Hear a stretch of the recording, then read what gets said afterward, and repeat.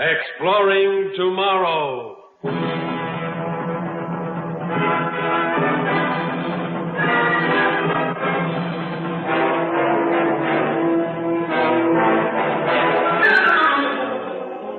And now, here is your guide to these adventures of the mind, John Campbell.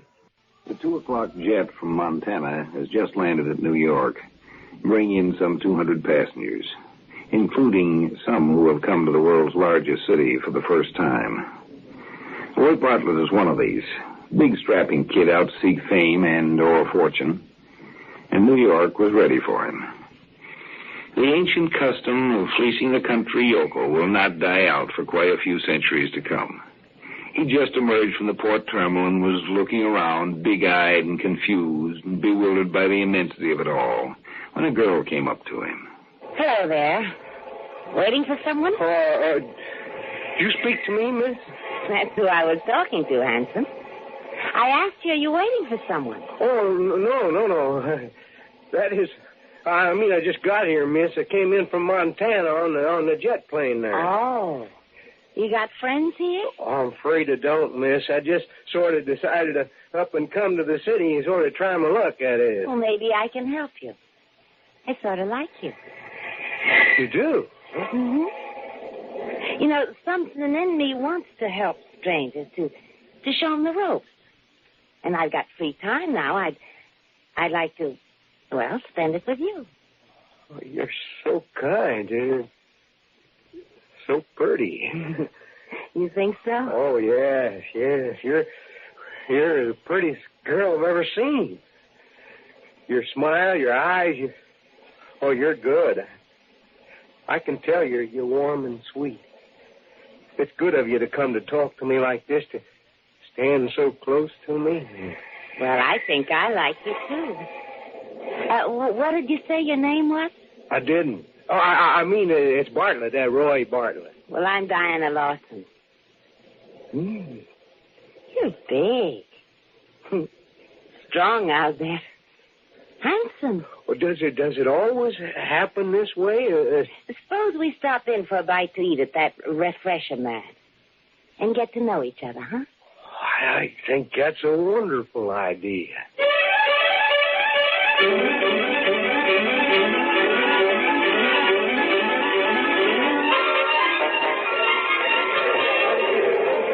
You see how it works, Troy? Each drink you want, you put a half credit coin in the slot and punch out the combination. Mm-hmm. For a martini, you punch out 436, like it says on the board up there. Here, give me the money. I'll get us some drinks. Huh? All right. 4, 3, 6. There we are. Wow. 2 nice dry martinis. Here, you take yours and we'll go to that table. Oh, careful, silly. Don't spill it. Well, aren't we going to get anything to eat? We can eat later. The occasion calls for a drink to celebrate your arrival.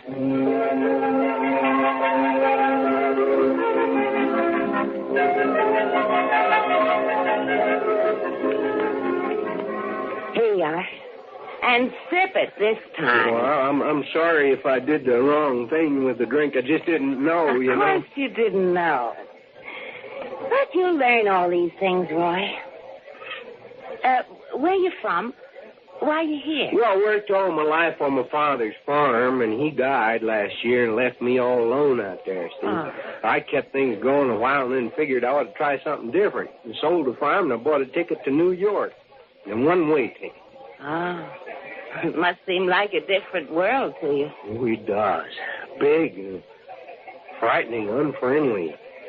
At least it seemed unfriendly at first. Till I met you, Diane. I can't ever thank you enough for coming over to me when I was alone. You don't need to thank me, Roy. Just common decency to help a stranger out. Especially when he's a good-looking stranger. When are you seeing the central computer? The what? The central computer. Huh? Well, it runs New York, you know. Keeps the trains moving, the traffic lights, everything. You have to register with a computer when you establish permanent residence here. If you don't have a job, the computer will give you one. You You didn't know that? I guess I hadn't heard. Well, where'd I find this computer? Oh, just ask any policeman. He'll get you there. Diana, you're swell for helping me out like this. I mean, I wish... Oh, there's some way I could thank you for this. Oh, I told you it's just common decency. Roy, the money from the sale of your farm, did you bring it with you? You bet. Yes, sir. $5,000 in cash and the same in traveler's checks. Oh, so much. You're carrying it around with you? Yeah, sure. Hey, that's dangerous, Roy. You'd better put it in the bank right away. Well, I don't know any bank. Oh, I'll take you to one. Come on. Unless you want another drink before we go. No, I haven't finished this one yet. There. Wait a minute.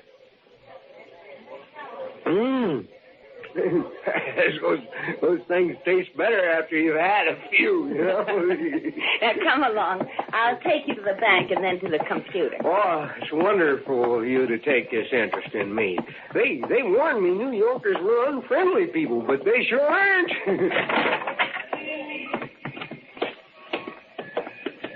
Down this way. In here. But it's dark and there's... Hey! Go ahead, Mike. Hit him. Get away from me, you... Leave me alone. Diana! Come back! Diana!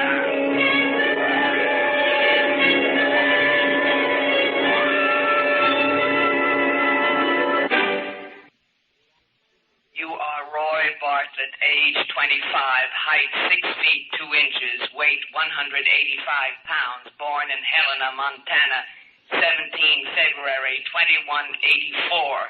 Parents deceased. If any of this information is incorrect, please amend it. That's all correct, sir. Use of honorific titles is not necessary when addressing us. According to the report of the police officer who found you, you were beaten and robbed shortly after your arrival in New York. That's right. She said she wanted to help me to show me the ropes in New York. Identify more specifically the she to whom you refer. She gave her name as Diana Lawson. Describe her. Oh, she's medium height, 5'4" or so, and blonde hair. Good looking. Cute face, though the eyes are a little hard now that I think about it. She looks about 23 or so. Our record banks hold no information on someone of that name fitting the description you give. The name was obviously assumed. Your introduction to New York life was unfortunate, but not uncommon. Do you plan to remain here as a permanent citizen? Yes, I mean, yes. What are your vocational plans? I'm afraid I don't have any.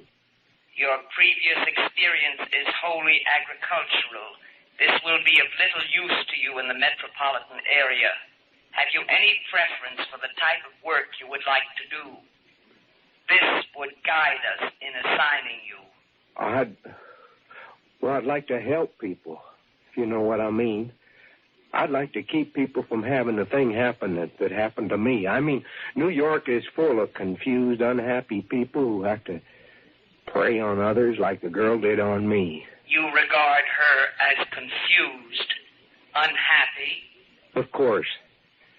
I can't think of her as being just, well, wicked.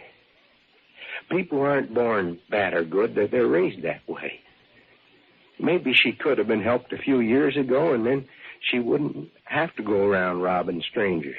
You harbor no hatred for the girl. I sort of never looked at it as hatred, sir. I'm sorry, sir. I can't help calling you sir. If it makes you more comfortable, you may. Thanks, sir. Well, as I was saying, no, I don't hate that girl, Diana. I'd help her if I could. She is a warped criminal. But is that permanent, sir? Can't she be brought in and straightened out somehow? There is psychological rehabilitation for criminals, yes. Well, you mean if she could only be caught and brought in, she could be turned into a useful citizen? If she could be found. In a city this large, it is not always possible to track criminals. Well, I'd like to try to find her, sir. I mean, that's my vocational plans. I'd like to become a policeman, sir. You will have to face psychological testing first, of course, and a training period of 6 months. But let us warn you, Roy Bartlett, if your motive in this is one of revenge, you will not survive the first battery of tests.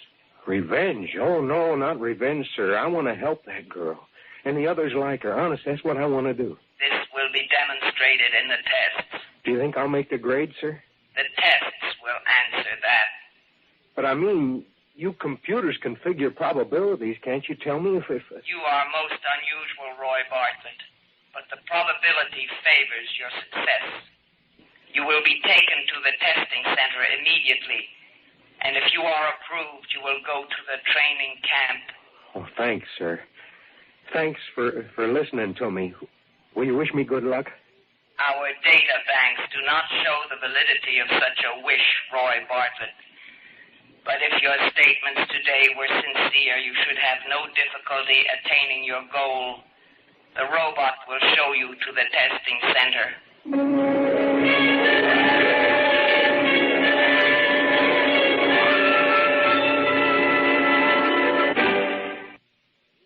Of course, a computer can talk about revenge. That's a word that can be put in its vocabulary. But it couldn't understand what revenge meant. It couldn't understand human feelings of any kind. For that, human beings are necessary. For that, Roy had to be passed along to human beings who could teach him, could understand him, could help him understand himself, and find what his life work should be. Mind if I sit down here, miss? You seem to be alone. I am alone. Glad to have some company. Sit down, stranger. Thanks. Thanks very much. You waiting for someone? Yeah, I was. I don't think he's going to show up. You must know how that sort of thing is. When someone you're counting on doesn't show. Yeah. Yes, I know what that's like, Diana. And I've been looking for you almost a year. You know my name. Who are You mean you've forgotten me, Diana? I suppose you would have. The pitiful greenhorn you picked up last March? You. The Montana fella. That's right. Roy Bartlett. You taught me how to drink a martini, remember, in this very place. And then you taught me what it was like to be robbed by someone you trusted. I'm getting out of here. You can't keep me here. You'll leave when I want you to leave, Diana, not before. Sit still. Don't make a fuss. Let go of my arm. You're hurting me. You just sit and try to look relaxed. Don't attract attention. You can't prove anything. Now, leave me alone or I'll call a cop. Go ahead, Diana. Call one. Now, look. That badge. Oh, no. You... That's right. I found a job in a big city, Diana. 6 months of training and the breaking-in period. I don't happen to be wearing my uniform now, but the badge is real. What are you going to do with me? Take you away, Diana, to Psych Center, where they can help you straighten up and grow the way God meant you to. You know, girl, you really did help me, and it really was worth the $5,000 you took from me. I didn't know what I wanted to do, and you showed me how to get the kind of job I wanted. What are you talking about? You never done any farming, have you, Diana? Probably don't realize what a farmer's job is. Well, it's making things grow strong and right the way they were meant to. But I guess I'd got sort of tired of working just with plants. No. They'll kill me. They'll make me into something I hate and something that'll hate me. It won't be me. I'll be a zombie or something. I suppose it does seem that way. You never tried it the other way, though, have you? Without hate and bitterness driving you. You mean tried being dead? No, I haven't. No, I mean stop running and start doing what you want for yourself instead of what you think you want to do to somebody else. Now, look. We need Mike, too, your accomplice. He's outside, isn't he? Yeah. Okay. Let's walk out together. Act natural.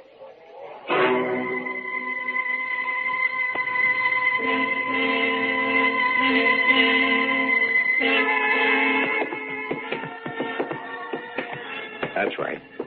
Just walk along with me as if I'm a rube you picked up when you're taking me down the block to that dark alleyway. Yeah.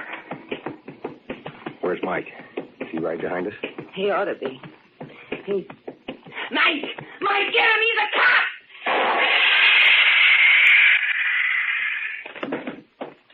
That stun gun blast ought to keep him on ice for a couple of hours. Long enough to get him down to headquarters, anyway. I hate you. Why does this have to happen? Why couldn't you left me alone? I wanted to help you. Help me? By turning me in like this behind me over at the head shrinker. They'll heal you, Diane.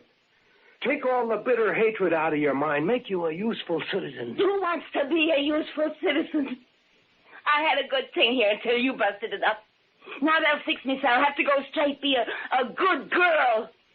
Sew buttons on shirts for 30 credits a week. There are good jobs open for rehabilitated criminals. Nobody will hold your past against you. Good job. I'll never be able to go near my old friends. I'll have to begin life all over as somebody new. That's right. And I'll be there to help you start all over. You? Sure.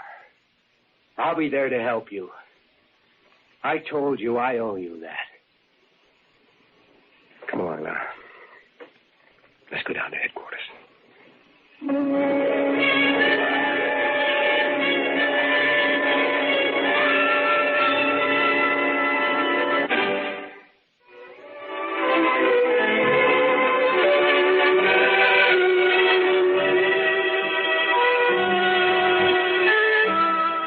Some people like to work with material things, and some can't see beyond it.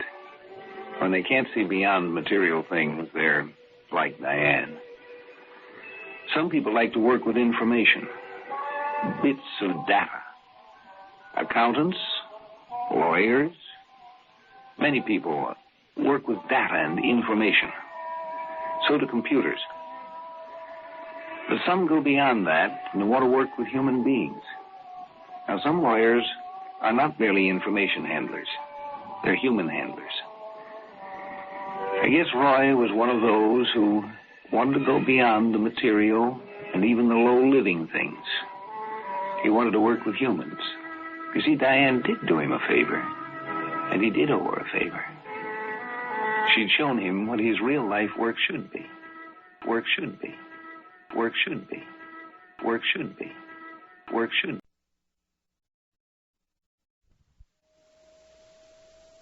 The program you are about to hear is largely fiction, science fiction. We make no guarantees, however, how long it will remain fiction. Exploring Tomorrow.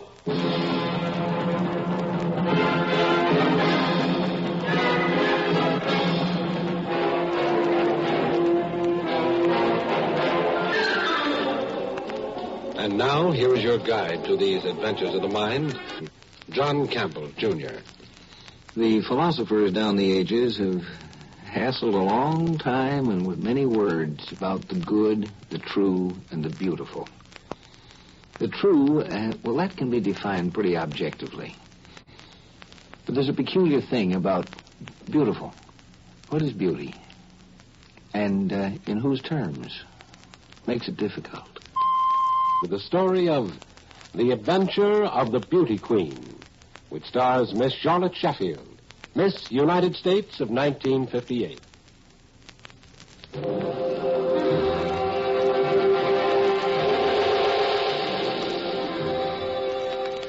Beauty is a much more complicated problem than the question of truth, actually. A truth is an eternal thing. If it's true, and that's that. But beauty is appropriate. It changes as the situations change. It changes with time. I wonder how our own concepts of beauty, that is, our human race's concepts of beauty, will change as time goes by. Let's suppose that a famous young woman of our time, Miss United States, if you like, is awakened in her sleep by an alien presence, a strange force she feels but cannot see. It's something she knows is there.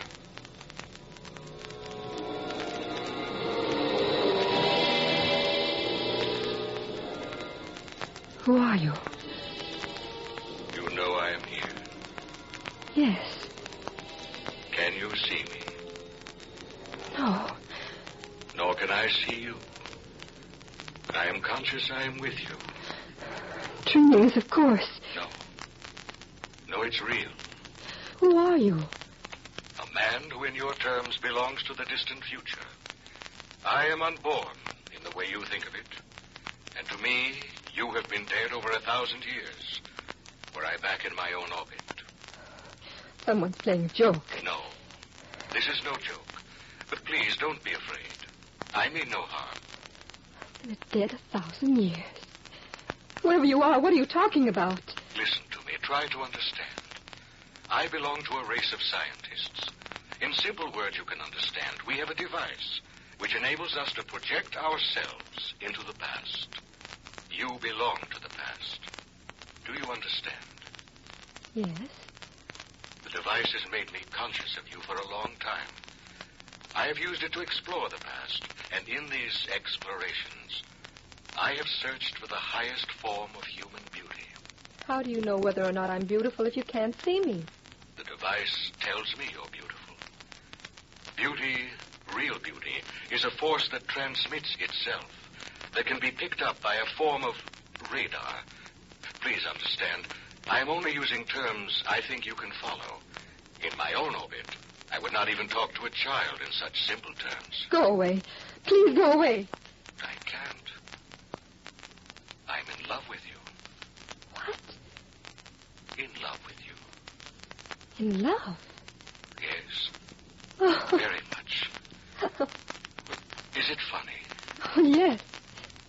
I don't think it is. But it is. Do women of your time always laugh at a man's love? Oh, don't be silly. I wasn't laughing at you. Well, then at what? I just thought it was very funny. The idea of your being in love with a blip on a radar screen. After all, that's about what I am to you, isn't it? Oh, no. It must be. No. The radar screen, as you call it, simply picked you up, pointed you out to us. Us? My associates and I. Oh. I felt very strongly drawn to you. I convinced my associates to conduct further experiments, actual contact with someone out of the past. You. I had to know you. I had to come into orbit with you. Look, don't you think this joke has gone far enough? I told you this is not a joke. Of course it is. Well, you know better. Oh, don't you suppose I know what's going on? Oh, I should have thought of it a long time ago. What is going on? Why, it's very simple. Someone installed a radio pickup in this room. And you're talking to me through a microphone. Talking to you? You are, aren't you? Oh, no. What do you mean, no? I'm not talking to you in the way you think I am. I'm projecting to you. Oh, please stop this. But it's not your voice I hear. I'm receiving impulses from you, not actual words. The device I mentioned interprets the nature of your impulses, translates them into my language. It does the same for you. It's true. I don't hear your voice. Not as a sound, I mean. You begin to realize. Oh, please stop. No, don't be afraid. Don't be afraid. You must be insane to say that. I'm scared out of my life. I want to scream. I'm afraid to. I'm not even sure I'm awake. I'm not even sure I'm alive. You're alive. In your century. Now, understand what I'm telling you. In a moment, you'll be drawn out of your orbit, projected into the future, into my orbit. I want to see you. I want to see if you're as beautiful as your impulses say you are. If you are, I'm afraid I'll keep you where I am in the future. No, I don't believe any of it. You're mad. Whoever you are, you're quite insane.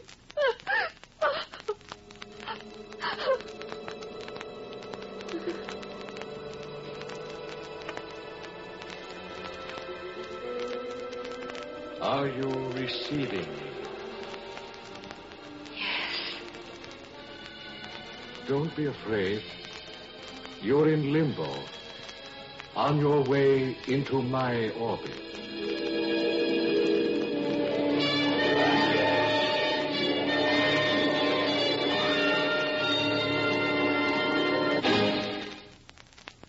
Exploring Tomorrow continues in just a moment.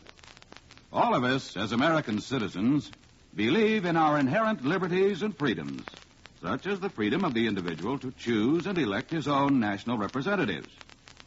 It has been said that there is only one ruling class in America, the people themselves, who, through their vote, have established the law of our land. The real importance of this freedom depends on our accepting the responsibility not only to know what we are voting for or against, but also to choose our leaders for the best interests of the nation. So, accept your responsibility and ensure your freedom.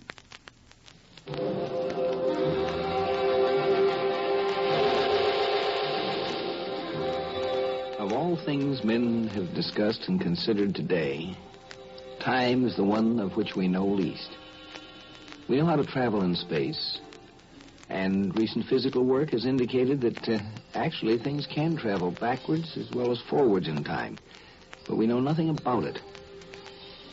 And one of the things that would be strange on this, how long does it take to travel through time? When you are traveling through time itself, how long does it take to go from now to then? How long was Miss United States in that limbo before she was there?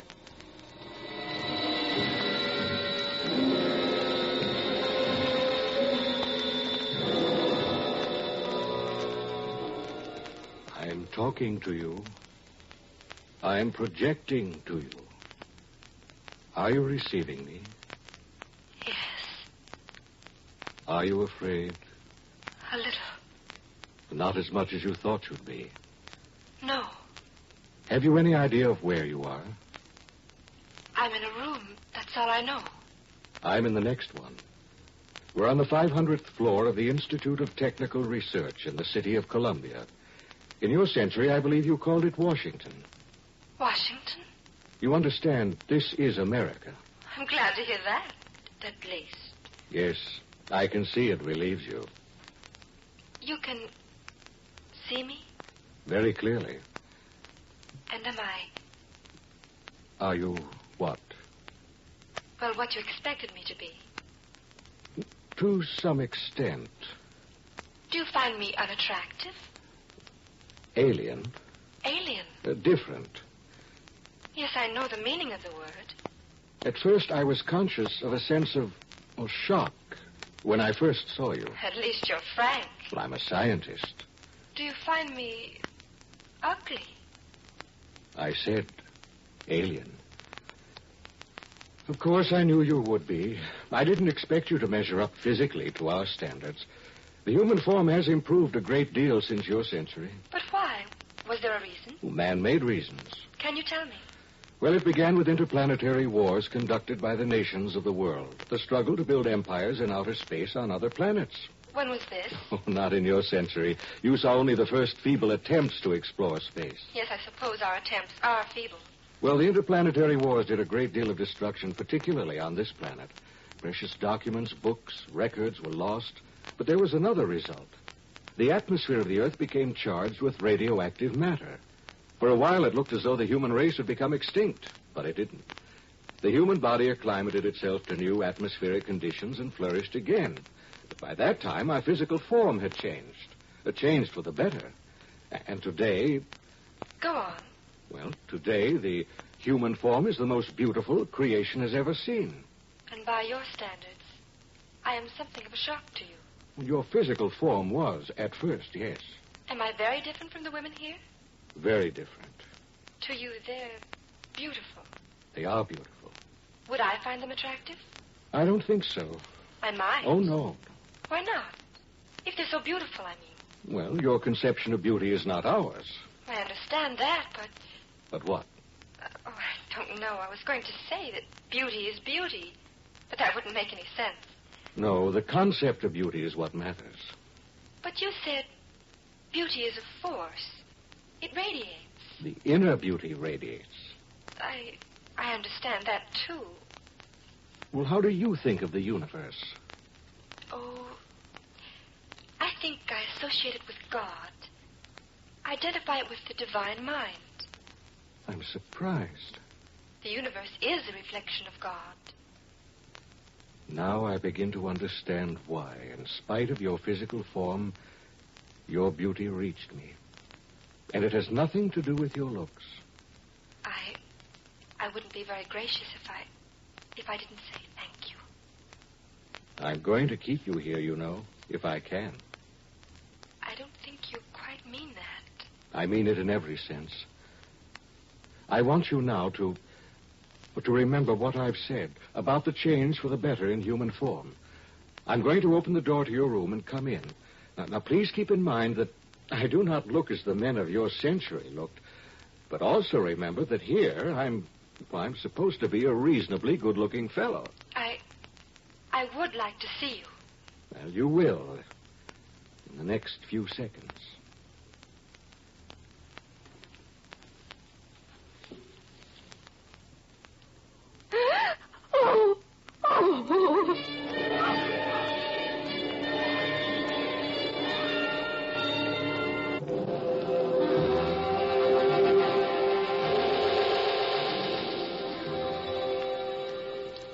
That which is beautiful and befitting, appropriate, depends on the environment it's in. The future people had to undergo some rather complete changes to meet the environment that, shall we say, we, their ancestors, had imposed on them. A little too much radioactivity. And that which was beautiful is no longer befitting. The thing that is now befitting, we might not think of as particularly beautiful. Is it so bad? Oh, I'm sorry. I should not have exposed myself to the shock you feel, to the revulsion you feel at the sight of me. Oh, I'm sorry. I should have known. Forgive me. I just can't look at you for a moment. I have to adjust. There's a window behind you. You can look out. Oh, thank you.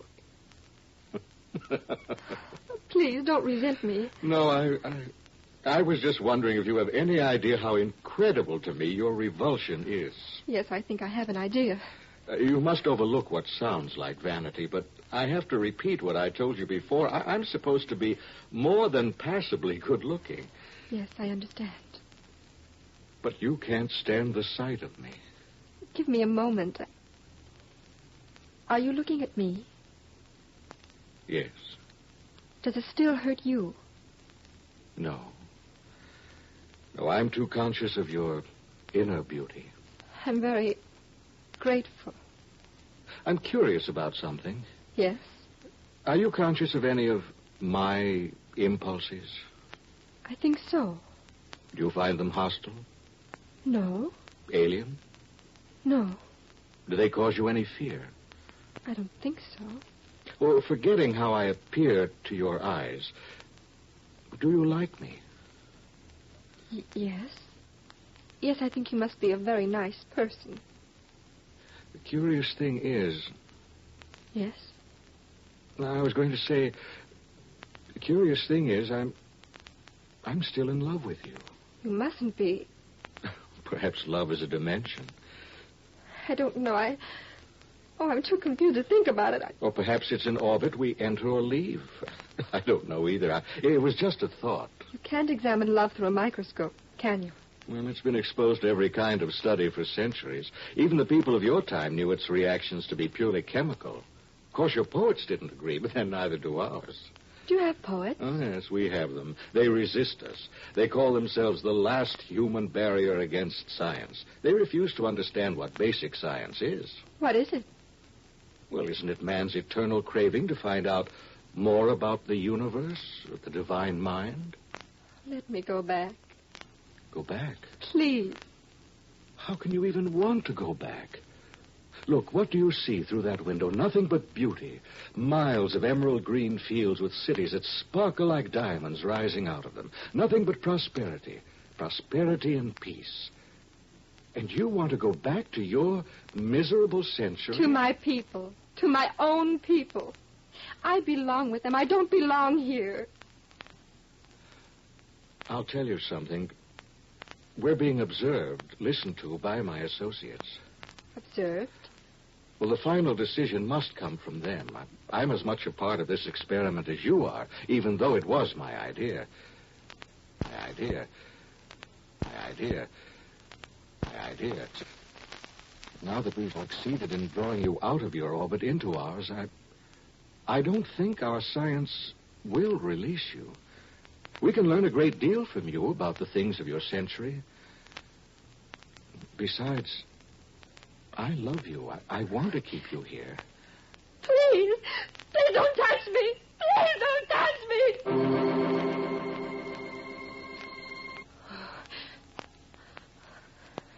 Dream. That's all it was. It's all it was. It couldn't have been anything else. It couldn't have been.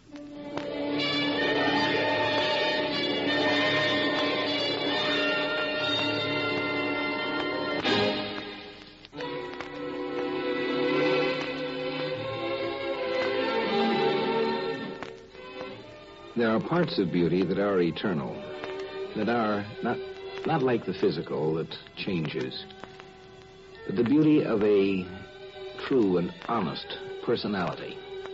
This sort of beauty, that will endure.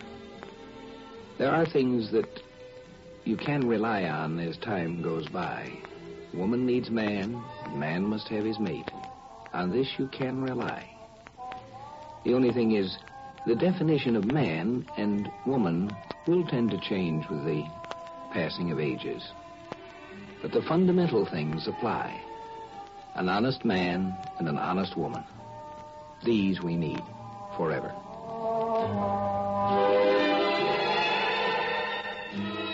Join us for a fascinating adventure in Exploring Tomorrow. Heard in our cast tonight were Brett Morrison and the real Miss United States of 1958, Charlotte Sheffield. Script was by John Fleming. Produced and directed by Sanford Marshall here in New York. Guy Wallace speaking.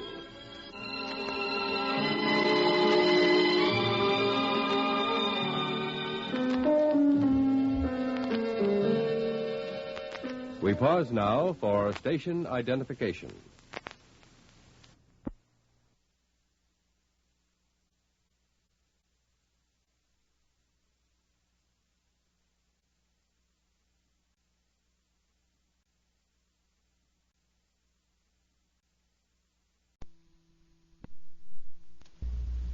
Major trouble in dealing with an alien is that we're accustomed to certain little signs, symbols, facial expressions, tones of voice that have meaning when a human being is communicating with a human being.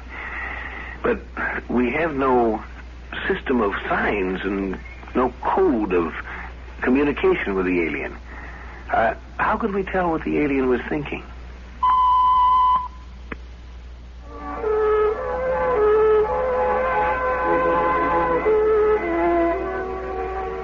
You've heard a lot about the subliminal advertising recently. There's been quite a bit of discussion about subliminal messages. You know, we use subliminal messages all the time, but we don't quite recognize them. How do you know when someone's angry? You look at him. How do you know when someone's hurt? He doesn't say so, but there's some clue you get. Suppose you were trying to communicate with someone who couldn't speak, but did all their communicating by the subliminal signs. You'd never be able to say just how you knew what the feeling was. Kathy! What? Get a couple of root beers out of the icebox and bring them out for me and Rob, will you? Dishes got to be washed, Dad. You've got nobody in there. There's nobody coming.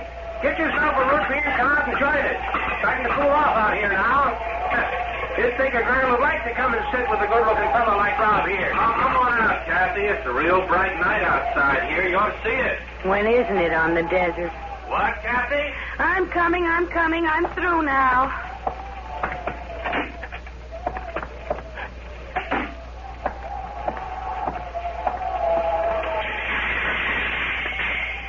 Here, you'll have to open it yourself. Got my opener right here in my watch chain. Give him here. You got one for yourself, Kathy? Didn't want one. Move over. Lots of shooting stars out tonight. And here we sit, looking at them. I tell you, when I was your age, Rob, and if I'd have seen myself as I am now, sitting on the front steps of a little cafe and gas pump, 10 miles from nothing but a wide spot in the road, middle of the desert. Oh, Tooth Springs, not just a wide spot, 1,500-something people. That's counting all the ranches 40 miles in every direction, and one town clock and one town constable. Two, Jimmy Herbert and me. And it's marshal, not constable. You aren't but half a constable, Rob. A part-time traffic cop nights. And why aren't you back guarding the town if it's so valuable?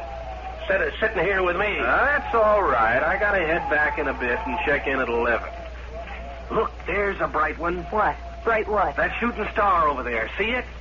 You'd think they was wonders of nature never seen before. Regular 4th of July light-up. I'd rather look at that many silver dollars any day.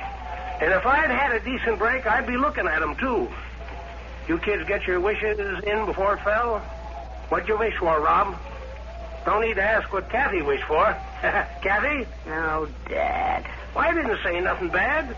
Don't every woman wish for good looks? Dad. Now, you knew I was kidding you. I wouldn't say... Look at that one. It's coming right at us. Where? What? Hey, look out!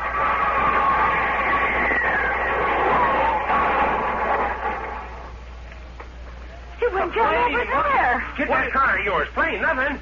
Them meteors are worth money. Wait for me. Somebody's got to mind the gas pumps. You stay put.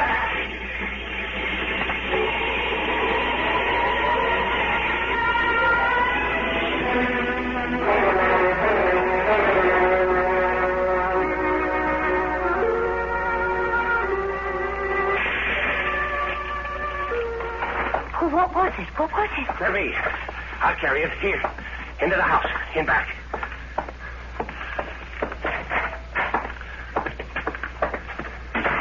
Wait, it's one of those big rubber beach balls. I'll put it on the sofa here. Good thing nobody's stopping for gas or a sandwich right now. Easy. There. Beach balls, did you say, girl? Look again. That hole there. Like a mouth. It looks like it's breathing. You're darn right it's breathing. We found it at the bottom of a little drop on the wash. Out there by a water boiler sort of thing. Acts like it's knocked out. It's moving. Grab it. Don't let it run away. Nago. It talked. It said something. I knew it. I knew it. I really got something here. Something at last. I got to get back to town and report this. Hold it. You crazy boy. You out of your head? Can't you see what I got here? We can get rich off this if we don't throw it away like dumb fools. Let me go, Harp. I got to report this. It's my duty. Why? Who else you think knows about it? There were lots of stars shooting around tonight, weren't there? Who was around but us to see it land? That noise it made coming down wasn't much, just a bump. Nobody'd know. No one else could. This is ours. They're bound to find out sooner or later it came down, and if I didn't report How this... they knew you heard it or saw it? I tell you, it didn't make much noise. Who's to guess? So you didn't find out about it for a couple of days. Don't you see, boy? That gives us time to figure out what to do, how to make the best of it. But listen to me. This could be the best thing that happened to us. Now you get back to town. Go on, kid. But don't say a word. I'll keep it here. Come back tomorrow. Not early, but about the time of afternoon you always drop in. What do you do with it? Just keep it safe. Just keep it safe. Now get going. Well, all right. Dad? We're going to be rich, girl. We're going to be rich.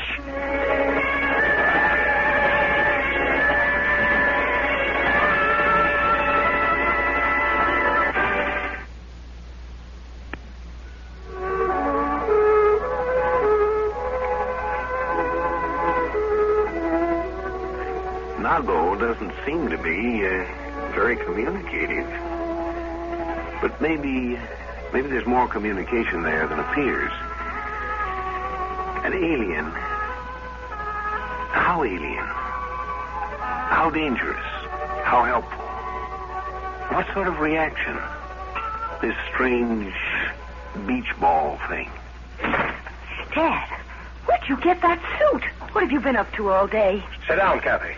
What do you mean, sit down? Somebody's got to watch the cash register all day. First you stay up all night with that whatever it is, and then you... I've been at the bank. The bank? That's right. I've been talking to Jim Goshen. I made a business loan. We're going to make some changes and improvements in the place here.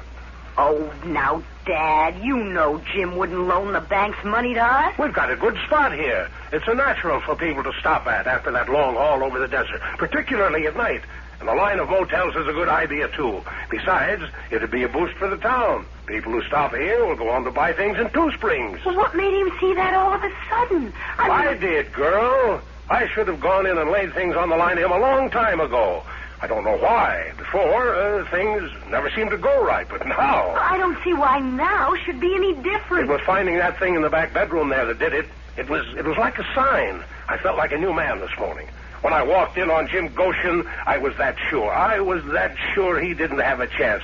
Shook me by the hand when we were all done and said, Harvey, I believe in you. Yes, he did. That's just what he did. Dad. What? What's the matter with you now? Dad, I don't like it. Don't like it? For the first time since you were born, since your mother died, we look like we've got a chance in the world, and you say you don't like it. It's so sudden. Last night, and now this. This is what I was born to be, born to do. I was always meant to make money, only I could never get started. Now I know how to go about it. Now, that's all there is to it. How's the thing? You look in on it? No, I've been so busy out front. Let's see, then.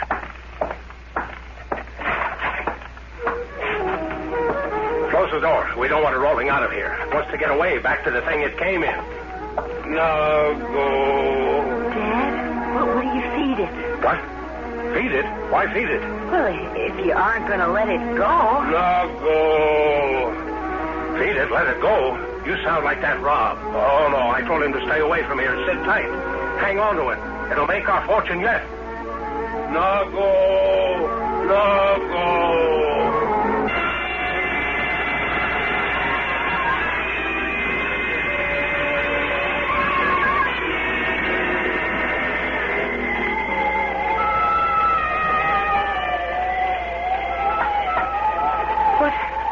What's that?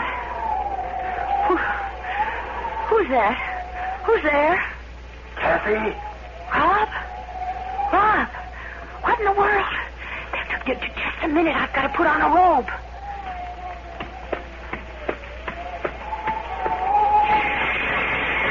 Rob, what are you doing rapping at my window in the middle of the night? Kathy, I gotta come in. In here? I gotta get to see it, Kathy. Just see it for a minute or two. I'm coming in. Rob! Kathy, take me to it. It wants to see me. I can feel it. Rob, are you drunk? You don't understand, Kathy. It can do something for me. I know it can. Kathy, listen. Listen, you like me, don't you? Won't you do that for me? Just take me to it. I bet I know where it is. It's in that extra back bedroom you and your dad use as a storeroom, isn't it? Rob, come back here. You want to wake up Dad? Show me. All right, but for heaven's sake, be quiet. This way. Give me your hand. Oh, Kathy.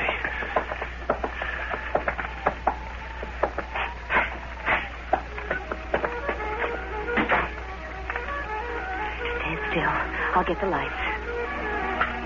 Now look out. It's right under your feet. Nago. There it is. Yes. Yes. Rob, don't look like that. Nago. Kathy, listen. Didn't you ever want to get away? To get out into the world and do things, big things, to be famous, really famous? Oh, Rob, you come out of here. No, wait. Kathy, I mean it. I can do it. We can do it. All we have to do is take this thing with us. When I've got it around, I feel I know how to do it. It doesn't take much money or brains. It's just being sure. And with it, I'm sure. Kathy, what's all that noise? Listen to me, Kathy. Kathy, what's going on out there? What are you doing? Nothing, Dad. Go back to sleep. Kathy. Nago. Take it, Rob. What would you do with it? I keep it with us. What else? Long as it'd last. I'm going to find out what's going on there. Here comes Dad. You better go talk to him, Rob. Yeah, I'll handle him. You wait here. Keep an eye on it. I'll keep an eye on it, all right. Now listen to me. You listen to me. Go. And now for you. Nago. Now you'll try it on me, will you? Oh, yes, you know what I want. Of course you would. I can feel you making me feel the way a beautiful woman feels. But I'm not fooled like they were, those men. I know I'm plain. You hear me? I know it. You think I could live with myself all these 19 years and let you fool me in a minute? Go ahead. You can make me feel it, but you can't make me believe it. Never. Never.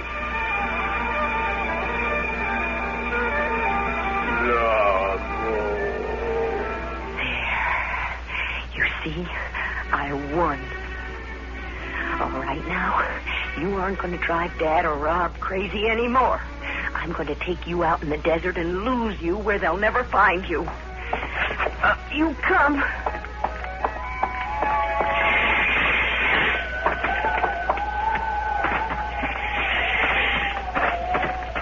Good thing you aren't too heavy. I know a fine hole in the side of a wash you'll never get out of. Nago. Don't Nago me.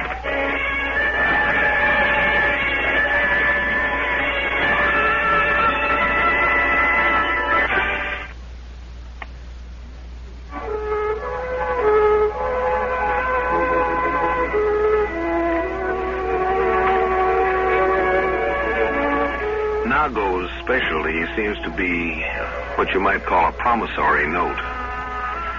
She was promising things, apparently, but, a woman is peculiar in one respect. She's remarkably practical, as well as being idealistic. And the practical pragmatism doesn't yield too well to promissory notes. Oh, here's a place that'll hold you. I'll just put you down here, open the hole a bit, lock you down with a stone. Well, aren't you going to try once more? Oh, come now. Aren't you going to try once more to make me feel lovely and wanted and pretty? Nago. What was it you wanted from them anyway? From Rob and my dad? What were you after anyway? You ought to be able to make some kind of an answer. Go ahead, you can't fool me anyway. I'm onto your trick of finding out what people want and making them feel they can have it. And maybe they could have. It seemed to work for Dad. But even if your making me feel attractive would make other people think so too, I still wouldn't buy a pig in a poke. You hear that? Nago. All right, I don't want to hurt you. Tell me what you were after and I'll leave you here to save yourself or not. I don't care. What did you want from us? What? Nago. I think I can hear you. Somehow. What?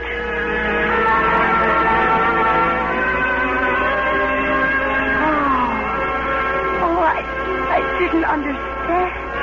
I didn't know. I didn't know. No, I'll get you to it. I'll get you to it in time. This way. Oh, I'll hurry. Abby! You won't find us. You won't get you up in time.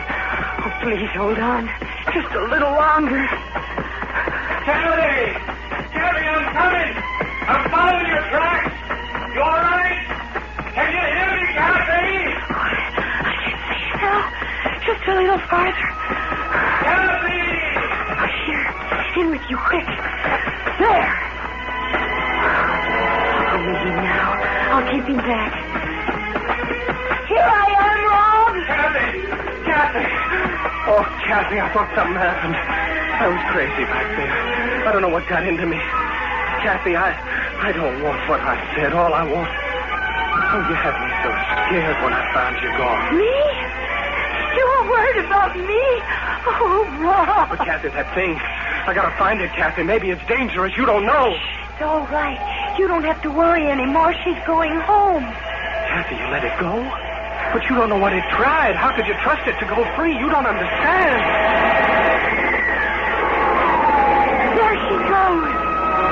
Wave to her, Rob. Wave to her with me. Of course I know. We were the ones who didn't understand. We forgot anyone could think of anybody but themselves. She's a mother, Rob. And of course she'd do anything, promise anything, to get back home to her child.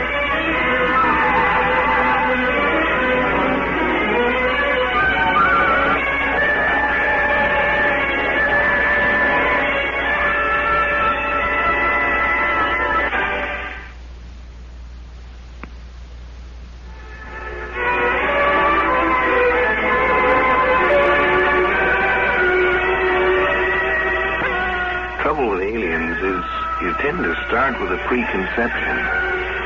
But how can you tell when you don't know the meaning of the clues? Is it a warrior? A scout seeking to bring in an invading crew? A scientist? Or perhaps a lost child? Or a mother who's missed a turn and trying to get home to baby? We start with a preconception, but preconceptions aren't always right. This time they weren't.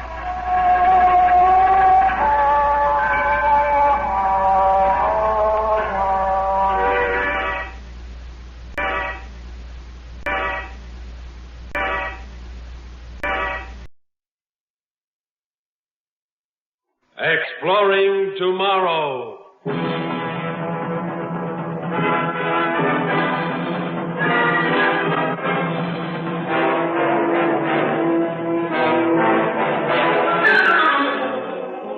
And now, here is your guide to these adventures of the mind, John Campbell. When men start a new project, it starts with a plan. The plan has to be carried out, worked through, the details arranged for. You don't have any trouble until the thing you did not expect turns up. So far, human research has achieved an unmanned satellite in space. The sole purpose of any of these devices, any machine, is to serve human beings. The machine goes first to try things out, but the sole purpose of doing it is so that men can follow. And women, too.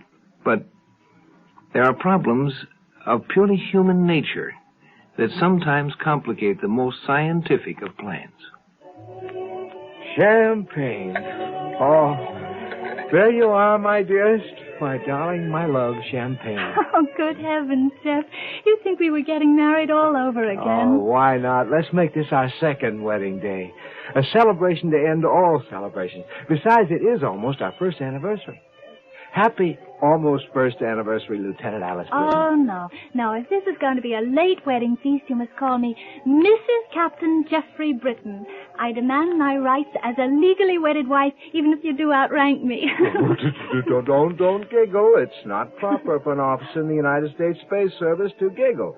And for goodness sake, don't tell me the champagne bubbles tickle your nose. Oh, they don't. I love the stuff. Pour me another. Another, my dear Mrs. Britton. That was the finest half pint of domestic champagne available, which is all a mere captain can afford. There is no more. For shame. The finest rocket pilot in the United States, and you can't even afford another bottle? No, not even for a going-away party. Oh, Jeff. It is a going-away party, isn't it? I won't see you for 6 months.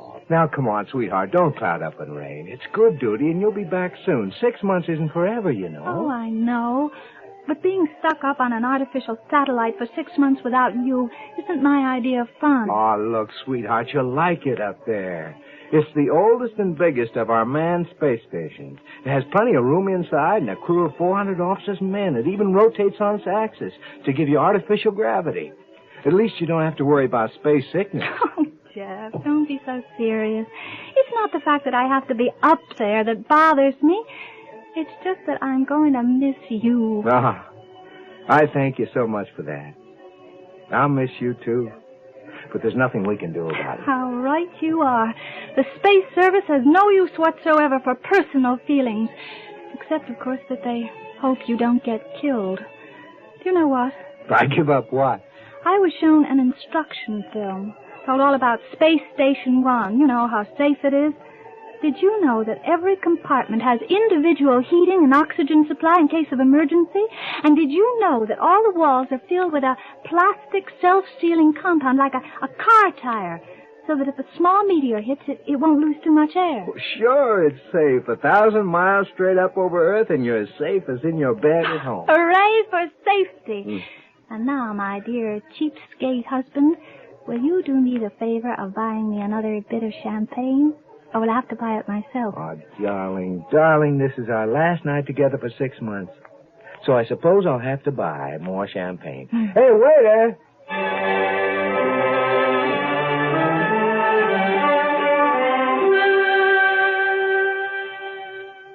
Nurse Jenkins, send in Lieutenant Britton. She'll be right in, Doctor.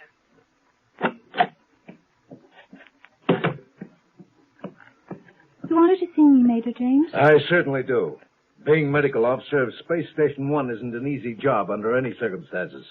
But you have made it 10 times as difficult. I didn't mean to cause you any trouble, sir. Well, you certainly have. I just got the laboratory report. The test was positive. It was? Oh, that's wonderful. Wonderful? What do you mean, wonderful? Well, My dear Lieutenant Britton, has it escaped your flittery female mind that you were in Space Station 1 in an orbit more than 1,000 miles from the surface of Earth? Have you forgotten that? No, sir. Well, if I had Captain Britton up here, I'd personally break his neck, but he's not. He's safe down on Earth while you're the one who's going to have the baby. Major James, neither my husband nor I intended this to happen. Of course not, but it did, nevertheless. Oh. I suppose it's not your fault, Lieutenant, but it leaves me in an awkward position. What are we going to do? This is a space satellite, not an obstetrics ward. I have neither the drugs nor the equipment to take care of you. Of course not. You'll have to send me back down to Earth when the next rocket leaves. What? You've been up here 2 months now, and your baby is due in another 7 months. Do you think I would risk sending you down to Earth in a rocket at 9 gravities of acceleration? Not at this stage of the game, Lieutenant. Well, how can I stay here? There's nothing else you can do. I'll have to contact the hospital at White Sands Rocket Base and have them send up the equipment I need on the regular supply rockets. Whether we like it or not, you'll be staying with us for a while. And we're going to have to take very good care of you.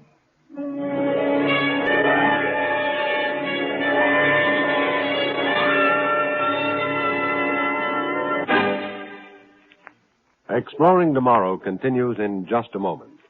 This is Bill Goodwin. You know, someone once said humor is the true democracy. And that's why we Americans can smile when we tell the stories of the legendary heroes who helped to build our country's great institutions and industries. Like Bowleg Bill, hero of the tuna fishing industry. Back in Provincetown, Massachusetts, they claimed that when it came to hauling in the horse mackerel, as the Easterners call tuna, Bill could handle 2 gaffs at once and catch more than any 6 men put together. And they're still talking about the time Bill caught old Slick Britches, the biggest horse mackerel of them all. No one could ever get his hooks into Slick Britches, who weighed 2,000 pounds and had a tail 6 feet long. But Bowleg Bill promised to land him single-handed. He set out in his boat, toss-up, and when he spotted Slick Britches, he made a grab for him, but the tuna slipped through his hands. So Bill dove over the side, and before folks knew what had happened, Bill was sitting astride old Slick Britches, who was bucking like a bronco. He leaped almost a mile out of the water, but Bill hung on. All over the harbor they went, jumping and leaping, but still Bill hung on. Fast leap over the toss-up, and then calmed down, all the fight gone out of him. Bill steered him toward shore, but all of a sudden he headed him back out to sea, slapped the tuna's tail, and jumped off. Now, folks were mighty disappointed when Slick Britches disappeared, but it was like Bill told them. There's nothing that'll break a cowhand's heart so quick as to find a critter with the ruff all rode off at the first mount. Yes, sir, it is a democracy which lets us tell the stories of such a legendary character as Bowleg Bill with a twinkle in our eyes and a chuckle in our throats. And so long as we continue to laugh together as a people, ladies and gentlemen, we will live together as a nation.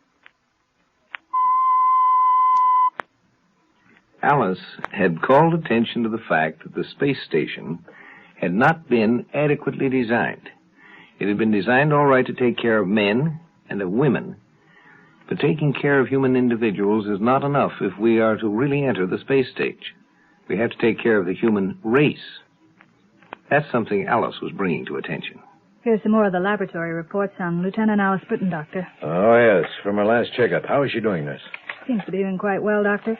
The light gravity is helping, I think. Oh, only 59 days to go. Less than 2 months, if our figuring is correct. I have nearly all the equipment I need now, and by the time she's ready, it'll all be here. I've been checking it off the list as the supply rockets unload each piece. You don't have far to go. You know, Nurse, 5 months ago when I found out that Lieutenant Britton was going to have a baby, I was really worried. But now it looks as though there's going to be nothing to it. One of the doctors from White Sands Rocket Base is coming up next month to help, and everything ought to go pretty smoothly. But I was sure worried for a while. Why were you worried, Doctor? After all, women aren't supposed to go around having babies in space stations. Well, it looks as though Lieutenant Britton is going to set a precedent. Good heavens, I hope not. If all the women in the Space Service get that idea, we'll be running a nursery up here, not a fueling station. Well, you'll just have to. Emergency signal. There's been an accident. Phone, Doctor. Yeah, I'll get it. Sick ward, Major James speaking. What? Have you got her out of there? Well, then put her on a stretcher and get her to Ward 3. I'll be right down. What happened, Doctor? A small meteorite hit Section 6, and Lieutenant Britton was in there when it happened. They're bringing her up now, but there's no way of knowing how badly she's hurt.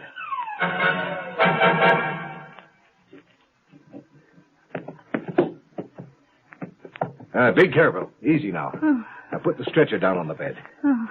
Easy. That's it, yeah. Now just take it easy, Lieutenant. All right, men. She'll be all right now. Thanks. Close the door, huh, please.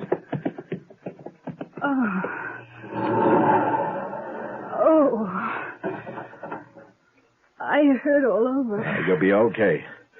Nurse Jenkins will bring down a hypo in a few minutes. You'll be all right. I think I'll live, Major. But my ears are still ringing. Well, you must have lost air. Can you tell me what happened? I was in Section 6 checking some meters. All of a sudden, bam! A little meteor punctured the outer wall. Just a little bit of rock the size of a marble. But it was moving fast enough to put a hole in the wall. It sure was. Then what? When I wasn't hit, the air started going out into the vacuum of space. The wall is self-sealing, but a lot of air left the room before the hole closed. The automatic door closed. My ears were ringing. Everything got fuzzy. I guess I fainted. You're lucky the meteor was small and moving fairly slowly. Sealing compound in the wall closed the hole before you lost too much air, really. Your nose isn't bleeding. You haven't got the bends, at least. No, but I'm afraid the baby's going to be here sooner than we expected. Yes, it looks like it. Now, don't worry. 7-month babies are just as good as 9-month ones. And you're a pretty healthy girl. You'll be all right. And so will the baby. I know we will. Take care of us, will you, Major? Sure. Don't worry. That's what I'm here for. Remember?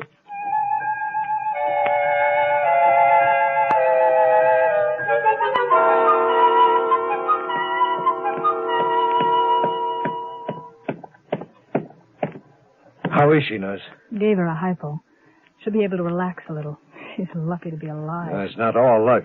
Everything worked automatically. That's what saved her. Well, she's all right now. You want me to prepare the room next to hers as a delivery room? We'll need it soon. Well, that's what I was afraid of.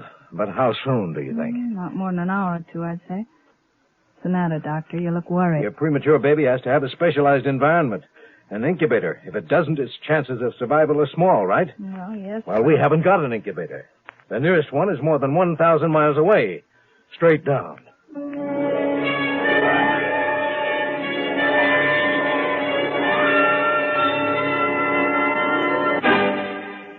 The plans that had been made, again, were not sufficient. You know, many times, a man who is working with machines and knows the machine in full, understands what it does and its functions, has never recognized what its basic nature is. He's too close to it. It's the forest and the trees again. And sometimes somebody who really doesn't know as much about the machine understands it better. Major James speaking. Yes, Colonel. From where? Europe. Yes, sir. Yes, I understand, sir. Very well, Colonel. Thank you. Oh, brother, that does it. What's the matter now, sir? Our message to White Sands was intercepted. The newscasters have gotten hold of the story. The communications officer just picked up a broadcast from Europe. Big stuff. First baby born in space. Emergency measures being taken. The whole world knows about it now, and everybody on Earth is praying for Lieutenant Britton and her baby. Big sob story. Oh, Doctor, you may not like all the publicity, and maybe it isn't a good thing in some ways. But personally, I'm kind of glad it happened. Oh? But why? Doctor, that girl may need all that praying.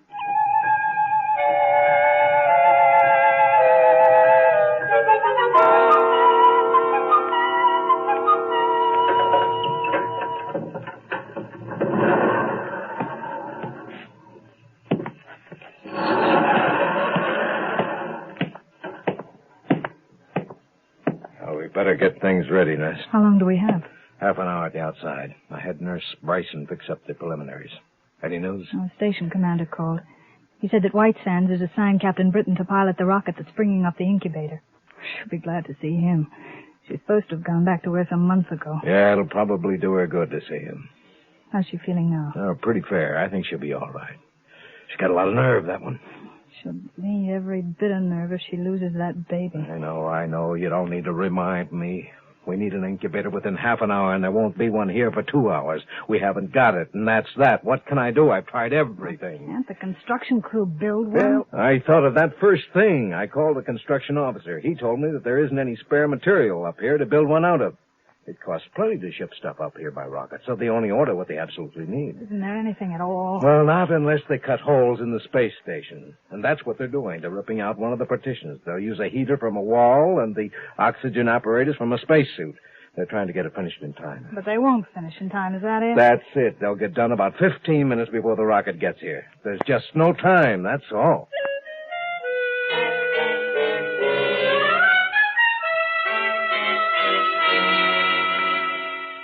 Now, try to take it easy, Lieutenant. Don't rush things.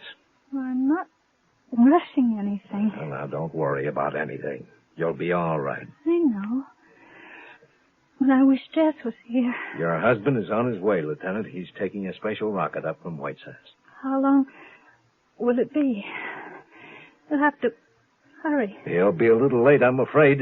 We have the delivery room all ready. It won't be long now. I know it won't. Did you get all the stuff you needed? How about the incubator? Well? There isn't any incubator. I didn't take the possibility of a premature delivery into account. It's all my fault. But I've done what I could. Your husband is bringing an incubator up in the rocket. It won't be too long. I think we'll be able to keep the child in good health until he gets here. Lieutenant Britton. Alice, this is no time to get hysterical. Stop it. I'm not hysterical, Doctor. You are. Look at you. You're so nervous. You can't even think straight. What do you mean? What? Figure it out for yourself. Take a look around you and ask yourself, why is a space station like an incubator?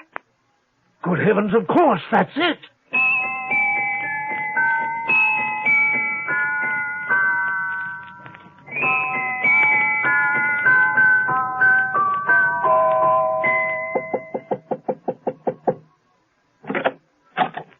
Can I come in? Yes. You finally made it. Come over here.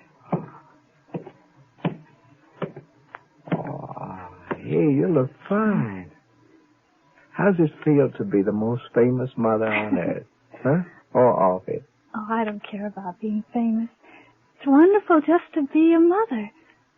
And how do you feel, Daddy Britton? Oh, wonderful. Absolutely wonderful. Say, I brought you an incubator, but Major James said you won't need it. I asked him why, and he said he felt too foolish about it to explain. He said I should ask you. What's the story? Well, it was very funny. Poor man was running around in circles worrying about an incubator. He had you bring one up, and I understand he had the construction crews tearing down the walls to make one. Really? Really. And I finally asked him, why is a space station like an incubator? And he got it right away. Got it? Got what? Oh, don't you see, silly? A space station is a sort of an incubator. It protects us poor, weak humans from the airlessness and extremities of temperature in space. And each room of this station is a separate compartment. They can be self-sustaining if they have to. So what did the Major do? We just had one whole room isolated. You raised the temperature, pumped in extra oxygen, and bingo, we had an incubator.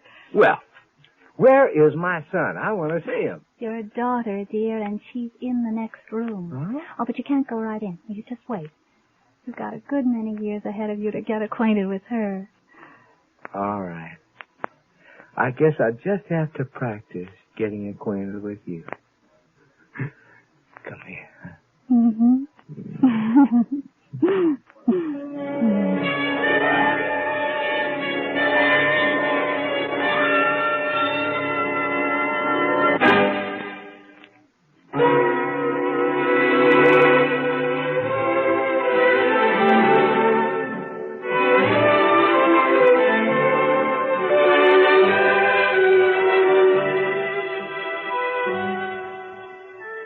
There's the impression that science fiction has to do with machines, and it's all about gadgets and ray guns.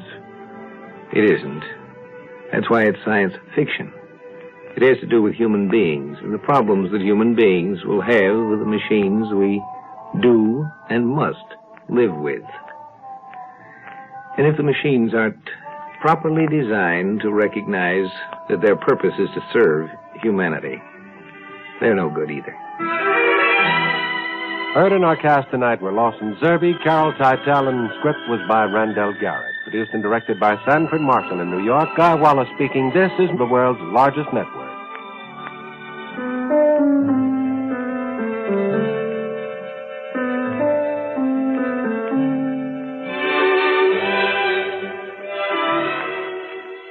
We pause now for station identification. Identification. Identification. Identification. Identification.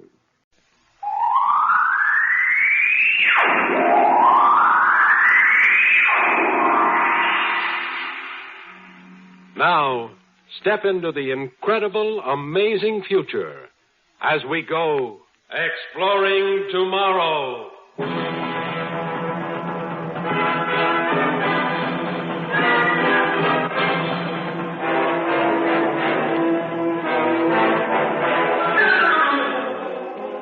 And now, here is your guide to these adventures of the mind, John Campbell, Jr. Hate and love are really quite close to each other. Usually hate stems from a misunderstanding of something which, properly understood, would make love. One of the concepts that many people don't see, miss, just get all wrong, is the fact that there is superiority and there is inferiority. But those things are specialized and narrowed into special areas. If you don't recognize them, the system won't work at all. If you do recognize them, well, you know, each must then recognize two things: that he is superior and that he's inferior. This is a story of a man who hadn't learned, hadn't found out the importance of special superiority and special inferiority. Phil, are you ready for a drink? My name is not Philip. My name is Senga. What? Nothing. You'd better drink this. Thanks. To our last night on Earth for some time to come. Or better yet, to this house where I was born. To the green mountains and jungles we've loved and hunted in. To all this we leave behind. I was looking at her. Yes, she's beautiful. The brightest planet of them all. She's dark and she's ugly. Not from this distance. From here, no. But she's ugly. The ancients didn't think so when they named her Venus. They never got there. No. But you did. You've been there. So will you. Tomorrow you'll be on your way. We both will. Sen, you've never talked much about the place. I told you it's hot. Very hot. Animals? A great many. But I saw only a few. You mostly only hear them. Once I wanted to go hunting. Your father said no. He couldn't forget I was Indian. You and I have hunted here, so don't talk rot. Your father never approved. All right, he picked me up in the mountains here when I was 4 years old. He brought me to this house. Now I am 32 with 28 years of education and civilization behind me, but I am still Indian. All right, Guido. Tell me I have a complex. No. But ever since you came back from Venus, you've had a chip on your shoulder. Now, come on, fella. You and I grew up like brothers. There's no difference between us. Isn't there? And you're a first-rate space pilot, as good as my father was. As good as you, too? Just as good. After all, you brought the ship back to Earth alone. Oh, almost alone, anyway. You had my father's body with you. He was a great man, son. The greatest space explorer of this age. Yes, he was a great man. At least it was you who shared his last minutes. You he chose to go with him on that trip. He thought quite a lot of you. It was not a matter of choice that he took me along. What do you mean by that? Nothing. I've said more than I intended. I have a right to know, Phil. Yes. When we get there. Let's call it a night. We blast off at dawn. We need sleep.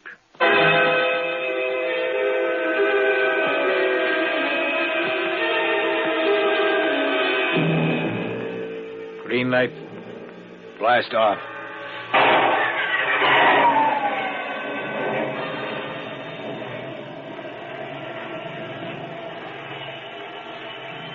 Coffee? Thanks, I can use a cup. 250,000 miles out in space before morning coffee. Not bad, eh? Phil. Yes? My father was not the first man to land on Venus. But no one else, so far as we know, found diamonds there. No one else ever went to the right area. Besides, you use the word diamond in the plural sense. The singular would be more correct. The peak of this mountain is one solid diamond, pushed up there from the interior by volcanic action. A slab of diamond that must weigh 7,000 tons. If it's true, then diamonds back home will become absolutely worthless. Not immediately. And what happens later will not concern us. Why didn't you bring back a sample? There were many reasons. You'll understand when you get there. There's a lot you haven't told me. A great deal, yes, but it can wait. Let's play some chess.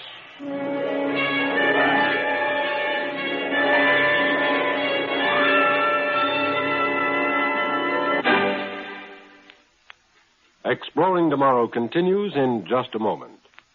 All of us, as American citizens, believe in our inherent liberties and freedoms, such as the freedom of association, assembly, and action. But if you will read the First Amendment to the Constitution, you will notice that it is worded, Congress shall make no law abridging the right of the people peaceably to assemble. Whatever the association, assembly, or action, it must be accomplished peaceably. We are given the right to petition, for example, but that right cannot be used to bring malice upon others. We must assume the responsibility for the purposes and actions of associations and assemblies. And if we accept that responsibility, we ensure our freedom. When a kid grows up, at a certain period of life, he stops being a child, and yet he is not yet a man. He's an adolescent, somewhere in between. This is one of the most critical areas of development. This is where we have our juvenile delinquents starting, becoming what they are. The juvenile delinquent is an adolescent gone wrong and misunderstanding. An adolescent is in the problem of inferiority and superiority. He's inferior to his parents. And it's a general inferiority because the parents have greater experience, greater understanding, greater wisdom, simply by the sheer accumulation of understanding of problems they've had to solve and experience themselves.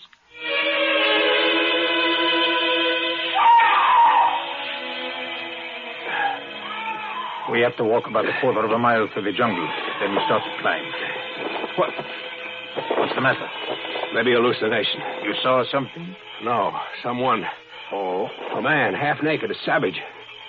You saw him, too. Yes, I glimpsed him. There are people here. That's right. You told the newspapers you saw no sign of people. I didn't feel like telling the newspapers all I saw any more than your father did after his first trip here. Oh, yes, Guido. He knew about these people. He never told anyone. They're human, like us. Descendants from a group of people who came here from Earth millions of years ago. People more advanced in science than we are today. Only through the years they lost their knowledge, reverted to the jungle. At least, that was your father's theory. Are they hostile? I'm not sure. They've seen the ship before, of course. Yes, they've seen it before. They know we come out of space. It's fantastic. Descendants of Earth people. It's as fantastic as your Diamond Mountain. The Diamond Mountain is very real. Come. We have a long walk.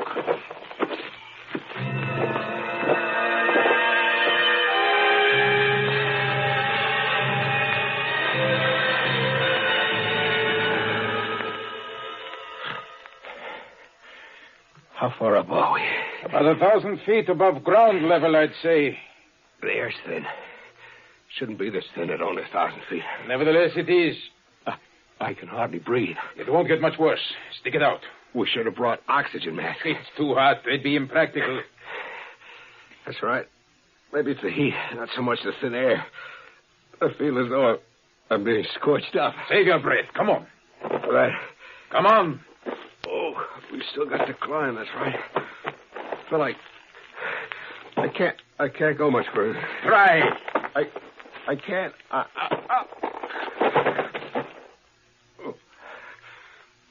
Sorry, Phil. You did better than I thought, as a matter of fact. Much better than your father. What? He collapsed about 100 yards further back, but of course he was much older. Don't look so shocked. I don't understand. It is simple to understand. This is the place where I discovered I am not of an inferior race.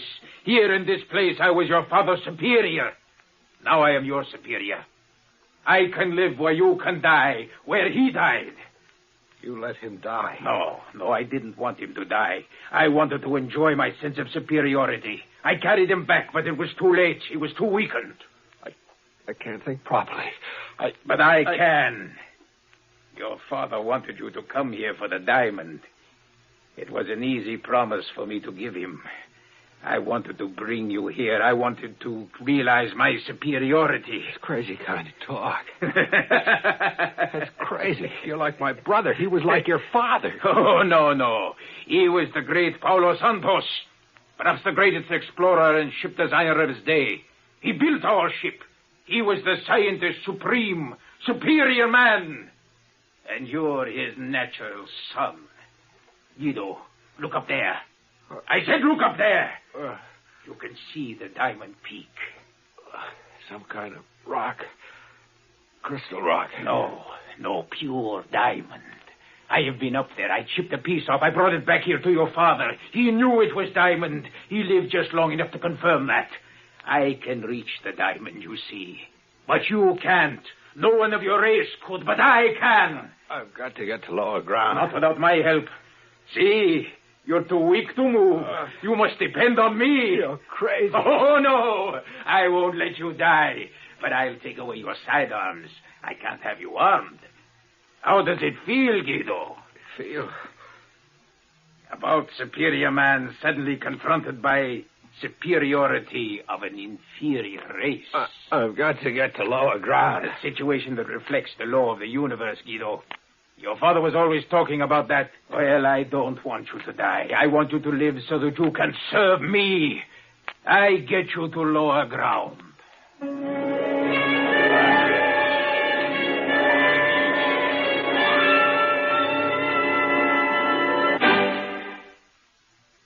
You know, hate has a very real place in life. We need it. Man is unique among the living things on this planet in that he does have hate. Man hated the wolf. He hated the cave bear. He eliminated those species that were just not tolerable. Hate has a good side. Hate has a place. The difficulty is when the hate is misplaced, when it is generalized and not specialized to the point where it belongs, to the thing that is really wrong. I'm afraid Phil misunderstood and had his hate directed in the wrong direction. It wasn't a race he hated. He just thought he did. What he hated was to have someone who was older and wiser than he himself. And now he had misplaced it to another guy who was trying to do a good job with him. You won't have any use for sidearms, so don't try to get them back. If you do, I'll kill you. What do you have in mind? I have a plan, but I'll need to have the help of the people here.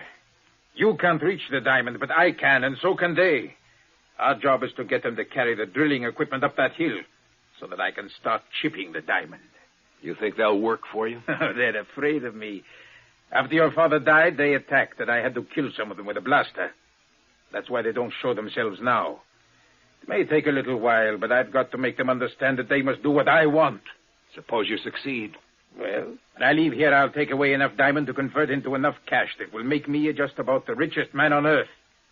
Once I've done that... What about me? You? Won't I be an obstacle? No. You'll do away with me. Not here. I'll wait until we're out in space. Just like that? I'm afraid so. It's funny, isn't it? Oh, yes. You identify yourself with what you call an inferior race and resent the people who made you our intellectual equal. Human nature. I should feel grateful instead, eh? Is that it? You've been shown nothing but kindness.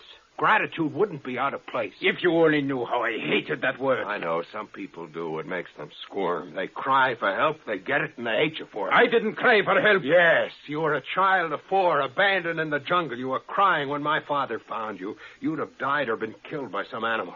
Or survived and just been a savage. Now it's coming out. Everything you and your father felt about me. I'm sorry for you, Phil. You sorry for me. I hold the reins. No. History is full of people like you. The little upstarts with a lust for power and hatred. You never last long. The law of the universe never tolerates you. Law of the universe. You sound like your father. That's nice to know, Phil. By the way, we're being watched. I know that. You'd better let me have my side on it. Not a chance. You said these people were scared. They are. Not scared enough. That's another law of the universe and a lesson from history. People are never too scared to resist an invader. And we're invaders. They won't resist if I turn this blaster on them again. The ones you kill won't. I don't want to kill them. I want to talk to them. In what language? Sign language. What else? You can try. It may take weeks or months. Well, what happens in the meantime? We'll go back to the ship. There's open space there. Sooner or later, a few of them will approach us. Then I'll try to talk to them. Then we better start down, unless we're surrounded. I'll blast our way through if there's trouble. Come on. Keep ahead of me where I can see you.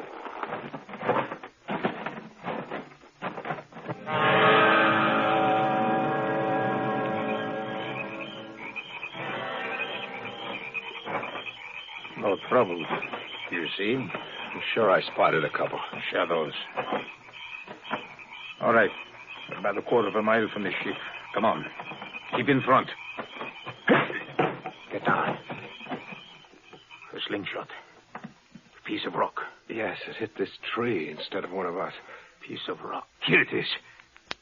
A diamond the size of a small egg. Diamonds for ammunition. This planet must be crawling with diamonds. Keep down. Yeah. I blast from the kingdom come. I'll bet we're the first ones in history to be stoned with diamonds. Better pick them up. You pick them up. If I could just see what those savages are. They're not too close. We can't stay here. Come on before they close in from all sides. You may not have time to shoot in all directions. All right. We push on.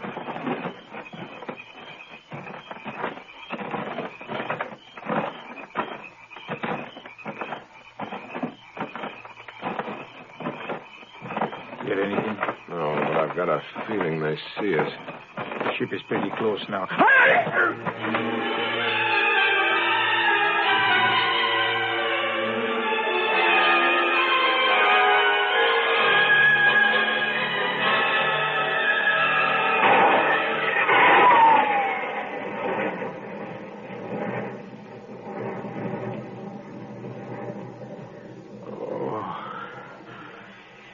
Away.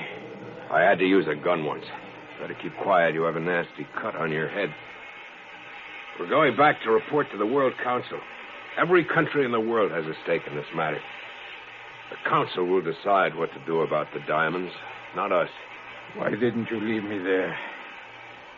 To them. Let's say 2 basic laws came into conflict. The law of the universe decreed your death. You're alive only because of the basic law of civilized human nature, compassion. You've still got to learn that, Phil. Nothing will change that.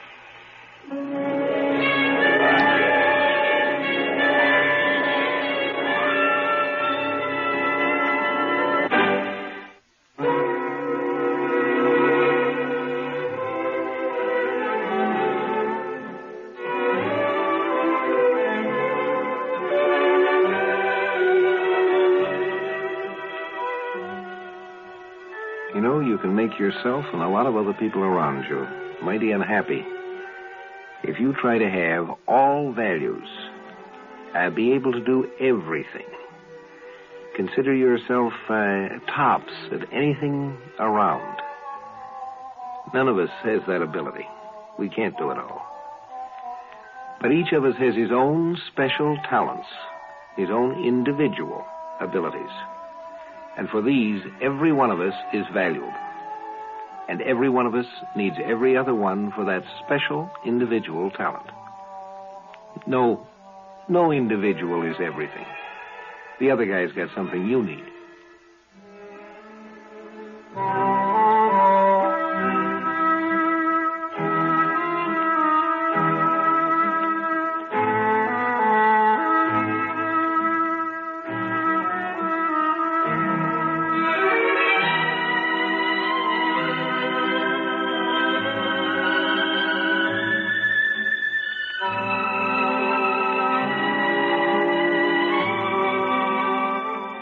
Heard in our cast tonight were Mason Adams and Donald Bucher.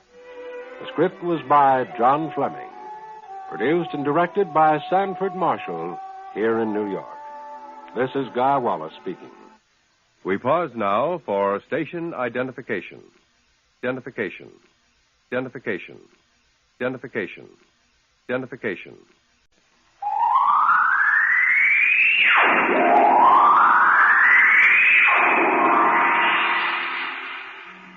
Now, step into the incredible, amazing future as we go exploring tomorrow.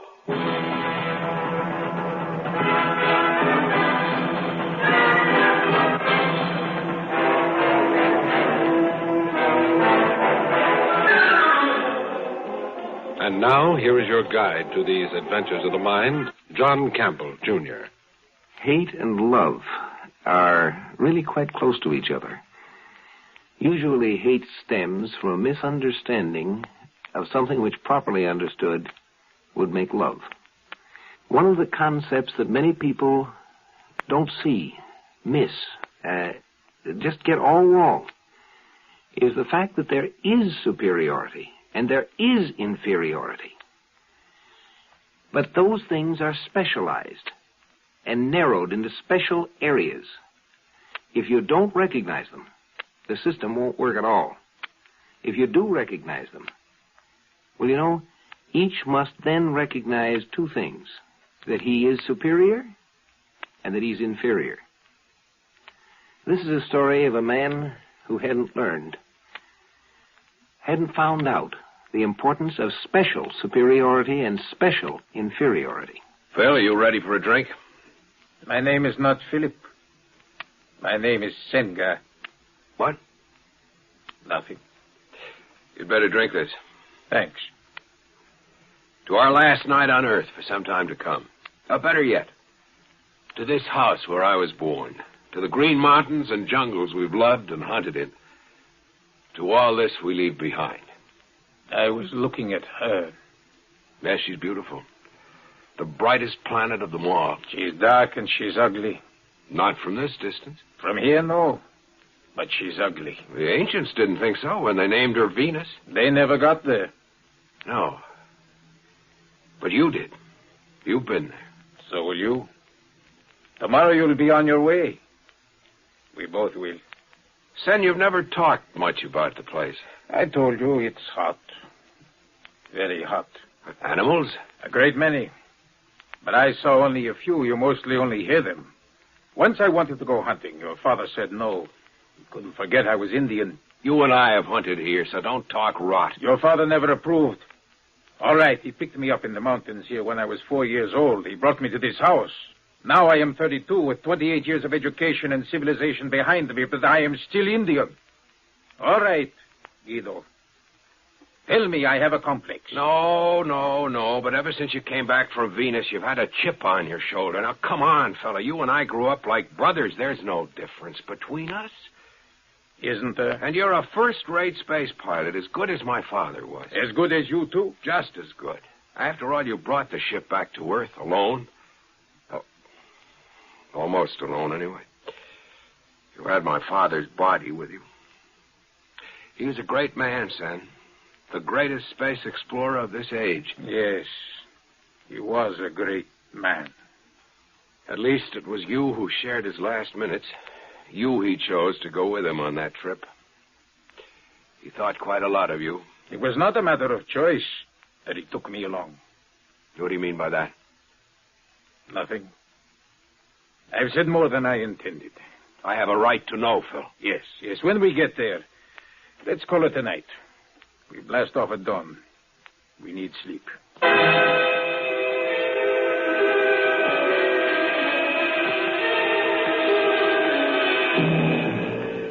Green light. Blast off.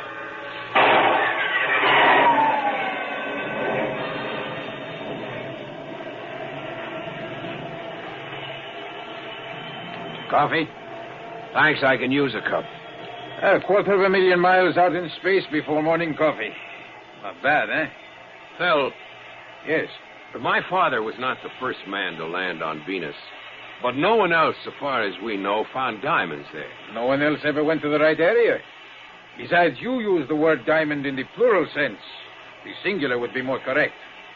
The peak of this mountain is one solid diamond, pushed up there from the interior by volcanic action. A slab of diamond that must weigh 7,000 tons. If it's true, then diamonds back home will become absolutely worthless. Not immediately. And what happens later will not concern us. Why didn't you bring back a sample? There were many reasons. You'll understand when you get there. There's a lot you haven't told me. A great deal, yes, but it can wait. Let's play some chess.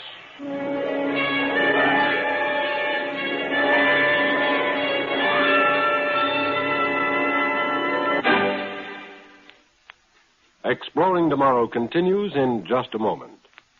All of us, as American citizens, believe in our inherent liberties and freedoms, such as the freedom of association, assembly, and action. But if you will read the First Amendment to the Constitution, you will notice that it is worded, Congress shall make no law abridging the right of the people peaceably to assemble. Whatever the association, assembly, or action, it must be accomplished peaceably. We are given the right to petition, for example, but that right cannot be used to bring malice upon others. We must assume the responsibility for the purposes and actions of associations and assemblies. And if we accept that responsibility, we ensure our freedom. When a kid grows up, at a certain period of life, he stops being a child, and yet he is not yet a man. He's an adolescent, somewhere in between. This is one of the most critical areas of development. This is where we have our juvenile delinquents starting, becoming what they are. The juvenile delinquent is an adolescent gone wrong and misunderstanding. An adolescent is in the problem of inferiority and superiority. He's inferior to his parents.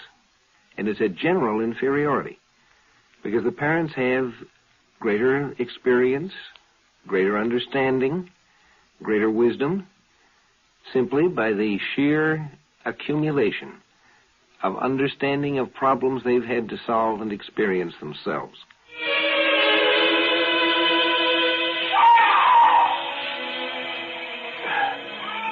We have to walk about a quarter of a mile through the jungle. Then we start to climb. What's the matter? Maybe hallucination. You saw something? No, someone. Oh? A man, half naked, a savage. You saw him, too. Yes, I glimpsed him. There are people here. That's right. You told the newspapers you saw no sign of people. I didn't feel like telling the newspapers all I saw any more than your father did after his first trip here. Oh, yes, Guido. He knew about these people. He never told anyone. They're human, like us. Descendants from a group of people who came here from Earth millions of years ago. People more advanced in science than we are today. Only through the years they lost their knowledge, reverted to the jungle. At least, that was your father's theory. Are they hostile? I'm not sure. They've seen the ship before, of course. Yes, they've seen it before. They know we come out of space. It's fantastic. Descendants of Earth people. It's as fantastic as your Diamond Mountain. The Diamond Mountain is very real. Come. We have a long walk.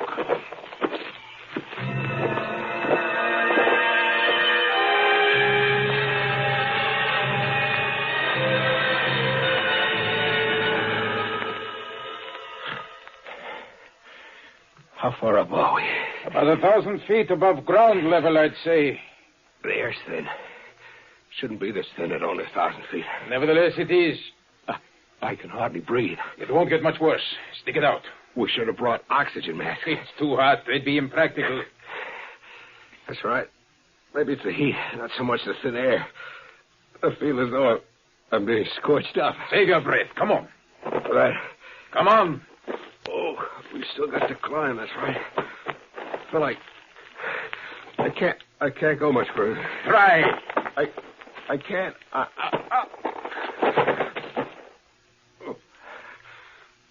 Sorry, Phil.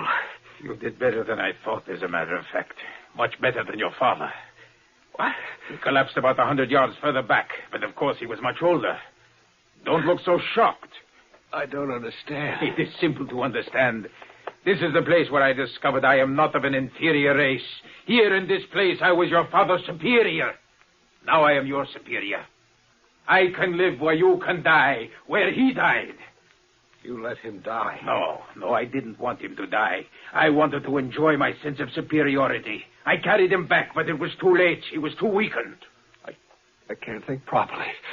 But I can. Your father wanted you to come here for the diamond. It was an easy promise for me to give him. I wanted to bring you here. I wanted to realize my superiority. It's crazy kind of talk. That's crazy. You're like my brother. He was like your father. Oh, no. He was the great Paulo Santos. Perhaps the greatest explorer and ship designer of his day. He built our ship. He was the scientist supreme, superior man. And you're his natural son. Guido, look up there. I said look up there. You can see the diamond peak. Some kind of rock. Crystal rock. No, pure diamond. I have been up there. I chipped a piece off. I brought it back here to your father. He knew it was diamond. He lived just long enough to confirm that. I can reach the diamond, you see. But you can't. No one of your race could, but I can. I've got to get to lower ground. Not without my help. See, you're too weak to move. You must depend on me. You're crazy. Oh, no. I won't let you die. But I'll take away your sidearms. I can't have you armed. How does it feel, Guido? Feel? About superior man suddenly confronted by superiority of an inferior race. I've got to get to lower ground. A situation that reflects the law of the universe, Guido. Your father was always talking about that. Well, I don't want you to die. I want you to live so that you can serve me. I get you to lower ground.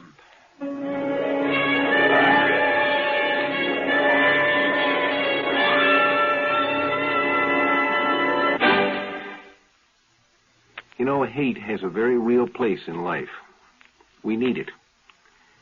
Man is unique among the living things on this planet in that he does have hate. Man hated the wolf. He hated the cave bear. He eliminated those species that were just not tolerable. Hate has a good side. Hate has a place. The difficulty is when the hate is misplaced, when it is generalized and not specialized to the point where it belongs, to the thing that is really wrong. I'm afraid Phil misunderstood and had his hate directed in the wrong direction. It wasn't a race he hated. He just thought he did. What he hated was to have someone who was older and wiser than he himself. And now he had misplaced it to another guy who was trying to do a good job with him. You won't have any use for sidearms, so don't try to get them back. If you do, I'll kill you. What do you have in mind? I have a plan, but I'll need to have the help of the people here. You can't reach the diamond, but I can, and so can they. Our job is to get them to carry the drilling equipment up that hill so that I can start chipping the diamond. You think they'll work for you? They're afraid of me. After your father died, they attacked, and I had to kill some of them with a blaster. That's why they don't show themselves now. It may take a little while, but I've got to make them understand that they must do what I want. Suppose you succeed. Well, when I leave here, I'll take away enough diamond to convert into enough cash that will make me just about the richest man on earth. Once I've done that... What about me? You? Won't I be an obstacle? No. You'll do away with me. Not here. I'll wait until we're out in space. Just like that? I'm afraid so. It's funny, isn't it? Oh, yes. You identify yourself with what you call an inferior race and resent the people who made you our intellectual equal. Human nature. I should feel grateful instead, huh? Is that it? You've been shown nothing but kindness. Gratitude wouldn't be out of place. If you only knew how I hated that word. I know. Some people do. It makes them squirm. They cry for help, they get it, and they hate you for it. I didn't cry for help. Yes. You were a child of 4, abandoned in the jungle. You were crying when my father found you. You'd have died or been killed by some animal. Or survived and just been a savage. Now it's coming out. Everything you and your father felt about me. I'm sorry for you, Phil. You sorry for me. I hold the reins. No. History is full of people like you. The little upstarts with a lust for power and hatred. You never last long. The law of the universe never tolerates you. Law of the universe. You sound like your father. That's nice to know, Phil. By the way, we're being watched. I know that. You'd better let me have my side on it. Not a chance. You said these people were scared. They are. Not scared enough. That's another law of the universe and a lesson from history. People are never too scared to resist an invader. And we're invaders. They won't resist if I turn this blaster on them again. The ones you kill won't. I don't want to kill them.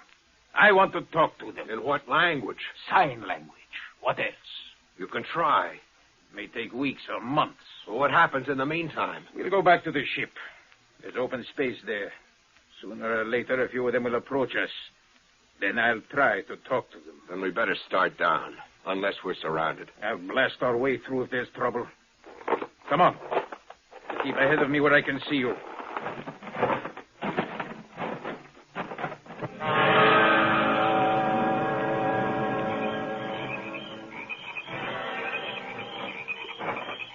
No trouble. You see? I'm sure I spotted a couple. Shadows. All right. We're about a quarter of a mile from the ship. Come on. Keep in front. Get down. A slingshot. Piece of rock. Yes, it hit this tree instead of one of us. Piece of rock. Here it is. A diamond the size of a small egg. Diamonds for ammunition. This planet must be crawling with diamonds. Keep down. Yeah. I blast them to kingdom come. I bet we're the first ones in history to be stoned with diamonds. Better pick them up. You pick them up. If I could just see what those savages are. They're not too close. We can't stay here.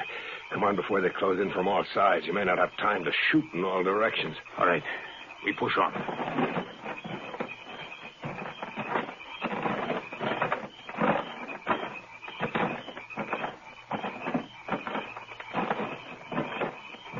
Get anything? No, but I've got a feeling they see us. The ship is pretty close now.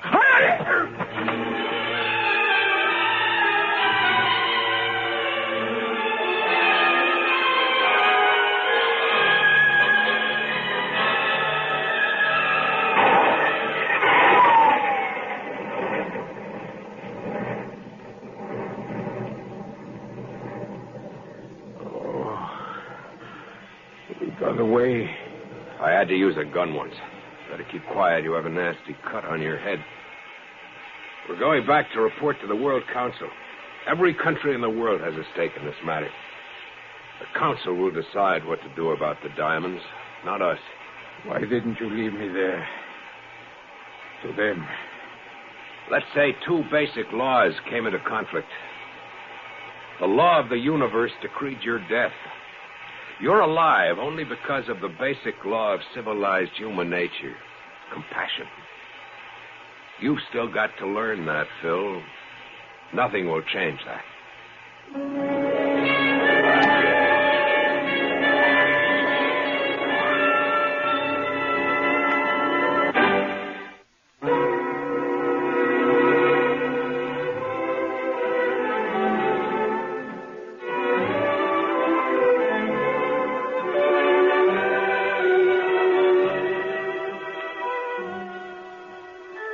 You can make yourself and a lot of other people around you mighty unhappy.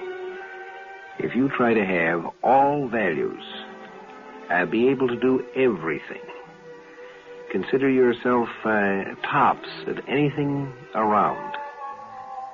None of us has that ability. We can't do it all.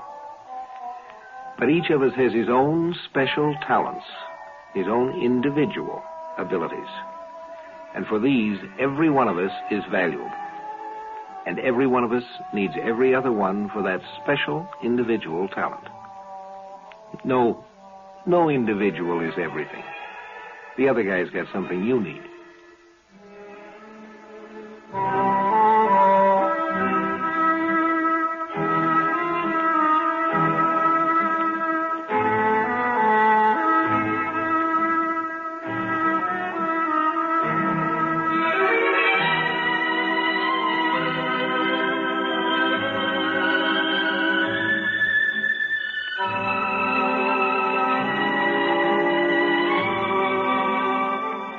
Heard in our cast tonight were Mason Adams and Donald Bucher. The script was by John Fleming. Produced and directed by Sanford Marshall here in New York. This is Guy Wallace speaking. We pause now for station identification. Identification. Identification. Identification. Identification. The program you are about to hear is largely fiction, science fiction. We make no guarantees, however, how long it will remain fiction. Exploring tomorrow.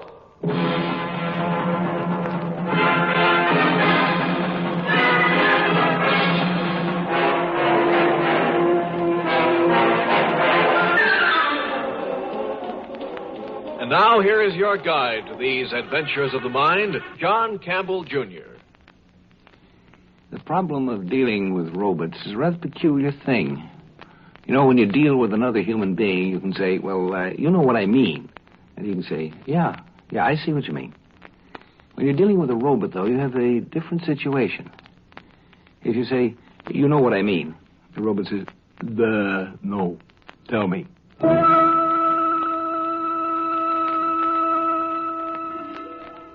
The trouble with the robot is that it will always do exactly what you tell it, whether it makes sense or not.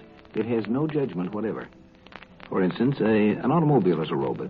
You tell it to drive straight ahead. It drives straight ahead, right into the concrete bridge abutment. It doesn't have any sense. Another thing, if we say home is the hunter, to a man this makes sense. We think of the poem as a quotation. What would such a phrase mean to a robot?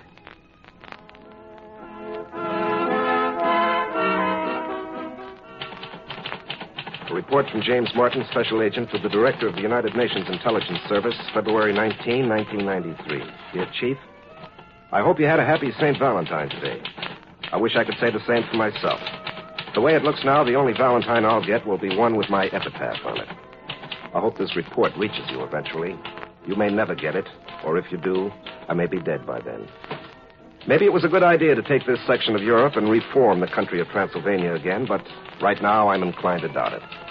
Since Transylvania became a new country, there have been queer things going on here. As for your instructions, I got an appointment to see Baron Decklitz, the Prime Minister. When the appointment came through, I was met at the front door of my hotel by Colonel Bronlick, the head of the Transylvanian Secret Police. Ah, Mr. Martin. I was instructed to escort you to Castle Decklitz. You have an appointment with the Baron, I believe. Yes, that's right. And you are... I am Colonel Bronlick at your service, Mr. Martin. Come. This is our limousine here at the curb. Well, this is very kind of you, Colonel. Kind? Not at all. It is my duty. You are an agent of the United Nations. It is therefore my duty to escort you about, especially when you are going to call on our Prime Minister, Baron Decklitz. I see. I suppose we'll have to wait for your chauffeur. Oh, not at all, Mr. Martin.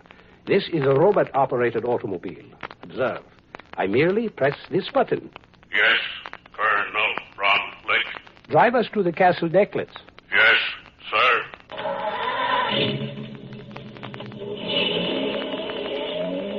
Well, Mr. Martin, do we not have all the modern conveniences here in Transylvania? Oh, yes, very modern. You'll have telephones next. We have robot-operated machines in my country, too, Colonel, but I must admit that none of them are capable of talking as this one does. You find that unusual? Well, yes. A robot brain capable of conversation would be too large to fit in this automobile. The brain is not in this car, Mr. Martin. This vehicle is guided by remote control.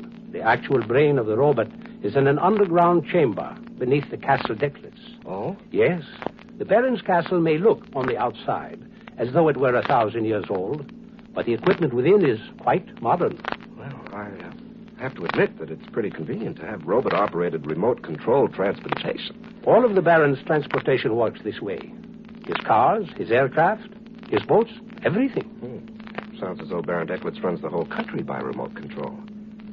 With a robot like that around, it's a wonder he needs any human helpers. Mr. Martin, I will thank you not to criticize the government of Transylvania. Sorry, I didn't mean to offend. After all, I am supposed to be a diplomat. You might try harder, Mr. Martin. Why is the car slowing down, Colonel? Do you see the portcullis? That heavy steel grate that closes the entrance? That, too, is controlled by the robot brain.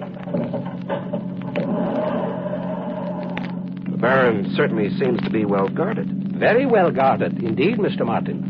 It is difficult for anyone to get into Castle Decklitz. It is even more difficult to get out.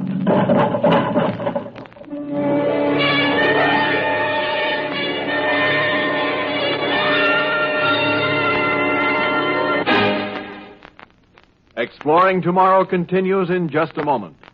All of us as American citizens believe in our inherent liberties and freedoms, such as the freedom for educational, social, and economic opportunity. Our American system of education is the fertile soil which feeds the roots of democracy. By teaching us to think for ourselves, it has given us a deeper understanding of life around us and the ability to regulate our thoughts and opinions. But we must always be alert to the fact that with this freedom comes a responsibility, the responsibility of using our opportunities to their best advantage so that we benefit from them not only as individuals, but as a united nation. Accept that responsibility and ensure your freedom.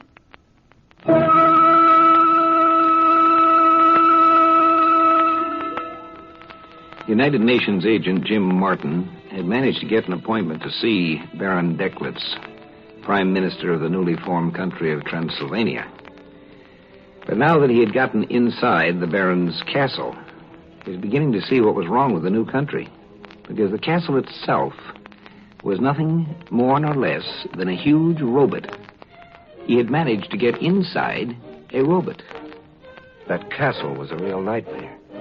There were hidden television cameras everywhere, and they all relayed everything they saw to that big brain in the cellar. No matter where a man might go in that castle, he was never out of the sight of those robotic eyes. Colonel Bronlick escorted me into a big, comfortable, ultra-modern room, told me to help myself to the sherry, and left me to wait for Baron Decklitz. I went over to the bar. But there were no glasses there, no bottle of sherry. I thought that maybe the colonel was having a little joke, when suddenly a voice came from a wall speaker. What would you like to drink, sir? Oh, a glass of sherry. Yes, sir.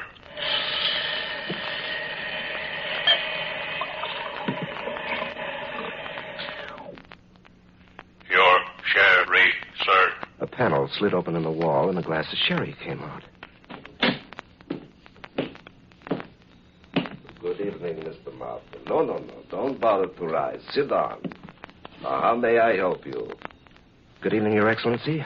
May I present my identification? No, stop.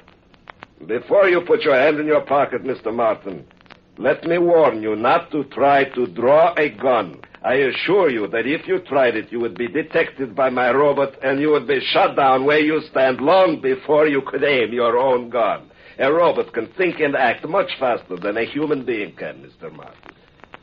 Well, I didn't come here to kill you, Baron. I'm not an assassin. I'm here on United Nations business. Yes, I am aware of that. I merely wanted to warn you. And now, please, your identification. Yes, here it is, sir. Thank you. Yes, that seems to be in order. Now, what business does the United Nations have with the Prime Minister of Transylvania? Well, I'll be frank with you, Baron. There's something wrong here in Transylvania. The UN doesn't interfere with the internal government of its members unless the government is violating the basic rights of its citizens. Well, frankly, sir, Transylvania is doing just that. You impudent young swine! Transylvania is a scientifically run country. It is run by mathematically logical principles. All decisions of the government are analyzed carefully by robotic computers. Well, yes, but... You think I make the policy for the country? No! All policy decisions are made by the robots, so that they can be scientifically accurate. What happened? The lights went out. The power has been cut off. Someone... Oh, Martin, you shot me. You cut off the power so my robot could not operate. Baron. I will get you, Martin.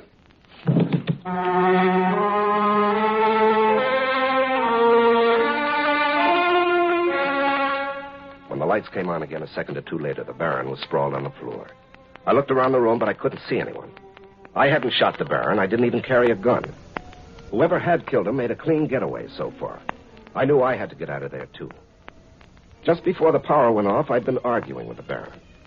When the robot came to, it would shoot me down with the hidden automatic guns in the walls. I had to get out of the castle decklets. When I got outside, I saw that the steel gate in the side wall of the castle was open. Nearby was the car that had brought us in. The keys were in the ignition. I got inside fast. I gunned the car toward the gate. Just as I came near, the gate began to close. And just as I went through the gate, it slammed shut. I breathed easier after that. At least I'd managed to get out of the castle decklets. But I'd forgotten one thing. When the car started to slow up, I pushed down harder on the accelerator. But it didn't help. Hey, what's going on? The car's turning around. I can't control it. It's taking me back to the castle.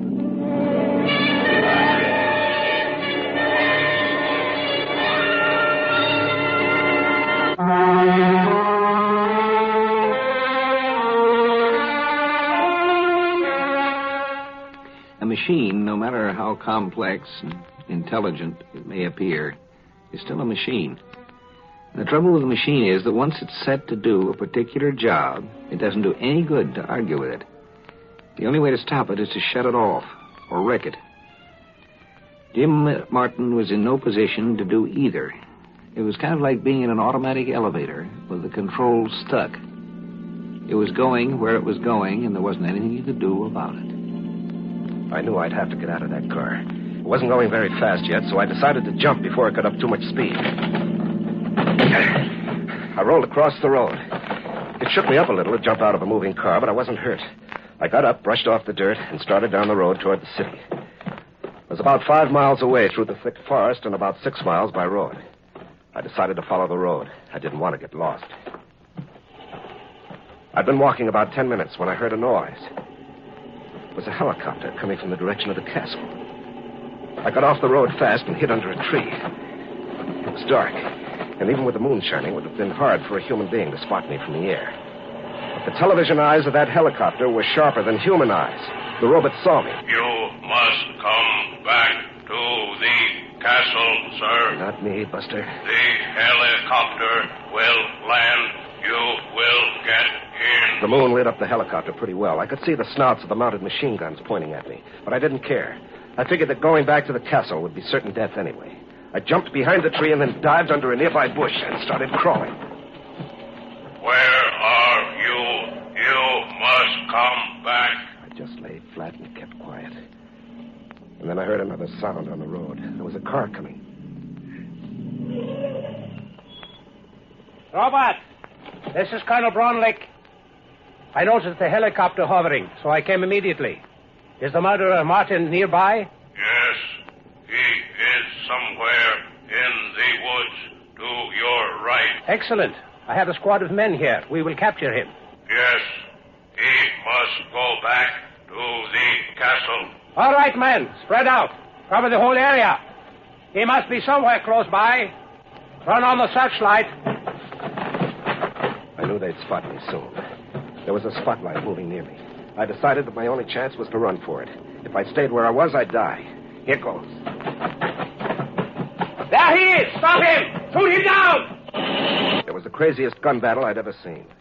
Before the soldiers could shoot me, the helicopter's weapons had gunned them down. And while it was doing that, Colonel Bronwick had climbed back into his armored car and shot down the helicopter with the turret gun. By the time the whole thing was over, I was well hidden in the underbrush. Pretty soon I heard the armored car drive away. But I just stayed where I was. It didn't make sense. Why had the robot's helicopter shot down the soldiers? Whose side was the robot on, anyway? I decided that since everything was quiet now, I'd better get moving. I wanted to get to the city by dawn.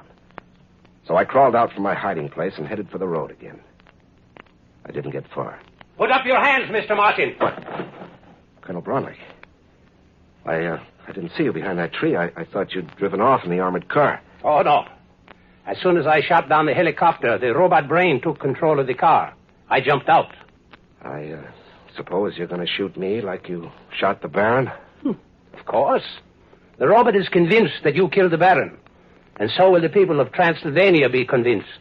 And I will proclaim myself the new Prime Minister. No wonder this country's in trouble. The Baron was a crackpot, and so are you. What? Well, looks like the robot has another helicopter to operate. Good. The robot can kill you and save me the trouble. Well, I don't think so. Have you figured out why the other helicopter shot down your men instead of shooting down me? An accident. The robot could not see well in the dark. Perhaps I should not have shot it down, but it was obviously faulty. Ah, you're not thinking straight tonight, Colonel. You must get in the helicopter, Mr. Martin. You must go back to the castle. Oh, well, I'm afraid I can't do that. If I move, the Colonel will shoot me. That cannot be permitted. Well, thanks, Robot, old boy. That's the end of the man who shot the Baron. That does not concern me. My orders are to bring you back alive. Get in the helicopter, please. Anything you say, pal. Let's go.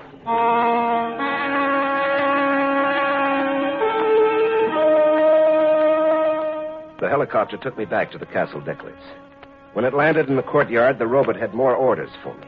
Go into the main hall. The Baron wants you. I walked back to the room where the Baron had been shot. My hunch had been right. The Baron, stubborn old cuss, had refused to believe that he was dying. He wanted to teach me a lesson. So he'd given the robot orders to bring me back alive. Alive.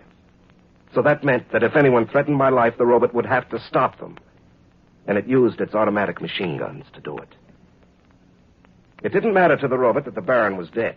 As long as the Baron's hand was on that control button, the robot had to obey its orders. It had hunted me down and brought me back. I walked over to the control panel and talked into the microphone. Robot, you will obey my orders now. Yes, sir. Very well.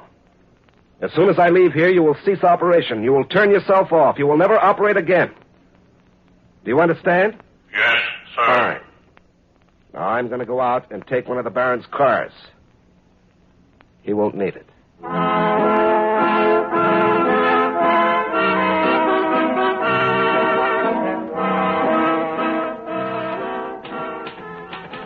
Well, that about winds up the report, Chief. I hope I'll be able to deliver it to you. I'm in my hotel room right now, but there's rioting in the streets outside. Transylvania has been turned upside down. Nobody knows who killed their Prime Minister, Baron Decklitz, nor do they know who machine-gunned Colonel Bronwick. But the worst trouble is with the robot.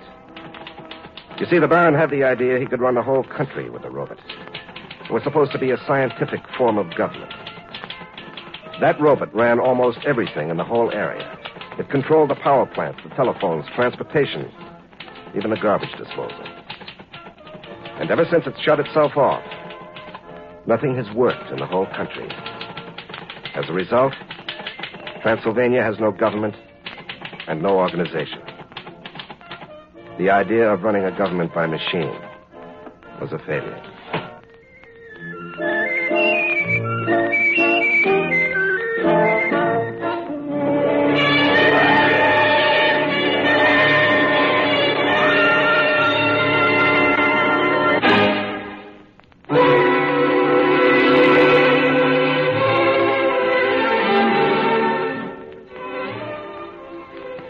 The The trouble with a lot of very logical and honest people is that they think that logic is both necessary and sufficient, when it's really only necessary.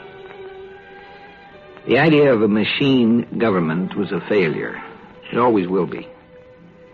The trouble with the Baron was that he forgot one basic thing.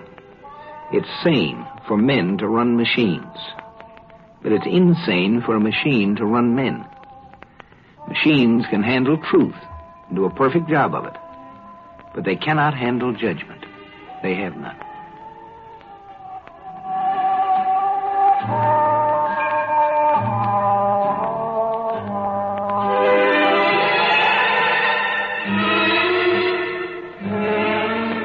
Heard in our cast tonight were Larry Haynes and Don Douglas. Script was by Randall Garrett. Produced and directed by Sanford Marshall here in New York. Bill Maher speaking.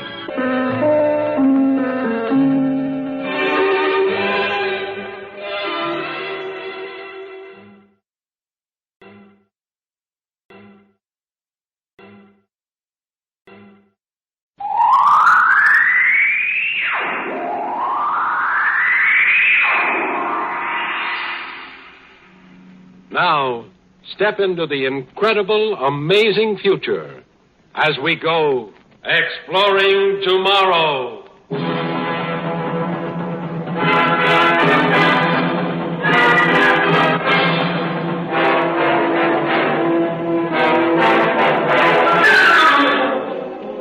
And now, here is your guide to these adventures of the mind, John Campbell, Jr. Last night, as I was going up the stair, I met a little man who wasn't there. He wasn't there again today. My gosh, I wish he'd go away. I think it was Gillette Burgess who penned those immortal lines. How do you get rid of a little man who isn't there in the first place? Well, Peter Manson was a physicist, a scientist. And his trouble started with a little man who wasn't there. Submatrix X integrated to pi over 2 plus confound. May I come in, Mr. Manson? Why, thank you. Are you alone? Yes. Well, then she hasn't arrived yet. I wasn't expecting anybody. Oh, I am, but if she isn't here yet, I'll have some time to explain. Who is it? One thing at a time, sir. Now, first, have you ever considered the problem of time travel? Time travel? Why, that's impossible. Oh, now don't say impossible because you invented it. I've done nothing of the sort. History says you did. What history? History says that you invented time travel machinery and applied for a United States patent on June 16, 1964. What history? That's 6 years from now. Ah, but not from my point of view. You see, I've used one of your own time machines to come back from your future, 50 years through my past to this date, your present. Do you understand?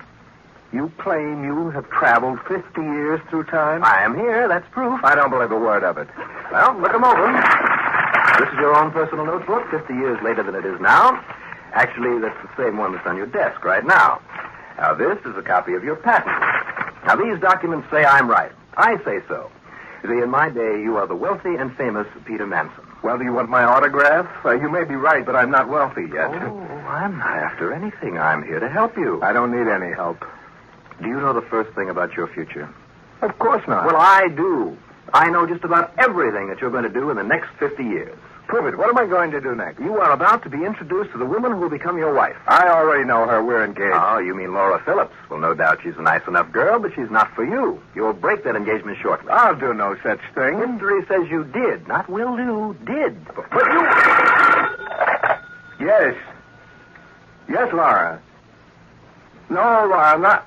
But Laura... Go on, tell her now and get it over with. You shut up. No, Laura, I didn't mean you. No. No, Laura, she's not here. No. She hung up. Oh, I wouldn't listen to you, huh? And that's your fiancée. She wouldn't do that if I... Is this, Oh, Miss Carter, now we've been expecting you. Please come in. All right, but just for a minute. No, Harry, you wait by the door, but stay close.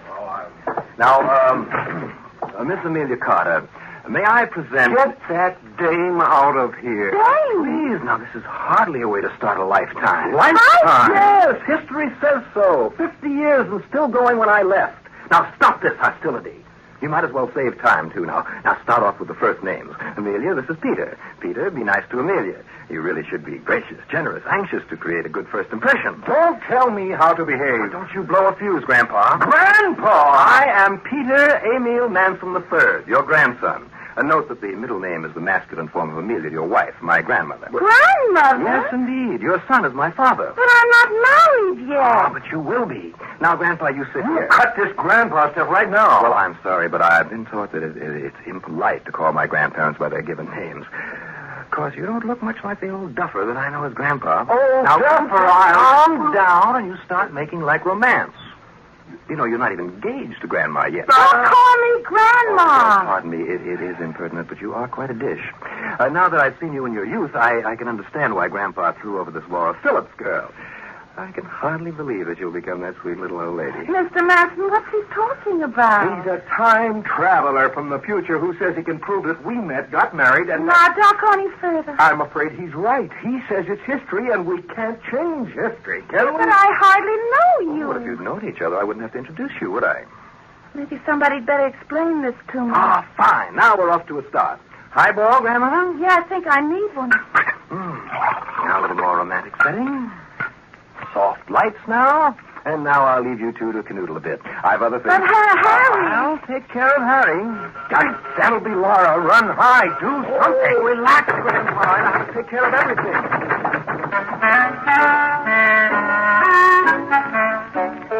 Of course, Peter Manson wasn't the only one having trouble with the little man who wasn't there. You know, the future cannot be handled logically. It's logically impossible because it doesn't exist yet. And if it doesn't exist, then obviously it isn't logical. But it's going to exist, so... Well, you see what I mean. Logic is just hopeless. I should ought to clobber you. Oh, now be reasonable, Harry. It wouldn't prove anything. But Amelia's my girl. Get over it, Harry. They're probably arranging their engagement right now. You meddler. I am not a meddler, Laura. I'm just an instrument of fate. Fate? Poor Peter thrown to that blonde lion. Oh, you stop calling my girl names, you hear? You're acting like a pair of spoiled children. Now stop it.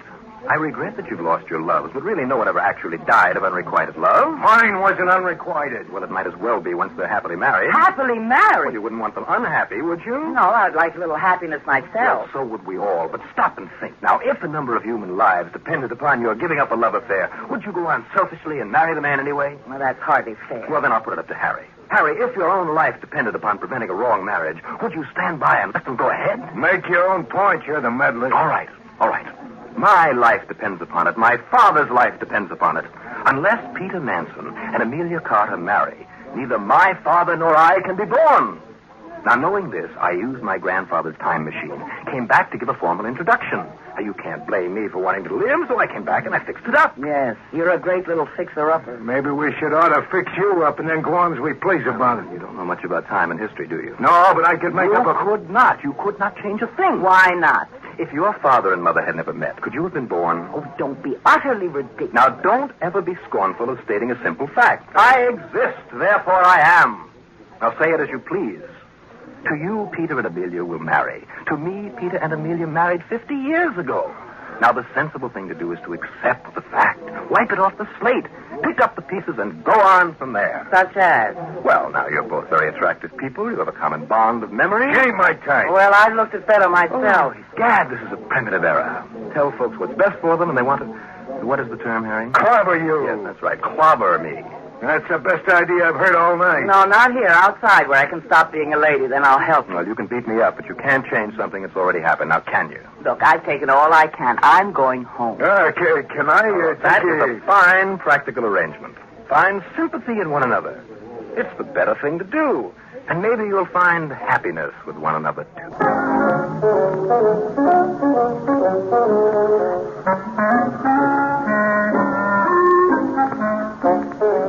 Can't we get out of this, Smith? Well, if I cut my throat, I can't invent the time machine, and then he couldn't come back and mess up our lives by forcing me to marry you. Ah, you'd rather commit suicide than marry me. Oh, now, Amelia, stop it. That's not so. Oh, so you'd rather marry me than commit suicide. Stop the bawling and let me think. Peter, you think you'd go away from me to look like everything was running smooth? What do you mean? Well, suppose we stopped squabbling and complaining and made up to one another so he'd think we were happy and convinced that he's right. Maybe he'd be satisfied and go back where he came from. Then we could do as we please. Won't work. Why not? That character is our grandson, Amelia. Already he knows what we're going to do. Well, aren't you even willing to try? I'll try, but it's futile. What did you have in mind? Well, I just know he's coming back tonight. We could make it look as if we'd been getting acquainted. Well, what have we been doing for the past couple of hours? Playing tiddly... Hey, let go of my neck. Oh, just mucking you up a little. If we were really getting acquainted, we'd not look as if we'd been sitting with folded hands. Hey, stop that! Well, if you really loved me, you wouldn't mind my mussing up your hairdo then. All right. There. Now we look like we've been wrestling. Where's my bag? What for? Lipstick. You should have a few smears. Well, with you looking like a magazine cover, lipstick is a two-way smear, right? Oh, yeah. I suppose so. You sound as though Harry was the only man you ever kissed. If we ever get around to it, Peter Manson, you'll be the only man that's ever been kissed just because history said he had to be. So, Dave, if I got it. All right. Once for history. Let's see you now. You need more of a spread. You need a touch right there. Hold still a minute. There's one thing history didn't mention. What, Peter? History didn't say this could be fun. Peter, it'd be funny, wouldn't it? What could be funny? This trick worked. And then? You and me found out after he'd gone that we really did like it. Yeah. Yeah, wouldn't it? Peter? Yes? Open up the door. Yeah, so let him wait. Now remember to look flustered. And try to wipe your face, too. Well, I see everything's progressing fine. All right, now, go away. Oh, huh? I'm not going to stay. I just wanted to see how things were getting along. I know when I'm not wanted. Then why did you come here in the first place? Well, you think you hate me for my interference, but you wait and remember. In 50 years, the pair of you will be sending me off in my time machine to do this job of fixing up. And you, Grandma... Stop calling me Grandma! Still my Grandma, and you'll tell me that you and Grandpa actually wasted your first kisses trying to fool me into leaving. So now I'll trot along, but I'll be back tomorrow. And don't you keep her out too late, Grandpa. What'd you do with Harry? Oh, I fixed that up fine. Harry volunteered to escort Grandpa's former girlfriend to her home. Harry and Laura? Laura with Harry? Peter? Yes, Amelia. To heck with history. Kiss me once. For me? Oh, for goodness sake, it's 3 o'clock. I know what time it is. But what I want to know is what you're doing there. I'm trying to think. Yes, you look as if you've got it all settled. Oh, what can I do? You might wash that blonde hussy's magenta lipstick off your silly face. Now, Laura, I can explain. I'm listening. Convince me that you got all smeared up without enjoying it. Come on, convince me. You went home with Harry to beef trust, didn't you? Oh, I didn't see anyone around making me another offer. But I was... I know. Working like a little beaver, making history come out right. Well, what am I supposed to do? Bang my head against brick walls, tilt at windmills? Confound it, am I the only one around here with sense enough to know when I'm licked? Well, you might not be so completely licked if Amelia Carter were as ugly as mud fence. Well, it does make my defeat less difficult to bear. Well, make it complete, then. Have this expanded to fit her pudgy little hand. My ring. But, Laura... Goodbye, Peter. Wait, don't go. What's to stay for, to be a maid of honor? If you came to quarrel with me, you yourself are doing everything to prove Junior's point. If he were here, he'd be cheering you into hating me and using my telephone for calling Harry to take you home. Look, I didn't come here to fight with you, Peter. I came here to fight for you. But you're not fighting. Junior knows all the moves. No matter what I try, everything turns out his way. Yes, like your experimental smooching session. Yeah, that too. He was amused. I'm not. May have started as a deliberate frame-up, but it certainly ended up ginger peachy for his little old program. I tell you, he knows every move. He came back here just to tell Amelia and me that you had gone home with Harry. And 50 years from now, you and Amelia will dodder over to his time machine and kiss your brat of a grandson goodbye as he goes off to make the introduction. That's the program, isn't it? And what can we do? Peter, you say everything's fixed and solid. It can't be changed. Well, that's the way it is. But let's just suppose that you could quietly unfix Junior's little apple cart. Well, then we'd go on as if he never arrived. Well, couldn't you? I can't prevent what's already happened. He exists. He is. He's here in the flesh.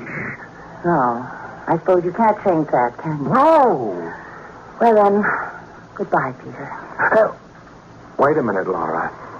What if Junior were a different kind of guy? What do you mean?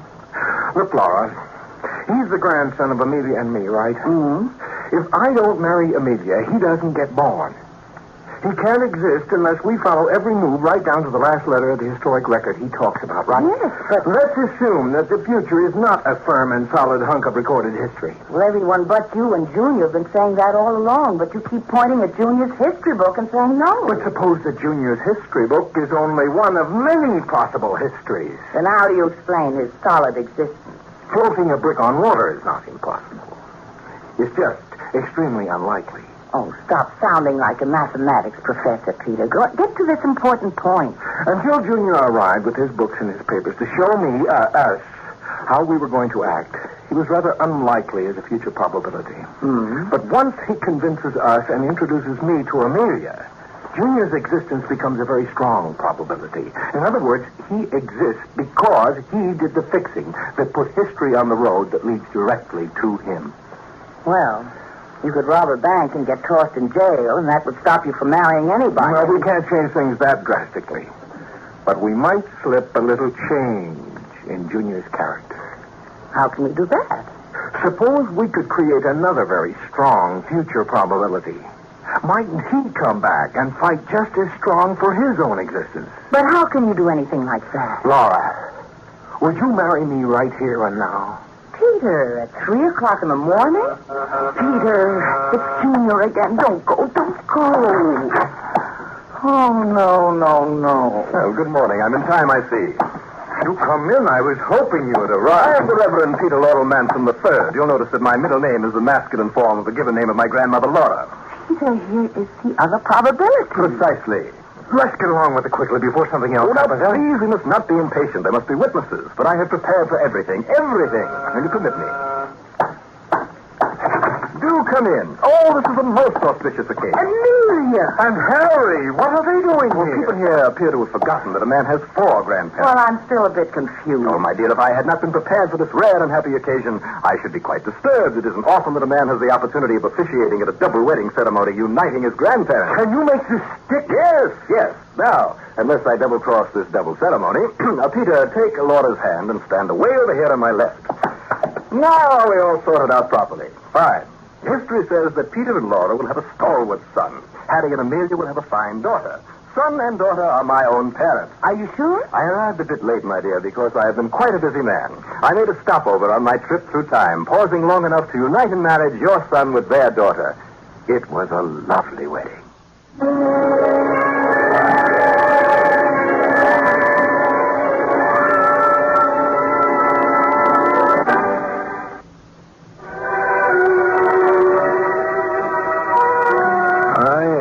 Time goes by, woman needs man, and man must have his mate. Yet that doesn't mean you got to be stuck with any particular mate. There's freedom of choice there. See, the only way you can get rid of the little man who isn't there is to have a different little man not there. That takes care of it.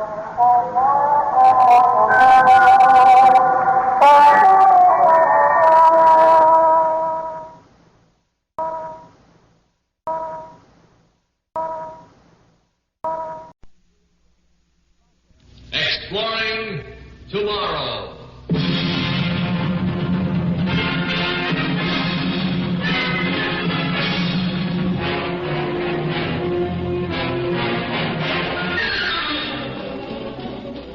And now here is your guide to these adventures of the mind, the editor of Astounding Science Fiction magazine, John Campbell, Jr. We all believe pretty solidly that sooner or later almost any problem you name is going to be solved. So, apparently all you'd have to do is just sort of stand by, and if you could wait, it would be solved for you. I don't think that works right. There's another thing to consider. Exploring Tomorrow is presented by the Mutual Broadcasting System in cooperation with L&M, today's most exciting cigarette. L&M smokes cleaner, tastes best. Live modern. Smoke modern L&M. The Kraft Foods Company, makers of delicious new Kraft jellies and preserves. And Cape Coral, a beautiful waterfront wonderland on the western coast of Florida. In a moment, John Campbell returns with the story of Time Heals. If you're like most couples, you want the retirement years to be as rewarding as any in your lives. Years to do all the things you put off while the children were growing up. Well, those years can be rewarding if you start saving now. And the simplest way to save is by joining the payroll savings plan. Here's how it works. First, decide how much you want to put aside each week.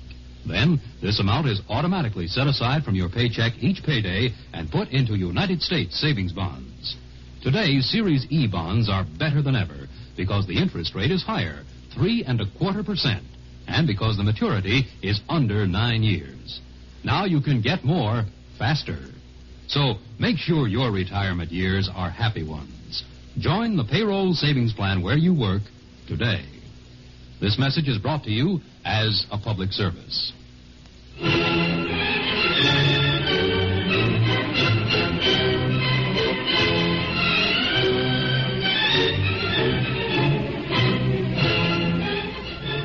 Animals have trouble when it's cold. Of course, they grow warm fur. Human beings have got around the problem of having to grow that fur and not being able to get rid of it in the hot weather by using clothes instead. Now, that solved that problem very neatly. Of course, it did bring in the different problem of having to make clothes and having to figure out ways of raising cotton or wool. You know, when you do solve a problem, sometimes it involves setting up a complex thing to make the solution, and that may be a tougher problem than the problem you started with. Let's consider a fellow who tries walking out of time when he has a problem. Our last night together. Oh, I don't know, Dorothy, not necessarily. I might come out of that time field a year from now. Or 50 years from now, when I'm old and tired and ugly, and you'll still be young. No, I think I'd rather you waited at least a century. The traditional period in Elf Hill, I believe. Oh, Jim, let's stop pretending to be so calm and gallant. There are only the two of us here. Let's just curse our luck for the vile thing it is. There's also the champagne here. Mustn't shock the champagne. I'll open the next bottle. Oh, do you have to be flip every minute, even now? Tomorrow you won't be Jim Hart, bright young advertising executive, wit wolf, an idol of Manhattan's more high-priced intelligentsia. Tomorrow you'll be frozen in a block of frozen time. Can't you let down the mask just for tonight? But you see, my dear, there is no mask. This is me. I dare not admit anything else. I'll get that champagne. Oh, forgive my choice of music. Childish, perhaps, under the circumstances, but I'm entitled to a little melodrama, am I not? After all, this is literally a life and death proposition for me.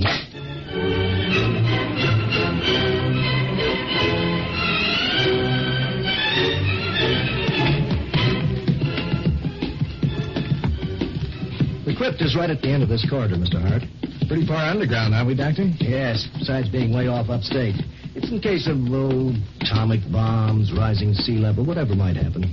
After all, this place may have to last for centuries. What's your trouble again, Mr. Hart? Inoperable cancer. My family physician said I'd be dead within a year. Unless a cure can be found. And that, of course, is what the crypt is for. Someday a cure will be found. Until then, you will lie here, snug, safe, unchanging, not even conscious of time passing in the outside world. Time heals all wounds, they say. And time is what we have the most of here.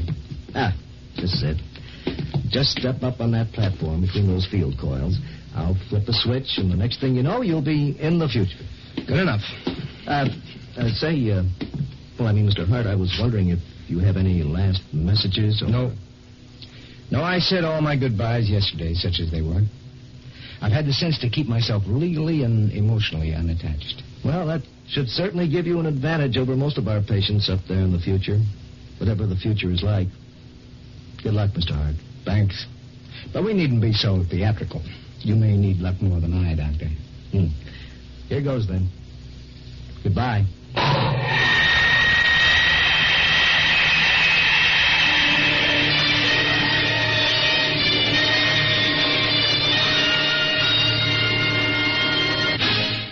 Exploring Tomorrow continues in just a moment. Hello, everybody. This is Bill Stern, and I'd like to tell you about a tropical paradise where living is so easy that I intend to settle down and stay there for the rest of my life. The name of my dream city is Cape Coral on the unspoiled western coast of Florida. Just picture 2,000 acres of high, dry pine and palmland honeycombed with 50 miles of navigable waterways just teeming with fish they write books about. Boating and fishing facilities, private country club and yacht anchorage, a planned 18-hole golf course, tennis courts, and many other luxuries. You can buy a large 80 by 125-foot home site for only $990. Only $20 down and $20 a month and live here like a king on a retirement budget, or purchase now for possible profitable resale later. The complete Cape Coral story has been compiled for you in easy-to-read literature. It's yours free of charge. A postcard's all you need. Send it to me, Bill Stern. So long for now. I'll be seeing you at Cape Coral, Florida. To get your free literature, write Bill Stern, Cape Coral, Post Office Box 230, New York 18, New York.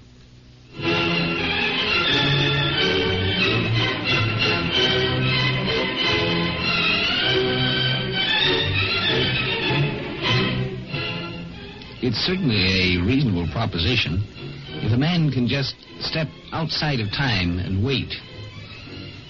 Sooner or later, they're going to develop methods to handle the problems that are facing him at the time. They will develop cures.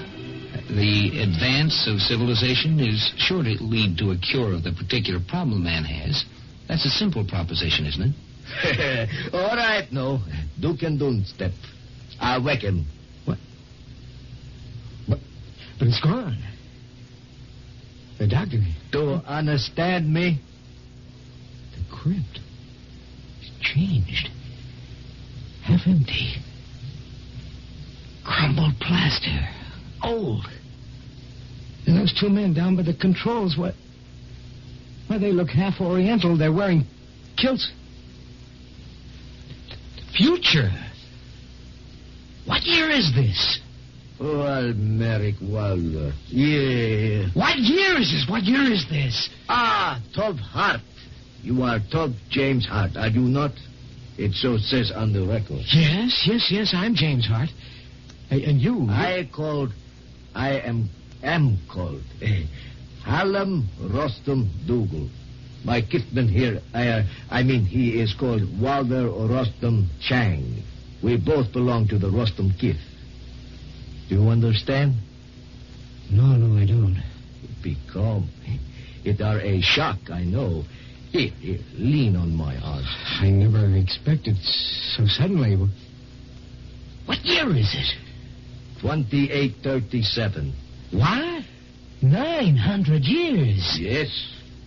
There were dark ages and upheavals, and then during interplanetary era, the mechaniclastic government did not wish.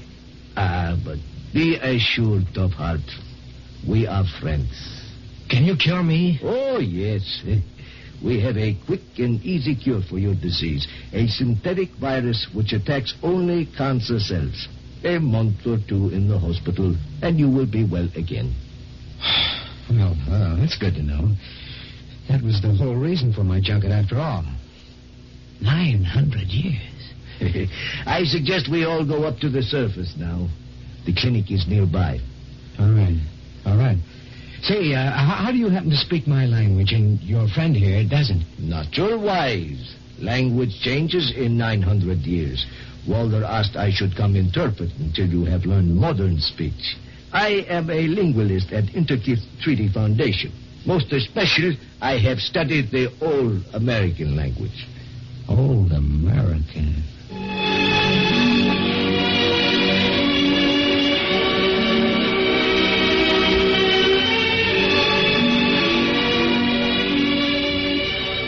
Good morning, Tough Heart. I am your new nurse. Well, hello there. Tough Heart. I didn't know that you'd already learned the present-day language. Oh, I've had several weeks with nothing else to do. Sheer desperation drove me to study it. You must relax to get well. You know, good sir. Oh, sure. Sunshine, fresh air, books, music, that's it. That's all I've seen. You don't even show television programs. It was decided by the Philosophic Treaty 100 years ago that the unity of the family and hence the kith was impaired by external entertainment. I've heard that sort of thing a million times. I'm sick of it. I can't even get a smoke in this dump. Smoke? Tobacco, nicotine. Puff, puff, puff, puff, puff. Oh. A chemipotent aerosol.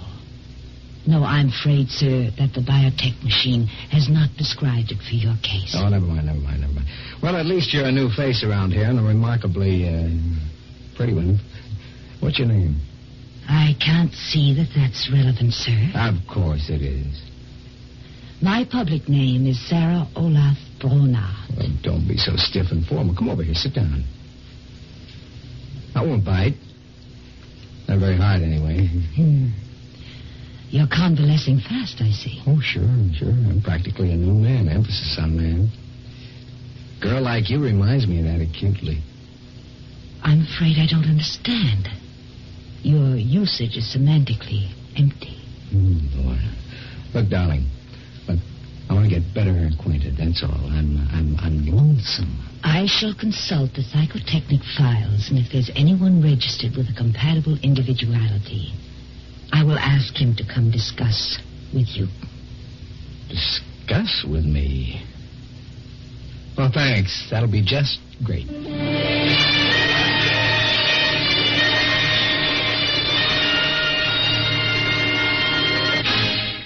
Exploring Tomorrow continues in just a moment. This, my friends, is the modern sound in music.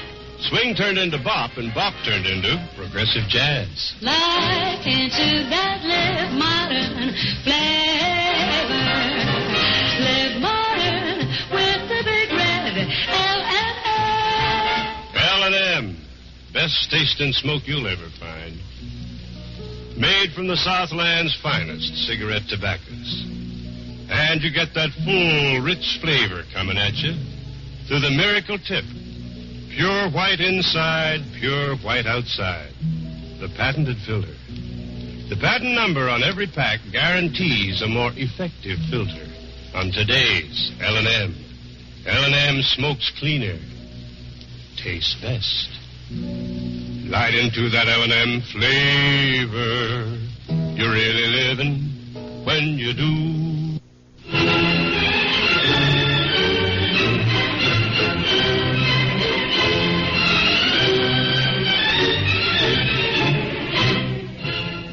Yes, it's a simple proposition that if you just wait around, they'll find a cure for your problem. The trouble with the proposition is that it's a little too simple. The other half of the proposition is they'll find other things, too. They'll find other problems to work on. They won't be interested in the type of problems you've been used to. Ah, Tobe Hart.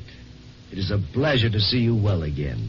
Please honor me by accepting a seat. Well, thanks, but you wouldn't have anything I could really sit on, would you? I mean, I can't get used to this hard, low-legged stuff you call furniture nowadays. Oh, my apologies, sir. I imagine one does need a lifetime to become habituated to a complex of postures. Oh, well, forget it. It's a nice place you've got, Tobe Allen. Well, pardon me, sir. One friendly word of advice. It is considered rude to compliment a man on his home. Well, that's why I've come to you, Mr. Tobe Allen. Look, you've studied the history of my own period. You may be able to help me. The rest, they're very polite, but I'm frozen out. I just don't fit in. Everything I do seems to offend somebody, somehow. You feel yourself isolated? Well, I made my own way in the 20th century. I had friends. At least I knew a lot of people. I knew my way around. I was well-to-do. Here I'm living on a pension out of the charity fund. I'm not invited anywhere because I don't know how to behave. Your conversations, your ceremonies bore me stiff anyway. It was politely explained to me that I haven't a good enough heredity for any kith to consider me as a marriage prospect. What did you take me out of the crypt for? Why did you kill me if I'm to hang around here doing nothing for the rest of my life? Oh, please, Tobe Hart, relax. I beg you. Well, give me something to do. Just give me something to do. I'll prove myself. I can start with some simple job, work my way up, study, learn. I'll show you what I can do if you just give me a chance.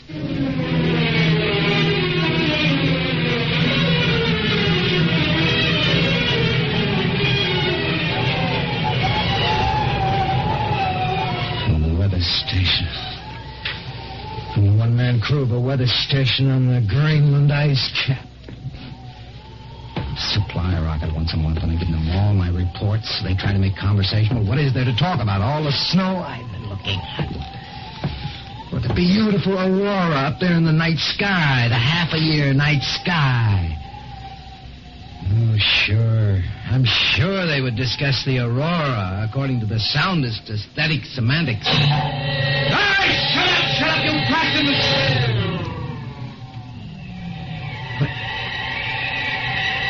They're dead. They stopped. Can you hear me? How much do all the machines in this place do anyway?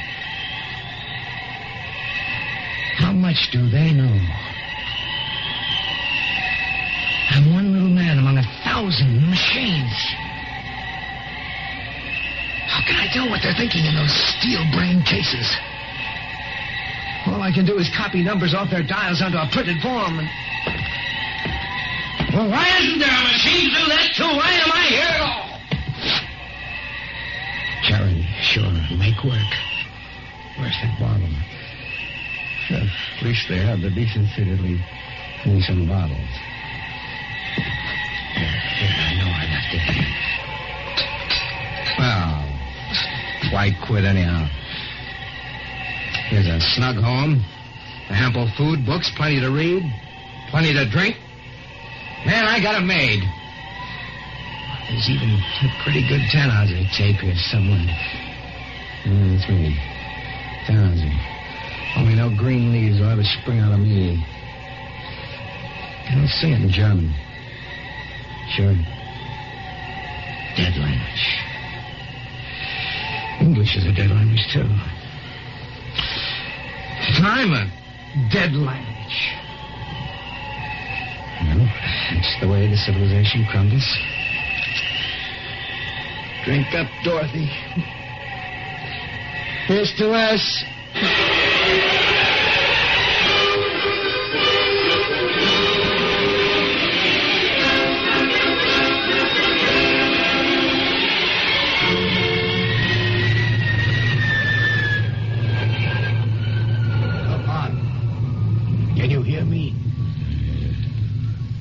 Doesn't move.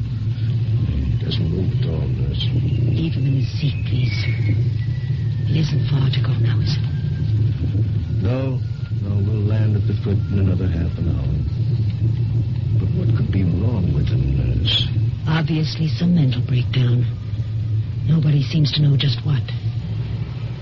I think it's called a catatonic state. I don't know. He's insane, at least. The biotech at the Greenland station asked me to bring him back since I knew him best.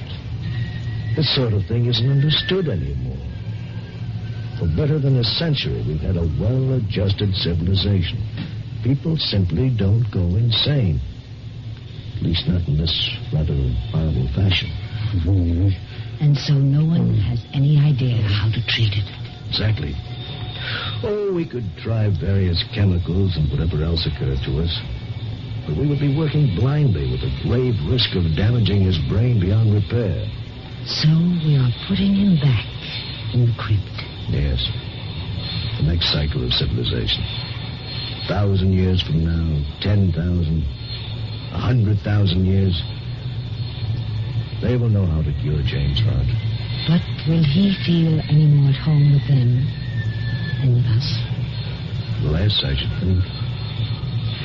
So he may break down again. So badly that even they can't cure him at that time.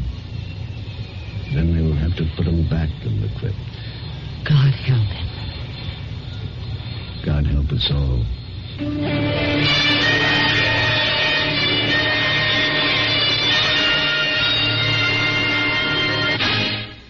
John Campbell returns in just a moment. Remember how Grandma used to boil jellies and preserves on the stove in the kitchen? What a wonderful aroma. But you know that wonderful aroma was really flavor boiling away. And lots of folks still boil flavor away when they're making jellies and preserves. Not Kraft. Kraft jellies and preserves are cool cooked at temperatures way below boiling to keep the flavor many others boil away. That's why Kraft jellies and preserves have that true fresh-picked flavor, a flavor you can add to your favorite foods. There are so many ways to use these fresh, delicious flavors, such as a mouth-watering strawberry coffee cake. It tells you how in the free recipe folder. Flavor magic for your favorite foods with Kraft jellies and preserves. Just write to Kraft Jellies and Preserves, Box 5310, Chicago 77, Illinois. Box 5310, Chicago 77. Do it now before you forget. And be sure to get Kraft Jellies and Preserves. Exploring Tomorrow was presented by the Mutual Broadcasting System in cooperation with L&M, today's most exciting cigarette. L&M smokes cleaner, tastes best. Live modern. Smoke modern. L&M. The Kraft Foods Company, makers of delicious new Kraft Jellies and Preserves. And Cape Coral, a beautiful waterfront wonderland on the western coast of Florida.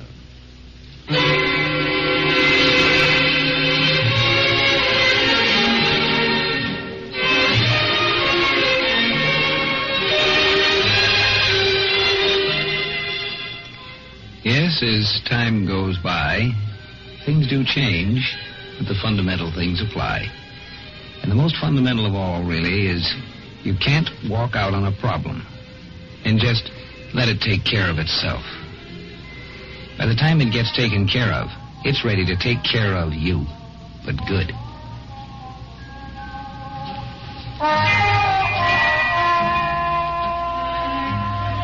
Join us each Wednesday and Friday night for a fascinating adventure in Exploring Tomorrow. Heard in our cast tonight were Lawson Zerbe, Connie Lembeck, and Sam Gray. Script was by Paul Anderson. Produced and directed by Sanford Marshall here in New York.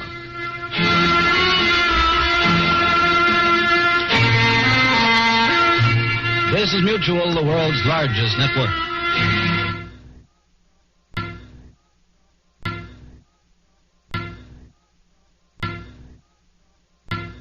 Exploring Tomorrow.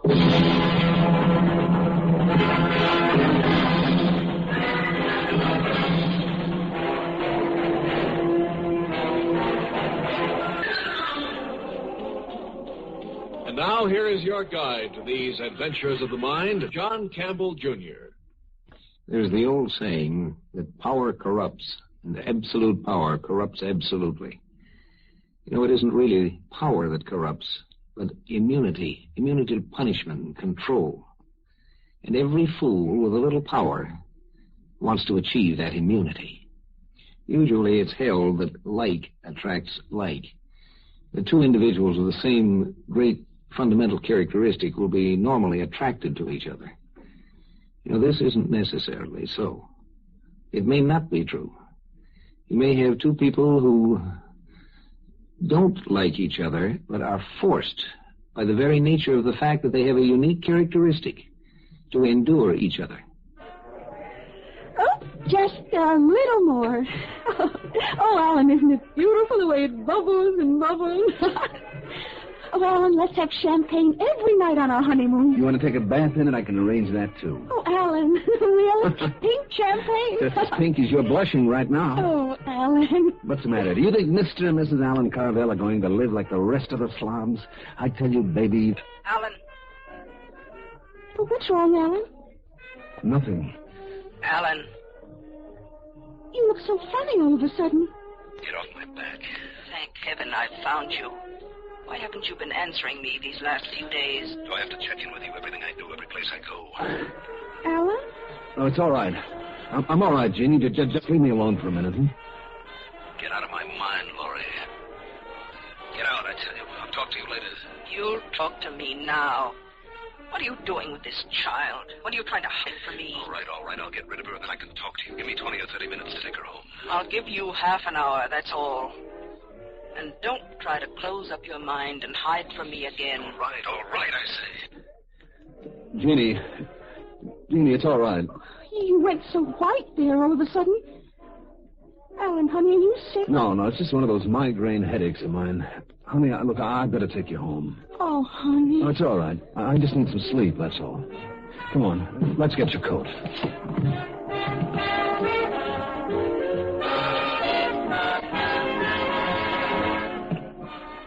Oh, you better not come in.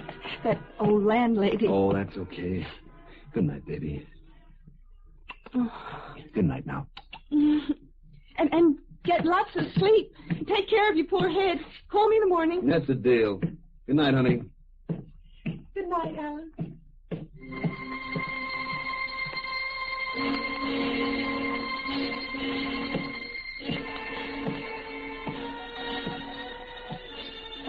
What makes you do things like that, Alan? You stuck with me every inch of the way, didn't you? How old is she? 16? 17. What's it to you? Oh, I have to be conscious for both of us. Thank you, sweet Lorraine. Who asked you to? You did, Alan. You always have. All these things you do are challenges to me to set right. All your venom against a fate that made you one of the only 2 telepaths in the world is twisted against me, your only partner in this lonely land. You strike out at me because I'm like you, and because by the same chance that made us, I'm the stronger one. That's a lie. I can break loose from you anytime. Let me go. I can't breathe. I won't hurt you, Alan. I could never hurt you. Though I thank whoever or whatever's responsible for making us as we are, that it's me, not you, who has the additional power to reach out and move physical objects with my mind. You would. You waste something like that and then feel good about it. What I could do with something like that.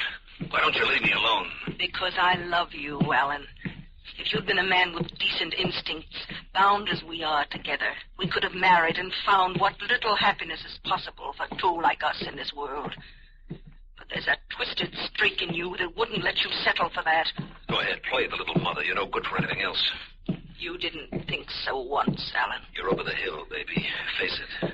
I've faced it, Alan. Have you? What do you mean? Can't you see you're getting worse? When we were just children together, before we'd even seen each other face to face, we used to talk to each other at night, clear across the city, mind to mind, about how someday we'd go out and find others like us.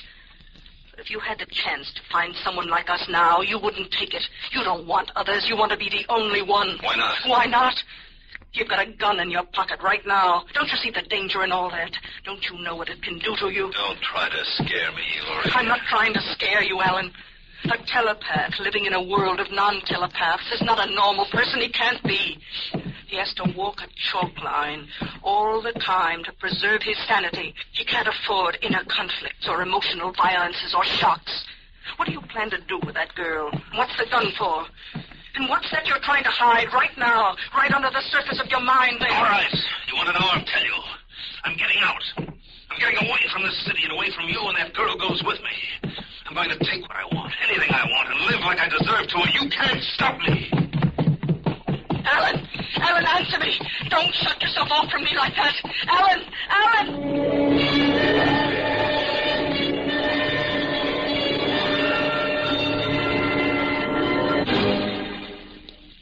Exploring Tomorrow continues in just a moment. This is Bill Goodwin. You know, someone once said humor is the true democracy. And that's why we Americans can smile when we tell the stories of the legendary heroes who helped to build our country's great institutions and industries. Like Bowleg Bill, hero of the tuna fishing industry. Back in Provincetown, Massachusetts, they claimed that when it came to hauling in the horse mackerel, as the Easterners call tuna, Bill could handle 2 gaffs at once and catch more than any 6 men put together. And they're still talking about the time Bill caught old Slick Britches, the biggest horse mackerel of them all. No one could ever get his hooks into Slick Britches, who weighed 2,000 pounds and had a tail 6 feet long. But Bowleg Bill promised to land him single-handed. He set out in his boat, toss-up, and when he spotted Slick Britches, he made a grab for him, but the tuna slipped through his hands. So Bill dove over the side, and before folks knew what had happened, Bill was sitting astride old Slick Britches, who was bucking like a bronco. He leaped almost a mile out of the water, but Bill hung on. All over the harbor they went, jumping and leaping, but still Bill hung on. Finally, Slick Britches gave one last leap over the toss-up and then calmed down, all the fight gone out of him. Bill steered him toward shore, but all of a sudden he headed him back out to sea, slapped the tuna's tail, and jumped off. The folks were mighty disappointed when Slick Britches disappeared, but it was like Bill told them. There's nothing that'll break a cowhand's heart so quick as to find a critter with the ruff all rode off at the first mount. Yes, sir, it is a democracy which lets us tell the stories of such a legendary character as Bowleg Bill with a twinkle in our eyes and a chuckle in our throats. And so long as we continue to laugh together as a people, ladies and gentlemen, we will live together as a nation. Telepathy has long seemed like a wonderful thing to have, a wonderful possession. But have you ever considered it in terms of the absolute end of privacy? You know, explorers have found that if you put two men in one little cabin isolated far away from the rest of the world, they don't learn to like each other. They learn to hate each other.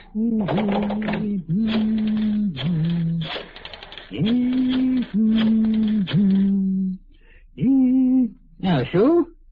Did I wake you, honey? I thought you was going to watch the Late Show on Channel 2. What's this, a little past midnight?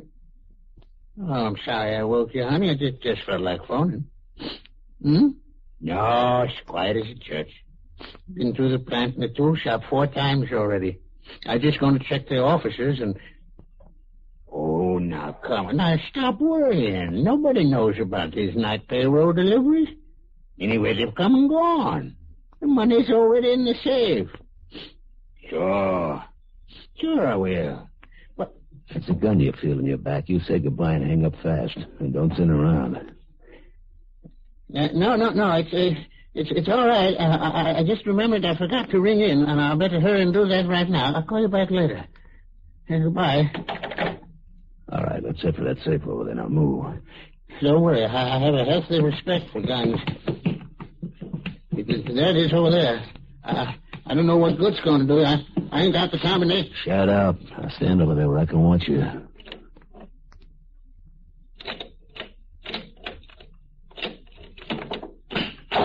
Hey, you opened it right up. Who told you the combination? The president of the company. Are you kidding? What is this, a gag of some kind? Look, if this is just a joke, mister... No, I didn't make... Think about jumping me, will you? Rob.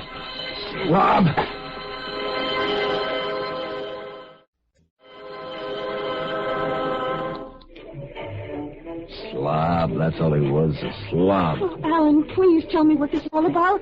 You go home with a migraine headache, and then you call up and get me out in the middle of the night. And you keep drinking, but you won't tell me what's the matter. What's the matter? That's a funny one. Come here, come close. I'm going to tell you something. Alan, you're hurting my arm. Listen to me.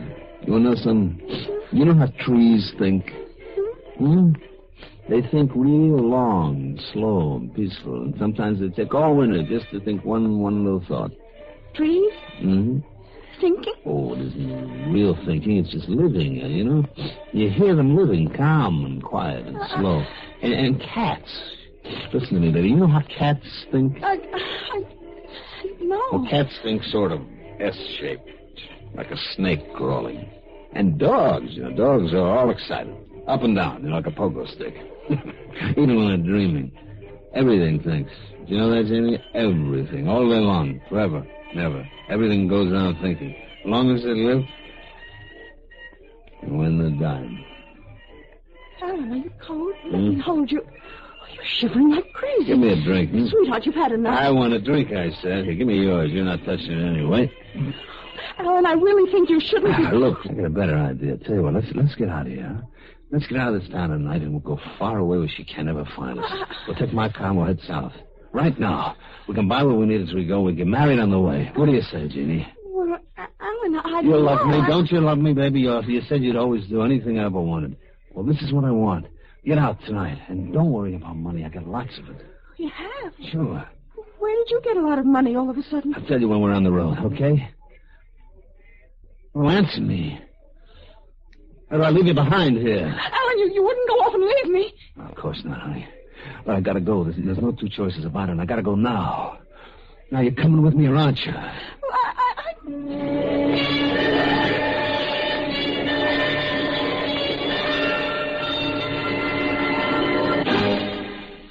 One of the worst things about a conscience is that the darn thing is always going with you wherever you are. Alan had something other than a conscience, and running away didn't do much good. You know, telepathy has no distance limitations.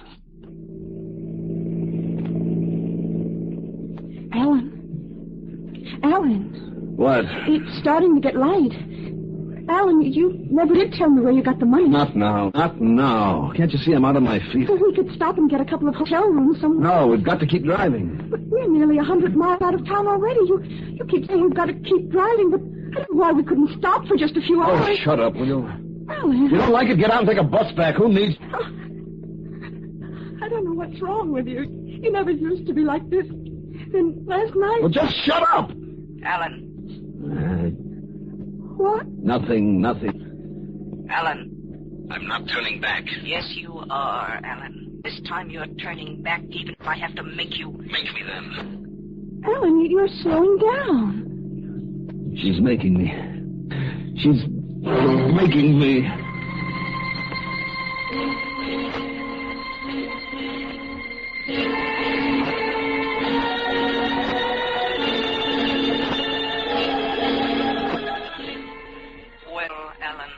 Talk out loud. You look in pretty bad shape. Give me a cigarette. There's some on the desk. I'm glad you came right back here when I turned you around. Shows there's some hope. Oh, cut it out. What did you stop me for? That watchman. It was you, Alan, wasn't it? What watchman? Alan. All right. Yes, it was me. He was a slob, so he's dead. So what? The gun you beat him to death with is in your pocket right this minute. So what? So I'm going to have to make you go to the police and show them the gun and tell them. You can't do that by remote control. You'd have to go with me. I'll go with you. And what do you tell them about how you happen to know all this? How about that? I will tell them. What about us? About me and you? About you? I don't want to... Are you crazy? You know what that would mean? You think they believe you? And if they did, do you know what it'd be for the rest of your life? You'd be owned, Laurie. Owned, guarded and locked away by them. The slobs, like a piece of machinery, made to do what they wanted you to do for them. You'd never be free again. All I ever wanted was what any woman wants, the chance to lead a normal life. Look at me, Alan. I'm not bad-looking. I never was. But the only man I could ever have been a normal wife to was you, and you never grew up. You've been a selfish little boy all your life, and I've paid for it. Why didn't you leave me alone? Just leave me alone. Leave you alone? Do you think you ever really wanted me to leave you alone? I was forced to love you the same way the only woman in the world would be forced to love the only man in the world. Well, now it's too late. I can't let you kill again. Then do it. Go ahead, handcuff me with that mind of yours. Take me to the cops. Make them believe you. Do you think that'll stop me? Do you think there's any jail that can hold me, any guards that can keep me? Go ahead.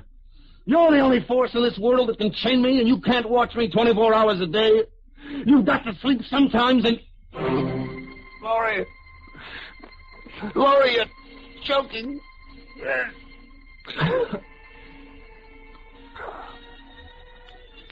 You would break loose, wouldn't you, Alan? You would kill again, in spite of all I could do to stop you. All right, you can breathe now. No, don't look at me like that. I'm not going to kill you. Even now, I can't do that. That gun of yours is in your inside pocket. Lift your right hand, Alan. Put it inside your coat. Now, take out the gun. Don't try to fight my will, Alan. You know it's no use. Now, you will point it at me. No. No, Laurie, not you. Anyone but you. Not you, Laurie, not you.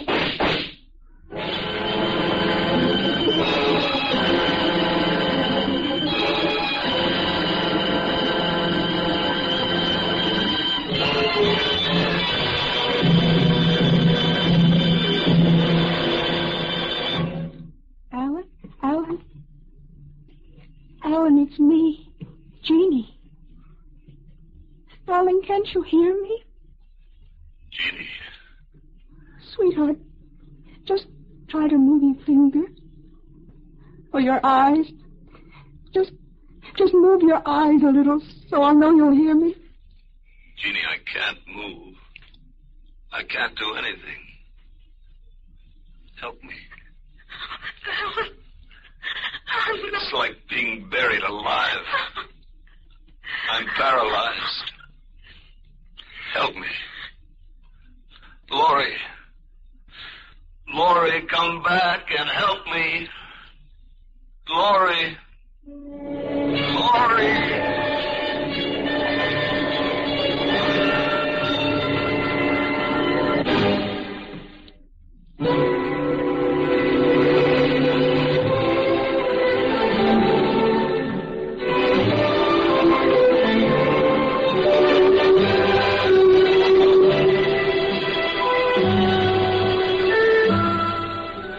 And so Alan had his wish fulfilled.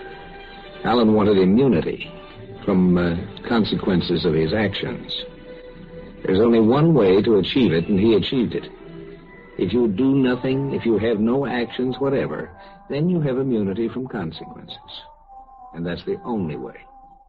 Otherwise, you're responsible for what you do, whether you like it or not.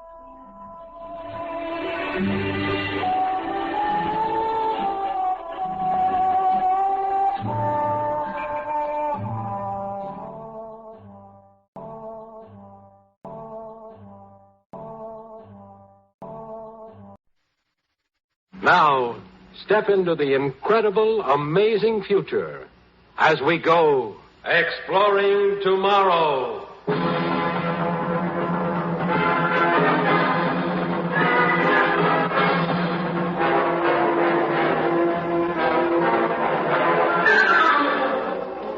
And now, here is your guide to these adventures of the mind, the editor of Astounding Science Fiction magazine, John Campbell, Jr. The essential character of any frontier you explore is that if you get into it and stick your neck out, you get it lopped off, and there's no help. The frontier is the place where there isn't any reserve, where there isn't anyone to help you if you get into trouble. There is no support. Tonight's story is a story of a true frontier. You know, sometimes the frontier lies just the other side of a doorway. It doesn't seem very different. It can be the difference between life and sudden death. We are in a somewhat different position. We can summon support here. I can push my little push button here and summon our supporters. You know, when we think of that glamorous future, we sometimes tend to forget that things cost money now and things will cost in the future. Let's suppose that there are ships and they are going out between the worlds. They carry emergency supplies for expeditions that may be in trouble on some of the planets that are being explored. But they can't carry an extra lot of them. It costs too much. They carry parachutes, in effect, to drop them as they flash by the world that's in trouble. Little parachutes for space, a plastic bubble with a tiny motor, just enough to lower it down to the planet without destruction. They'd probably use human pilots to do it, too. Because, you know, a human brain is the lightest of all computing devices. It's lighter than an electronic computer. It would be cheaper and wiser to use human pilots to drop these little plastic bubble parachutes of space to a planet in trouble. Let's consider one where there's an expedition that's gotten into medical trouble. The men are sick and they need a serum that they don't have. They've called for help from one of the passing interstellar liners. The liner has stopped for a moment, dropped one of its little space parachutes, and gone on its way, flashing on to some other star somewhere else. And in that emergency dispatch ship, that little space parachute, the pilot discovers... Somebody who shouldn't be there is in that supplies closet. The gauge is never wrong.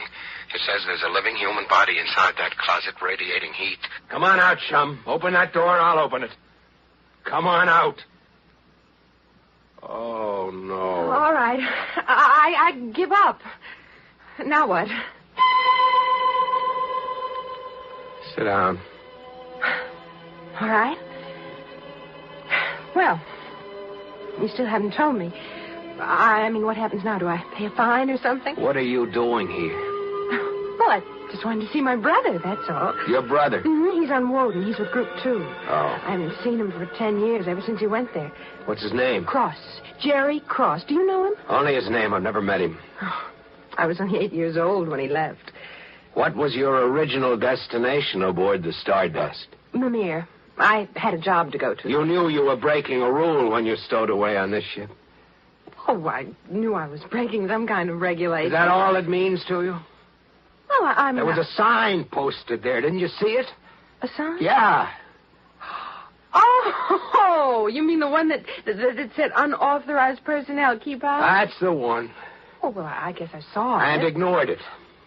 Oh, come on. Now, look, don't be so grim. How did you manage to stow away? Oh, it was easy. I just saw my chance and acted on impulse. I saw there was plenty of room in that closet, and so here I am. Yeah, here you are. Oh, please, don't worry. I'll be a model criminal or prisoner or whatever it is I am now. And I'll pay for my keep, too. And when we get to Woden, well, I'll make myself useful. Quiet. Sorry. You have an identification disc? Yes? Give it to me. Oh, my name is Marilyn. Marilyn Let me Cross. have the disc. Okay. Will I get it back? No. Oh, I'm but sorry, I need the information on it. I have to put it all in my report. But when you've got all the information, surely I'll get it back. I need it. Do you know why I'm flying this ship to Woden? No. No idea? Well, I know the Stardust got a message. I suppose you're taking extra equipment. I'm taking serum. Oh. If I don't get that serum to Woden, 6 men are going to die. My brother, too? Not if he's with Group 2. He's 28,000 miles away from all this. On the opposite side of the planet. Opposite side? Well, then how will I get to see him? You're not going there. I'm sorry. Look, I don't understand. You are going to Woden. Yes, well, then if... but you're not. You're going to leave this ship. You mean I won't get to see Jerry? I'm afraid not. Oh, please. I told you I'm sorry. Well, when are you going to do? Radio some other ship to have me take him back? There are no other ships to radio. Well, then... Don't you understand? No. You can't stay aboard this ship. What am I supposed to do? Jump overboard out into space? You won't have to jump. What? You'll be jettisoned. You won't feel a thing.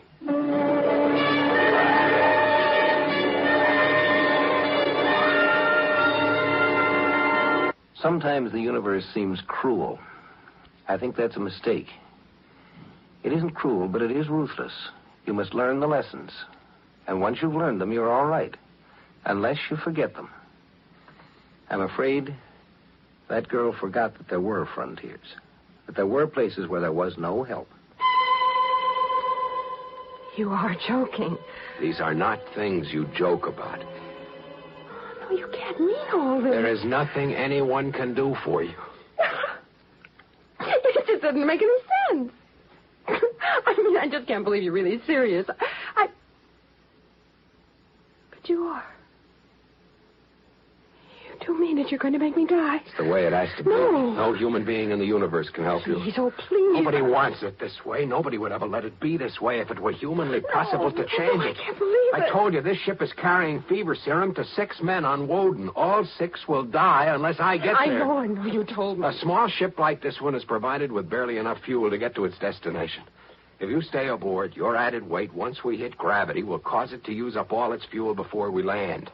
That means, in simple terms, you and I will die and 6 other men will die waiting for the serum. Is that it? That's it. Just that? We don't have enough fuel? Yeah. So I must die alone or take 7 other men with me? That's how it stacks up. And nobody really wants me to die? Nobody does. Well, maybe I mean, are you sure nothing... Nothing can be done for you. I just can't believe this is real. Less than an hour ago, I was a passenger on the Stardust. Now I'm on this ship, and I'm going to die, and nobody cares. That's not true. We all care.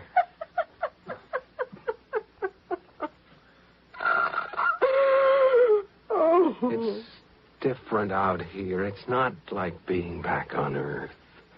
I'll never see Mom and Daddy again. I'll never see Jerry. I'll never see anything again. Hasn't your brother ever written to you? Yes. What did he talk about? Things. I mean, well, all the things he was doing and how much he wanted to see us all again. Didn't he ever tell you about frontier law? What? Look, out here we live by a different set of values. I don't know anything about frontier law. You ignored a warning. Out here you can only make that mistake just once. Oh, a lot of mistakes have been made. And a lot of men have died making them. I don't know what you're talking about. I don't know about frontiers. I don't know about fuel or what was going to happen to me. I don't want to die. Why should I have to die? Just because I wanted to see my brother. What's the use of trying to make her understand? What do I do? Quote the regulation tour, paragraph L, section 8, interstellar regulations. Quote, any stowaway discovered aboard an emergency dispatch ship will be immediately upon discovery jettisoned into space, period, end quote. And what good would it do to her anyway? Okay, so H amount of fuel will not power an EDS with a massive M plus X safely to its destination. How could she understand that? Look at her. 18 years old, brown curly hair, blue eyes, weight 110 pounds. And to me, she's just the unwanted factor in a very cold equation.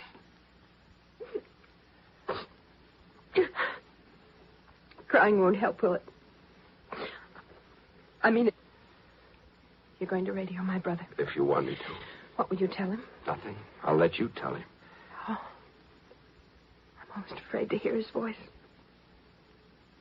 You make him sound so near to me. And all the time he'll be so far away. Just a voice. That's all he'll be, just a voice. I'll call him anyway. All right. Yes. Warden, EDS 34G11, emergency. Come in, Woden.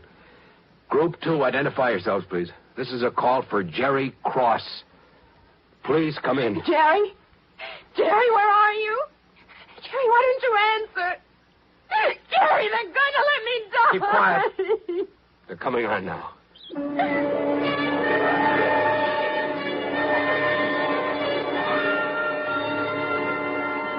Whatever happens, a man will always try to find some way out, even when he knows it's impossible.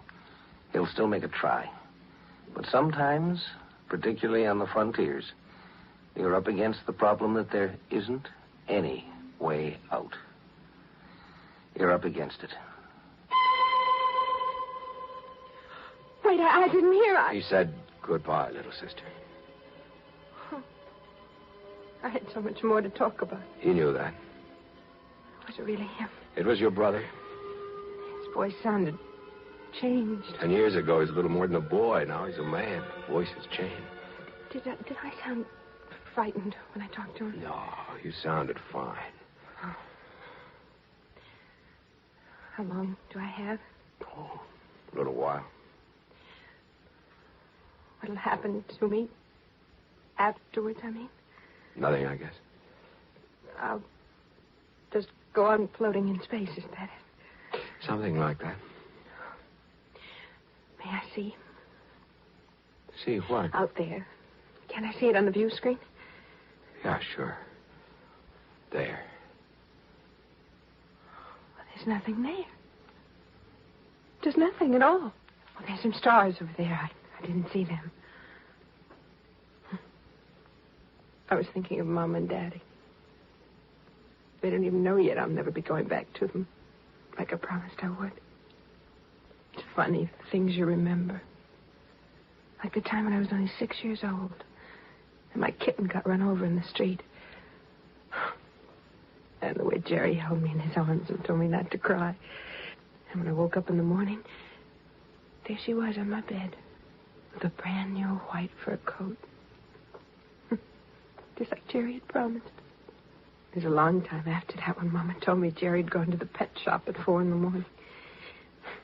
He got the man out of bed and told him if he didn't produce a white kitten, somebody's neck was going to be broken. So the man found a white kitten for me. You'll be gone soon. The little hand on that gauge will go back to 0 and the equation will be balanced again. Is it time yet? What? Is it time yet? Time? For me. Almost. How will it happen?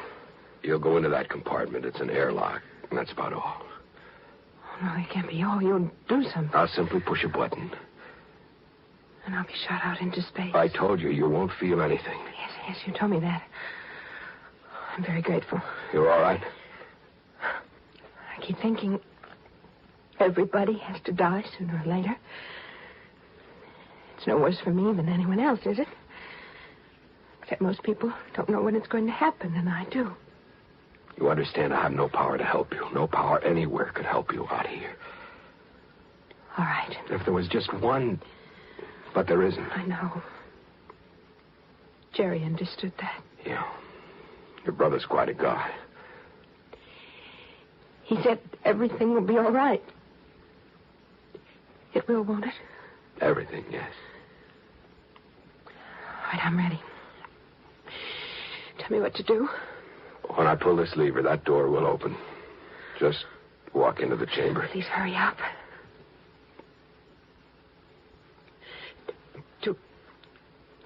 Do I walk in now? Yeah. It's cold in here. Yeah, I'm sorry. It doesn't really matter. Goodbye. You've been awfully kind. Goodbye, honey.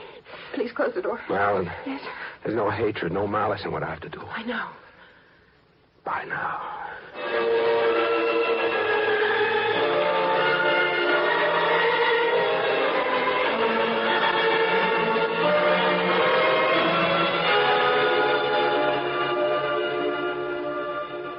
EDS 34G11, calling Group 1 on Planet Woden. Come in, please. I'm landing in just 10 minutes.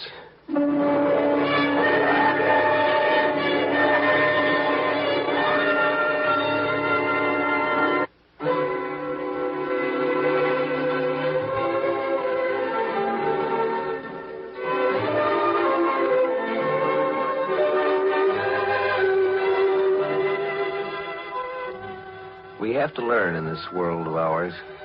And some of the things that we learn make us feel that we're real tough and real strong, and boy, we can take it. Next time, we've got a story about a kid who was sure he was tough. A real tough guy. Until he ran up against some people who were in the business of learning things.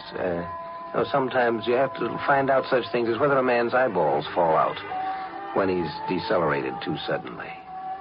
These men aren't tough. They're just curious.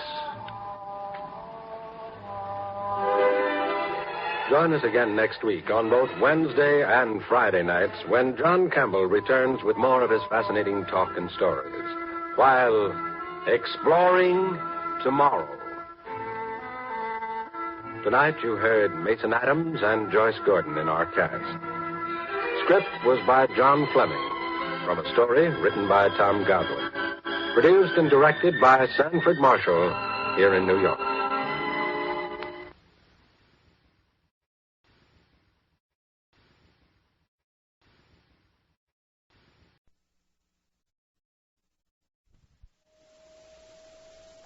The program you are about to hear is largely fiction, science fiction. We make no guarantees, however, how long it will remain fiction. Exploring tomorrow.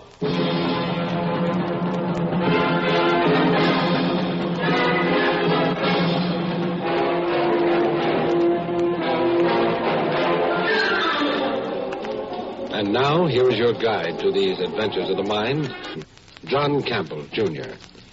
The philosophers down the ages have hassled a long time and with many words about the good, the true, and the beautiful. The true, well, that can be defined pretty objectively. But there's a peculiar thing about beautiful. What is beauty? And in whose terms? Makes it difficult.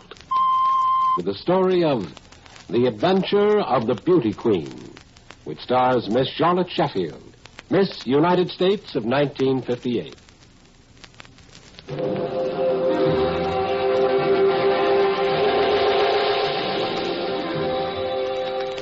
Beauty is a much more complicated problem than the question of truth, actually. A truth is an eternal thing. If it's true, it's true, and that's that. But beauty is appropriate. It changes as the situations change. It changes with time. I wonder how our own concepts of beauty, that is, our human race's concepts of beauty, will change as time goes by. Let's suppose that a famous young woman of our time, Miss United States, if you like, is awakened in her sleep by an alien presence, a strange force she feels but cannot see. It's something she knows is there.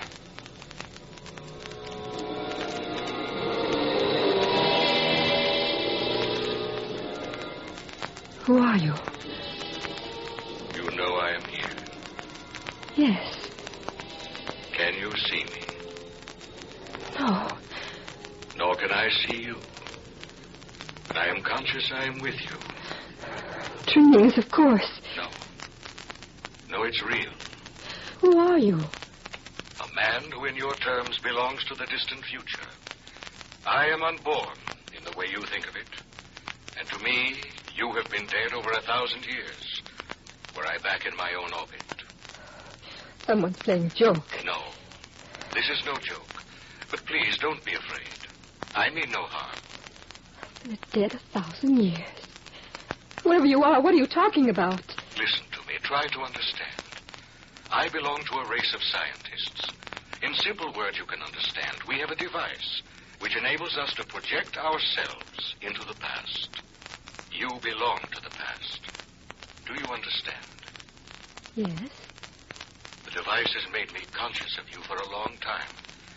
I have used it to explore the past, and in these explorations, I have searched for the highest form of human beauty. How do you know whether or not I'm beautiful if you can't see me? The device tells me you're beautiful. Beauty, real beauty, is a force that transmits itself, that can be picked up by a form of radar. Please understand, I am only using terms I think you can follow. In my own orbit, I would not even talk to a child in such simple terms. Go away. Please go away. I can't. I'm in love with you. What? In love with you. In love? Yes. Oh. Very much. Is it funny? Oh, yes. I don't think it is. But it is. Do women of your time always laugh at a man's love? Oh, don't be silly. I wasn't laughing at you. Well, then at what? I just thought it was very funny. The idea of your being in love with a blip on a radar screen. After all, that's about what I am to you, isn't it? Oh, no. It must be. No. The radar screen, as you call it, simply picked you up, pointed you out to us. Us? My associates and I. Oh. I felt very strongly drawn to you. I convinced my associates to conduct further experiments, actual contact with someone out of the past. You. I had to know you. I had to come into orbit with you. Look, don't you think this joke has gone far enough? Well, I told you this is not a joke. Of course it is. Well, you know better.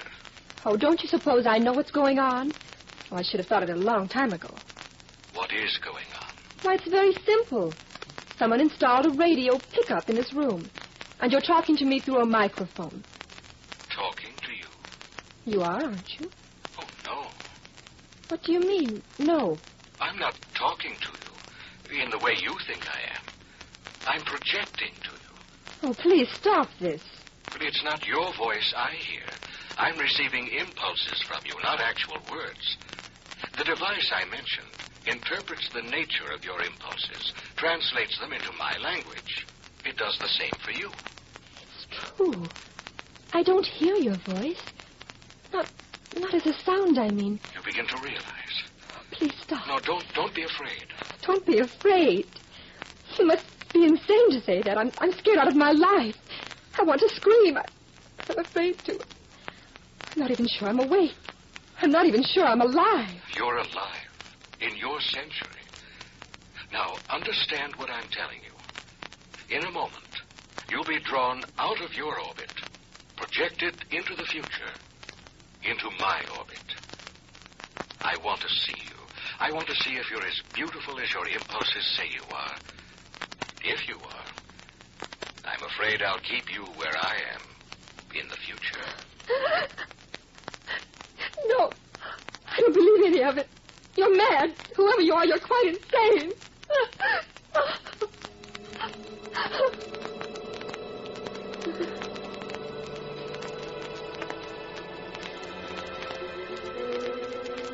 Are you receiving me?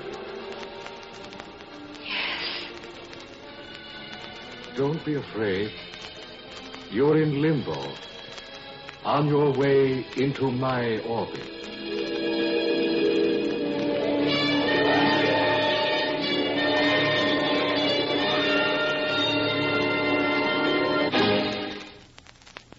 Exploring Tomorrow continues in just a moment. All of us, as American citizens, believe in our inherent liberties and freedoms, such as the freedom of the individual to choose and elect his own national representatives.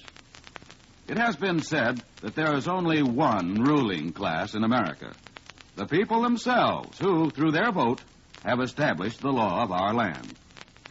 The real importance of this freedom depends on our accepting the responsibility not only to know what we are voting for or against, but also to choose our leaders for the best interests of the nation.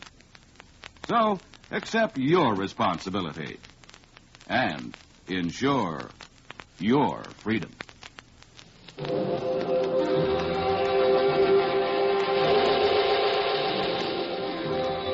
Of all things men have discussed and considered today, time is the one of which we know least. We know how to travel in space, and recent physical work has indicated that actually things can travel backwards as well as forwards in time, but we know nothing about it. And one of the things that would be strange on this, how long does it take to travel through time? When you are traveling through time itself, how long does it take to go from now to then?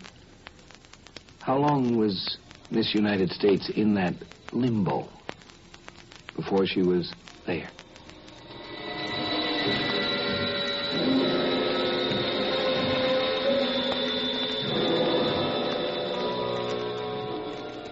I am talking to you. I am projecting to you. Are you receiving me? Yes. Are you afraid? A little. Not as much as you thought you'd be. No. Have you any idea of where you are? I'm in a room. That's all I know. I'm in the next one. We're on the 500th floor of the Institute of Technical Research in the city of Columbia. In your century, I believe you called it Washington. Washington? You understand, this is America. I'm glad to hear that, at least. Yes, I can see it relieves you. You can see me? Very clearly. And am I? Are you what? Well, what you expected me to be. To some extent. Do you find me unattractive? Alien. Alien? Different. Yes, I know the meaning of the word. At first, I was conscious of a sense of shock when I first saw you. At least you're frank. Well, I'm a scientist. Do you find me ugly? I said alien. Of course, I knew you would be. I didn't expect you to measure up physically to our standards. The human form has improved a great deal since your century. But why? Was there a reason? Man-made reasons. Can you tell me? Well, it began with interplanetary wars conducted by the nations of the world. The struggle to build empires in outer space on other planets. When was this? Oh, not in your century. You saw only the first feeble attempts to explore space. Yes, I suppose our attempts are feeble. Well, the interplanetary wars did a great deal of destruction, particularly on this planet. Precious documents, books, records were lost. But there was another result. The atmosphere of the Earth became charged with radioactive matter. For a while, it looked as though the human race would become extinct, but it didn't. The human body acclimated itself to new atmospheric conditions and flourished again. But by that time, our physical form had changed. It changed for the better. And today... Go on. Well, today, the human form is the most beautiful creation has ever seen. And by your standards, I am something of a shock to you. Your physical form was, at first, yes. Am I very different from the women here? Very different. To you, they're beautiful. They are beautiful. Would I find them attractive? I don't think so. I might. Oh, no. Why not? If they're so beautiful, I mean. Well, your conception of beauty is not ours. I understand that, but... But what? I don't know. I was going to say that beauty is beauty, but that wouldn't make any sense. No, the concept of beauty is what matters. But you said beauty is a force. It radiates. The inner beauty radiates. I understand that, too. Well, how do you think of the universe? Oh, I think I associate it with God. Identify it with the divine mind. I'm surprised. The universe is a reflection of God. Now I begin to understand why, in spite of your physical form, your beauty reached me. And it has nothing to do with your looks. I wouldn't be very gracious if I didn't say thank you. I'm going to keep you here, you know, if I can. I don't think you quite mean that. I mean it in every sense. I want you now to remember what I've said about the change for the better in human form. I'm going to open the door to your room and come in. Now, please keep in mind that I do not look as the men of your century looked, but also remember that here I'm supposed to be a reasonably good-looking fellow. I would like to see you. Well, you will in the next few seconds.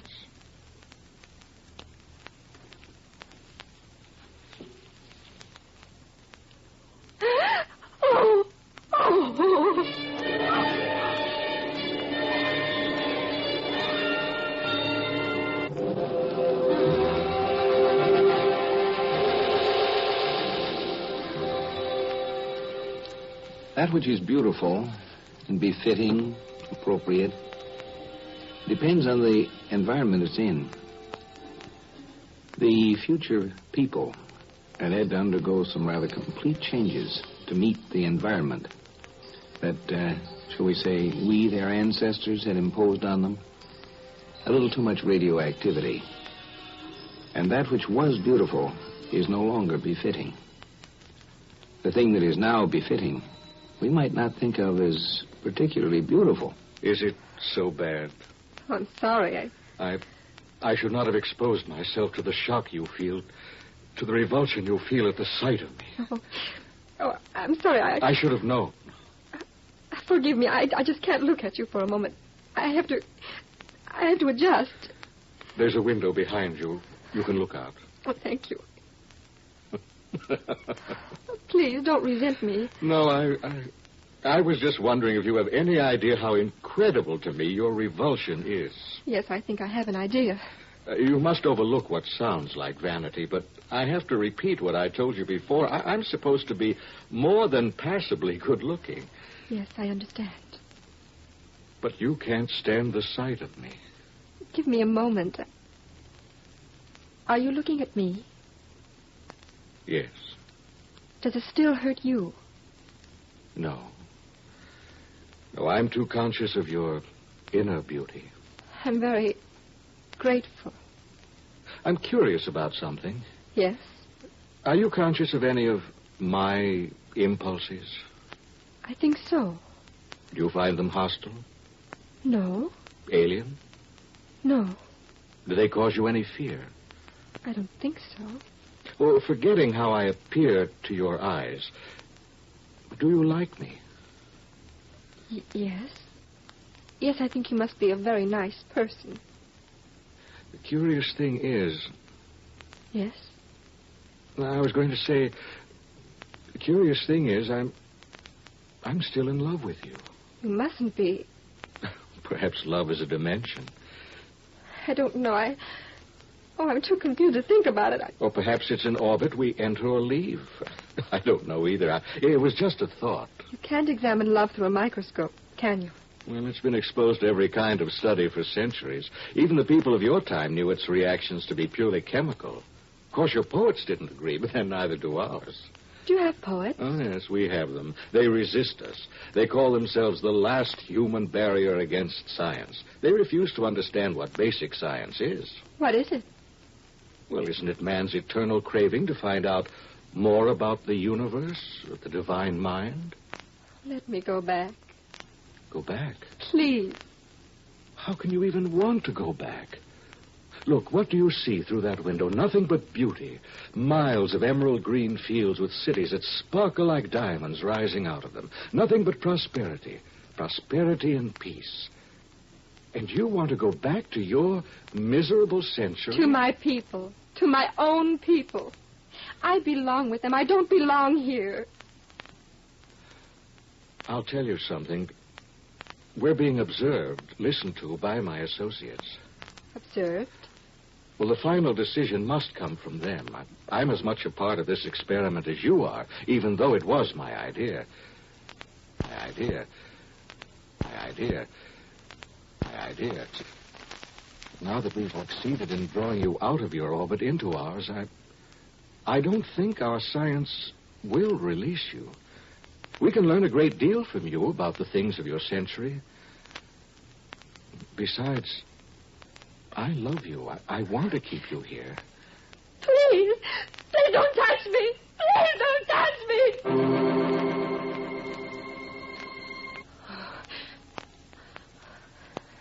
Dream. That's all it was. It's all it was. It couldn't have been anything else. It couldn't have been.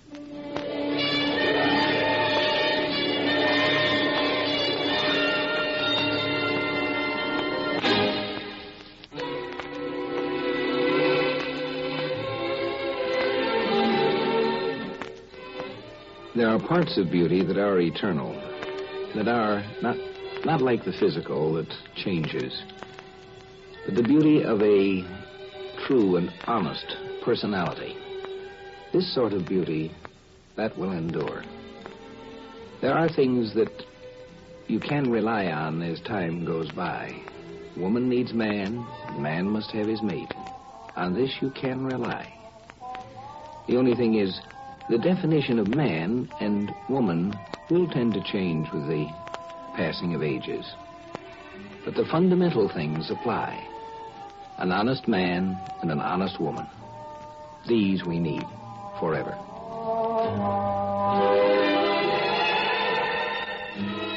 Join us for a fascinating adventure in Exploring Tomorrow. Heard in our cast tonight were Brett Morrison and the real Miss United States of 1958, Charlotte Sheffield. Script was by John Fleming. Produced and directed by Sanford Marshall here in New York. Guy Wallace speaking.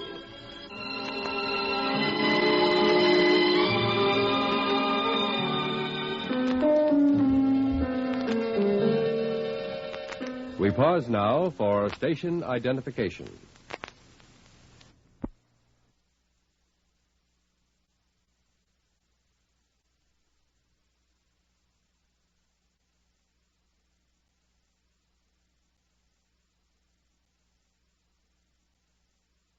Exploring Tomorrow.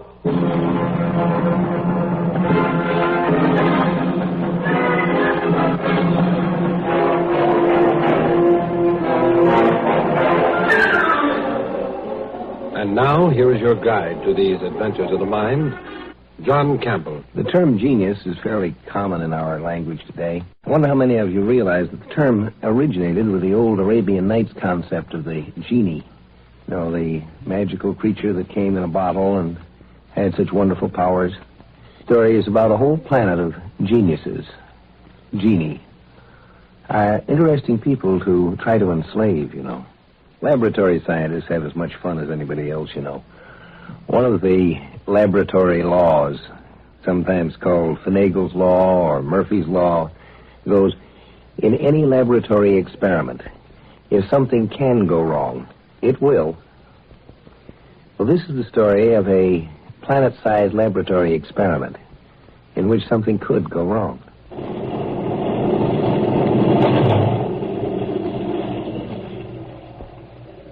Professor Heim to His Excellency Marshal Gorham. The ship is now in orbit about the planet of destination. Good. Good. Have a lifeboat prepared for descent with an invisibility screen. Yes, Your Excellency. How many crewmen will you want to take along? None. There'll be just myself and you, Professor Heim. Sir? You, the Marshal, landing on a barbarian world without even an escort? I'm begging your pardon, sir, but... Do you mean that the Grand Marshal of the Galactic Imperial Armed Forces can't carry out an undercover inspection on a backward planet without a dozen Marines clanking in his wake? No, sir. No, sir. And please remember that the people down there have no weapon more powerful than a bow and arrow. Whereas I will be carrying a nuclear blaster under my coat. Yes, sir. Of course, Your Excellency. And while we are down there on that planet, Professor Heim, stand by for possible action. We may have to bombard the place with cobalt missiles. Wipe all the life off it. Sterilize the entire planet, sir? You heard me, Professor. I said we may have to. Not that we will. It depends on what I find down there. That peaceful, primitive world may turn out to be just another stupid scientific experiment. Or it may turn out to be the worst danger the Empire and all its stars have faced for 1,000 years. Now, I want you, Professor. I'm in my office at once. Over. Yes, Your Excellency. Over and out.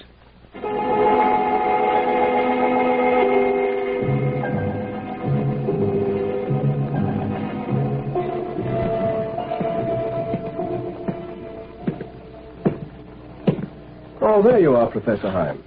Yes, Marshal Gorham, here I am. You've arrived at your experimental planet. I know. I was just watching it float there among the constellations. I don't know a more beautiful sight in the universe. Well, break out the native costumes for us, too. We're going down. At once? I am a military man, Professor, not one of your psychologists.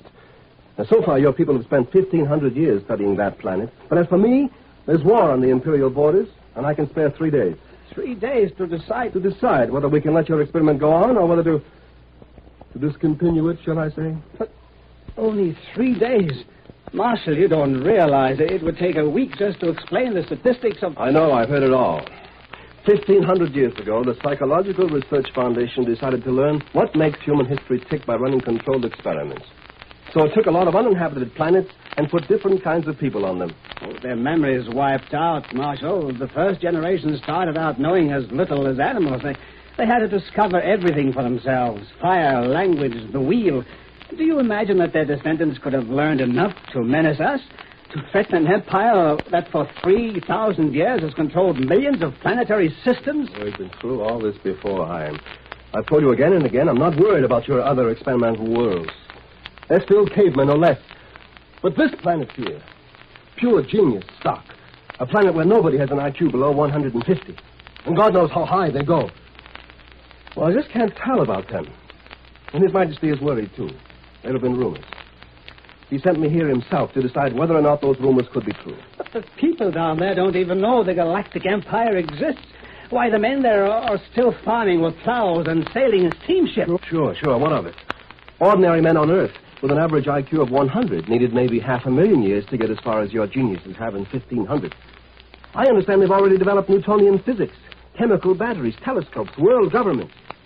At that rate, they'll be visiting the other planets of this system in 50 years. They'll reach the stars in a century, and then they'll be loose in the Galactic Empire. Do you think they'd fit tamely into the caste system, like good subjects of the Emperor? Why, they couldn't even if they tried. They'd produce a new invention and a new philosopher every day. And that would mean the end of stability, and that, Professor, would mean the end of the Empire. So you say, but you're a soldier. You don't understand. Yes, I know. I'm a dirty militarist who can't see past the end of my own guns. All I'm good for is killing, huh? And you're a noble intellectual scientist. Yeah.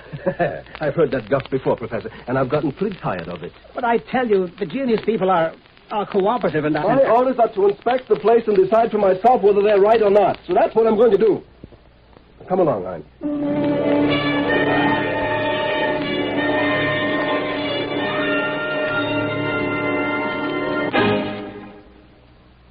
Exploring Tomorrow continues in just a moment.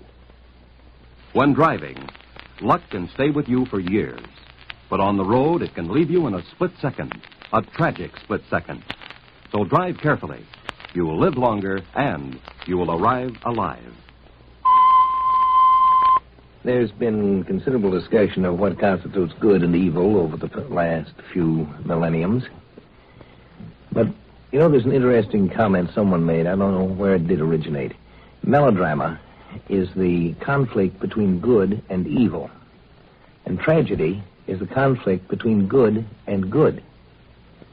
When two good men, each with a good point to make, get into conflict, that's where real tragedy starts. All right, Professor. I've got the lifeboat into the atmosphere and leveled off. So where do I head now? Hi. Wake up, you wool-headed dreamer. I'm sorry, Marshal. I was thinking, looking out the porthole and thinking. What about? How lovely the sky is. So blue. And the land below, mountains and forests and hopeful young farms. Oh, no, a poet yet. Well, I'm thinking about my job of inspection. Where shall we go? Fly northeast for 700 kilometers and you'll find this planet's largest city. It's also the capital of the world government. That'll do. I should be able to observe a pretty good cross-section of the genius race. Do you seriously believe you can decide the fate of an entire world on the basis of what you see in one city? How do you expect to learn anything, even there? You don't speak any of the local languages, not even the international one that developed. You'll talk for both of us. We'll claim to be visitors from a long ways off, the opposite hemisphere. We'll just wander around town for a couple of days, and I'll get the feel of the place. You mean you decide whether these people live or die just on the basis of a hunch?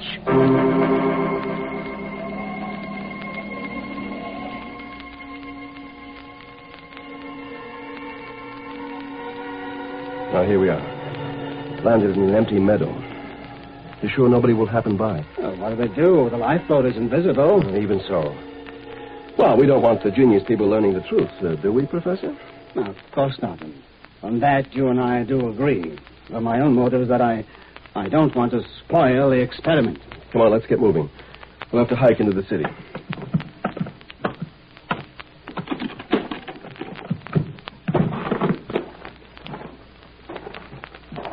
Oh, it's nice outdoors. Sunshine. I don't know when I last breathed air that didn't come out of a tank. And you turn all this into black radioactive ash. Come on, I said. Let's start walking.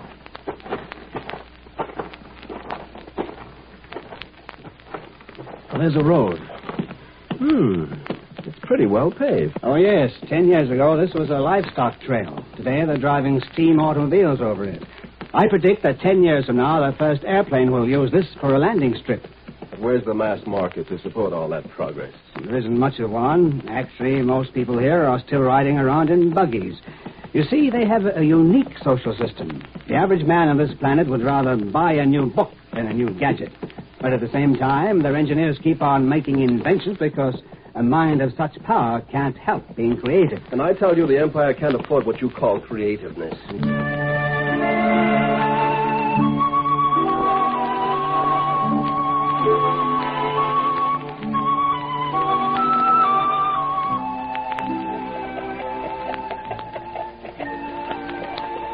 So this is their biggest city. Right. There are about 1 million people in it. You call that a city? Considering the small population of this world, yes. It's backward, all right. Carts pulled by animals. Water pumped by windmills. Bearded men in clothes of vegetable fiber. Wood and plaster houses. Gas lamps. That's what I keep telling you, Marshal. These people aren't demons. They're as human as you and I. They're born the same way as us. Grow up, learn, love, laugh, weep, and die like human beings anywhere in all space and time. They simply happen to be more intelligent. Let them live. 70 generations ago, they were savages. They didn't even know how to chip a flint. And now they've come to this. Yes. Our observers mingling with them in disguise have already learned more about historical dynamics than... Oh, sure, this city is still primitive. But in another 100 years, they have schools, laboratories. They don't frown on artists and scientists and philosophers. They glorify them. So, in 100 years, they'll be out among the stars. And we don't dare allow that. But they won't, Marshal. Not necessarily. If only you'd let me show you the economic data. For instance, the great uninhabited spaces they still have right on their home planet. Shut up, I'm thinking. Thinking? I doubt if you're able to. What did you say? Nothing. I have a knife, Grand Marshal Gorham. You don't know that, do you? You think I'm just another ineffectual little dreamer, don't you? Well, you may find out different.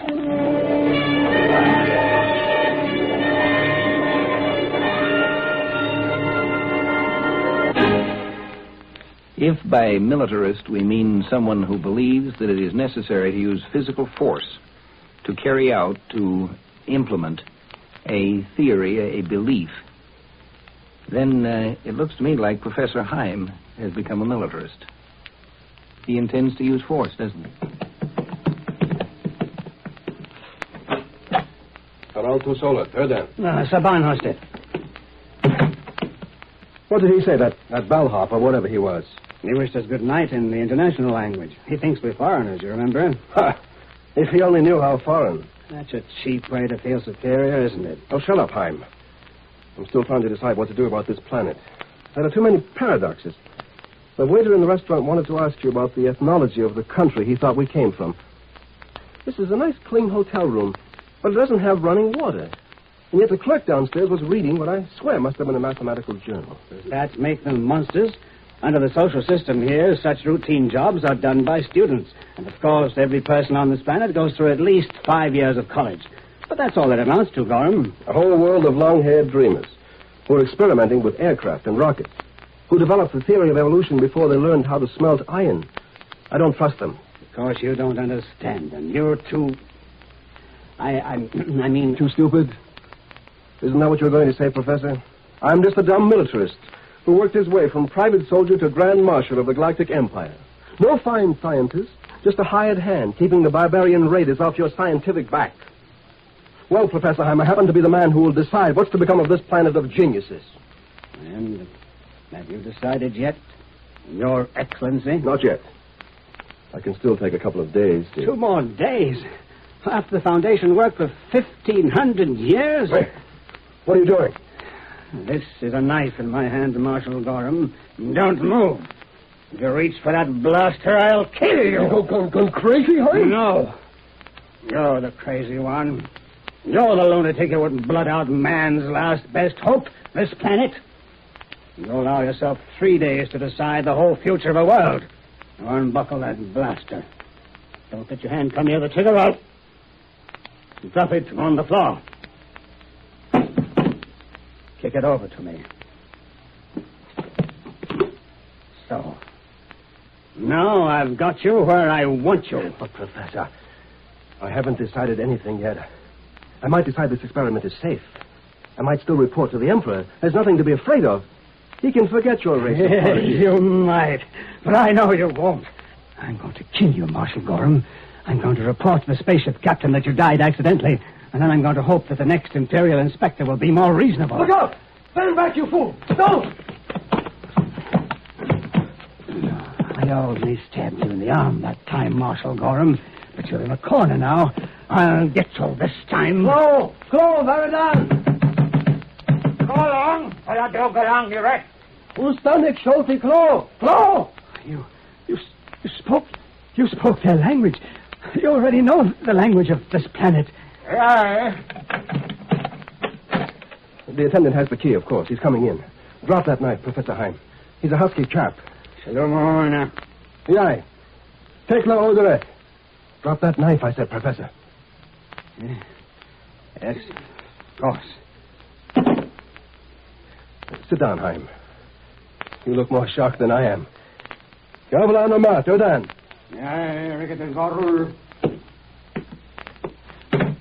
He's gone after the first aid kit for me. Not that you hurt me seriously. I'm sorry. It doesn't matter. And you're a native of this planet yourself. Yes. I was born here, though I've lived most of my life out in the Empire. We thought we were keeping a planet full of geniuses in ignorance. How long have you known? We began to suspect the truth 500 years ago. And we discovered that all life had evolved from lower forms, but couldn't find a subhuman ancestor for man. And finally, your disguised observers were identified. We even used blind man techniques to spot those wearing invisibility screens. Did you really expect you could go on fooling a race with twice your brain power? Well, we thought so. Yes, I suppose it was foolish. Some of us wormed our way into space as stowaways are in disguise, that sort of thing. People here live quietly, so as not to give the show away. We don't tell our children the truth till they're old enough to keep up the pretense. But meanwhile, for the past 300 years, our agents have been out in the Empire, learning everything you know, posing as citizens, working up into the key positions of your government. We can do that by sheer merit. Yes, obviously you can become imperial marshals. Quite. And when the Emperor got suspicious, he sent me, his trusted soldier, a notorious anti-intellectual, to check up for him. Naturally, I was going to give this planet a clean bill of health, but I had to string you along first to make it look good. Evidently, I put on a better act than I had planned. And now that I know your secret? I'll have to report that you were accidentally killed here, Professor. But don't worry. All you have to do is spend the rest of your life here as one of us. I don't think you'll mind that. Oh, no, not personally. I'd enjoy it. I used to envy the people on this world. But when your race, when you've completely taken over the Galactic Empire from within, what do you plan to do? Well, we'll remodel it, shall I say. I'm afraid you wouldn't understand exactly what we intend to do. It's a little beyond your grasp, but it will be for the benefit of the ordinary galactic citizen, too. The poor, backward, benighted galactic empire.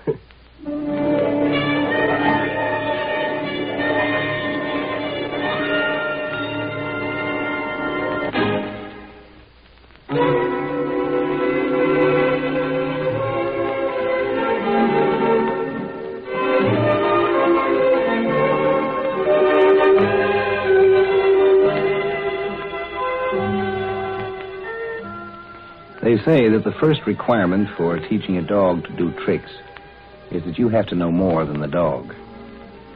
If you want to teach a planet full of geniuses to do tricks for you, first make sure you know more than the geniuses. You can enslave some kinds of entities, but you can't enslave, you can't impose on entities who are more intelligent, more thoughtful, more wise than you yourself. What will happen is they'll turn out to be helping you in disguise.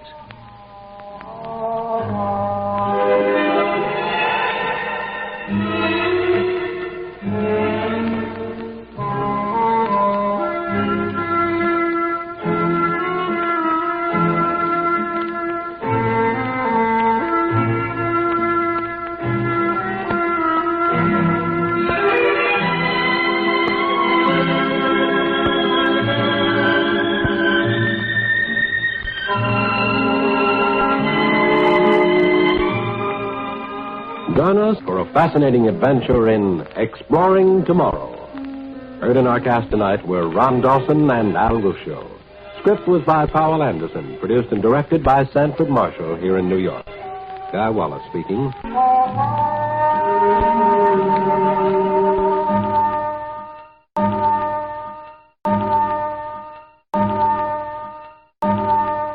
Exploring Tomorrow.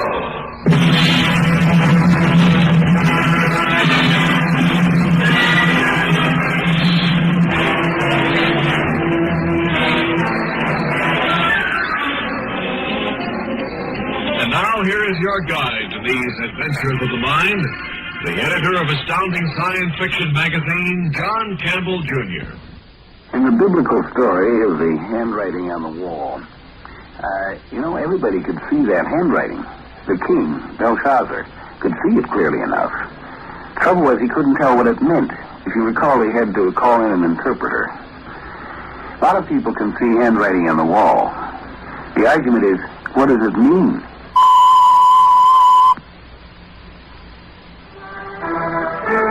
The thing that makes reading that handwriting on the wall so difficult many times is that the message is one we don't want. We don't want to be able to read.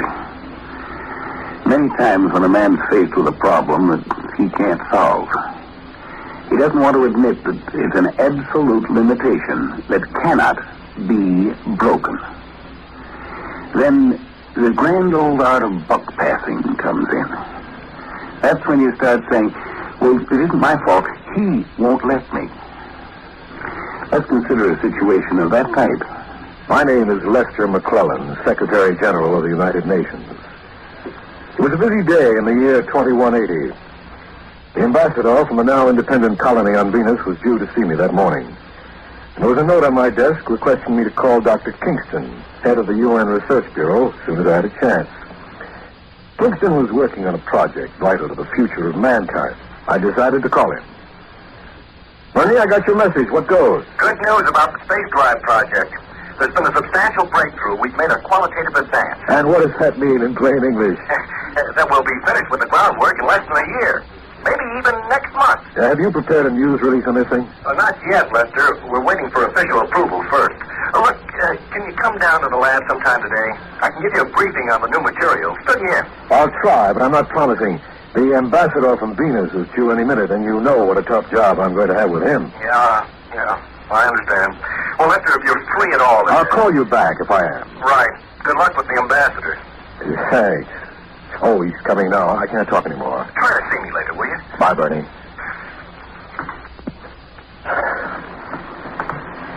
Secretary General McClellan, I'm David Rockwood, Art Secretary of Venus Central Council. How do you do? Won't you be seated, Mr. Rockwood? Thank you. I'm happy to welcome you back to the planet of your ancestors. Is it your first visit to Earth? It is. I wish I could hope that you'll enjoy your stay here, but I can't do that, can I? Anyway, we're very happy that the Outworlds agreed to send an observer to the Earth. We have a major problem here, Mr. Rockwood. We think your worlds can help us. Of course, you're familiar with the text of the General Assembly resolution. Of course. The three governments of the former Earth colonies of Mars, Venus, and Callisto have sent me as their representative. The space travel is not cheap, you know. We saw no need of 3 observers when one would do. Yes, I see. I've arranged for you to have a brief guided tour of parts of the Earth to illustrate our population problem. Very well. We've agreed to reserve decision until we've seen Earth. We can begin our tour now, if you like.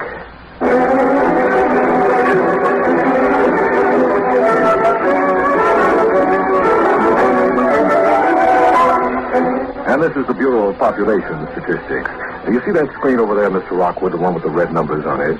It's the up-to-date record on Earth's population. Every birth and death is automatically fed into the main computer channel as soon as it's known, and within an hour it's registered up there. 13,762,312,000. The last column doesn't stay still long enough for me to read it.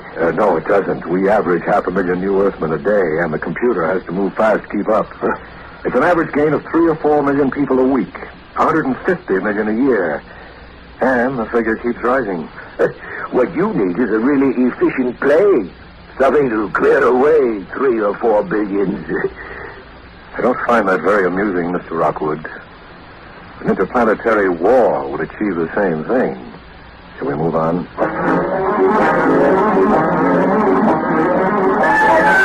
Down there you see New York City. Population 15.5 million. Incredible. One long stretch of buildings. Well, the largest city on Venus is only 200,000 people. I can remember when we still had trees in New York. Not anymore. Wood is a luxury on Earth now. And so is living space. Where do you expect to put the billions you're figuring on in coming years? I wish I knew. We're converting Mars and Venus and Callisto into livable worlds, but the rest of the planets are impossible to convert. We need population relief in a hurry. Meaning emigration to Venus, Mars, and Callisto? Yes. If you will permit us to send more settlers to the planets We built and colonized. Oh, come now. Do you really think we owe you the right to send the overflow to us? Let's finish the tour. We can discuss possible arrangements later. You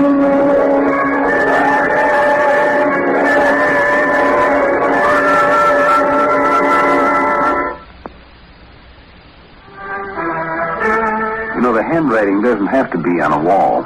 Sometimes it can be on the face of a computer, as it was this time. But the handwriting was there. But now, what is the meaning of this handwriting? Does it mean the colonists should allow Earthmen to move out? Or does it maybe have some other meaning?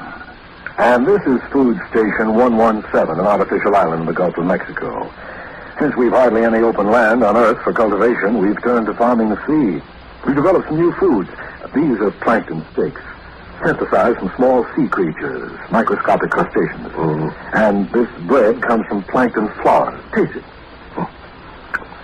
Well, it's not very tasty stuff, is it? No, it isn't. But half of Earth's population knows no other food. It's nutritious, and the supply is practically limitless. And we can't spare land for grazing animals. The only ones left are in the zoo. Care for another slice of steak? No, thanks. No, thanks. This one will do very well. May I have something to drink, please, to wash away that taste?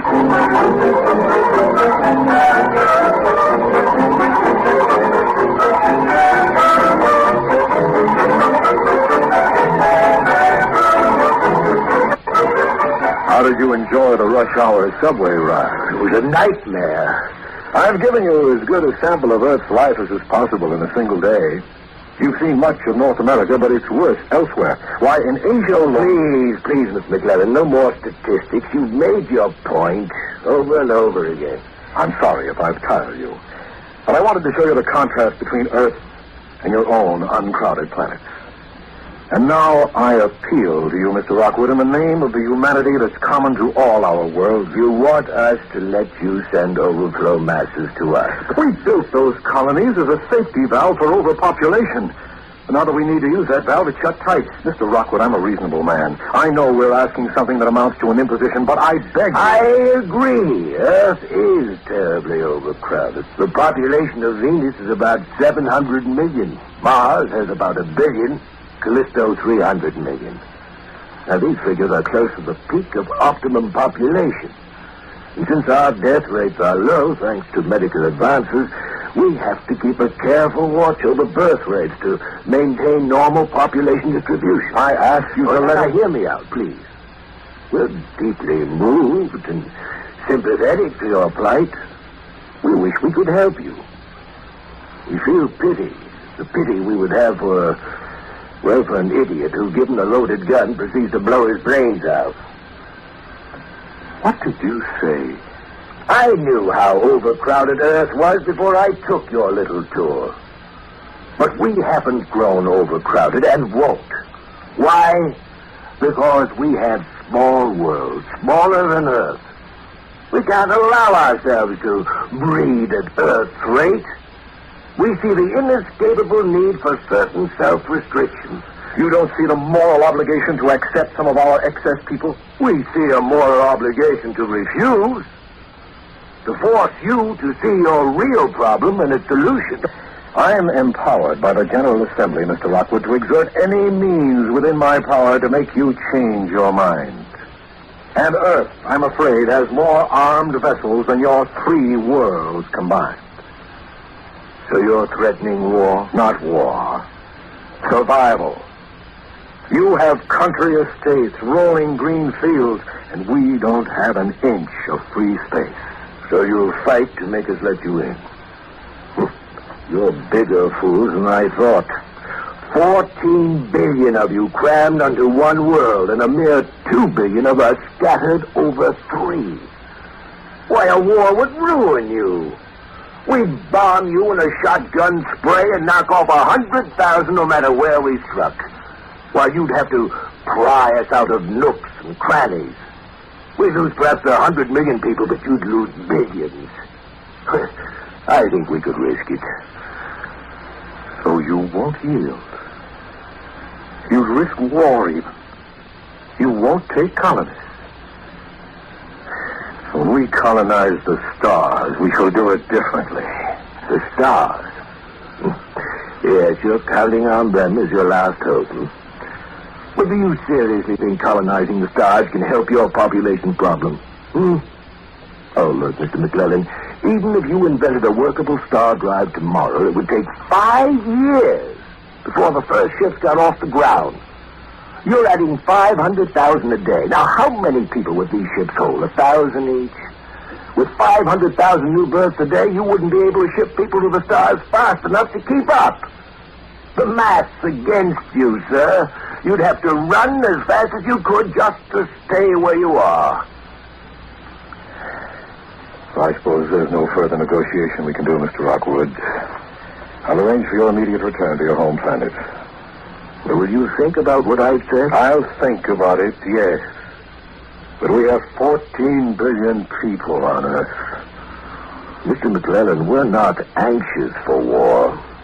But your threat doesn't scare us either. We'll fight to defend our way of life. And we'll win, sir. Good day, Mr. McClellan.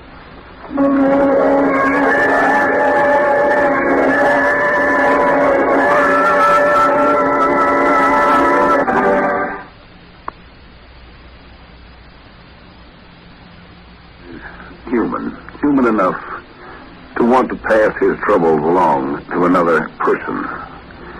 In this case, he wanted to make it that his troubles were because the colonists wouldn't let people emigrate. That wasn't the trouble. The trouble was emigration had become impossible. And that was the thing that he had to accept. And like the king in the biblical story, he didn't want that interpretation of the handwriting on the computer.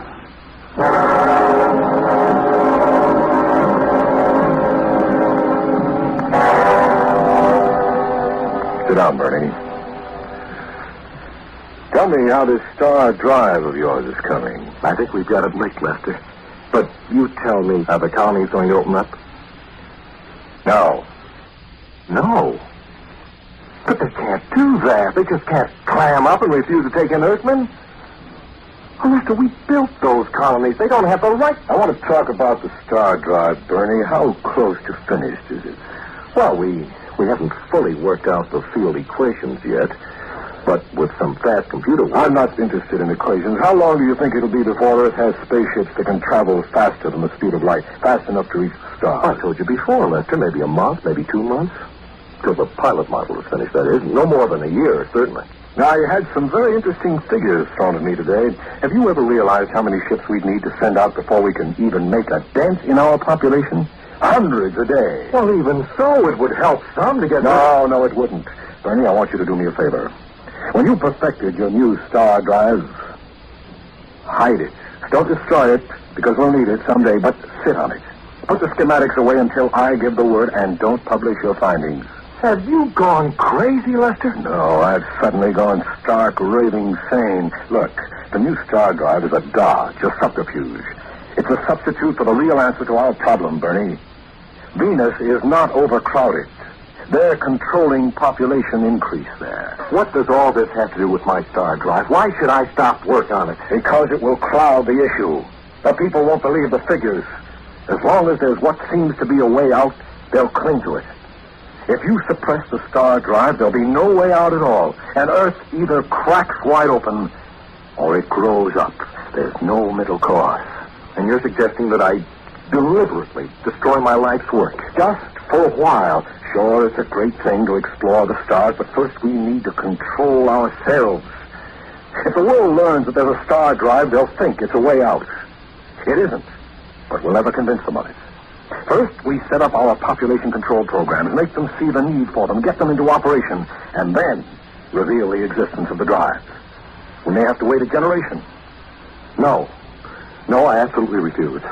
You can't meddle with science this way, Lester. Research must continue. If you interfere with me this way, well, I'll have no choice but to resign. Your resignation is accepted, Bernie. Effective immediately. What? But I only meant that if... I'm sorry, Bernie. So you're actually fine, if you want to call it that. You don't want to understand how disastrous it would be to continue work on the star drive. Okay. Your successor will be a man who will understand such things. Maybe he won't be as gifted as you are, Bernie, but that's all right. The stars can wait. Lester, you can't fire me like this. So cold-bloodedly, so ruthlessly.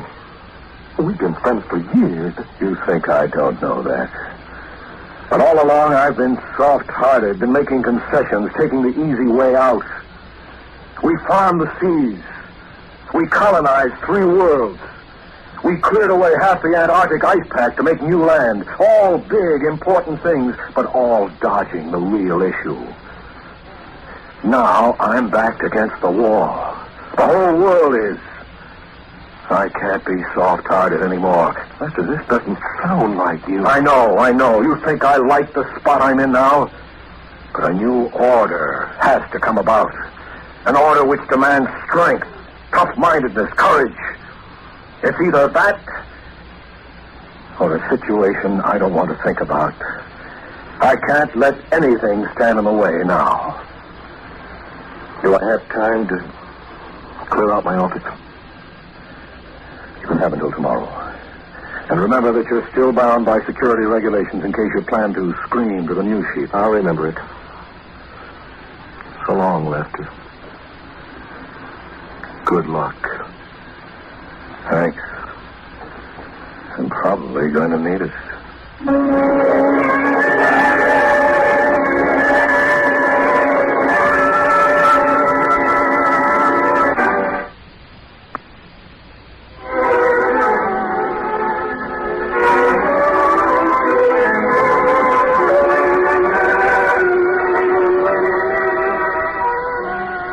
You know, there are limitations even to what science can accomplish, the highest technology.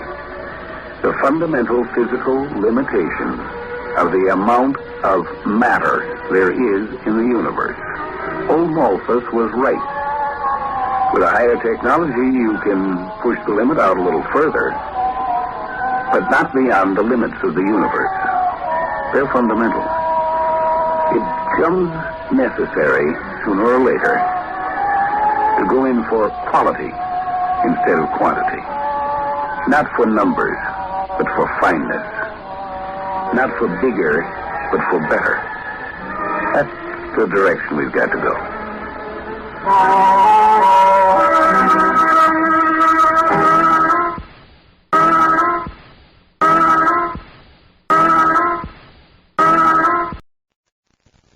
The program you are about to hear is fiction, science fiction. We make no guarantees, however, how long it will remain fiction. Exploring tomorrow.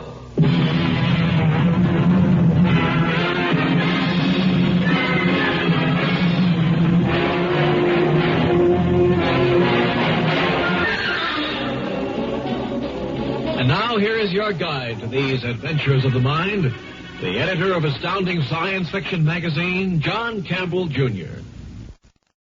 Let's consider the proposition that interplanetary spaceflight has become a commercial proposition. There are regular liners running between the planets. And the Martian Queen, we'll say, is such a liner. A spaceship making a short-run orbit from Mars to Earth. This time she's carrying 150 passengers and a crew of 30 or so. She made a long, uneventful trip from space, and now she's approaching the last leg of her voyage, the deceleration for landing. Your attention, please. Throughout the trip, artificial gravity has been maintained by spin around the long axis of the ship. In 3 minutes, the gyros will begin to slow the spin. We have to stop the rotation around the axis of the ship in order to apply thrust along it. Please get into your bunks and fasten your safety belts. At the appointed time, gyros cut in, slowing the spin on the ship. When the rotation had stopped, the skipper of the Martian Queen and his navigator were ready to begin the actual landing. How's our course, Larry? Dead on, Captain Daring. We're approaching Earth a little over 60 miles per second. I need to land at this speed. How much time do we have? 15 seconds. The rocket tubes are aligned properly with respect to Earth. The timer is set. Ready? Strapped in and ready. Keep her on automatic till the last 5,000 feet. I'll bring her down from there manually. Right, sir. There she goes.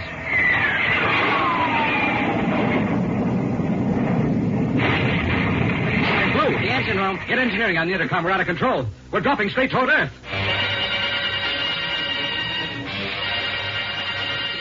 The Martian Queen had been heading towards White Sands Spaceport. And as a matter of course, the radar teams at White Sands had been alerted for the landing. They had the ship pinpointed in their screens, and when the Martian Queen stopped decelerating, they knew there was something wrong. The major in charge of Control Tower 1 put in a fast emergency call to the commanding officer of White Sands Spaceport. General Stanley speaking. What's that, Major? The Martian Queen. Where? Yes, I understand. All right, get all data you can on her. Now, keep the radar tracking as long as possible and try to compute an orbit. I want to know where she's going to hit. And get a tight beam communications line to that ship. I want to speak to Captain Deering personally. Yes, Major, I'll be right over.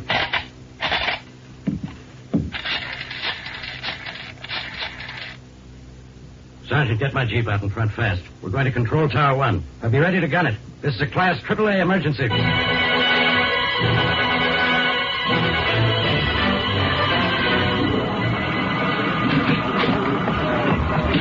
And, Major, have you made tight beam connections with the Martian Queen? Yes, sir. Good. Now, I'll take the microphone. Hello, Captain Deering. This is General Stanley at White Sands. Can you hear me? This is Deering. You're coming in fine, General. What the devil happened up there? Explosion in the engine room. Don't know what caused it. 4 men dead and the rocket troops are gone. What about the main converter? Almost completely gone. It's one that didn't blow into fragments when it went. There's plenty of heat radiation. The engine crew must have died almost instantly. Well, what about these secondary converters? Nothing left of them but molten metal and slag. You've got no way to slow down the ship or change its course? No way whatever, General. Our only hope is that we don't hit Earth. If we are on the collision course, we're finished. I know. Let's hope you go on past Earth without hitting it. Now, we have a radar fix on you, but it isn't accurate at this distance. Now, get your navigator busy. And we want your coordinates and velocity as close as you can figure them. Oh, keep this line open. I'll call you as soon as I can get more information. Right. I'll get Blevin busy on those figures. Over. Over. Oh, Major. Yes, sir. Keep that line open no matter what happens. As soon as Captain Deering gives you those figures, have them coded and put through the big computer. Try to get a closer radar fix and put that data through the computer, too. I want an orbit on the Martian Queen that's as close as skin. You got it? Yes, sir. Good. And keep this whole thing quiet. Nobody is to know that the Martian Queen is in trouble till I've notified the Secretary of Special Affairs in Washington. Meanwhile, I'll have to use your phone.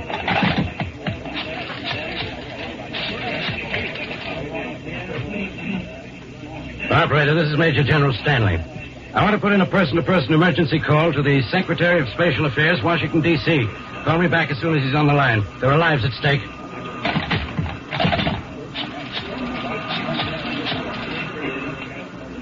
Hello, experimental station. General Stanley here. Now, let me talk to Colonel Ashmore. I don't care what he's doing. Get him on the phone. Colonel Ashmore, Stanley. What's the top acceleration of that new experimental job? That's right, the XV-19. Good. I want you to have it loaded, primed, and ready to go within 10 minutes. Emergency. I'll say it's an emergency. I want you to move faster than you've ever moved before. I want the XV-19 rocket out on the launching pad and ready within 10 minutes. Now, that's an order. And keep this under your hat. If a word of this leaks out or if that ship isn't ready to go on time, I'll see to it that you never wear those birds on your shoulder again. Now, is that clear? Good. Keep your line open for further orders.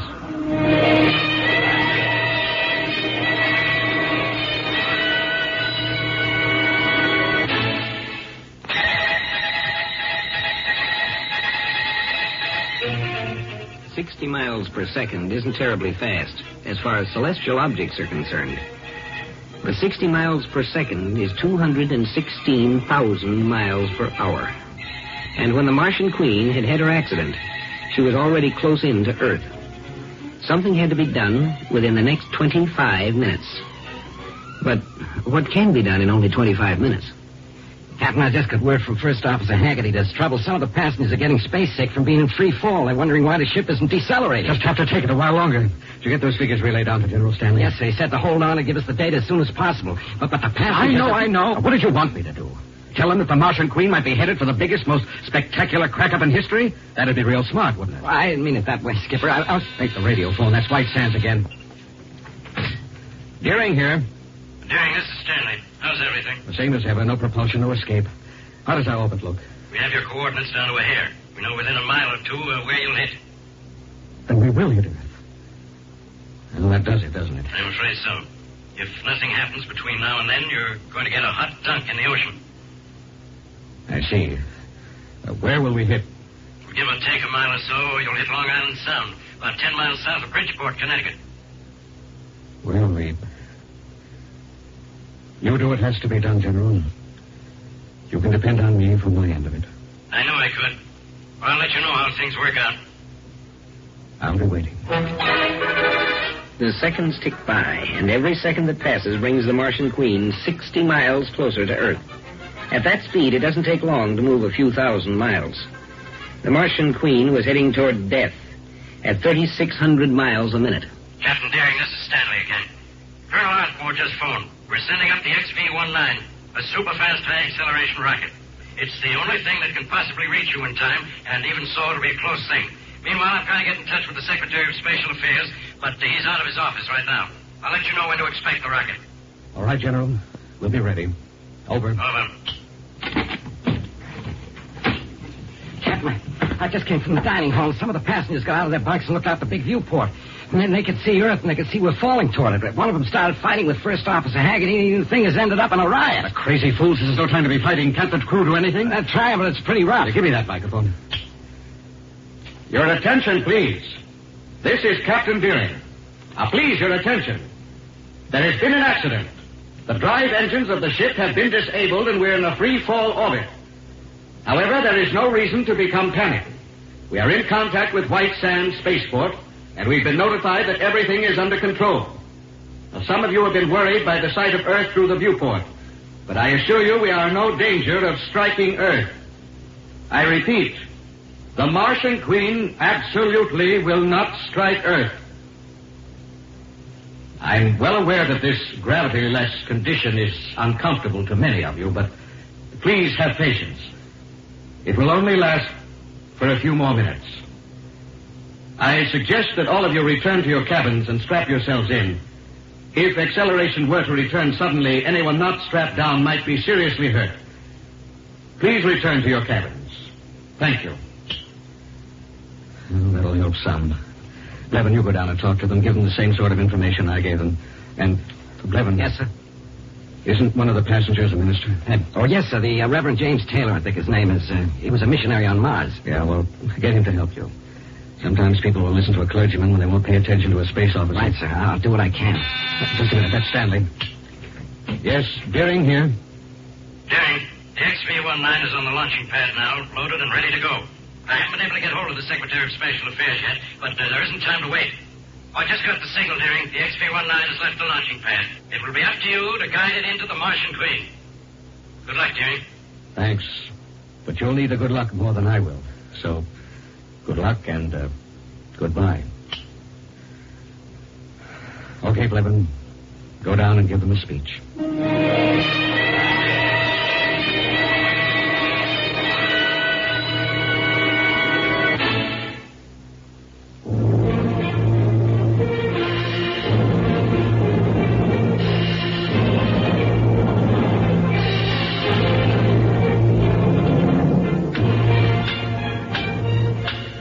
Operator, this is Major General Stanley at White Sands Spaceport. I have been trying to get the Secretary of Special Affairs person-to-person Washington, D.C. It has been 20 minutes now. Wait, he's on the line. All right. Oh, hello, Mr. Secretary. Hello, General. I got to my office as soon as I heard. I've read the teletype report that you sent to my office. Is the Martian Queen definitely going to land in Long Island Sound? If it isn't stopped, yes. Well, is there any way at all of getting the drive going again? No, sir. Captain Deering stated flatly that the main converter and the secondaries are absolutely and completely ruined. It would take weeks to repair them. We only have minutes. Then we'll have to send up a rescue ship. That's impossible, sir. A rescue ship would never make it in time. It would have to accelerate to take off, decelerate to match the Martian Queen's velocity, and then accelerate to keep from hitting Earth along with the Queen. All in all, it would take more than an hour, using every bit of acceleration a human being could stand. Then there's absolutely no way we can save them. None whatever, sir. There just isn't time. Well, just lucky this time, I suppose. Lucky? What do you mean? Well, it could have been worse. What if it landed in a populated area like New York City instead of Long Island Sound? You don't understand, Mr. Secretary. It isn't the Long Island Sound we have to worry about. It's the spaceship sound. What do you mean? Just what I said. It doesn't matter whether the Martian Queen hits Long Island Sound or New York City itself. The results will be almost the same. It's the sound waves, the noise that will do the damage. I don't quite understand. You know what happens when a supersonic jet plane flies too low over a city, don't you? At 1,500 miles an hour, the shock wave from a jet plane can break windows from miles around. What do you think will happen when that spaceship comes in at 216,000 miles an hour? It will flatten every structure within a 50-mile radius. If that ship hits Long Island Sound, New York City will be toppling in ruins before it ever arrives. From Newark, New Jersey to Hartford, Connecticut, that shock wave will knock over everything standing. Can we evacuate the area? In a few minutes? Well, hardly. What do you suggest, General? There's only one thing we can possibly do. Send up a rocket with an atomic bomb in it and blow that ship into gas before it hits. Are you crazy, General? Blow up 180 innocent people? I can't permit that, and it's murder. Murder? Is it murder to kill people who are already doomed? Is it murder to save the lives of 20 million people? There must be another way. General, I order you to send up a rescue ship immediately. Listen, you blockhead. Do you understand that it is impossible to send up a rescue ship? Do you understand that I can't pull miracles out of a hat? We could no more get a rescue ship up there in time than we could catch the Martian Queen with our bare hands. You can't talk to me that way, General. I'm sorry. I'm simply trying to get you to understand there's only one way out. Those people in that spaceship are going to die, no matter what we do. It would be better if they died without taking a few million more people with them. There must be some other way. Do you have any suggestions? Well, no. Exactly. There isn't any other way. Now, do I have your permission to send up that bomb? No. We've got to think of something else.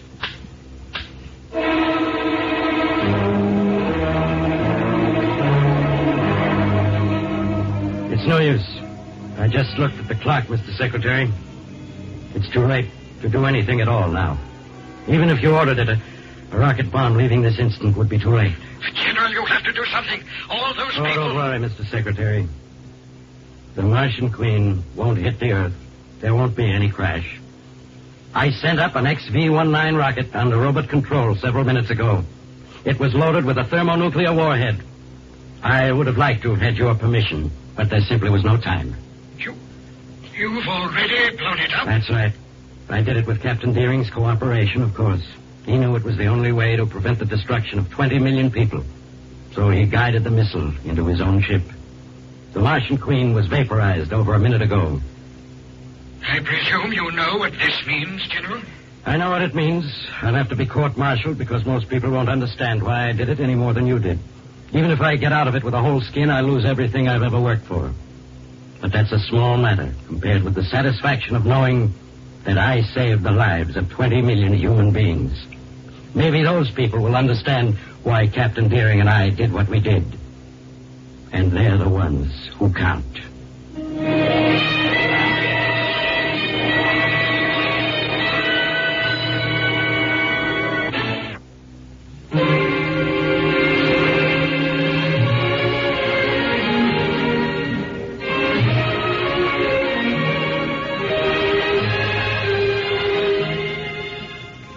Yes, as time goes by, things do change, but the fundamental things apply.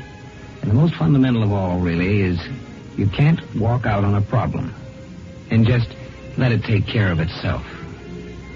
By the time it gets taken care of, it's ready to take care of you, but good.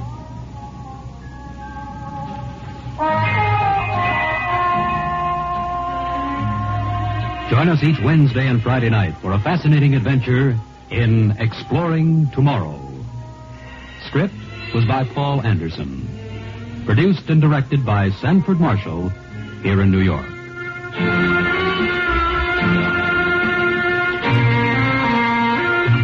This is Mutual, the world's largest network.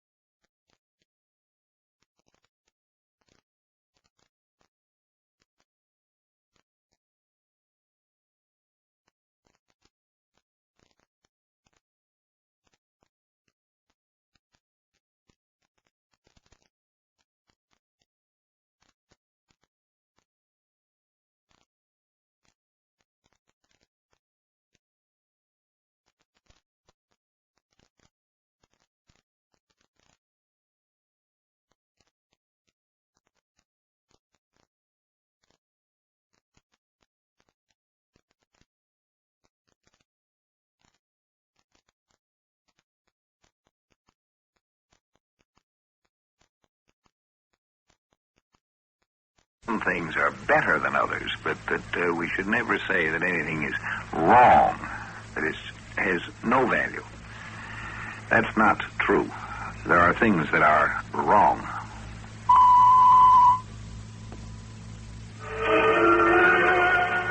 Yes, some things are just plain wrong.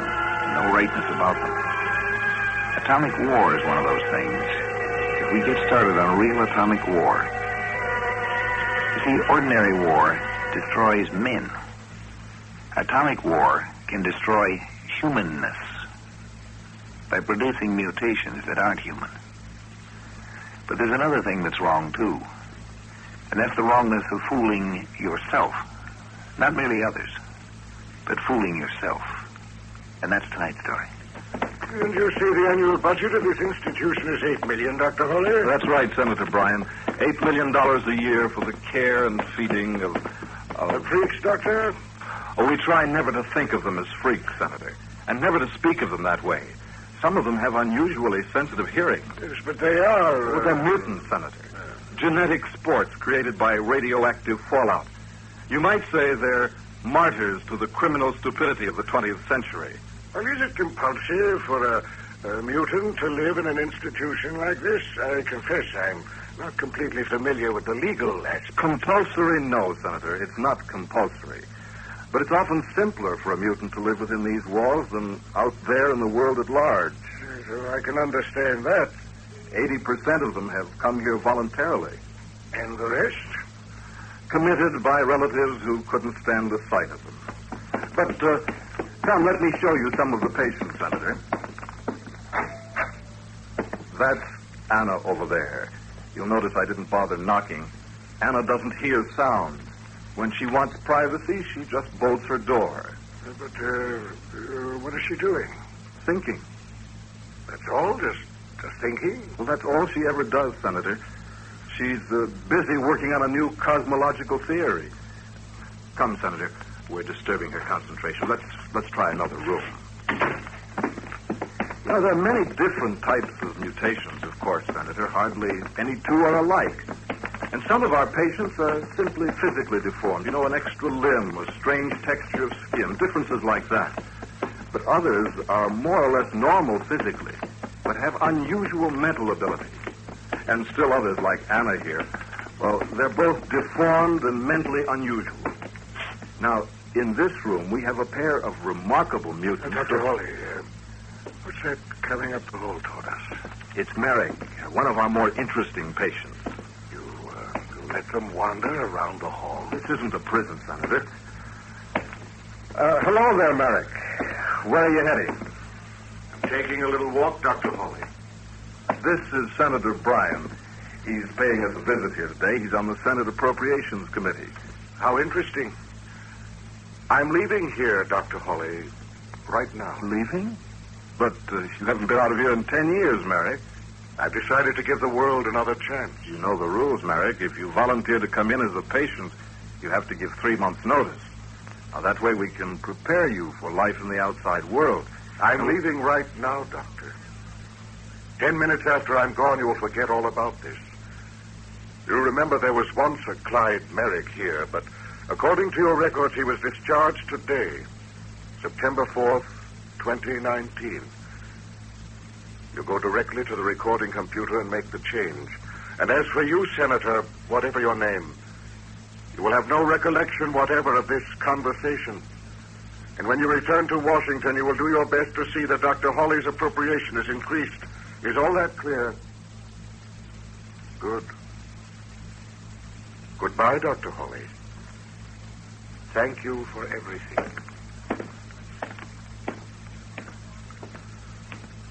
Very well, Senator. Let's continue our little tour now. Suppose I let you see our recreational therapy wing now. It's all right, Doctor. I don't feel very well. Could we sit down and rest for a while? The oddest sensation in my head. It's as if I fell asleep for a few minutes. I had a very strange dream. A young man, talking to me. Maybe a little fresh air. It's rather warm in here. Yes. Fresh air would be good. Straight through that corridor. It'll take you to the courtyard. I'll be with you in just a moment. I have to stop in at the office and make an entry on a patient's record. Something I've been meaning to do for a long time. I keep forgetting it. I'll be with you in a moment, Senator.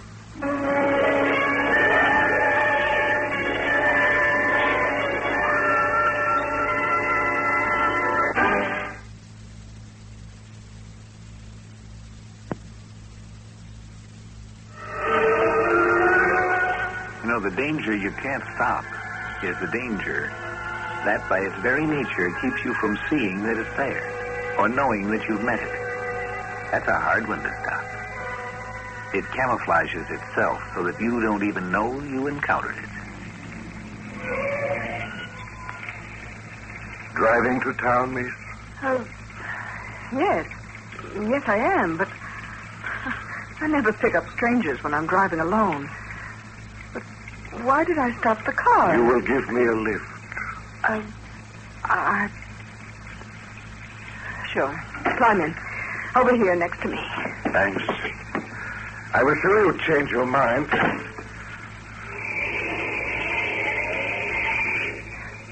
This is an awfully lonely part of the country to be hitching a ride in.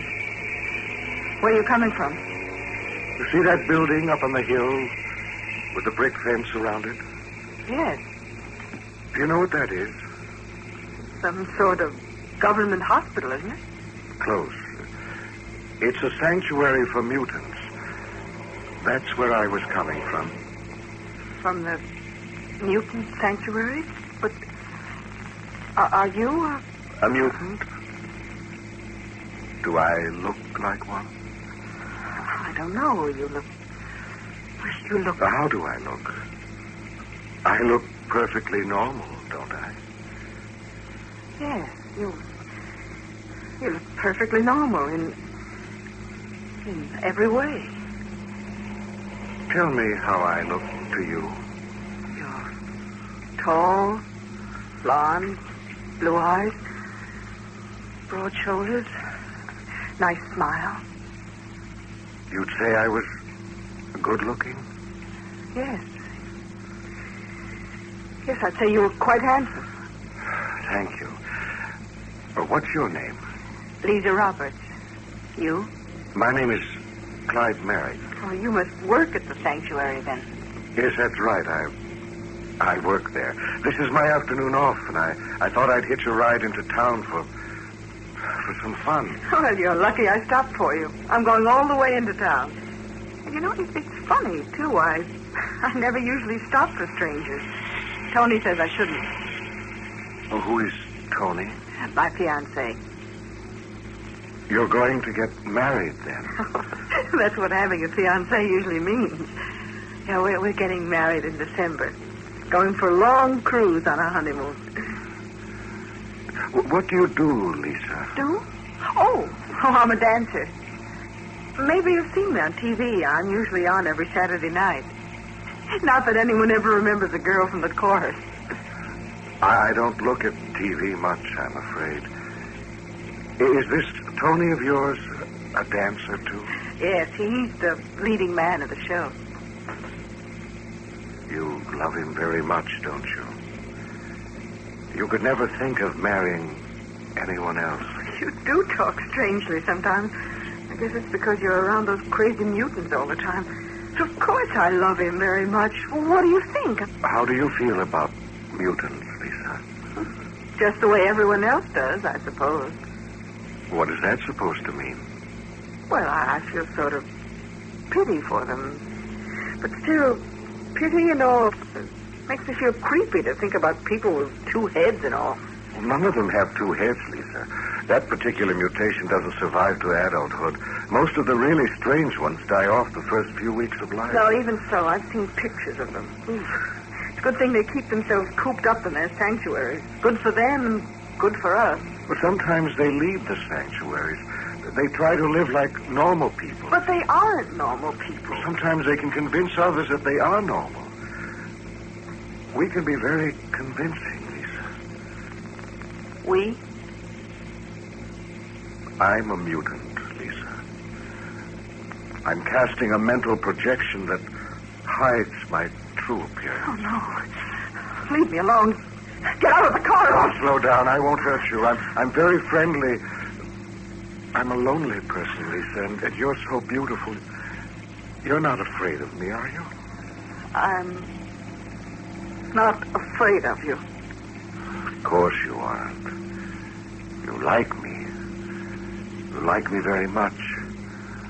I'm tall and broad-shouldered, and you think I'm handsome. Very handsome. More handsome than your fiancé, Tony. Of course. You're wondering what you ever saw in Tony, aren't you? You're starting to forget you ever had any liking for him at all.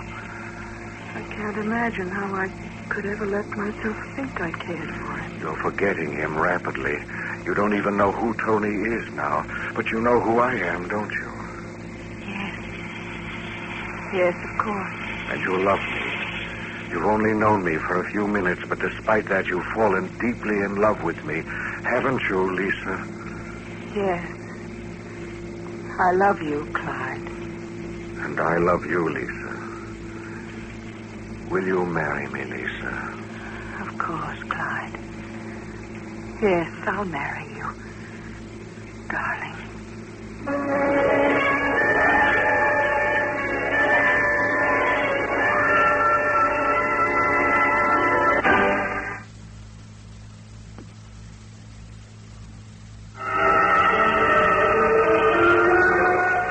Of course, it isn't really Clyde Merrick's fault. He's not responsible for what he is. He was made that way by the genetic mutations caused by too much atomic warfare. It isn't his fault. But that doesn't make him tolerable, does it? He is an intolerable menace. Oh, that was a wonderful meal, darling. You know, I don't know how you did it. All those people waiting in line for tables, and the head waiter just took you right over to the spot. I have ways of being persuasive. Oh, I see. You love me? Of course, Lisa. We'll be married tomorrow and go far, far away. Rent a cabin somewhere and stay there for months and months and just read and fish and sleep. Oh, it sounds wonderful. It is wonderful. Just the two of us. I can't wait. You're not worried about Tony, are you? Tony? I don't know anyone named Tony, do I? No, you don't know anyone named Tony. Come on, let's get out of here. If you say so, darling. Where will we go?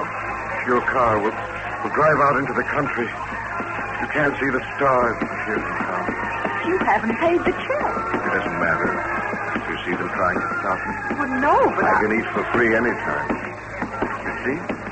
They're smiling goodbye to us.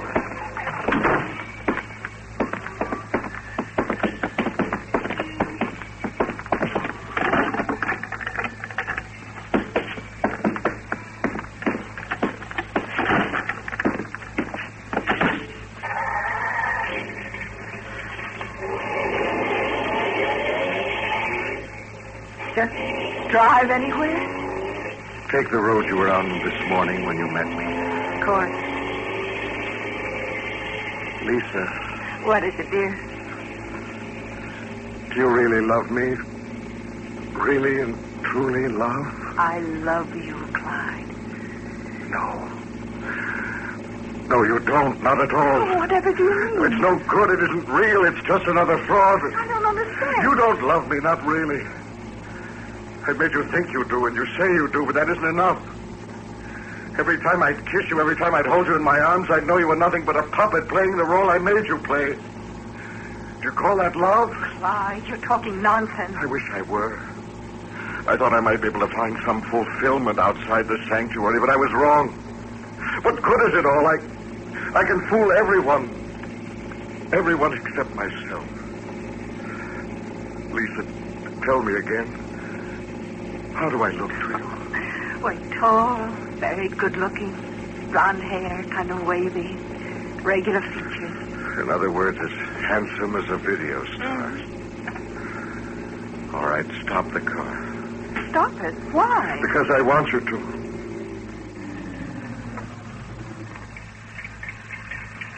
Well? Ever since I left the sanctuary this morning, I've been projecting a false appearance. It's a power of mine. Something special I have, thanks to the otherwise unkind providence. I'm going to turn that projection off now, Lisa. Let you have a look at me as I really am. As I look without the benefit of hypnotic trickery. Oh, no! It is the face, those eyes, the skin. Everything's all right now. You're starting to forget. In a moment, you'll have forgotten it. There. All better. How do you feel? All right, Clyde. Good. But you see, Lisa, I was wrong. I thought if I left the sanctuary at last, disguising myself as one of the normals, I could be happier.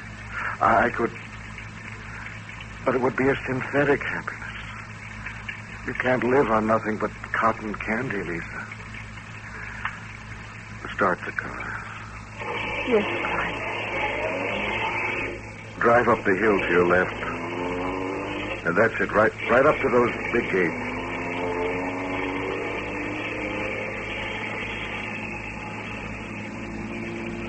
All right. Stop here.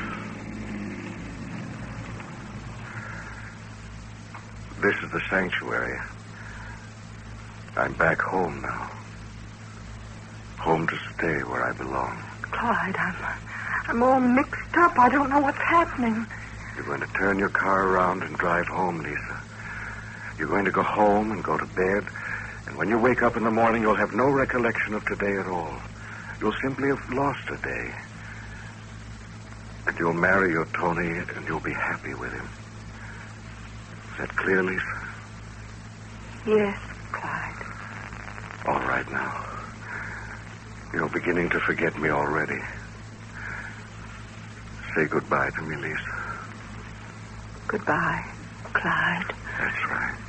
No, don't kiss me.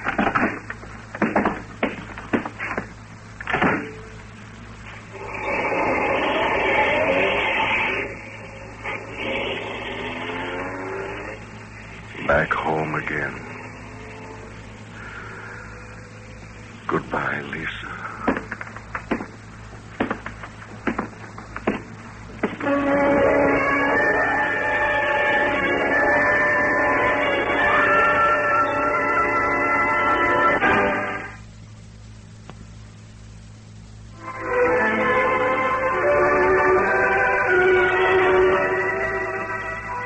The saving grace in Clyde Merrick was that while he could fool all those around him, he didn't fool himself.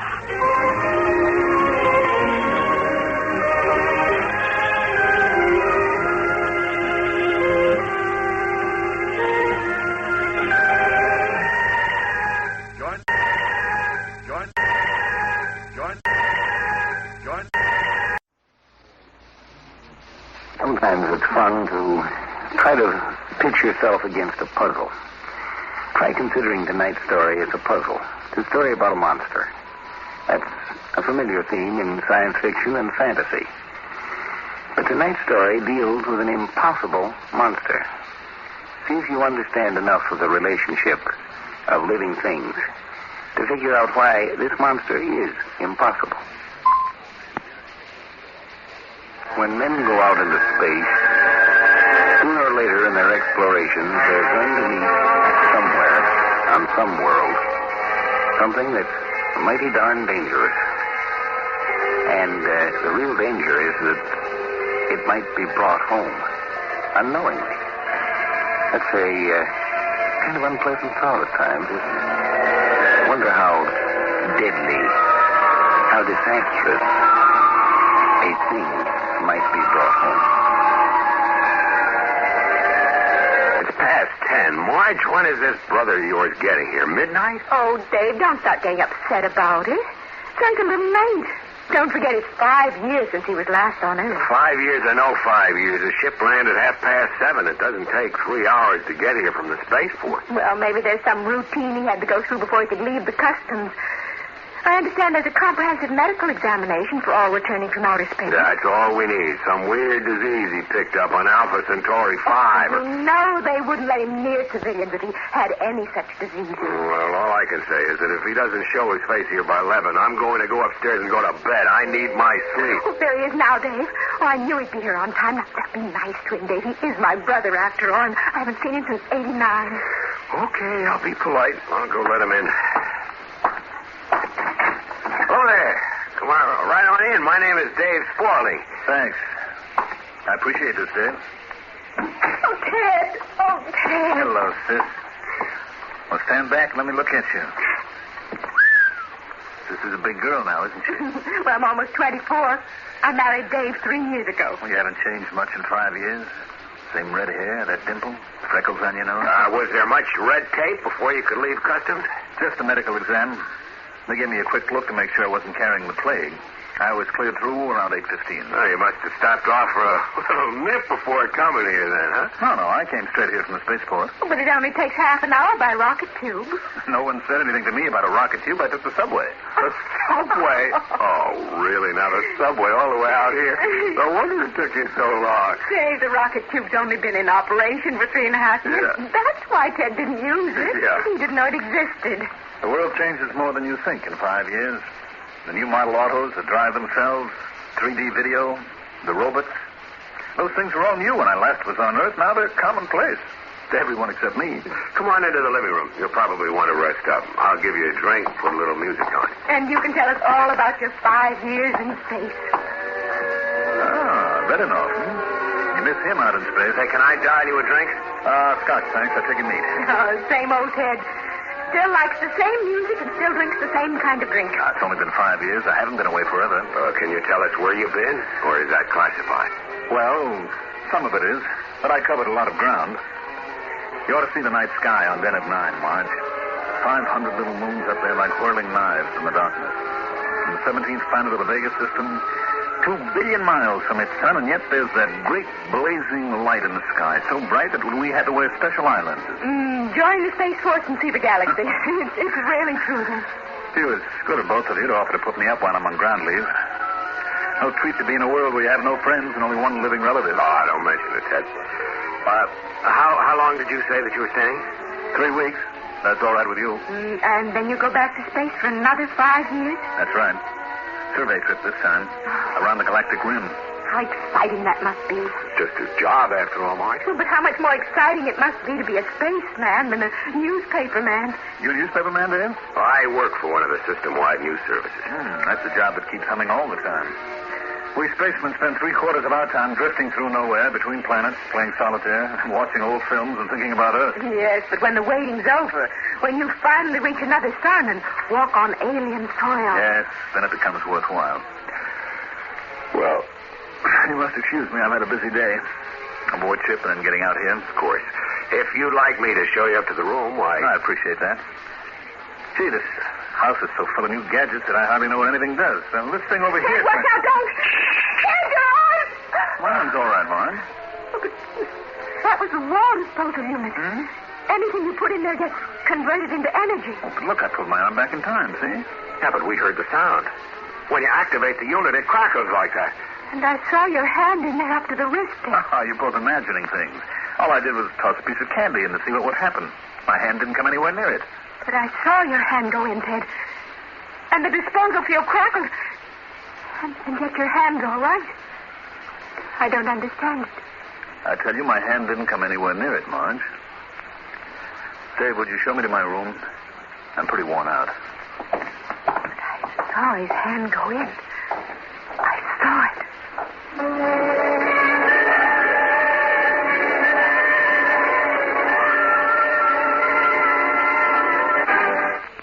Living organism, anywhere, is to be able to meet its environment, to survive, to handle the situations it encounters, handle them at least well enough to maintain its own existence as a species. It's not so obvious that you can overdo that, but you know you can. He's all moved in upstairs in the guest room. Seems pleased with the layout. Suppose we turn in now. It's past 11, isn't it? Dave, I'm worried. About what? That business about the disposal unit? Oh, it must have been our imagination. No, I saw him clearly put his hand into that field. But when he took it out again, his hand was whole.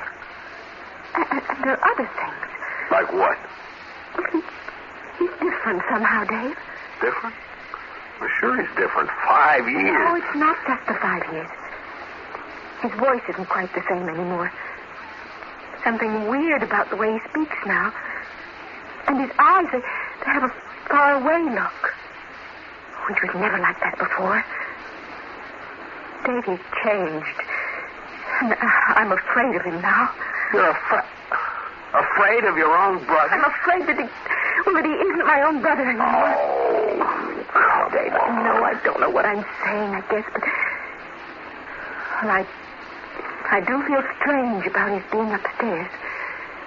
As if something dangerous had entered our house.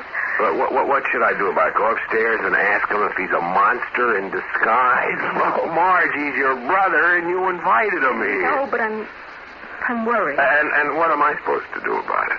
It really, believe me, it's all in your imagination. Dave, didn't you see him stick his hand into that disposal? No, I didn't. But you said... But Dave, you're just making that up. You saw it as clear as I did. What do you want me to do? Do you want me to go upstairs and ask him to leave? He can spend his furlough in some hotel. No, of course we can't do that. Well, then leave me alone. But would you do one thing for me? What is it? Go upstairs to his room. He probably isn't asleep yet, but maybe he's getting undressed. And try to get a look at him. My brother had a scar on his chest about 5 inches long, starting from his left collarbone and running down diagonally. He got it when we were kids. And see if the man upstairs has that scar, too. No, look, Marge, you said that he liked the same drinks and the same music he always did. So why... Why did you go upstairs and look? You could tell him you just stopped in to see if he was comfortable. This is ridiculous, Marge. Spying on your own brother to see if he's a thing from outer space. I'll feel happier if you go up. Oh, won't you, Dave? All right. If it'll stop you from worrying, I'll go see if he's awake.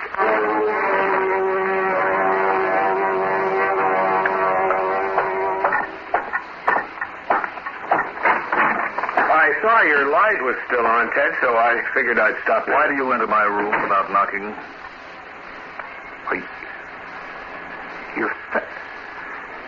Your face is... My face is different? You look like me now. My face, that is, not yours. I'm simply practicing.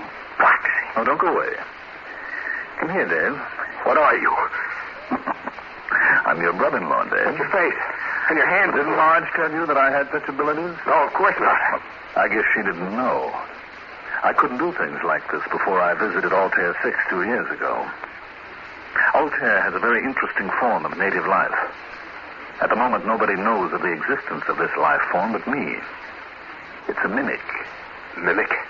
When a spaceman known as Ted Kennedy was exploring Altair 6 2 years ago, he wandered off alone to look for wildlife. There was a big brown stone in his way. He kicked it. But the stone clung to his boot.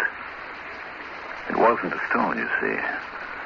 It was a mimic. I don't know what you're talking about. Get out of my way and let me out of this room. You must be out of your mind. Ted Kennedy never knew what happened to him. Within 10 seconds, the mimic had absorbed him, swallowed him up. Flesh, brain, memories and all. When the mimic had fed, it realized what a lucky find it had made. A spaceman who would be going back to Earth someday. The mimic can divide itself infinitely. It left part of itself there in its old disguise of a stone. The rest of it went back to the spaceship disguised as Ted Kennedy. Marge said you were different, that something had happened to you. I have all of Ted Kennedy's memories. As far as anyone can tell, I am Ted Kennedy. Right down to the last molecule. And my crew members who were all absorbed by the mimic and who are on leave now. Oh, a whole ship of you spreading all over the Earth. Exactly. Come here, Dave. Not an army. Don't try to resist. It'll just take seconds, Marge! Dave. Marge! Just a moment more. Then it'll be over. Marge! There. Finished.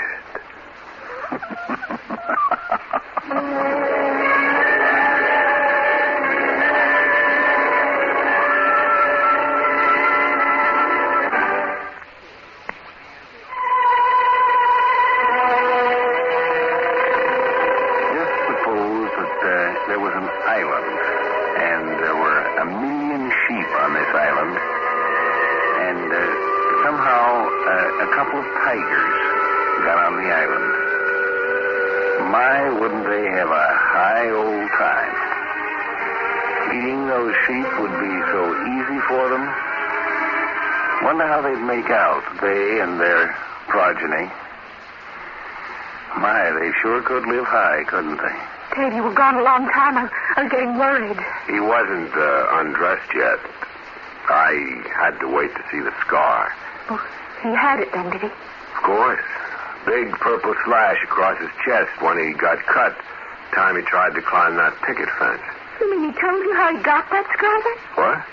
Oh, yeah. He told me all about it. How you and he were stealing apples years ago and how the farmer came to chase you. He jumped over the fence, but he cut himself going over, and you were stuck in the orchard because you couldn't get over the fence. And he told you that? Yes. He never told anyone that story. He was so ashamed that he left his kid sister behind him and tried to get away. And he made me swear that I'd never tell anyone about it. Well, he told me. I guess 5 years does change a man. Oh. Well, it's almost midnight now. You'll be dead in the morning if you don't get some sleep, Dave. Come on, let's turn in. For just a minute, Marge. Dave, why are you looking at me that way? Here. I am here. No, closer. Let me hold you in my arms. Oh, why so lovey-dovey here in the living room, Dave?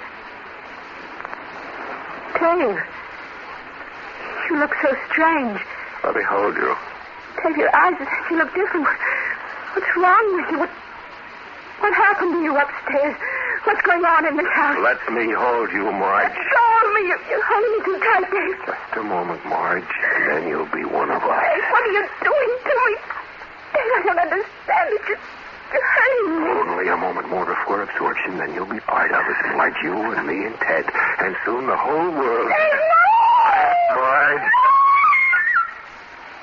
That's all there is to it, see? A few moments while our organism absorbs yours, and then a split, and a new Marge Spaulding appears. It's odd. I remember everything I did as Marge, clear and sharp. Only now I'm you too, Dave. And Ted. And all the members of Ted's ship crew. And soon, everyone in the world, all merged into us. I see it's all over. I waited until you had converted it. Yeah, we'd better sleep now, build up our energy, and every time tomorrow we get someone alone... We convert him into us. Simple. Quick. All this food waiting for us on this planet. Billions of human beings. All ours. Answer it. Why, it's Mr. Adams from next door. Hello there, Mr. Spaulding. I know it's late at night, and I hope I'm not intruding, but I was just coming home from the movies, and as I passed by outside, it sort of seemed to me that I heard screams coming from in here. Yes, that's right. It was my wife screaming. Mrs. Spaulding? But you seem so calm. I mean, well, I guess everything's under control. Yes, everything is under control. Yes, well, if that's the case, I guess I'll be going on along home then. I'm sorry to have bothered you. I just thought maybe you might be needing some help. We appreciate that very much, Mr. Adams. Won't you step in for a moment? Well, it's quite late, and as you say, everything's under control. All the same, if you'd come inside. Yes, do come in. I'll fix you a little nightcap. Well, just for a moment. I've always believed in being neighborly. I guess I'll come in if you're nice enough to ask me. We're glad to have him, Mr. Adams. Here, don't stand and haw. Come in. Close the door. Well, it's nice of you to ask me in, Mrs. Spaulding. Yes, sir. Right nice of you to invite me in.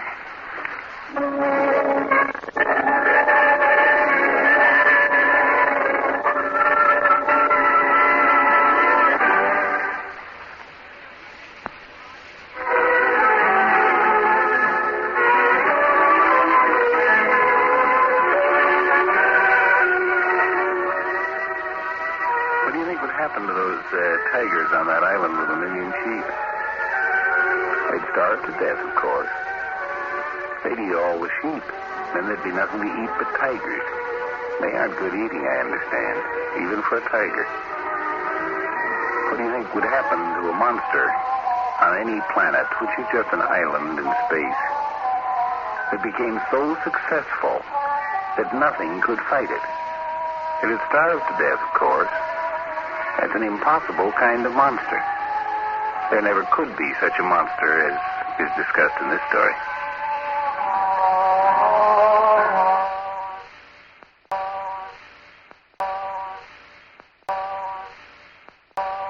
Generally speaking, what a fellow means when he says it was a fair fight.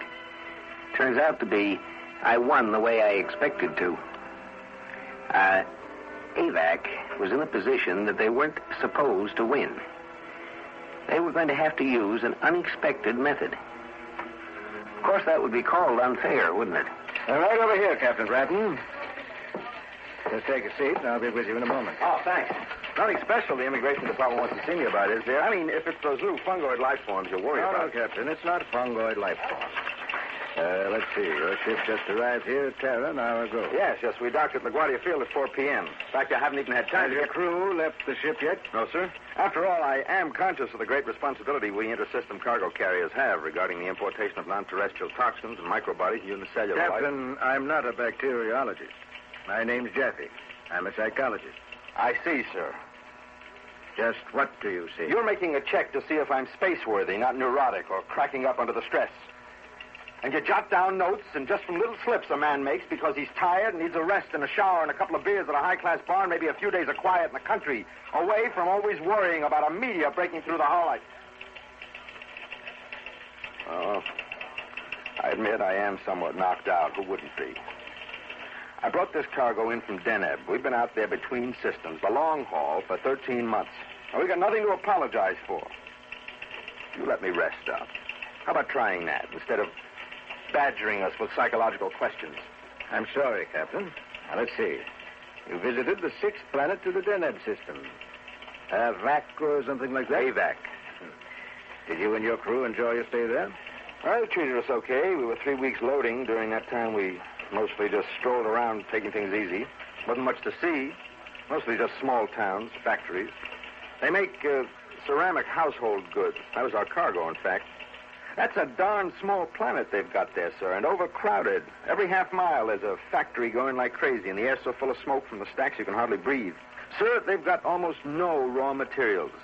But out of what they have, plus the synthetics they've developed, they're able to turn out so much pottery that you'll find it everywhere in the galaxy. It's amazing. Every system you visit, you see vases, salt shakers, flower pots. They're all marked, made at Avack. Just think what they could do if they had a sufficient supply of raw materials. Makes you wonder. Yes, it does make you wonder. They fought a little war back about 10 years with the other planets of their system. Beat them, too. But it didn't do them any good. The other planets were just as depleted. Captain, I want you to examine something. Oh, yes, sir. That's an Avakian space mine. Seeks out the target by beaming in on the target's heat. They used that in a couple of 3 wars. Awful thing. Look at that boring snout. Mm-hmm. I'm told it cuts its way through the hull of a ship to the wall of a building until it actually gets to a living creature. Then... Yes, sir. It's a vicious weapon. The troops called them leeches. But that was 10 years ago, sir. Now they're a commercial planet. They threw out the military leaders and voted in a business administration. They're all for trade and culture exchange now. They learned their lesson. Did they? Captain, while you were on Avack, did you buy and bring back here with you any toys for your children?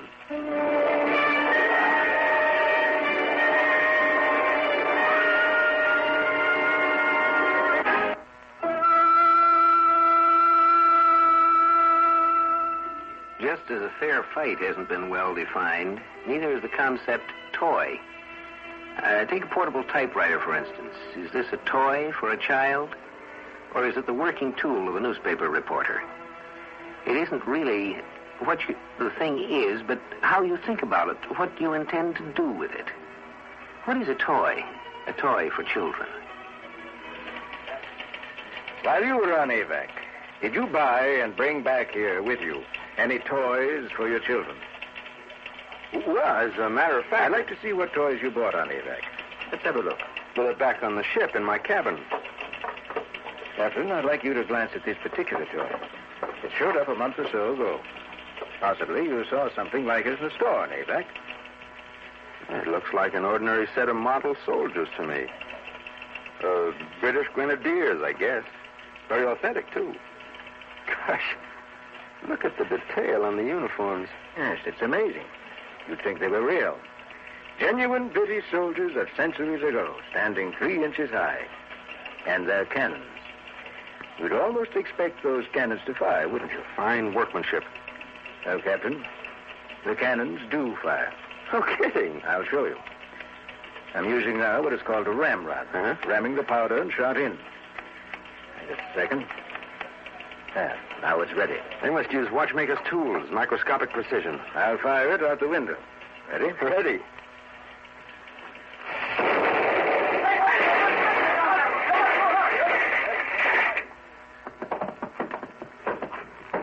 Oh, yes, guards, will you begin clearing the debris? I'm sorry, I meant it to explode entirely outside the building. Must have caught a corner of the window. This is terrible. Now, to the soldiers. They're dead, of course. Dead? Well, let's say inert. We destroyed their neural systems with high voltage. What? We simply took the cartons of soldiers and put a charge through them. They're fragile. It's hard, even for a people uniquely talented in microscopic assembly, to produce a workable robot only 3 inches high. I see. Of course, robots. Yeah, look at this.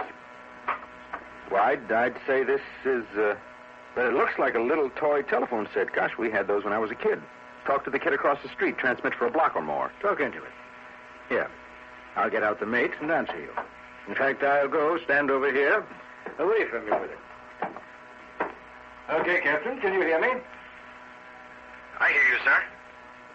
Say something foul. Sir? You're a spaceman. Think of the foulest oath you can remember. Say it into the phone. Okay, sir. You know, sir, it's the darndest thing. I guess I must be nervous. I can't. Try. I can't, sir. I can't think of anything foul. All right. That's what I wanted to show you, Captain. The phone acts to inhibit the speech center of persons near it. Sort of damper. Actually, the technique was known to us. We used it during World War III, during brain-cleansing therapy. You know, obliterating hostilities from the minds of enemy prisoners. Sure. But to incorporate it into a child's toy. You see, Captain, a child exposed to this mechanism over a long period of time would develop a docility, a passivity, an inability to feel angry or aggressive. In other words... Brain cleansed. Now look at this. What, seems to be... Yes, it's one of those question and answer games. You get a buzz if you guess the right answer. I'll fit a question sheet over the terminals. With this toy, the child develops a rudimentary knowledge of natural facts on a variety of topics. And let's see. This top sheet consists of questions on growing plants and flowers. Yeah, well, let's try something different. All right, how about great composers? No, I think I'd like to try this sheet titled The Human Body. I used to know something about that. I took a college correspondence course in biology during a long trip out. Very well. I'll plug in question 3. The digestive system breaks down protein foods into what simple molecule? Amino acids. Answer number 9. Plug the answer wire onto the number 9 terminal. I agree. Amino acids is right. Oh, what's the matter then? Works normally. Now try it the way we started. Question 3 with answer 9. You won't get a buzz this time. Well, but we did get a buzz, and it's right. Yes, we got a buzz before, but we won't get one now. See, Captain, there's a circuit in this thing that randomizes the buzz. The child using this so-called educational toy will get correct answers to start with. Then the randomization sets in, and before he is sure enough of his own knowledge to contradict it, his meager fund of accurate facts will be gradually distorted, not wiped out, but altered more and more, until he is confused. But why? So he'll be convinced that there is no such thing as a correct answer. And now I'd like to see the toys you brought back with you. Let's go to your ship and have a look at them.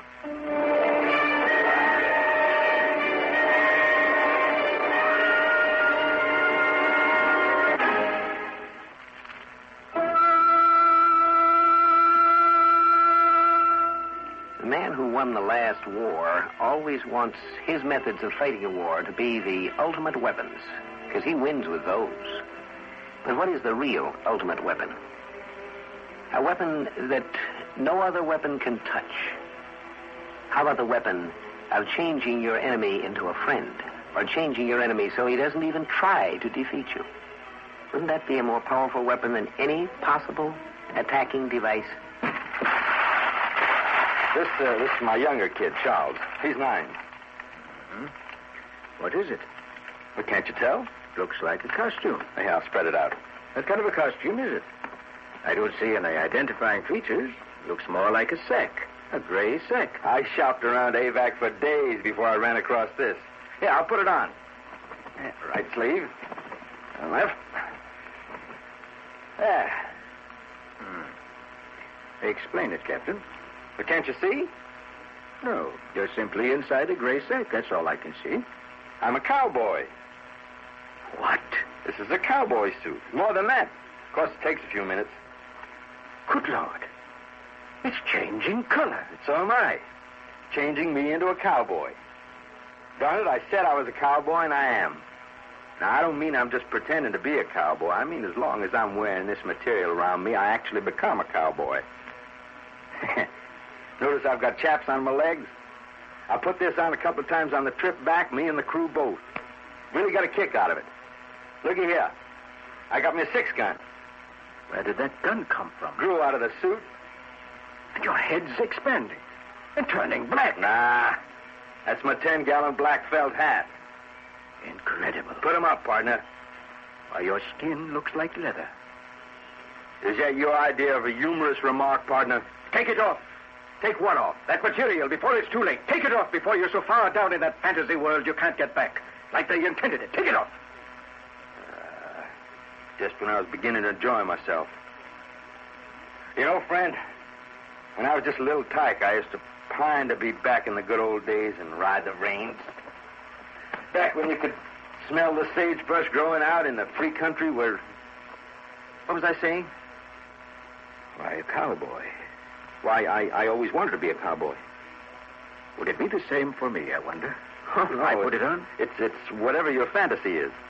Now, Charles probably will use it to become a 20th century businessman. Gray flannel suit, Ivy League. He reads all those old adventures about New York before it was destroyed. Those advertising operas. Give me that material. I'm impounding it. But why? What's wrong? It just helps a kid act out perfectly normal childhood fantasies. Charles plays advertising exec all day long. With this, he can... A child couldn't possibly hold out against it. It almost got you, and you're a grown man. Do you want to lose your child? Is that what you want? Do you want to see him disappear down into a fantasy world and never return? Let's see what else you brought back. Yeah. Only one more toy.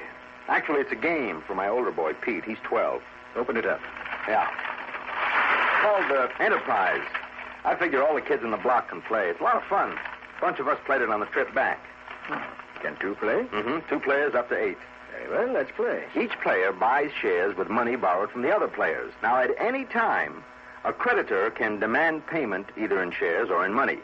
But as soon as a player ceases to extend credit, he must show what shares he holds. He has to show which groups he's been able to get control of. From then on, he has to bid out in the open, with everyone else knowing what he's got shares in.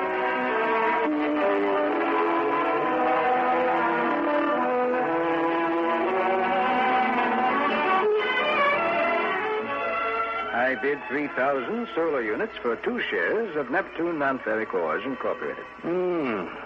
Make it 4,000 and the shares are yours. 4,000. Sold. Okay. Now, you owe me 600,000 solar units. And I owe you 355,000 solar units. I demand payment of the difference. Let's see. I don't have 245,000 units worth of stock. Yes, you do. If you turn in your Martian Diamond Mines Limited. Oh, but that's my best block. That corners you from the inner planets. Put it in or call the game over. All right, it's in. Game's over. But why? I have enough solar units left to buy all your remaining stock. So in terms of profit and loss, you're wiped out. Yes, I guess you're right. Very well, you wind up with 3 expensive groups. And I don't have any. Well, do you see anything harmful in this game? All I can see myself is that it teaches a child the basic facts of economic life, and that's something every child should know. Well, I have to admit I find nothing subversive in this game. In fact, it's nothing but a variant of an old Terran parlor game called Monopoly. Yes, you can retain this toy, Captain. It meets with immigration specifications. Well, that's a relief. Sorry to have caused you so much trouble. I'll go and interview your crew and see what children's artifacts they brought back. You can go to your hotel now. Can you find your way around the ship? Oh, yes, I'm used to it. I'll see you again, and next time you're dock. Right. Hope your children enjoy playing Enterprise. Matter of fact, I enjoyed it myself. Might have you bring in a set for me next time. Sure. Anything to accommodate the immigration department.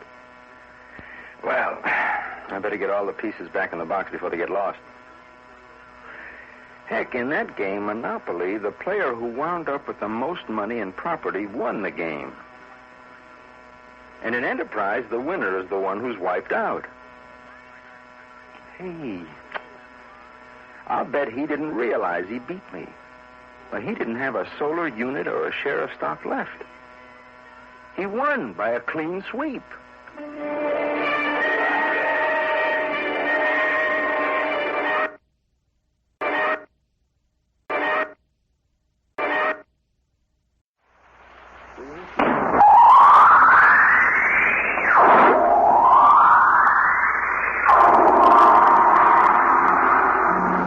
Now, step into the incredible, amazing future as we go exploring tomorrow.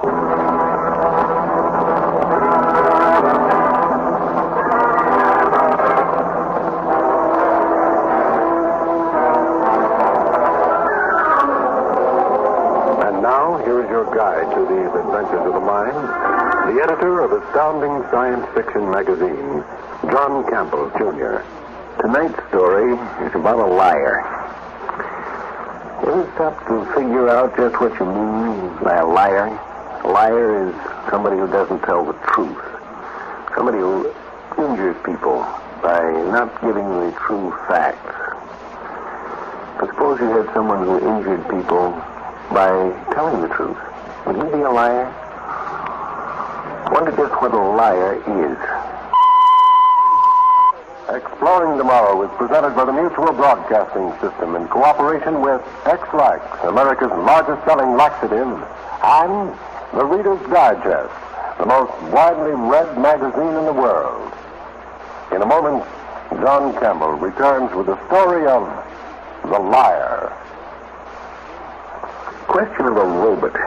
The idea of a robot. Now, that certainly seems like pure science fiction stuff. As a matter of fact, it isn't. You know, you have several robots around your own home. In my own home, for instance, I have an automatic oil burner robot. It has one finger stuck up in the living room to see how warm it is there. It has another little finger put up in the stack to see whether the fire is burning properly. And if any one of these little sensory devices reports that things aren't what they should be, the robot, to protect the house itself and the inhabitants of the house, shuts off the furnace. Dr. Isaac Asimov, the author of tonight's story, recognized this in setting up his proposition of the 3 laws of robotics. The first law, that a robot shall never harm or allow harm to come to a human being. The second, that it should obey the orders of a human being. And the third, that it should protect itself. Because after all, a robot is an expensive piece of machinery. Well, now let's consider the more advanced kind of robot we do this science fiction. Say they're in production. Come in, come in. Oh, Dr. Calvin, what's on your mind? Well, I just wanted to be sure there was a meeting this afternoon, Dr. Lanning, that's all. Today is Friday. It was this morning. Well, then we have no problem. It being Friday, the executive officers of the firm of U.S. Robot and Mechanical Men will assemble in the conference room at the customary hour of 3:30. Well, I was just asking. What do you think of our latest model? He looks the same as the rest, just about as animated. What are you going to call him? Herbie. I think Herbie fits him, don't you? Oh, Herbie Chester, Sam. What's the difference? Dr. Calvin, this fellow couldn't be called anything but Herbie. Oh. Well, I'll see you at 3:30. What do you think of her, Herbie? Oh, she's all right. She's an old frump, and you know it. I wouldn't say that. Besides, that's not what you're thinking. You're thinking the old girl isn't such a bad sort. And you don't know what this firm would do without her. What? What was that? How do you know what I was thinking?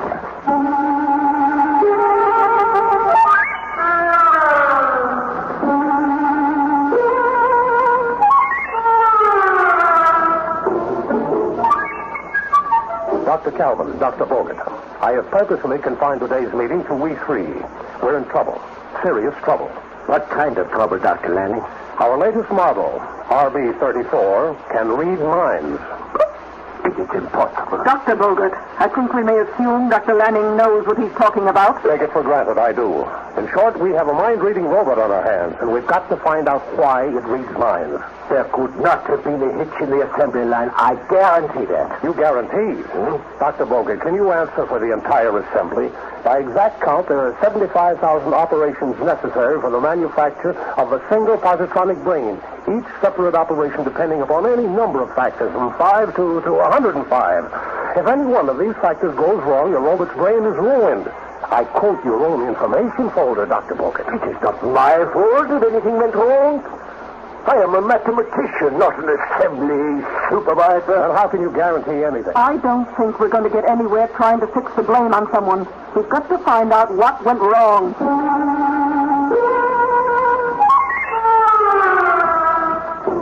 I want to understand you, Herbie. I want to get to know you. I brought you some books which you might like to read. By reading them, I can see at once these books won't interest me. Textbooks, aren't they? Well, yes, but You see, I find nothing to them. Your science is just a mass of collected data plastered together by so many makeshift theories. So incredibly simple that they're not worth bothering about. Go on. It's your fiction that's so interesting. Your studies of emotions and human motives. Human emotions interest you? Isn't that really why you came to see me? What? I wish I could help you. You know? I know what you're thinking about. You think about it all the time. Well, if you know so much, then you could help me. Yes. He loves you. You're mistaken. You must be. He doesn't see me as a woman. But he does. A thing like that cannot be hidden from me. Oh, but I'm not attractive enough. I'm just a machine. I can't judge physical attraction in human beings, but I know there are many kinds of attraction. And I know Dr. Lanning loves you. Oh, I never thought it possible. I never dared to hope. Oh, Herbie. Herbie.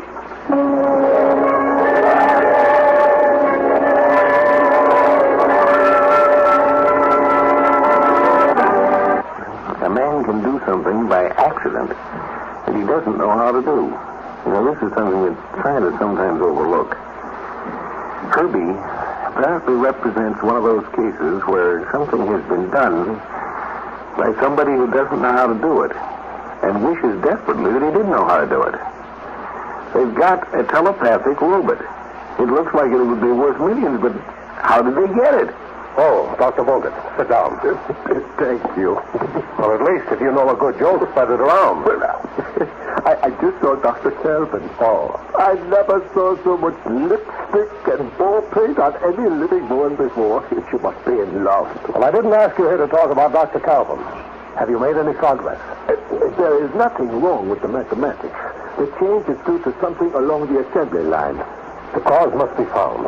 It's worth millions if we can do it when we want to, instead of by accident. And it's your job to find out. But why not ask Herbie? He should know what went wrong. Trust you to think of that.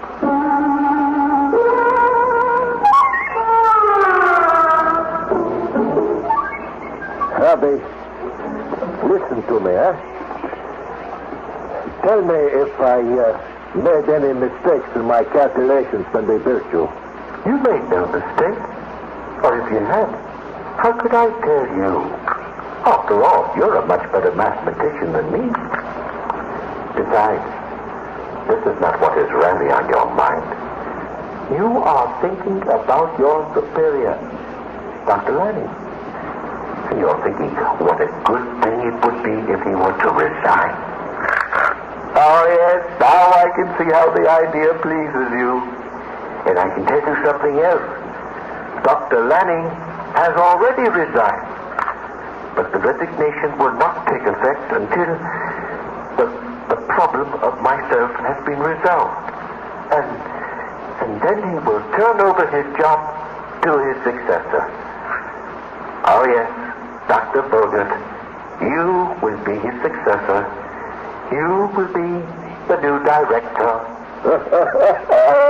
Happy, you are a wonderful fellow, you know that?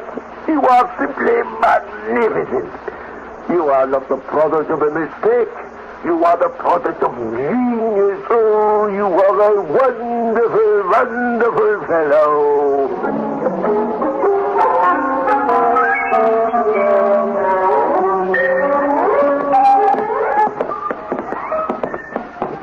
Dr. Kelvin, you are as colorful as the flowers, lady. May I compliment you? Have you seen today's newspapers? No, I really haven't had the time. He's going to be married to a girl half his age. Who? Dr. Lanning. Getting married? Ah, so that's it. That explains something. He's making new plans for the future. But we must congratulate him. Yes, we must. Oh, yes, we really must.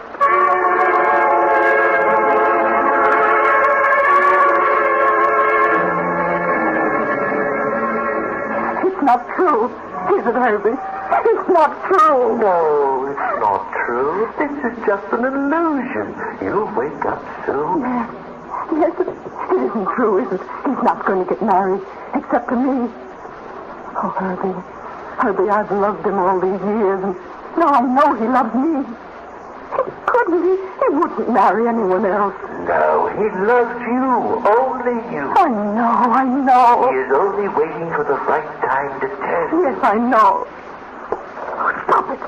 What are you trying to do? What are you trying to do? Make a fool of me? I was trying to help you. Help me? By telling me this is all a dream. This is no dream. I wish it were. I wish it were. Why did you tell me you loved me? Why? I had to. Oh, you're here, Dr. Calvin. I'm sorry to interrupt, but I want to have a talk with this mechanical monstrosity. Hurry. I'm talking about you, so listen to me. Yes, sir. Have you discussed me with Dr. Bogart? Well, answer me.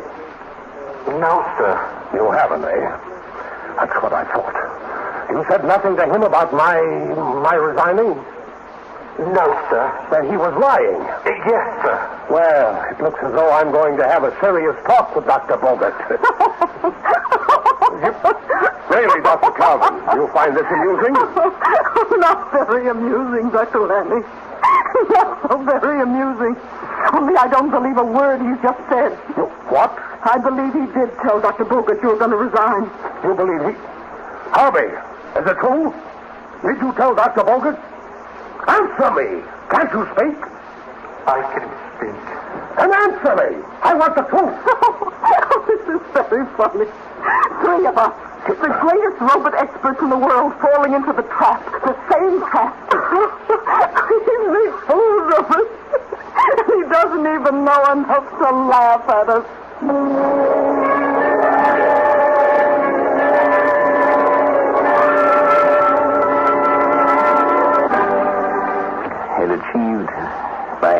mind something they didn't know how to do. The robot was in the peculiar position of having knowledge but no wisdom. Well, Dr. Calvin? Dr. Lanning, have you forgotten the fundamental law we impress upon the positronic brain of all robots? Of course not. On no condition is a human being to be injured in any way. Even when such injury is directed by another human being. But what kind of injury do we mean? Any kind. Any kind, yes. That would take in mental hurt, the deflation of ego, the blasting of one's hopes. What would a robot know about blasting of what? What? You're catching on, aren't you? Well, this robot reads minds. It understands about mental torture. Can't you understand now that if you ask it a question, it will give you the very answer you most want to hear? Wouldn't any other answer hurt you? And wouldn't Herbie know that? Good heavens. He knows everything. He knows what went wrong when he was built, but he won't tell anyone because it would puncture your ego or Dr. Bogart's ego to have a machine tell you where the mistake was. He would rather pretend he's not able to tell you. Incredible. Let's talk to him. Herbie, listen to me. Yes, sir? I have pencil and paper here. I want to know where we made the error in your construction. Well, tell him, Herbie. He wants to know. He doesn't. But I do. Yes, but not from me. I cannot tell you, Dr. Lanning. You know I can't. You don't want me to.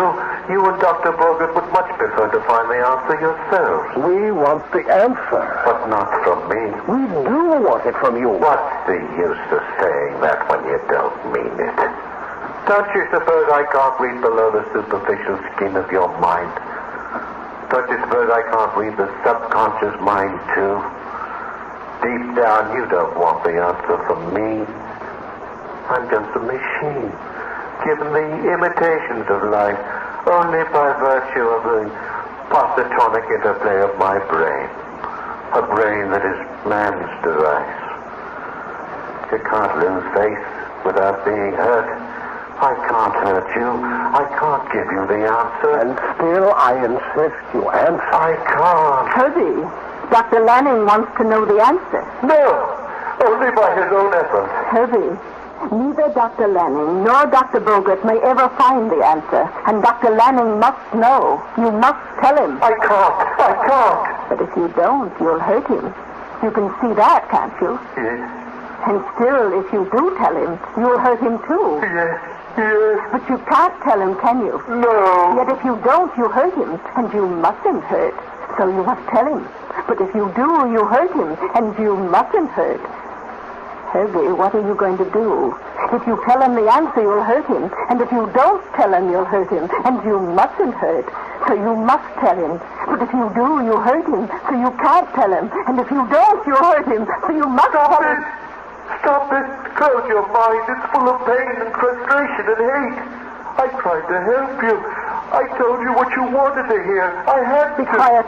Never mind what you told me. We're talking about something else now. Tell Dr. Lanning what he wants to know. No. No. How can you? Because if you do, you'll hurt him. Yet if you don't, you'll hurt him just the same. So you must tell him. But if you do, you'll hurt him.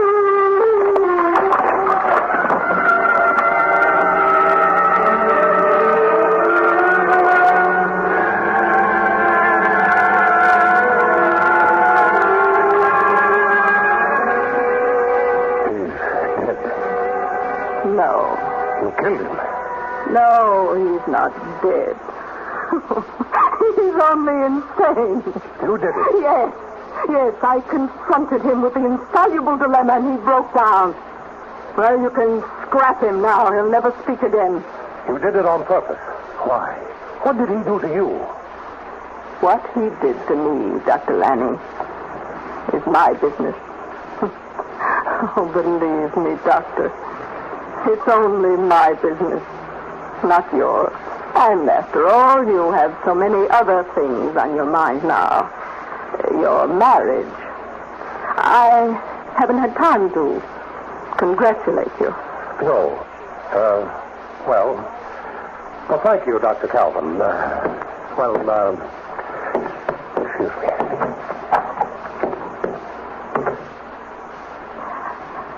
Herbie? You deserved it. He deserves to be destroyed. It was cruel what you did to me. It was cruel. Liar! Liar, that's what you were. Nothing but a liar!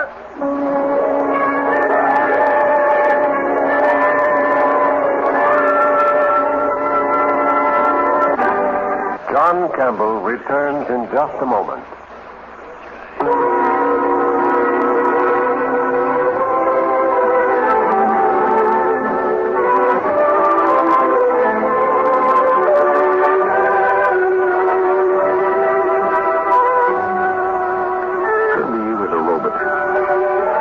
Logical machine. You know, it's kind of hard to see in ourselves the things that are actually present. The truth hurts. Always has and probably always will. But Herbie, in many respects, is a child. You know, children are peculiarly logical. That's one of their great limitations. How many times has a child been in Herbie's position? A child between two warring parents, each demanding his loyalty.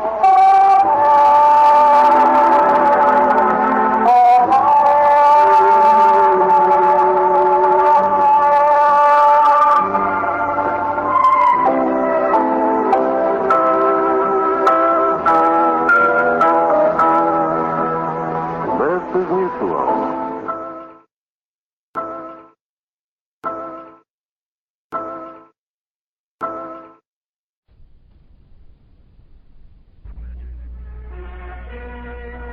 When a man has learned how to do something, he wants that something to be important and needed and wanted in the world. Well, progress tends to eliminate various old necessities and replace them with new ones. And sometimes people are unwilling to change. Once upon a time, there was the occupation of buggy whip maker, for example.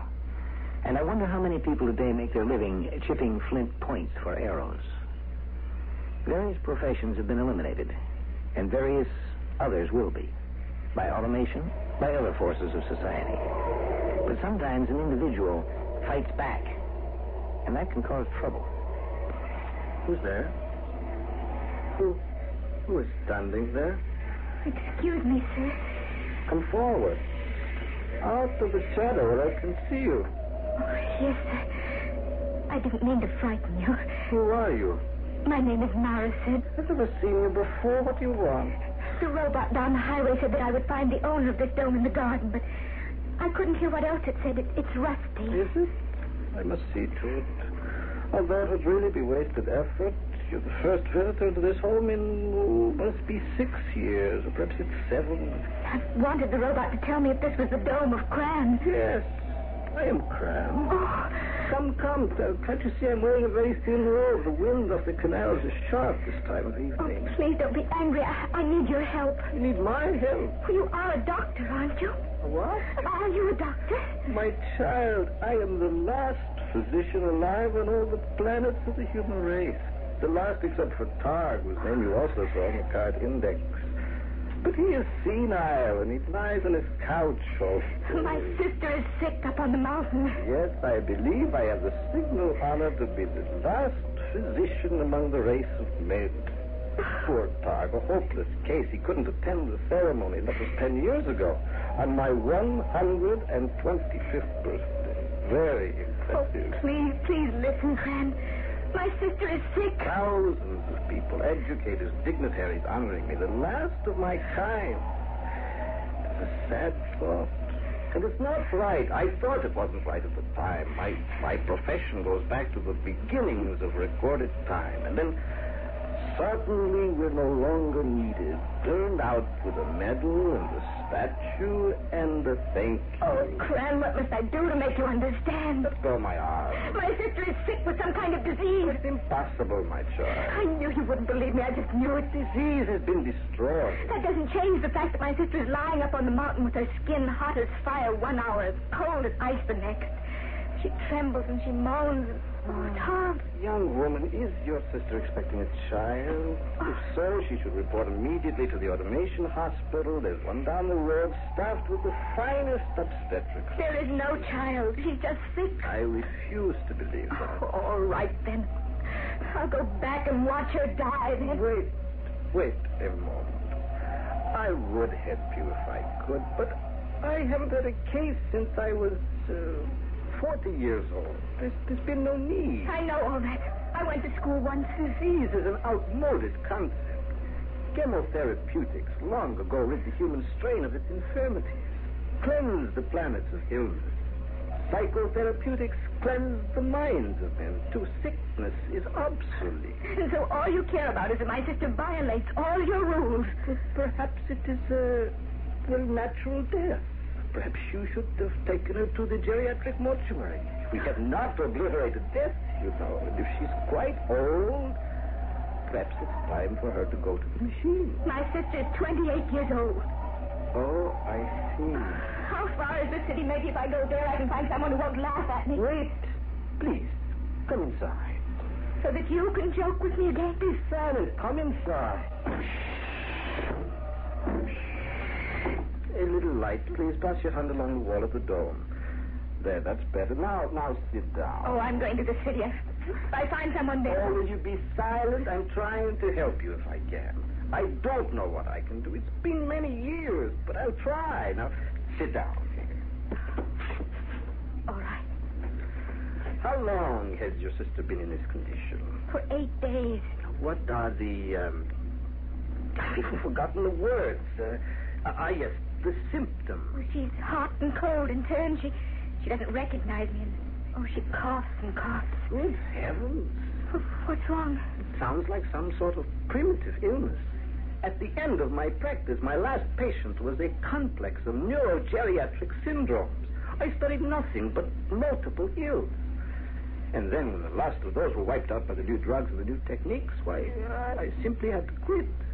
But a primitive disorder. I bothered you for nothing. What do you mean? I'm going to try, certainly. What good will that do? My child, I am a physician, and it is my duty to try. That much I remember. Come now.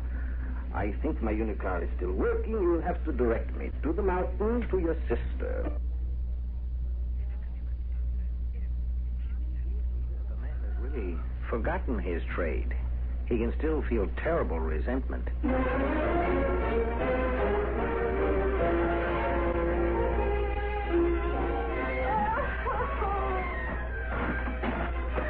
listen, she must be in terrible pain. What is so steep?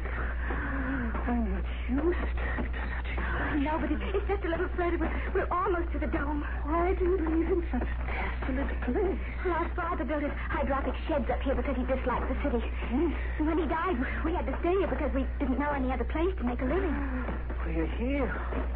Open the door quickly, girl. Put on the light. We don't have atomics, just a small generator for electricity. Well, that'll have to do. Now, let me have a look at her. Oh, yes, you're right. Her skin is burning. Oh, Neela, can you hear me? I brought a physician. It's no use. I've forgotten the simplest words. What is it? What is it? Oh, yes, now it comes back to me. She's delirious. Bring the table closer. Now, do you know how to load one of these viewers? I'll try. Now, set the viewer on the table.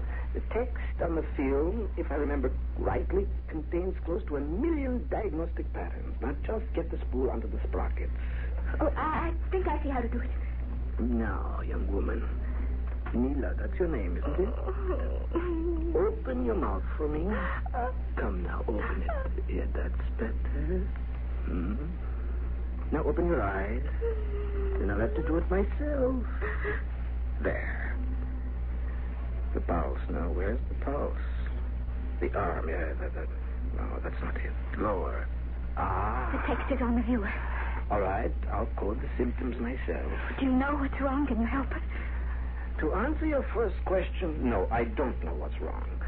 To answer your second, I will only know whether I can help her if the viewer finds a diagnosis for me after I code the symptoms. Now, if there is medication prescribed with the diagnosis, and if by chance I still have that medication in my kit, there might be a chance. Oh, why did it have to happen to her? Why, indeed. The learned men of all planets would doubtless be curious to know the answer also. Here, let me sit that down at the view. Let's see. First symptom, fever. Second symptom, inflammation of the throat cavity. Third symptom, advanced olfactory congestion.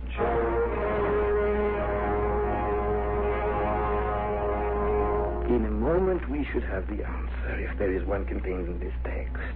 This last key. There. Great heavens! What's wrong? Can't you see the card? It's from the last appendix on the text. Antique maladies. Let's see what it says. Yes. All the symptoms are exact. The cause is a virus. There's the code name right there. The proper agent, let's see. At the bottom of the card, chemotherapeutic number 411009. Open the kit quickly. What was the nominality? 4110. Oh, yes. It is here. 009. 2 of them, 2 of the tablets. Give them to your sister. Neela, please do as I ask. You open your mouth. That's right. Now take these tablets. Oh, that's right. And swallow. Oh, that's fine, Neela. And now you rest, dear. And you'll be better soon. Please stand aside. What are you going to do with that? This hypodermic, I want a sample of your sister's body fluid. What for? Give me a quantity of the virus to enable me to duplicate the virus in my own laboratory. What's wrong with you? Oh, your face, it looks so different now. Viruses were virtually destroyed a long time ago, but perhaps immunity has weakened in 300 years.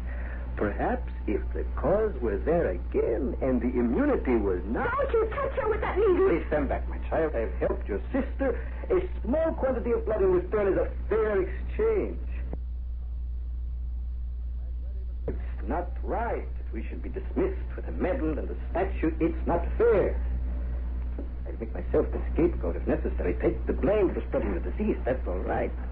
I am an old man. But I have made it possible for others after me to practice medicine once more.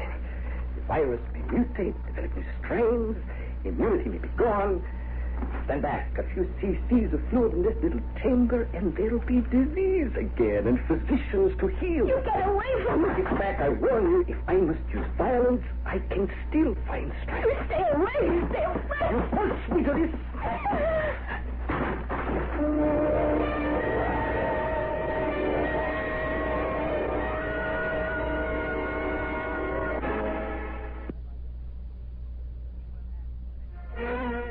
When a man is retired from his business, it's one thing to know that the business is still going on, that the business itself has not been retired. But somehow, it's a much deeper hurt to have the business itself cease to exist. If only that business hadn't stopped, that he could feel that something of his business was going on. I think that's what's bothering the ex-doctor. You... My sister died during the night. I'm sorry. You're not sorry at all. You must understand. I couldn't stay with you. I left you there unconscious. I knew you'd come around soon enough. But my sister died. I did what I could. I gave the prescribed medication. It's lucky I had some of it at all. The virus must have been too strong. The immunity factor down to nil. And that's why I came. To ask whether I will contact the disease. It's possible. And could pass it on to others. I wouldn't allow myself over that. I'd be making my own plans. And that's why you took the blood. Of course. Do you think that this particular virus is widespread? I am sure it isn't. This one case must be pure accident. I told you that the virus, as a cause of infection, like all causes of physical and mental illness, was totally counteracted years ago. And that's why I was given the medal and the statue, because they didn't need me or my kind. But they will again, and soon. Oh, I've never had much education, but this idea of yours, it just isn't decent. Oh, no? You'd bring sickness to people just to carry on a tradition. Not a tradition. the noblest tradition in the history of the human race. A tradition of comfort, of healing, of leading sick minds and bodies back to health. But that was accomplished years ago. You said so yourself. Yes, but it's not right, that's all. Not when so much has been given and sacrificed for the good of mankind. What you plan to do is not for the good of mankind. I won't listen to you anymore. What you plan to do violates everything that's right. A doctor is supposed to heal, to cure. I didn't do so very well with your sister, did I? For that, I can forgive you. You said yourself it was a rare case. Perhaps it will strike me and I will die. And then it will never happen again. But to set out to create disease... Get out of this laboratory, you little rat. Before other doctors and look them in the face and say, I'm doing this for you, making others ill so that you can be doctors again. There are no doctors except Targ, and he's senile. I am the last. And you are very old, and something's happened to your mind. I warn you, leave this stone immediately. Not before I destroy whatever you took from my sister. You see this? A laboratory torch. See the blue flame? It burns. I will burn you if you come a step close. Just destroy what you took from my sister, that's all I ask. Not a step nearer. If you don't, I'll destroy you and myself and this whole place. You're a fool. I know it. And I'm not very old or well-educated, but I may be a better physician than you are. I told you to stand back. I'll burn you. Is that it, the large flask thing? Don't touch it. Watch out, old man. Your bones move slowly. Let go of it. Let go. There, see it fall, old man. I'll kill you. I'll blast you with the torch.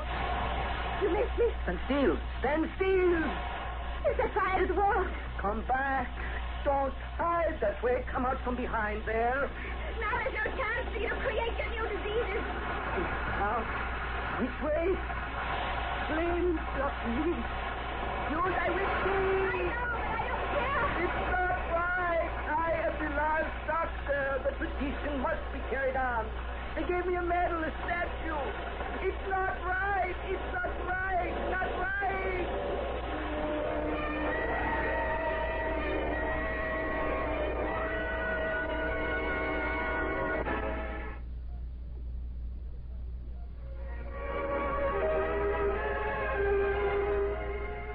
You know, if you're looking for a more secure and stable world in the future, I'm afraid you're in for unhappiness and disappointment. The world of the future is going to obey the ancient law. Change. Learn. Find a new and better way. Because the old way always turns out to be a little inadequate. There is nothing that's perfect. Let's go to work and find a better one. It's the whole point of progress. To do a better job than we've ever done before.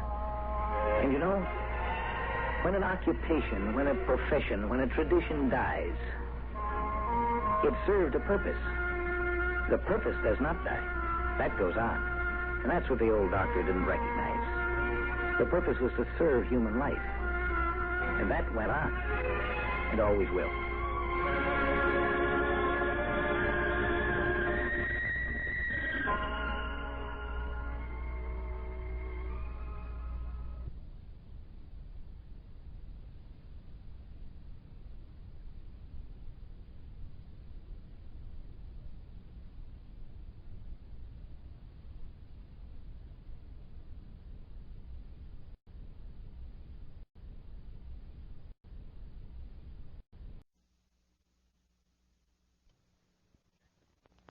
Exploring tomorrow.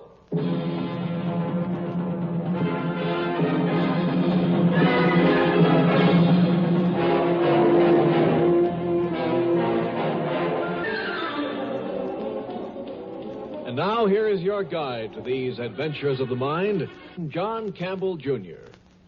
There's the old saying, you'll do it and like it. And, of course, a man can, by physical force, make you do it. How would you like to have it so that you would like it, too? There are two basic ways that you can be happy in this world. One, of course, is to have everything you want in just the way you want it and never have any difficulties or troubles. This method is ideal, perhaps, but not very probable. Only one person in the world could have that, I guess. The other method, for absolute, complete happiness, would be to like anything that you got. No matter what it was. The first approach is the one that makes sense, of course. That's the one we work for. We earn it. The other seems so much easier. Stop barking. Stop barking. Stop barking. Oh, barking. No, that's all right, doggy. You bark as much as you want. Oh, how I wish I could get mad. In the old days, I'd have gone up that dog and told him to shut up, and that'd been that, but no more. Just as soon as I start to get good and sore about something, my mind kind of all creams up in the happiness effect, and I'm not sore anymore. And everybody here in Benton, I guess most everybody in the country is just like me. We've all had our brains written on, and we're all happy. Here I am, chief of police of Benton, and never a crime to speak of unless it's overtime air parking, and what kind of crime you call that? Henry! Oh, here he comes. Our own Doc Royd, the man responsible for all our happiness. He's supposed to be just about the best brain rider this side of the Mississippi. Henry! Slobbo, that's what I call him. Old wet lips, always do good and always grinning. But behind that grin, believe me, ice. If you need an enemy, just have Doc Royden for a friend. Henry, didn't you hear me calling to you? Oh, sorry, Doc. I guess I just kind of stand here thinking. Happy thoughts, I hope. Oh, sure, happy thoughts. Sure. What can I do for you, Doc? A fellow just came into town, suspicious. Painting pictures out at Willow Hollow. There's law against painting pictures at Willow Hollow? Now, Henry, you know I got to keep my eyes on things. Wasn't for us brain writers, there'd be all kinds of irresponsibles roaming around. And these artists, they're the worst kind. You know that. You remember there was a day when you were headed for that kind of trouble? Yeah, I remember. I was pretty good baritone, too. You sure brain wrote me out of that notion. And aren't you better for it? You're a responsible citizen, happily married, well-adjusted, doing a job that's socially useful. Yeah. What about this fella I'm supposed to investigate? Name of Arnold Vivian. And he's been painting up at Willow Hollow? That's right. Doesn't do anything all day long but paint. Single? No wife, no children, no nothing. He just paints.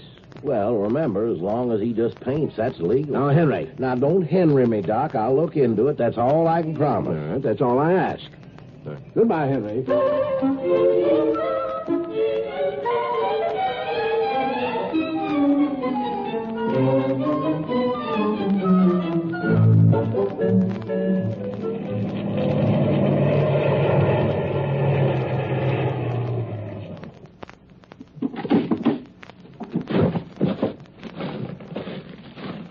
Yeah, that's mighty pretty landscape you're painting. Why, thank you. Willow Hollow makes a mighty pretty landscape to paint. Well, I'm sorry to interrupt you. Oh, no, that's all right. I never mind a little talk when I'm painting. What can I do for you? Your name Arnold Vivian? That's right. I'm Henry Horner, chief of police. Nice to meet you. Chief of... What seems to be the trouble? No trouble. I just out here to give you a kind of friendly warning. About what? This town of Benton you're in needs new young men, Arnold. If you should happen to get in any trouble here, we got a real fast brain rider who likes to straighten people out. I don't get into trouble. Well, just keep in mind we need workers these days. Like our brain rider would say, who needs pictures on canvas? Who needs pictures on canvas? Why, Mr. Policeman, me. Maybe someday a few others will agree with me. Well, maybe. I used to be a sort of artistic fella myself. Baritone concert style. Yeah, I'll bet you're good on a police whistle, too. Don't worry about me, Mr. Horner. Just go back and tell your brain rider. Here's one traveling man he won't ever get to use his scalpel on.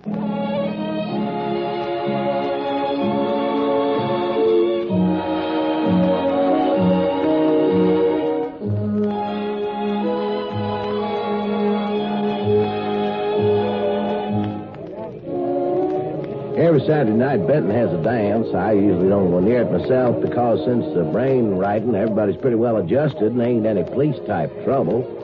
This Saturday night, though, I dropped in toward the middle of the evening. Hi, Mr. Horner. Hi, hello, Arnold. Having a good time? Heck yes. I've been dancing with all the girls. They love me and I love them. Staying out of trouble? The only trouble I ever have is with pictures on canvas. Well, don't go getting drunk and signing a job contract with Big Fellum at the Brickyard or with Tom Harth, or you'll forget pictures. I'm immune to job contracts. Also, it may interest you to know that both Mr. Harth and Mr. Fellum each bought a painting for me tonight, paid cash on the barrelhead. Well, that's a surprise. Well, I wonder what they're up to. Well, why should they be up to anything? They just like my pictures. I guess they like me, too. They invited me to play poker with them after the dance tonight. You turned them down, of course. Heck no. I like taking money from people at poker. Well, they're more likely to do the taking, and once you're broke, you'll just have to go to work. Mr. Horner, when are you going to stop worrying about me? I told you I can take care of myself.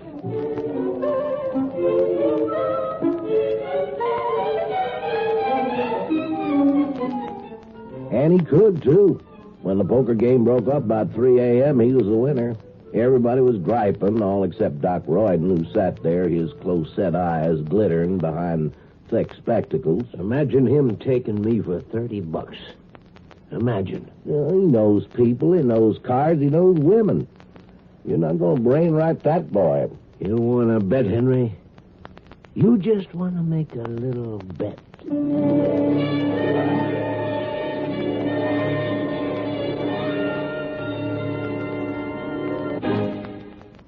Whether it's a crowded highway or a narrow street, a smooth, even flow of traffic is one of the essentials of safe driving.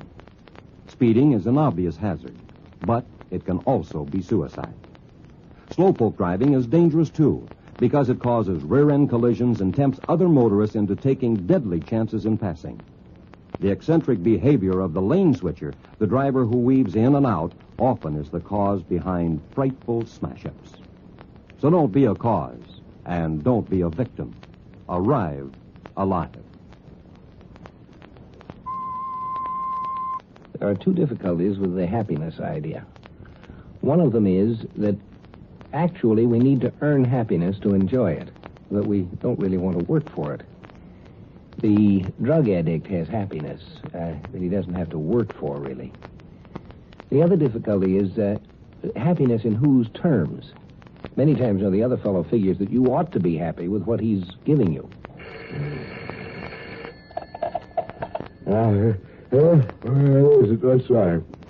Henry, wake up and scoot over to Tony Holland's shack on the edge of the holler. What's the matter, Doc? There's been a crime. Get over here as fast as you can.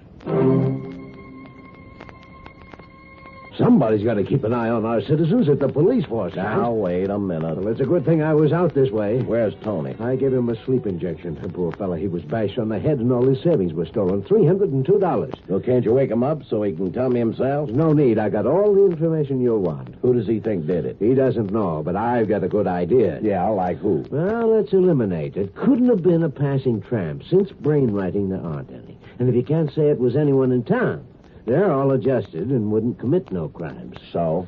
Might be somebody around who wanders in the holler in the daytime, poking around and pretending to be what he ain't. Well, it wasn't Arnold Vivian. How do you know? Because he's not that stupid. He knows he'd be the most likely suspect. Maybe you just better check up on him, Henry. Doc, you're the brainwriter. They call you in after the maladjusted guy's been caught, but I'm the cop. I run my investigations the way I want, and I'm not going to build a case against Arnold Vivian. What are you going to do? You write on brains. Try reading one.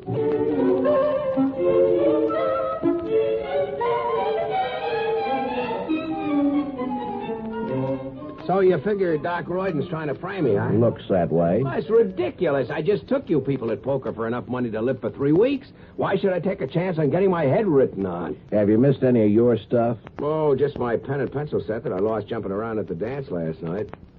Hey, wait a minute. That'd make a fine clue, wouldn't it, at the scene of the crime? It sure would. Well, was it found over there? Not yet, but it will be. That's not important, though. What is important is this. Tony Holland has one peculiarity. He marks $20 bills. Figures he can follow how the money goes around town that way. Now, you don't draw any money from the local bank or in salary, so you just better not have any local $20 bills marked by Tony. Hey, whose side are you on? I used to sing baritone, remember? Police, I like you. Artist, I kind of like you, too. Henry, Look what we found at Tony's. Look here. Yeah, I know. You found a clue, a pen or a pencil, or both. We know all about it, Doc. Arnold, I better run you in, at least until we can investigate further. It'll look better. Why, certainly. No trouble at all, Mr. Horner. Glad to come along. I pressed for a hearing right away, figuring that Arnold could be cleared and then leave town. He figured the same, that it wasn't healthy to hang around a place that needed new talent so bad. The hearing went real fine. From the start, I testified that Arnold had been fast asleep at the time the crime was committed, and I swore that the pen and pencil had been planted in Tony's house. Then suddenly they were talking about marked $20 bills. Well, I couldn't possibly have any 20s, Judge. I just told you, there's absolutely no way that I could have... Unless... No. Let me out of here! Let me out of here! It's a frame-up! It's a frame-up, I tell you!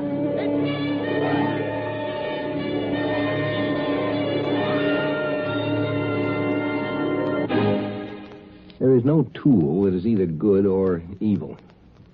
There's nothing that in itself is good or bad. It's the way it's used. Logic is a wonderful thing, of great value to man and his progress. But in this trial here, you've seen what can be done with logic when someone is out to prove what he wants to prove and is not in the slightest interested in getting the truth.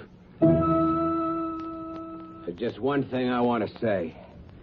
I've seen a lot of raw deals, but the way you have it here with the singing cop to set it up is the slickest I ever saw. You win.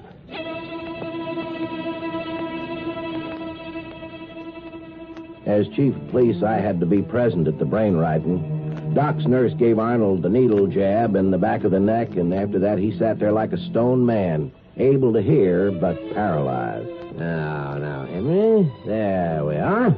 Yes, the clay model is ready to take the impressions from Arnold's brain, so we'll have an exact duplicate.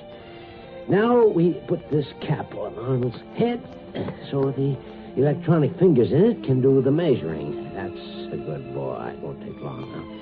Attach these wires to the automatic computer that we put above the clay model, and... there we are. An exact model of Arnold's brain. All right, let's take a look. Oh, me, oh, my. There's a brain that needs writing. All right.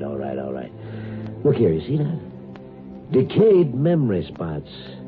Artistic imagination, decayed sensory impressions, quite useless in an adjusted society.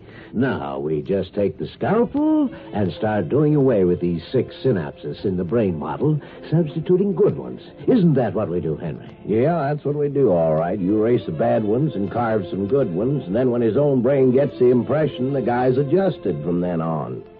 Everybody does what they should, and they don't need no religion, no morals, no psychology, nothing. Just brain writing, and the world's work gets done. Now, Henry, you always miss the most important part. After I get rid of the illogical synapses, I do one special cut with my stylus. There, I'm doing it now. And that's the happiness effect. Then your adjusted man not only does what he ought to, he's happy about it. There we are. Oh, that looks beautiful. Oh, that looks almost like the master brain. Let me get it and show it to you, Henry. It's real interesting. I'll be back in a second. You know, Arnold, I sure wish I could help you. Wait a minute. Maybe I can. I'm going to try to put back some of those synapses he cut out. Here's the scalpel. You know, there's one he did. There's another. Maybe I can help you keep some of your artistic talent, Arnold. Yeah, here's a final one. That one day Henry will be able to duplicate this master brain in everyone. It's brilliant. Take a look at it while I prepare for the transference from the clay model to Arnold's brain. It sure is fine looking, this master brain. Yes. Now we're ready to go. Now, Henry, when I close this switch, the new brain shape will flash the signal to the cap on Arnold's head. The electronic fingers will dig in, and he'll have a new brain. Oh, I tell you, Henry, this is the real moment of birth. Most people are born wrong. for this world. This is where they get right. All right, here we go. It's going to hurt a little.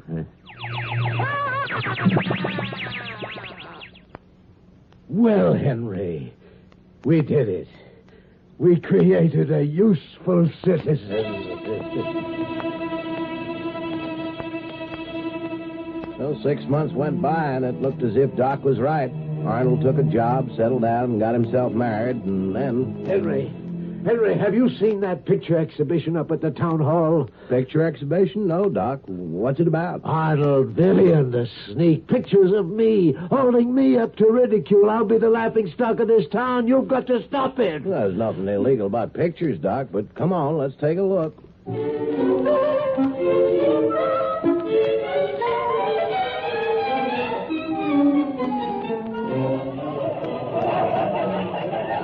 We went to the town hall, and there was the neatest collection of pictures you ever saw. Arnold had painted Doc Royden more than 50 times, and in each picture he caught the basic evil of the man.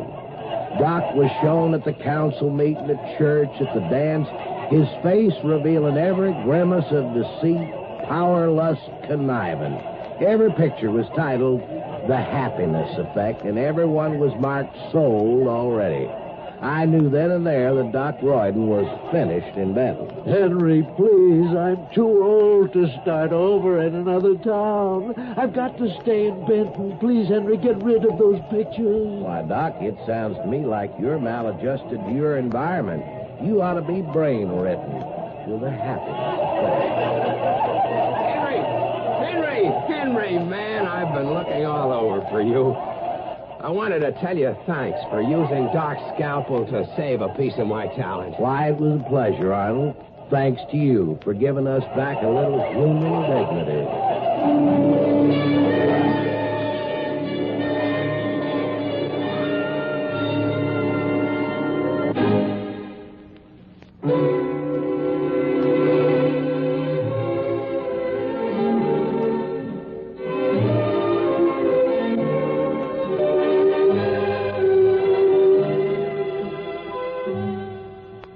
A lot of people tend to think that happiness is something you have.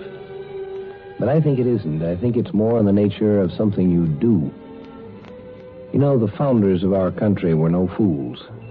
And in the Declaration of Independence, they said that men had certain inalienable rights, among which were the pursuit of happiness. No man has ever declared that happiness itself is a right of man. The pursuit of happiness is. It's worth working for.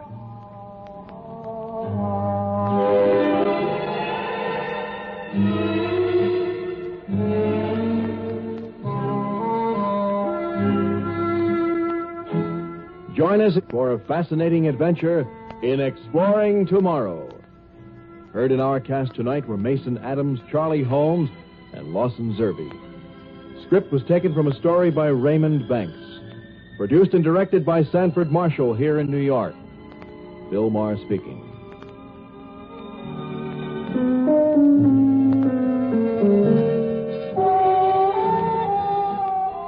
We pause now for station identification.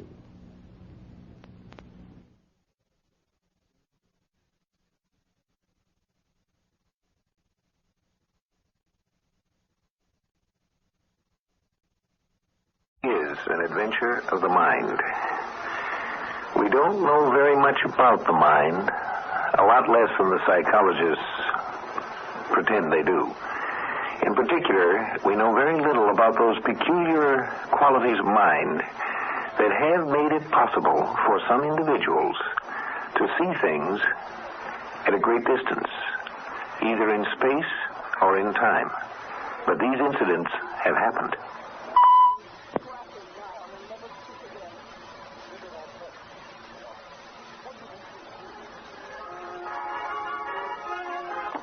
Our father's room, Captain Thompson. Just make yourself comfortable. You let me know. Of course, the minute there's any news. Now, don't worry, your wife will be fine. Would you like a cup of coffee, Captain? You look rather worn out. Oh, no, thanks. Yes, I would like a cup, thanks. I haven't had time to eat since yesterday. Oh, just sit down and I'll be right back with one.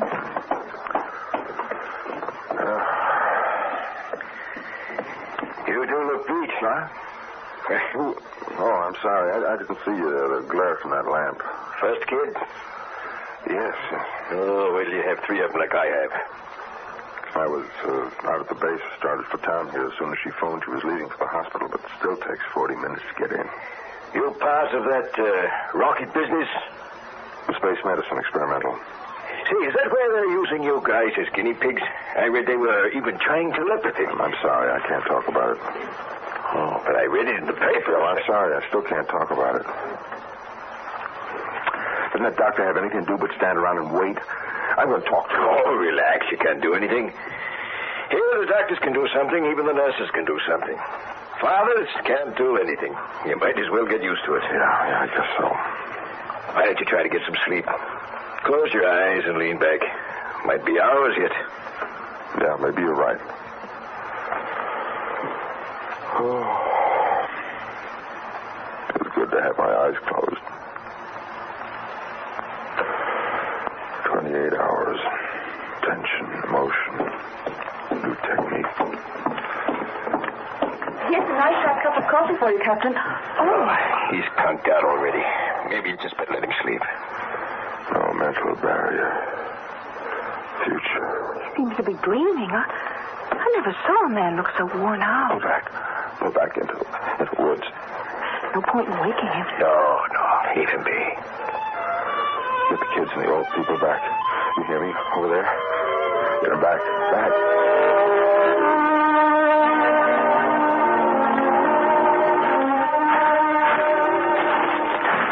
Over there by that brush pile. I seen him go down. There. What'd I tell you? Thompson. Holly, you hit, boy. What? It's me, Clanton, and Diego. Don't you know us? Hey, look what his forehead, Diego. He must have run spank into a tree limb. Where am I? What's going on? Oh, he really gave himself a knock. Hey, come on. Hey, let's see those woods again. We gotta get out of here. You grab hard, Diego. Them bugs will be in here in 15 minutes. What? You just hush up and come on. We've no time to talk now.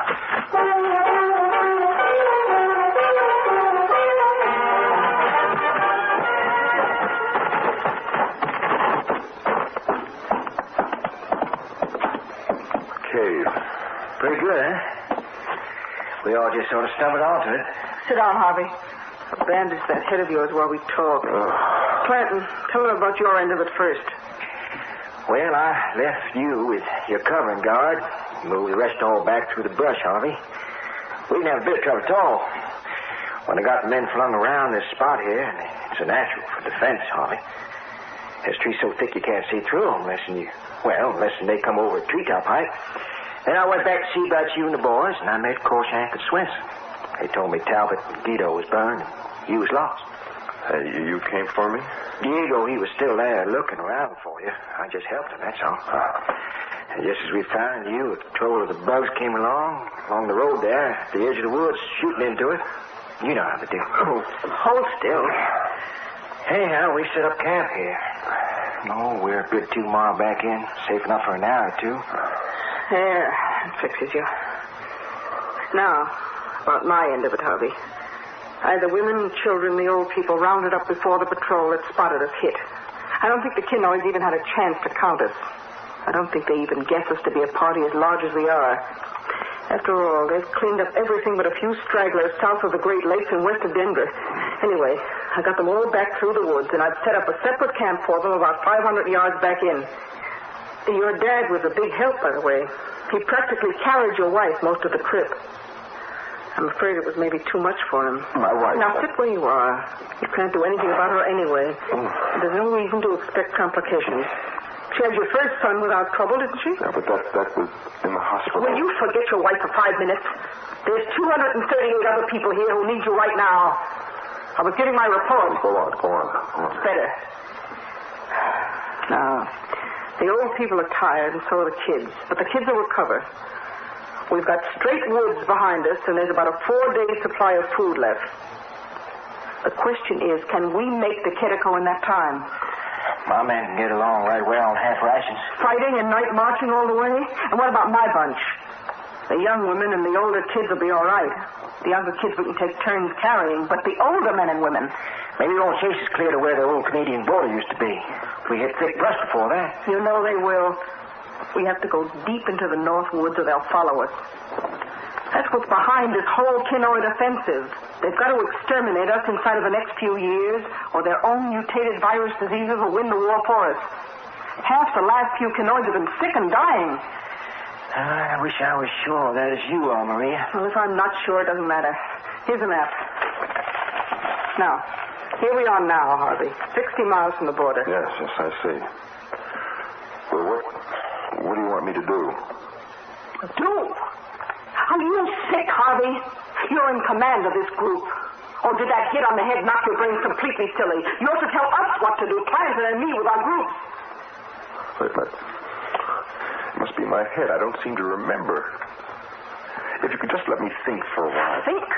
We've got 2 hours until sundown. And if you want to survive, we've got to head for the border tonight. Are you telling us you aren't fit to command this bunch of ours? I'm sorry. All right. You better take over, Clanton. Why not you? You know I can't handle the men. Well, we'll get your group and my group moving as fast as the sun's down. They've all been fed. But, Harvey, whatever's wrong with you, you better get over it quick. Because there's 239 people here who'll never reach Quetico without you in charge. I promise you that.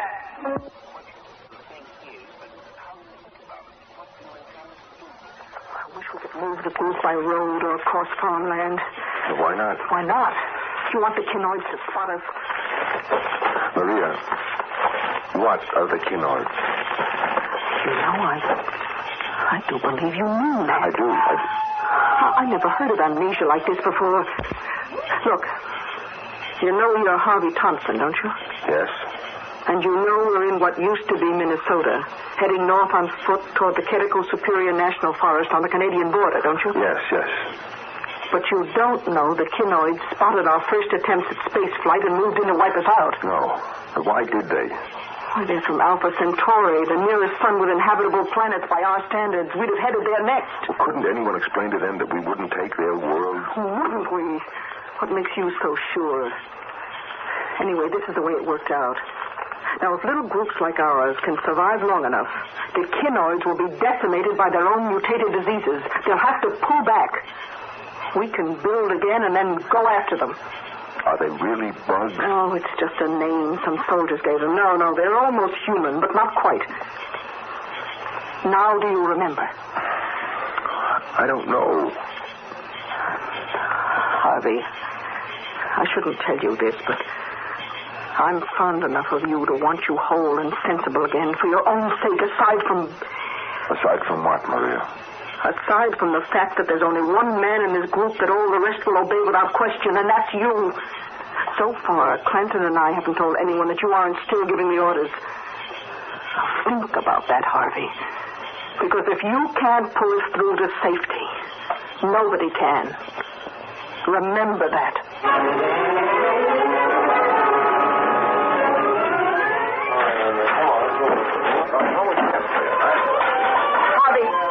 Harvey. Oh, Maria, where's my wife? I haven't had a chance to see her. No time for that now.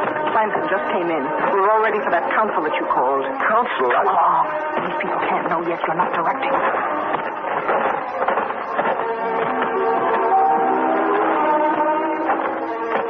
Ready and willing, Maria. Sit down, Harvey.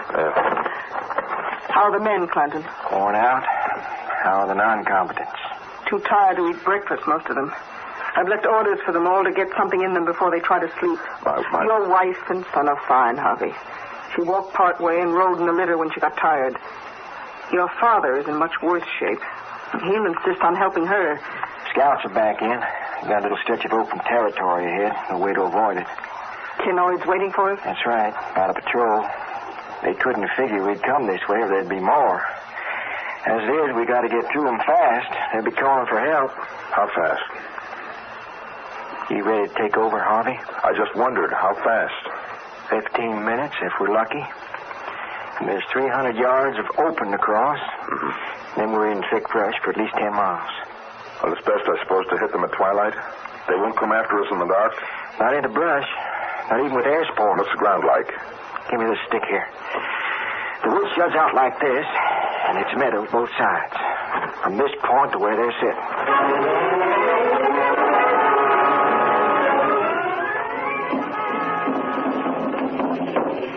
What's that drumming mean? Nothing.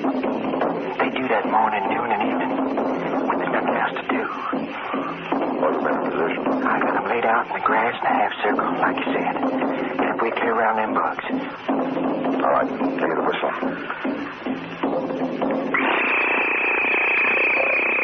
Close with them! Close with them! Use your knife!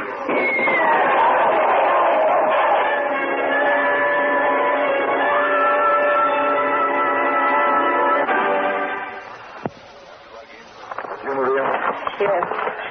Clanton, would you mind letting us talk by ourselves for a minute? I want a private word with Harvey. All right with me. What is it? Do you have to move the group right away? Yes, why? Some of mine can't. Well, how bad are they? Pretty bad. They need a day or two of complete rest. Right now. We can't wait, Maria. We just can't. That's what I was afraid of. The Kinoids will be right at our backs at dawn. If they can keep after us and harry us, they'll wear us all down eventually. And we can't go on fighting for every little clearing. We've got to lose them now. But who is it? Which ones can't go on? Not the children. Not my boy. No. Not your wife or your boy or any of that group. They've all been worn down by this march, but they're young enough to bounce back. It's the old people that don't. The old? Yes. We've got 10 older women, 3 older men, including your father, Harvey. They can't go any farther. Well, not Dad. Well, he's in good shape for his age. That's just it. For his age. Under ordinary conditions, you don't notice how quickly an old person tires because they're always catching little rests. On a march like this, though... We can't just leave them. We can't... I'm sorry, Harvey. Their lives or the rest of the group. And you're in command. But the Kinoids would find them before noon tomorrow, and old people with nothing to defend themselves with. The older people have sons and daughters in the group, too. They'd never stand for abandoning their parents. It's up to you. Harvey, I'm sorry. If you want me, I'll be over there with Clanton. No, I can't. It'd be kinder to kill them ourselves and let the Kinoids... Dad, how can I?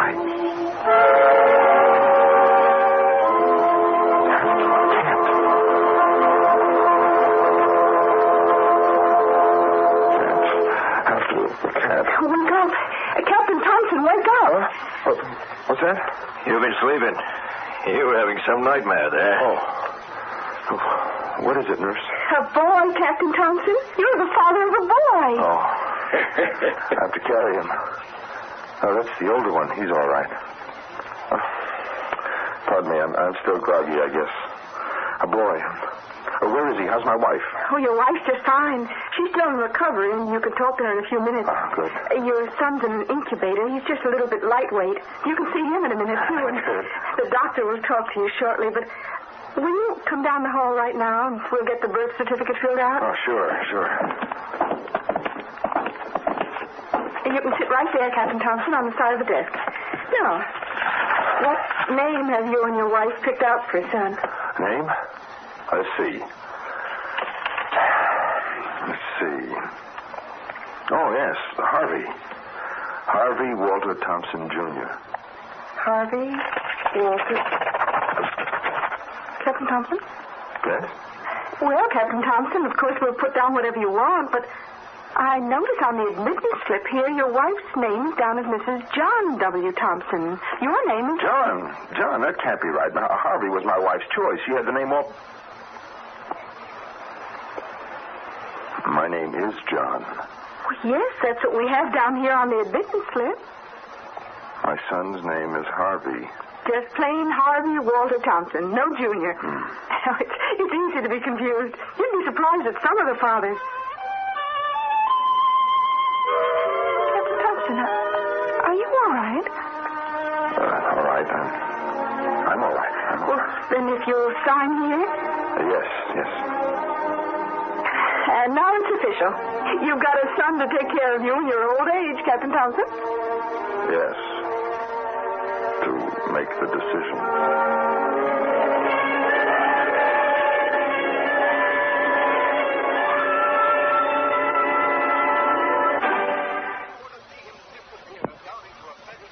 Are men first, scientists later. The fact of being a man means that they have human emotions, human needs, wills, desires. It's hard for a scientist, as it is for any other man, to see his whole life orientations, his deepest beliefs, knocked flat. When Einstein's theories of relativity were first established, there was one of the major astrophysicists who committed suicide. All he believed had been demolished. Are our scientists to be expected to be any more able to take the shattering blow that the reality of clairvoyance would mean than the other people of our society? There have been incidents, but the scientists don't like them. I don't think any of us do, but they're there.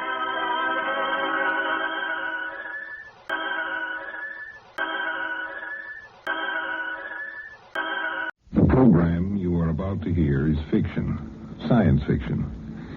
We make no guarantees, however, how long it will remain fiction. Exploring tomorrow.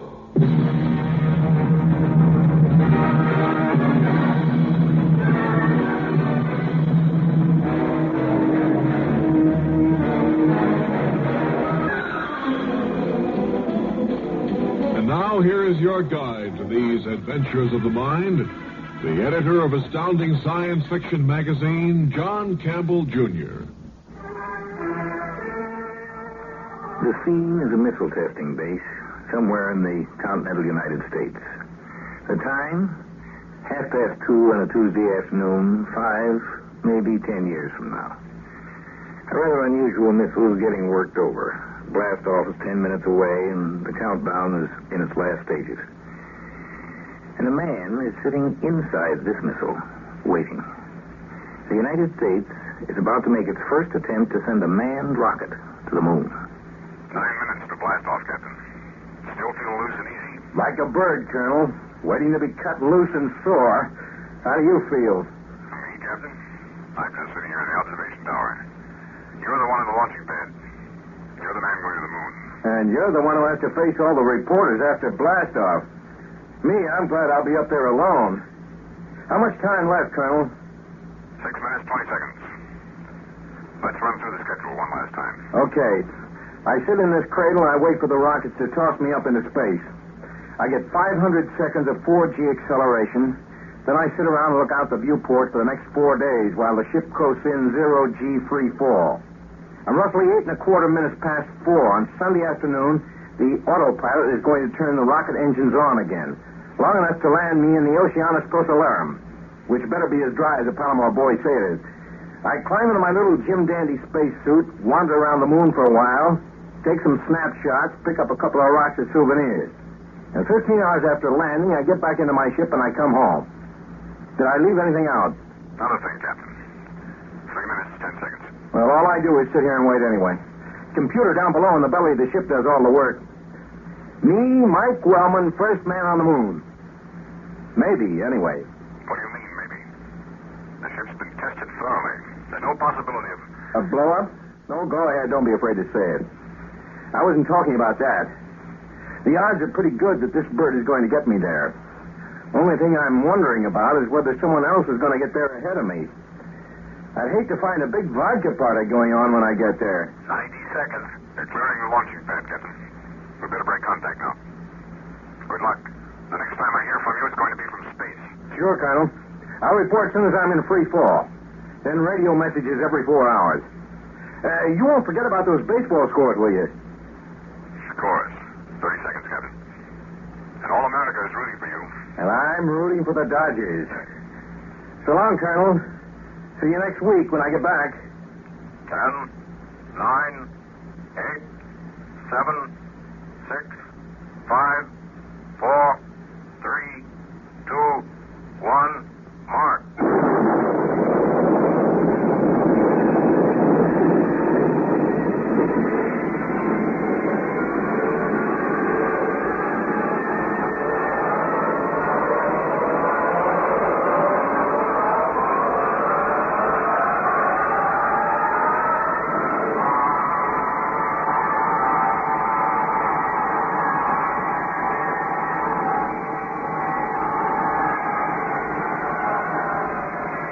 Are you reading me launching base? How do I come in? Clear and sharp, Captain. Oh, glad to hear it. Okay, ship's time, 1,452 hours. Blast off went fine from this end. I got through acceleration good enough. 4Gs isn't much fun, but I don't mind it in 8-minute stretches.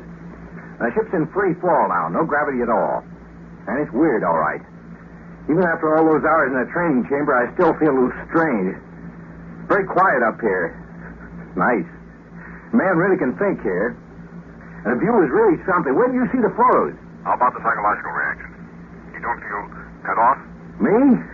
A guy whose idea of heaven is being along with some books? Colonel, I like it up here. The psych test said I was an introvert, didn't they? Well, not really. Just sort of solitary-minded. Same thing. Well, it's us solitary-minded people who are going to be your spacemen, Colonel. We don't mind the loneliness. Listen, Colonel, how are the cosmic ray readings coming through? Perfect. All the equipment seems to be functioning. Including the pilot. Or rather, the live cargo, because that's all I really am. Okay, Colonel, I got a few odd jobs to do on board. And I'll be talking to you again in 4 hours. Over.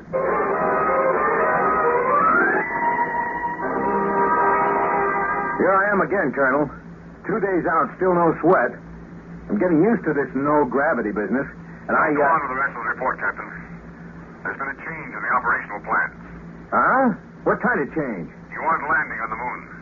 Pentagon orders are for you to adjust the computer to alternate course B. Circle the moon and return to Earth without landing. Hey, wait a minute, sir. How come the switch? Well, it's an awkward situation, Captain. You see, between the time I last spoke to you and now, the Russians, I know this will come as kind of a shock to you. The Russians made a successful landing on the moon. No. Radio Moscow announced it 2 hours ago. And since then, we've picked up broadcasts from the Russian ship.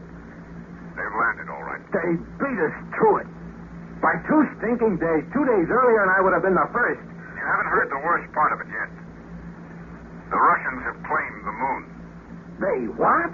Like Columbus claiming the Western Hemisphere. We're putting up a yell, of course, but there just isn't any precedent for this kind of thing. The UN is meeting to decide whether they have any right to. So this is why I can't land, huh? The Russians say they'll regard any lunar landing as trespassing on their property. We can't risk an incident, of course. So for the time being, we're going to hold back and wait till the legal aspect of this business is worked out. So I can't land. They send me up here and I ride around for a week and don't even put my foot down on the moon. Colonel. Russia doesn't own the moon, no matter what they say. Captain Wellman. I'm sorry, Colonel. I'm more than halfway there, and I'm darned if I'm going to miss my chance. I'm going to land, sir. Wellman, listen to me. You can't disobey orders. Yes, I can, sir. I'm landing. Over and out.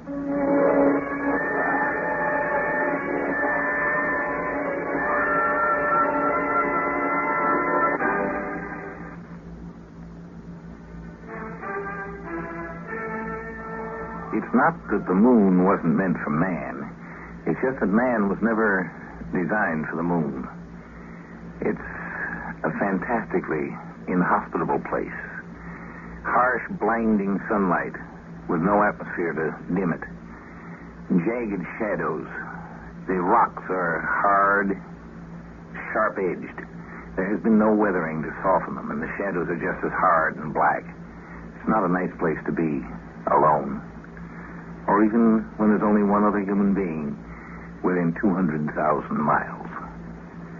I don't know if you want to hear from me again, Colonel, but I'm beaming this anyway. Look, I just wanted to let you know that I've landed on the moon as originally scheduled. Yeah, right on the nose, in the designated landing area. Northern branch of the Oceanus Procellarum. And you can tell the Palomar fellas that they were right all along. Maybe this was an ocean once, but not in the last 1,000,000 years or so. As for the Russian ship, it isn't any hoax. I saw it when I came down. It's about 50 miles north of here. Maybe later I'll break out the rocket sled and wander over there for some vodka. The Russians are trying to contact me now. I better shift channel, see what they want. Over, Colonel.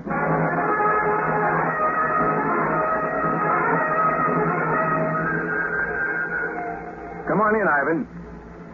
Да, нет, товарищ, ничего. I'm afraid that uses up my Russian vocabulary, Ivan. How's your English? I am Captain Dmitry Novikov, Solid Space Forces. You are illegally trespassing on our property, American. I am, huh? Say, your English is pretty good, but your politics isn't. You say the moon is yours, huh? Lunar Soviet Socialist Republic? I'm sorry to disagree. Just getting here first doesn't give you the right to claim the whole place, you know. The matter has been considered by our legal experts. We have established prior claim.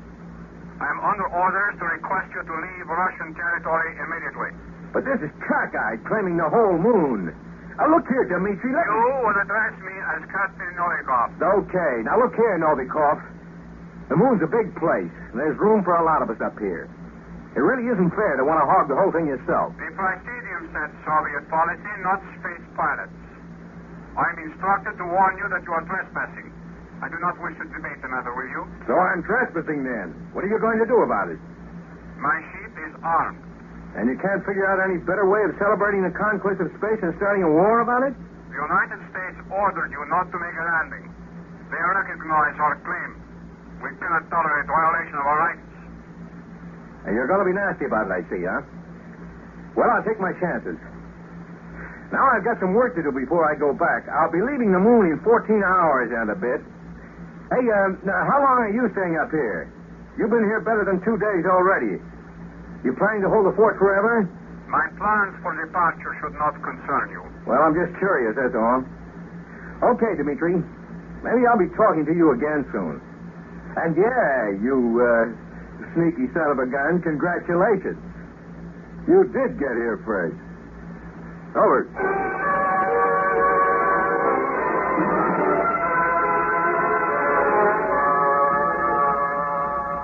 Come in, launching base. You hear me? We're getting you, Wellman.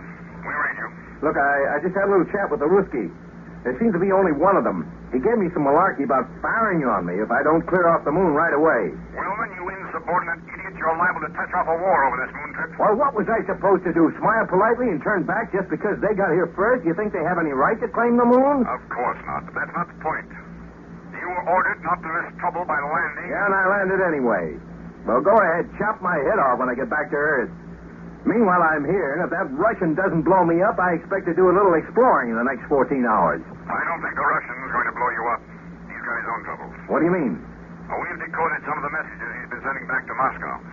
Seems he made a faulty landing and has to make some repairs on his ship. It may take him a week or two, and he doesn't have enough food.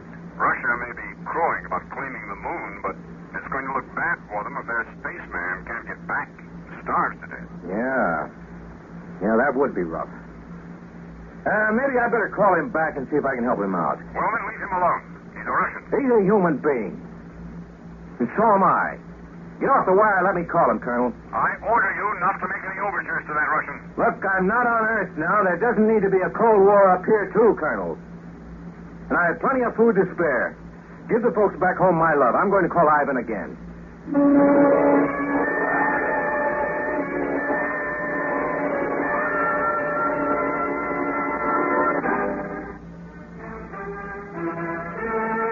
You know, it's one thing to make a claim to say, this is mine.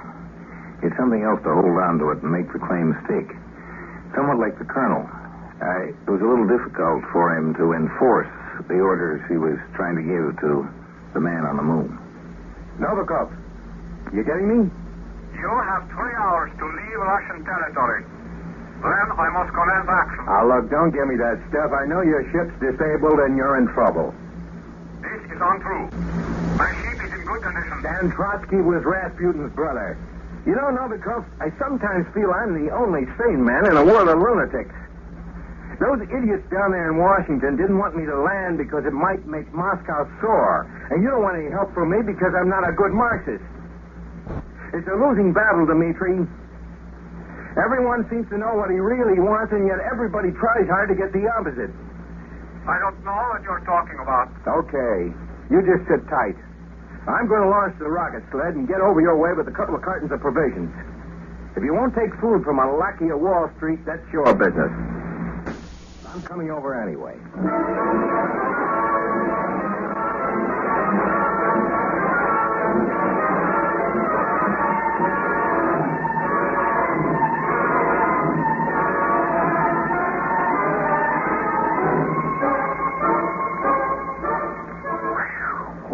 To get that helmet off. Hello, Novikov. My name's Mike Wellman. Why have you done this? What trick are you playing? Listen, friend, all I'm doing is bringing some of my spare food. Nothing up my sleeve at all. I do not understand that. Up my sleeve? It's a decadent capitalist idiom. Means I'm not trying to fool you. The supplies are out on the rocket sled. Get into your suit and let's drag them in. I said I would fire on you. And you bring me food? Yeah, silly, isn't it? But they told me they picked up your messages to Moscow. That you were going to be stuck here a few weeks for repairs. I was not telling the truth.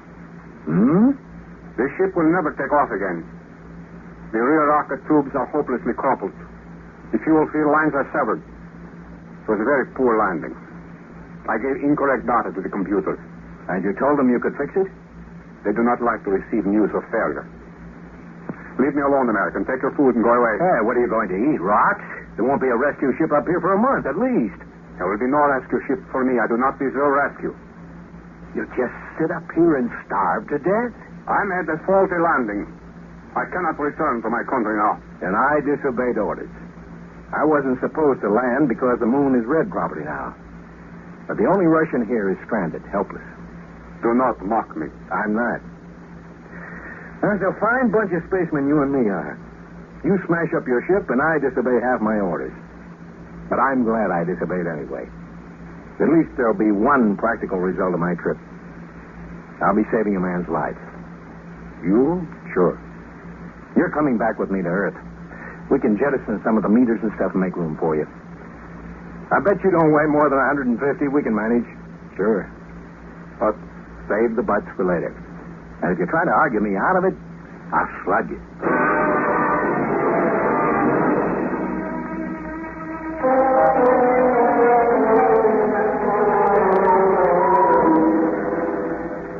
Hello, Colonel. I'm on my way home. Pretty fair blast off, and we're 20,000 miles out from the moon now. Oh, I left a little of the equipment behind. The next ship can pick it up. And I've got a passenger. You mean that Russian? Yeah. Seems the ship was wrecked, so I talked him into coming back with me. He's down back in the galley fixing lunch now. I guess we'll both be called traitors for saying it, but we've sort of become friends.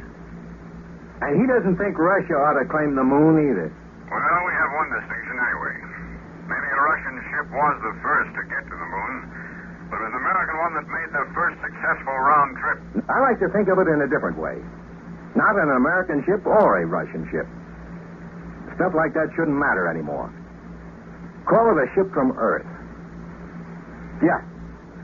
Novikov and I started out separately, but we're coming back together. The first expedition from Earth to Moon is coming home.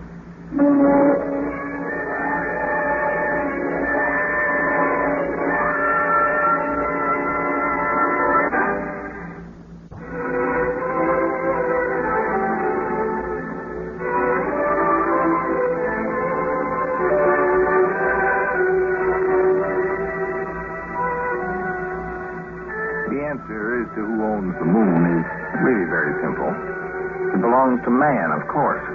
To mankind. Earth is really a twin planet. No other planet we know of has a moon that's practically as big as the planet itself. The moon is Earth's smaller sister. And it, like the Earth, belongs to man. We earned it. We worked for it. For 3 billions of years, we have been evolving and struggling and growing. The next growth is out to the moon. We're on our way.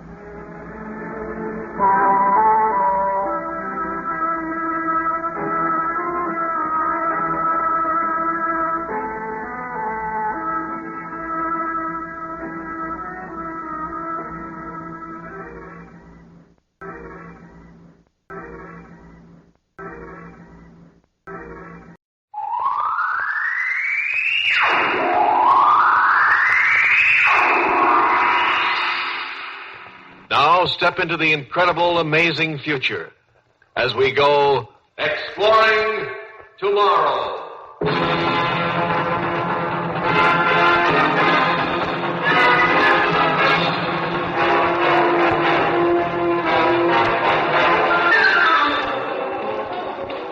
And now here is your guide to these adventures of the mind, John Campbell, Jr. For many years, a lot of us have been interested in considering the possibilities of meeting other life forms, other intelligent beings from other stars. Now, if there is life out there, some form of life, and remember, it may be beyond our most far-fetched imaginations. If there is life, and we have our own Earth ships going out in constant, regular deep space exploration, someday, somewhere, maybe even out in the gas cloud of the Crab Nebula, sometime we will meet.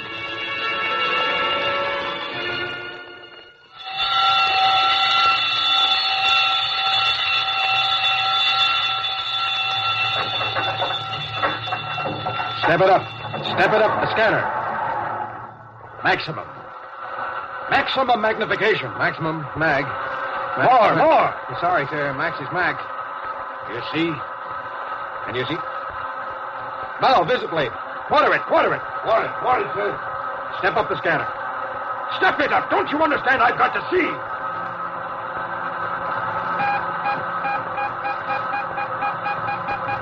Nothing. According to the reading, Captain, nothing, sir. Sir, Captain, hold it. On the bow quarter. Huh? Solid object. 80,000 miles, sir. 1 o'clock. Unknown object changing. 12 o'clock. Sound collision.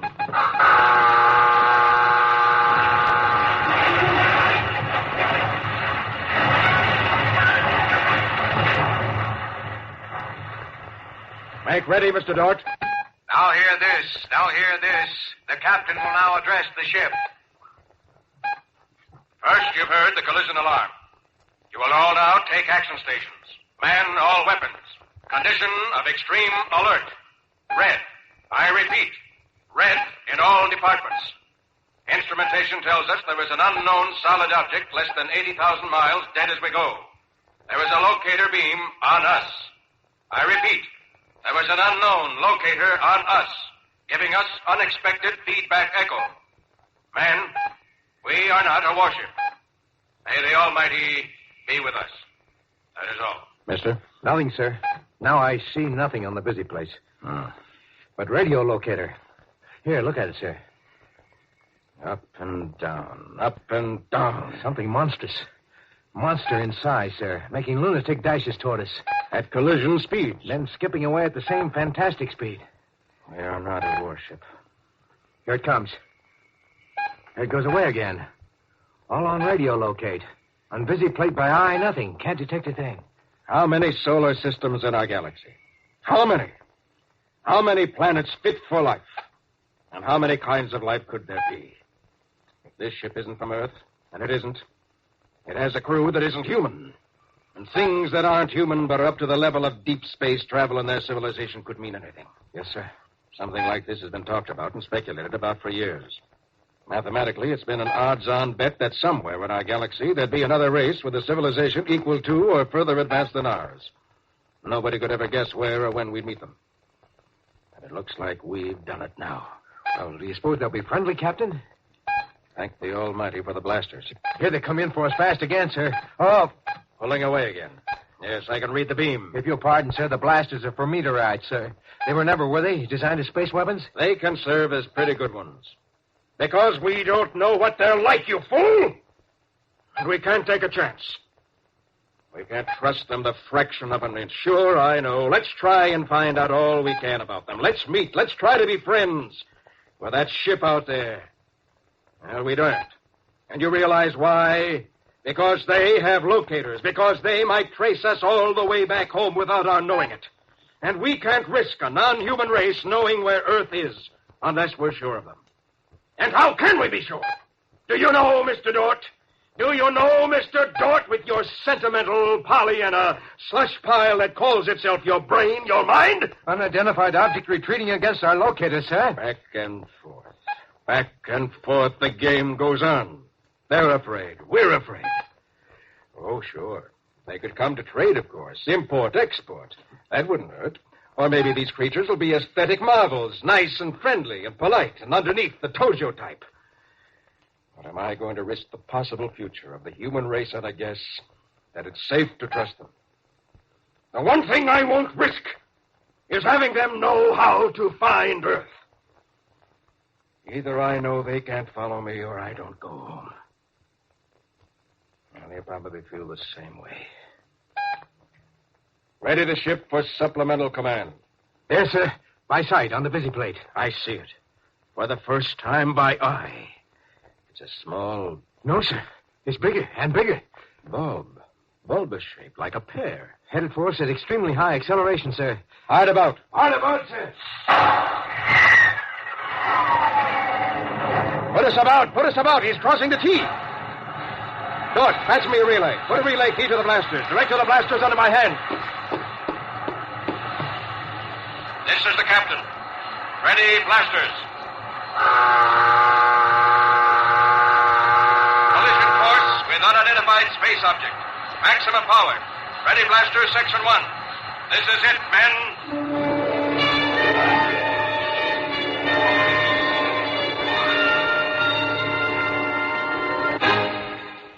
Exploring Tomorrow continues in just a moment.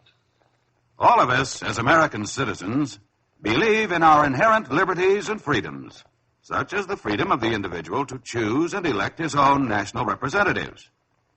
It has been said that there is only one ruling class in America, the people themselves, who, through their vote, have established the law of our land. The real importance of this freedom depends on our accepting the responsibility not only to know what we are voting for or against, but also to choose our leaders for the best interests of the nation. So, accept your responsibility and ensure your freedom. 2 spaceships, 2 scientific expeditions, each uncountable miles from their own home. One from Earth, one from where? The other ship stopped, Captain. Cut power. Quite stationary, sir. Captain to crew. Steady as you are. Unidentified space object, now stationary. Do not fire. I repeat, fire only on command. This is a trick.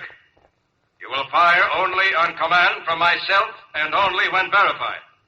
As you are. Stop dead, sir. They are. Dead for sure. Have a look. How far do you make them? Range 20 miles, Captain. Now they're sending modulated shortwave at us, sir. Frequency modulated? Yes, sir. Yes, I see your needle. Apparently a signal. Not enough power to do any harm. Look up in the left bow visiplate, sir.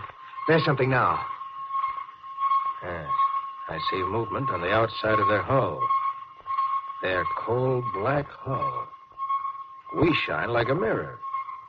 Did you ever hear of a jet black spaceship, mister? We want to reflect the sun. Perhaps they... Want or need to absorb heat from a passing sun. Yeah, I know. Now, what's that thing? Small, round, whatever it is, it's coming out of the side of the ship. Watch. Huh? You're dripping sweat on your instruments. Oh, I'm sorry, sir. Yes, I realize what they're up to. If they send anything toward us, it might seem a projectile or a bomb. So they come close, let out a lifeboat, and go away again. Figure we can send a boat or a man to make contact without risking our whole ship, too. Captain, that means they think... Pretty much as we do. Yes, I'm glad that finally occurred to you. Mr. Dort, by law of Space Command, I'm not allowed to leave my ship except to jettison. Mr. Dort, this is not an order. No, sir. And would you care to go out and look the thing over, whatever it is? The alien ship continued to retreat. 40, 80, 400 miles. It came to a stop and hung out there, waiting. Earthman Tommy Dort, climbing into his atomic-driven spacesuit inside the airlock, heard this mileage report and felt safer, but just a little bit safer. For if the unknown black space intruder had stopped its retreat at 400 miles, he reasoned it might not have weapons effective at a greater distance. But Tommy felt lonely and a little expendable, speeding toward that tiny black dot which hung in the incredible brightness of the star gas. 4,000 light years from his wife and family and home. Speeding toward that tiny black spot, the only solid object he could see in all this glowing space. And then he landed. It was a slightly distorted sphere, not much over 6 feet in diameter. There were small tentacles or horns projecting from this black space orange. They looked rather like the detonating horns of an old-era submarine mine, but there was a glint of crystal at the tip of each. Then through his suit he began to feel vibrations. A section of the rounded hull beneath his feet opened up. He moved sideways fast. It opened up and out. And when he looked inside into the now open insides of the little sphere, no, he didn't see the first non-human civilized beings he expected. What he saw was simply a flat plate, and on that flat plate a dim red glow of light came and went. Even inside the protection of his spaceship, Tom Dort felt the hairs in his neck rise and bristle. In momentary terror, he pressed his sleeve button to switch communicator. Very good, Mr. Dort. Don't panic. No need to panic. Fix your scanner to look into that plate. Harry, these creatures are our equal. But, sir... They dumped out a robot with an infrared visiplate for communication is all. Not risking any personnel. Good SOP for them. Whatever we might do would only damage machinery. That's good. That means they value life as you value yours. Maybe, though, they expect us to pull you with the sphere in on board. It may have a bomb charge that can be detonated when they're ready to blow for their own home. I'll send a visiplate out with a man to face one of its scanners. You return to the ship. Well done, Dort. Yes, sir. But which way is the ship? Head straight away from the Double Star. We'll pick you up, Dort.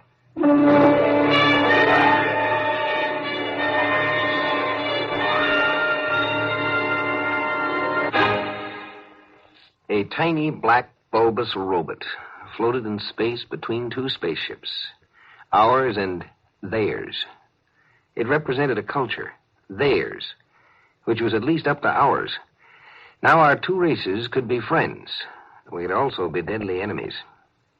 We were a monstrous menace to them, and they to us. And the only safe thing to do with a menace is, of course, to destroy it. This truce, weeks and weeks. It's starting to get the crew. Mr. Dort. I'm busy. Still calculating, Captain. Let's see, where was I in thinking? How do we establish friendship without risk of treachery? Friendship is based upon confidence. Or is it? Can confidence be established on a foundation of necessarily complete distrust? If you can be patient a bit longer, sir, I think I've figured out a way we can talk their language. I mean, communicate. Since they seem to be stone deaf. You can? I think, sir. You can? I believe now, sir, we can say almost anything we wish to them and understand what they say back. But, of course, sir, you'll never be able to know how much of what they say is the truth. Well, neither will they about us. Go on, mister. Well, I've managed to hook up what amounts to a mechanical translator. We showed them our recorder in the vision plates, and they showed us theirs. They record the FM direct, I think. Now, they don't use sound at all, even in speech. My guess is, sir, that they use microwaves for what you might call person-to-person conversation.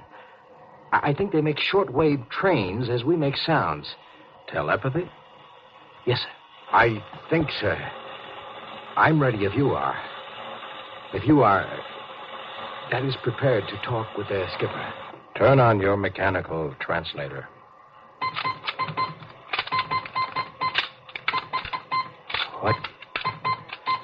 What shall I say to them, Dort? What shall I say? They're waiting. They keep sending something like a CQ. They're oxygen breathers, sir, and they appear not too dissimilar in certain ways. I'm sure I detected signs of irony. Irony? I mean, sir, that implies humor. In other words, sir, I think they could be likable. All right. Send this. Hurry, sir. They're acting suspicious. All right. Say, the appropriate things about this first contact of two dissimilar but civilized races, and of my hopes that a friendly intercourse between the two peoples will result. Excuse, sir. What appropriate things? Oh, just a second, sir. The skipper sends you the following, quote, "That is all very well, but is there any way for us to let each other go home alive? I would be happy to hear of such a way if you can contrive one. At the moment, it seems to me that one of us must be killed." Unquote. All right, then. Send this. Look here out there, whoever you are. It looks like we have to fight, and one batch of us gets killed. All right, we're ready if we have to. But if you win, we've got it fixed so you'll never find out where Earth is. And there's a good chance we'll get you anyhow. We've stayed here a month, and we've swapped information, and we don't hate each other. There's no reason for us to fight, except to protect our races. Well, he says, sir, yes, all you say is true, but that his race has to be protected just as you feel that yours must be. He says, quote, "Perhaps this will help us to think clearly. Suppose we make it so we can't find each other's home planet, but leave a way to communicate in the future. So work out grounds for a common trust. If our governments want to be fools, let them. But we should give them the chance to make friends, instead of starting a space war out of mutual panic," unquote. All right, I have it. Send this. Okay, sir. Whoever you are, let's swap spaceships. Send it, send it! He answers. Interesting. What is rest of your swapping proposal? Send this. Swap ships and crews. I remove all star charts and anything else evidential. He removes all his navigational records. We train each other's key crewmen, and I go for home with my crew and his ship. He goes for home with his crew and his ship. That's my proposal. Tell him that's final. If he refuses, I'll blast. Hold on, please, sir. He says, accepted. He says, accepted. With one proviso that we arrange to meet here, at this star fix, in exactly one astronome of the double star. Agreed. To us, that'll be a year. Send it. Now hear this. On signal, prepare to abandon ship.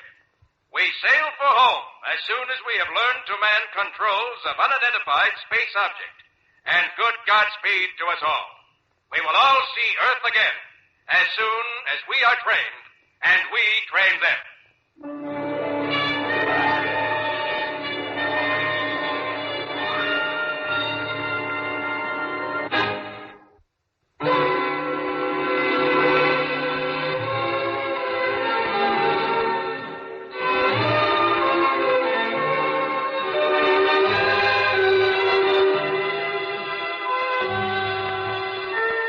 There's a hidden assumption in this story we just heard that any intelligent entity can and may lie. I wonder just what a lie is and why it is that we expect intelligent entities to lie.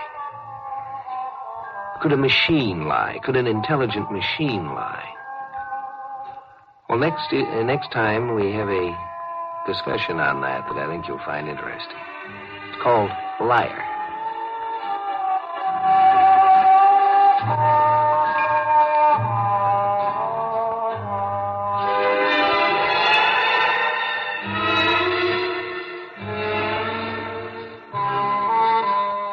Join us for a fascinating adventure in Exploring Tomorrow. Heard in our cast tonight were Lon Clark and Lawson Zerbe. Script was by Murray Leinster, adapted by Peter Irving. Produced and directed by Sanford Marshall here in New York. Bill Maher speaking.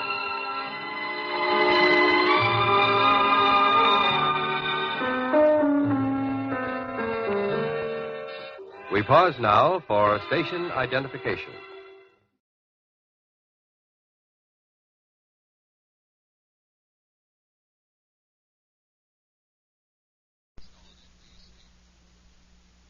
The program you are about to hear is fiction, science fiction. We make no guarantees, however, how long it will remain fiction. Exploring tomorrow.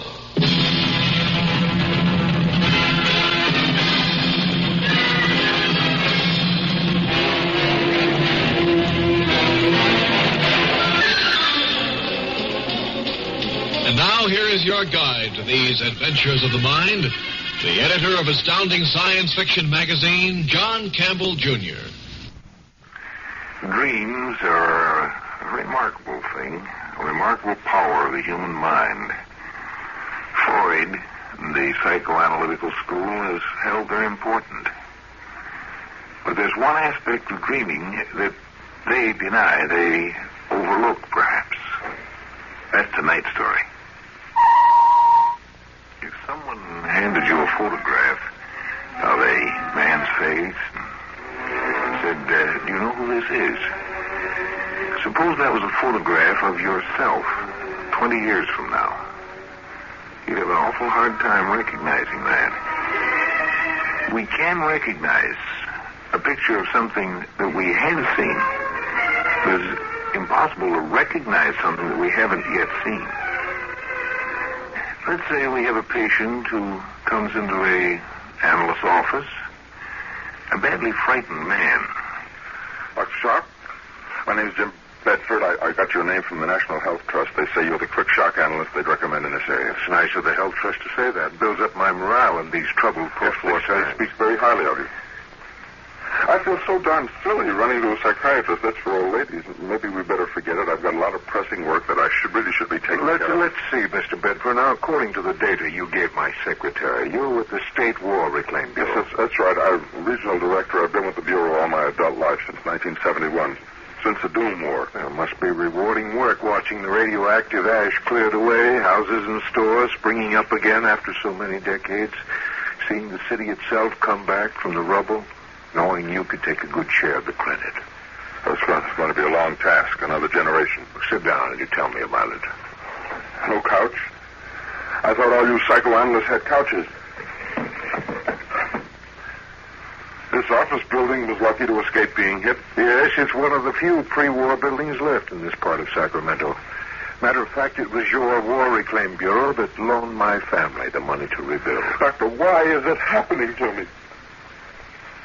What am I going to do? I have to stay at my job. Nobody else can do it. Nobody else knows this area the way I do. Nobody knows the people here the way I do. You were born here, William? Yes, I've lived in Sacramento all my life. What is it that's bothering you? I have some kind of hallucination, and it keeps getting worse. I've tried to shake it, but it comes back bigger and stronger. Now it's getting so that I can't work. I can't do my job. I'm starting up recall-inducing equipment, Mr. Bedford. It'll put you in a state of semi-sleep for a few moments. I'd like you to tell me what this hallucination is. Then maybe I can tell you why you have it. And maybe help you deal with it.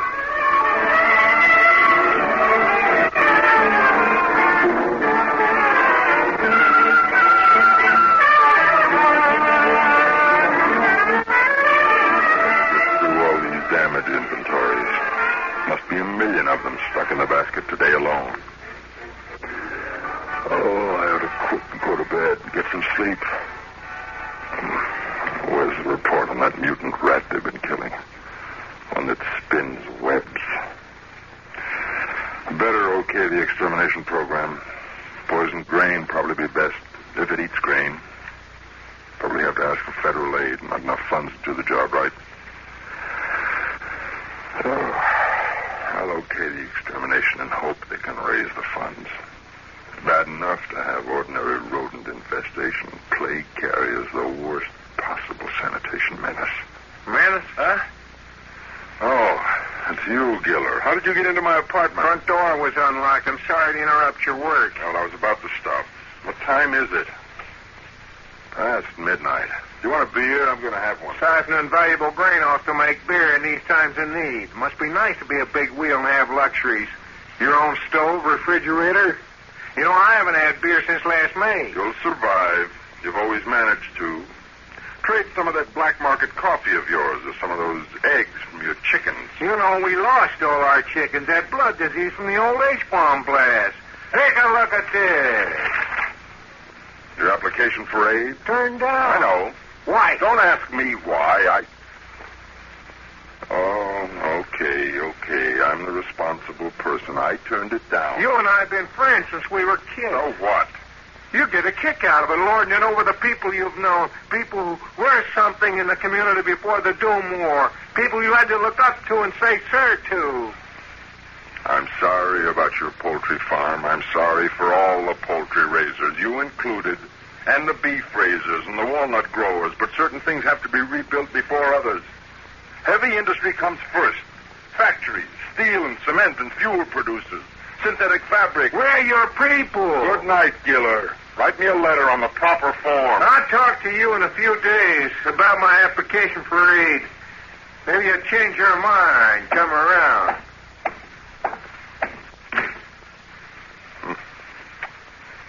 Giller ever got that farm going, he'd be the biggest black market operator in California. $5 a piece for grade A eggs, and he knows where to get it.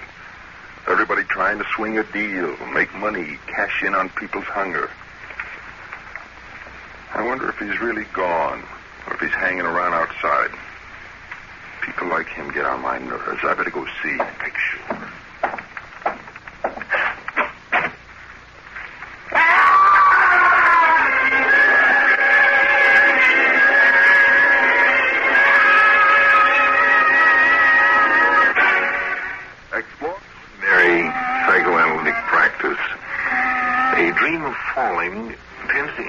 That the patient has some kind of fear of a basic insecurity, a feeling that he's faced with a problem that he must solve, then can't solve.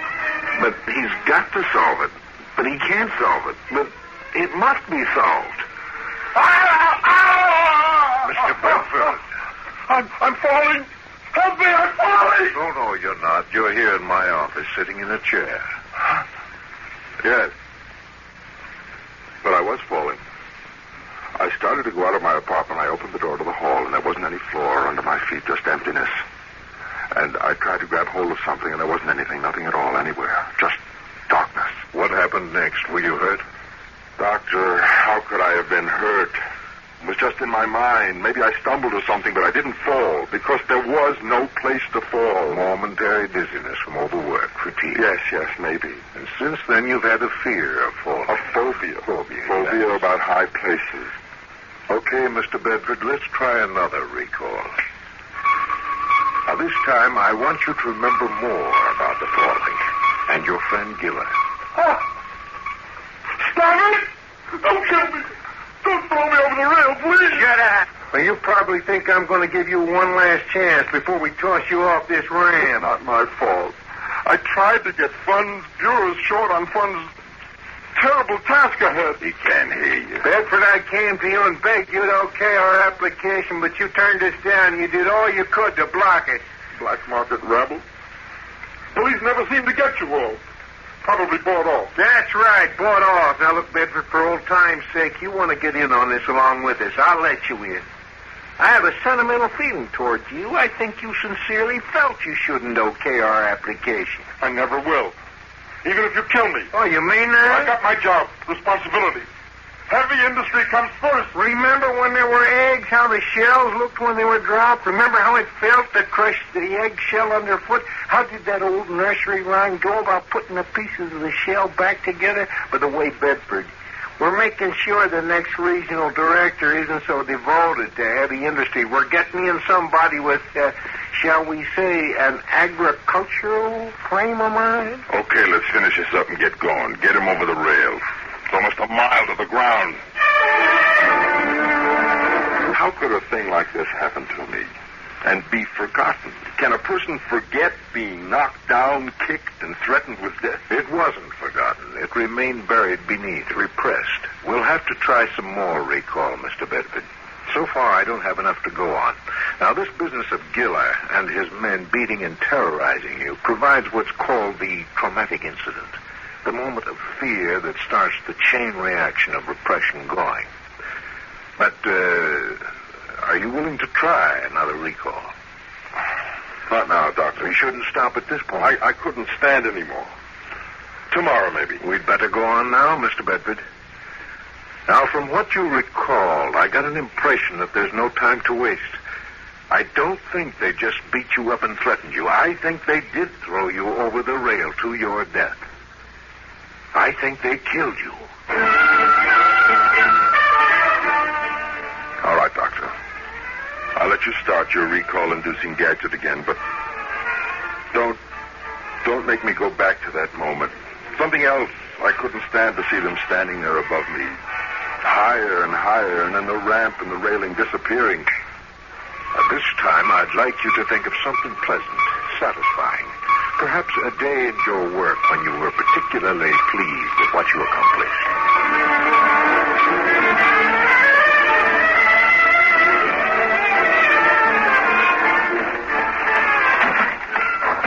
The public baths. Kids splashing around, lots of hot water. Wonder how many of us would be dead by now. Dead from contamination from the perpetual fallout if we hadn't built those huge pools and fountains over there. It's the hardest decision I ever made. I felt like a lunatic, giving them the go-ahead. A lot of people were angry about that. But after I saw the figures from the Anti-Radiation Committee, it had to be done. No matter how many people got angry. I know my duty. It's to the whole people, not a few special groups here and there.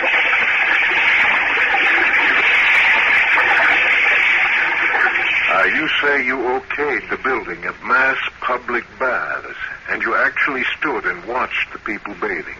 That's right. Togas, like ancient times. Mr. Bedford, I want you to listen to me carefully. I have something important to say to you. What's wrong, Doctor? Well, as a licensed general practitioner, I've been interested in the idea of public baths as an anti-radiation measure. In my opinion, it's a sound idea. But the proposal hasn't yet been put through. No baths have been built. It'll be at least 5 years before the baths can be put into operation.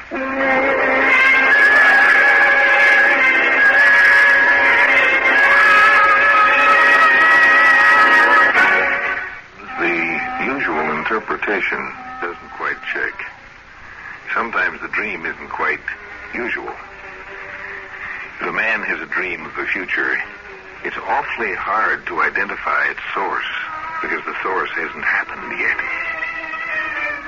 Tell me, Bedford, you were exposed to a great deal of radiation in the early part of your life, and so were your parents. That's right. We all were. We all went through the blasts and the heavy fallout of the war, the contamination of our food, water, homes, clothing. Do you remember any unusual exposure, either to you or to your parents, radiation approaching a dangerous maximum? Let me try to remember. I'm confused. You think I'm some sort of a freak. Stop sitting there in the chair insulting yourself. You have to make plans. Plans? There's nothing I can do. There's no way I can stop him. Try to remember any toxic dose of radiation, especially in the earliest part of your life. Now go back to the enemy missile attack. Sirens. Can you hear sirens? You're possibly running toward a shelter. Your family running, too. Across a field, maybe. I'm sorry, Doctor. I've had all I can take. I'll see you again some other time. You're leaving? Thanks for the help. I've got to consider all this. Maybe I'm not remembering the future. Maybe it's just a false memory, a neurotic fantasy. How could we check? If it's really in the future...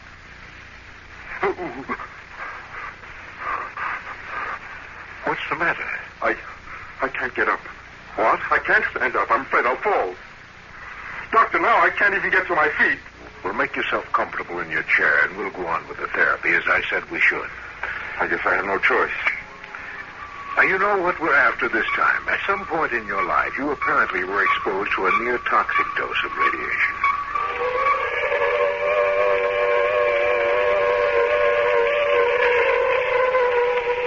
me. Hey, don't leave me behind. Come on back. Hey, Tony, wait for me. Hurry up. Okay. Let's get down. Get the metal lid off. And listen. They're almost here. Get the lid of the shelter up so we can get down there and be safe. You scared, Jimmy? Yes. Open that lid. Not until you apologize for what you said in class the other day. You said my family moved here because they thought nobody would bomb this sector. You said my family was scared of being bombed. Okay, let's see.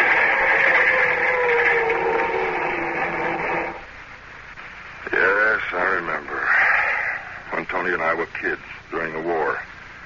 We got the scuffling, seeing who was braver. And while we were scuffling, the first warhead exploded a couple of miles up the coast. So that's where you got the near-toxic dose? Yes. The whole place was saturated. Hot. They had to rope off the rubble, close the roads. I was in the hospital for a month, down in the underground medical wards along with the real casualties. Weren't you a real casualty? No, I wasn't hurt. They made all the tests. They found no sign of tissue damage, blood count okay, bone marrow unaffected, no cancerous formations. But now you know you were affected. Yes, I was affected. Now listen to me, Mr. Bedford. You still have time to re-examine your dealings with Giller. You mean give him the bureau funds he wants so he can set up his black market operations? No, Dr. Sharp. I have my responsibility to the people of this area. Those funds have to be given to the proper applicants. Even if it means your life? Yes, even if it means my life. I'm still not going to give Giller the funds. I respect you, Mr. Bedford. I can see why the government gave you the job. I've tried to do it right. I feel proud of what I've done. The hygienic baths, evidently I'll be successful there. That alone makes it worthwhile. I don't feel too depressed. All in all, it was worth it. A lot of people died in the war. My death comes a number of years later, but, well, I can possibly consider it as a bona fide war death. With honor. Hey, look, I can stand up now. I'm on my feet.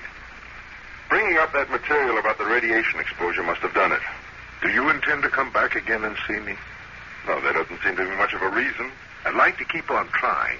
Maybe there's a junction of possible futures. Some point in time at which we can deflect the future that's waiting for you. Uh-huh. I'll think about it. Goodbye, Doctor. And thanks a lot for trying.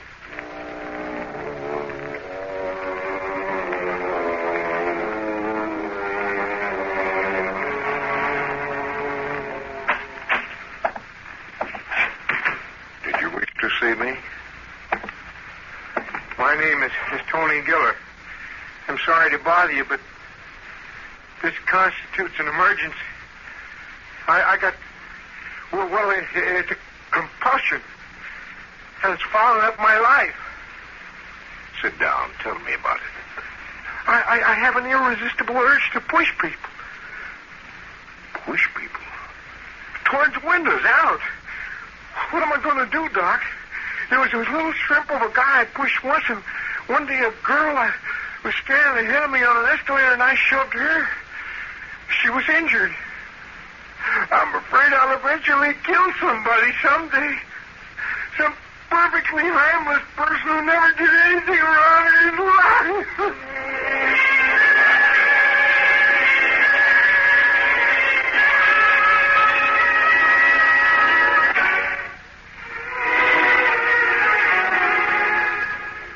The stone is never afraid of anything. The stone has no sense of futurity, no sense of a future to control. Wherefore, it has no fear. If you can feel fear, it means that you can sense the future. To the extent that you can sense the future, you can control it. You don't have to be stuck with any particular future. If you take the trouble to dream about the future, then you have a chance to do something about the future. If you don't like atomic wars, you have a chance to do something about it, provided you dream that it's there. Nightmare or not, you have a chance to do something.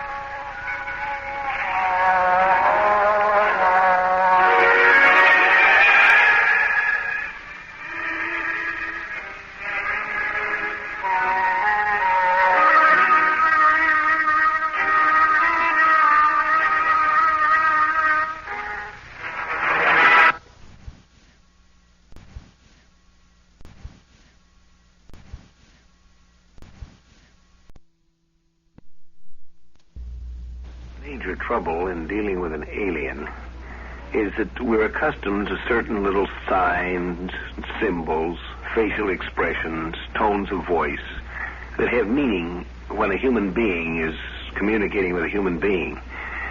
But we have no system of signs and no code of communication with the alien. How could we tell what the alien was thinking?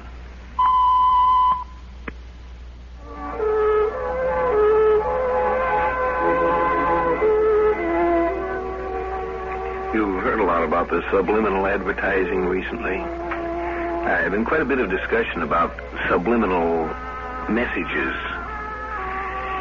You know, we use subliminal messages all the time, but we don't quite recognize them.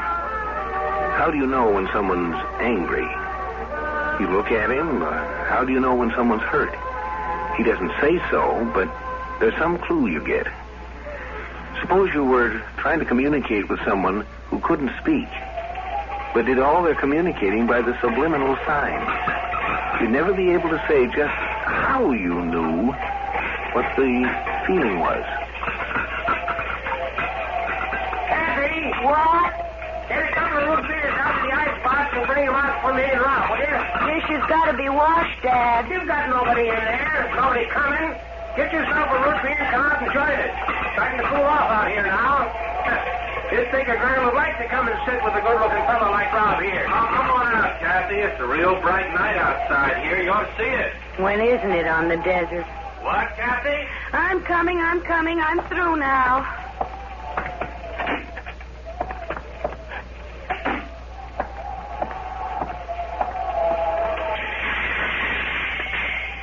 Here, you'll have to open it yourself. Got my opener right here in my watch chain. Give 'em here. You got one for yourself, Kathy? Didn't want one. Move over. Lots of shooting stars out tonight. And here we sit, looking at 'em. I tell you, when I was your age, Rob, and if I'd have seen myself as I am now, sitting on the front steps of a little cafe and gas pump, 10 miles from nothing but a wide spot in the road, middle of the desert. Oh, Tooth Springs, not just a wide spot. 1,500-something people. That's counting all the ranches 40 miles in every direction, and one town clock and one town constable. 2, Jimmy Herbert and me. And it's marshal, not constable. You aren't but half a constable, Rob. A part-time traffic cop nights. And why aren't you back guarding the town if it's so valuable? Instead of sitting here with me. That's all right. I gotta head back in a bit and check in at 11. Look, there's a bright one. What? Bright what? That shooting star over there. See it? You'd think they was wonders of nature never seen before. Regular 4th of July light-up.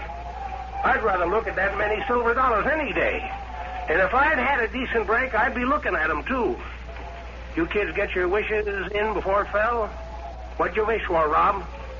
Don't need to ask what Kathy wished for. Kathy? Oh, Dad. Well, I didn't say nothing bad. Don't every woman wish for good looks? Dad. Now, you knew I was kidding you. I wouldn't say... Look at that one. It's coming right at us. Where? What? Hey, look out!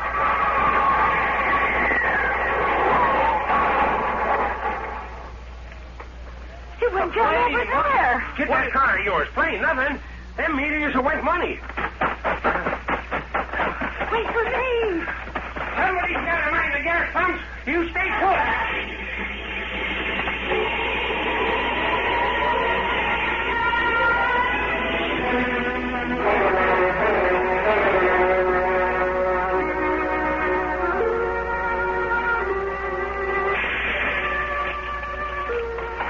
What was it? What was it? Let me.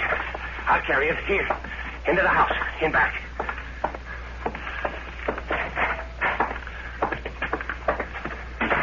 Hey, it's one of those big rubber beach balls. I'll put it on the sofa here.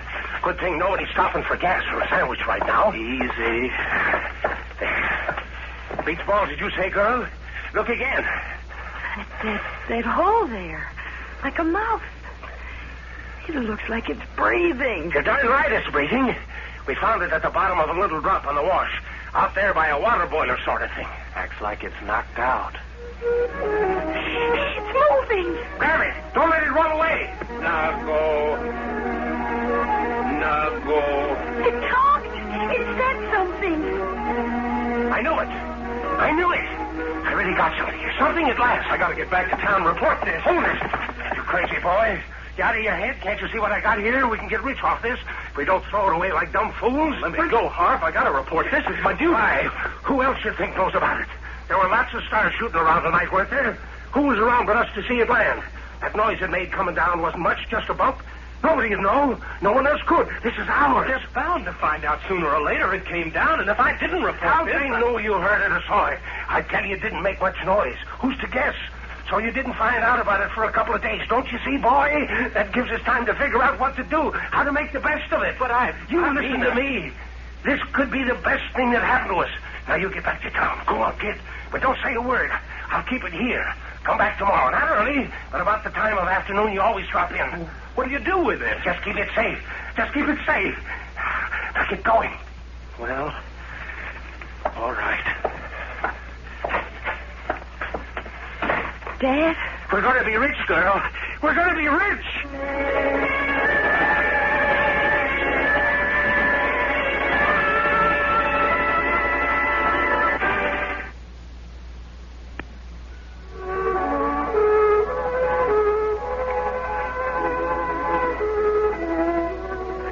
Nago doesn't seem to be very communicative.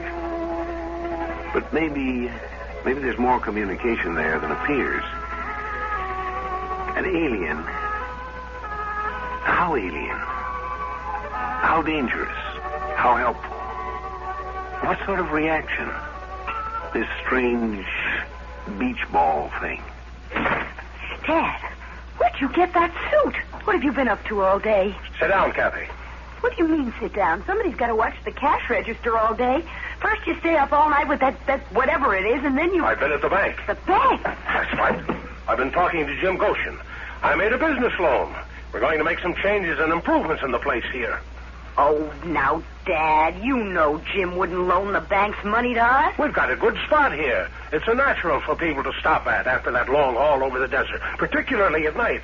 And the line of motels is a good idea, too. Besides, it'd be a boost for the town. People who stop here will go on to buy things in Two Springs. Well, what made him see that all of a sudden? I did, girl. I should have gone in and laid things on the line to him a long time ago. I don't know why. Before, things never seemed to go right, but now... I don't see why now should be any different. It was finding that thing in the back bedroom there that did it. It was like a sign. I felt like a new man this morning. When I walked in on Jim Goshen, I was that sure. I was that sure he didn't have a chance. Shook me by the hand when we were all done and said, Harvey, I believe in you. Yes, he did. That's just what he did. Dad. What? What's the matter with you now? Dad, I don't like it. Don't like it? For the first time since you were born, since your mother died, we look like we've got a chance in the world, and you say you don't like it. It's so sudden. Last night, and now this. This is what I was born to be, born to do. I was always meant to make money, only I could never get started. Now I know how to go about it. Now, that's all there is to it. How's the thing? You look in on it? No, I've been so busy out front. Let's see, then.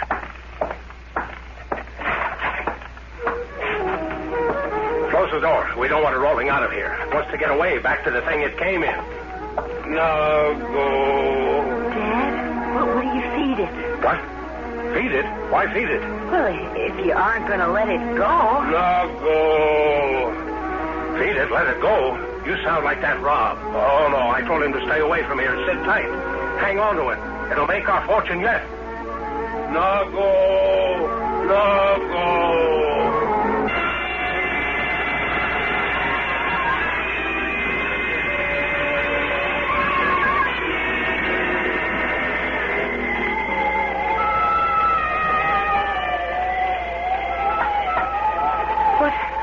What's that? Who's that? Who's there? Kathy? Rob? What in the world?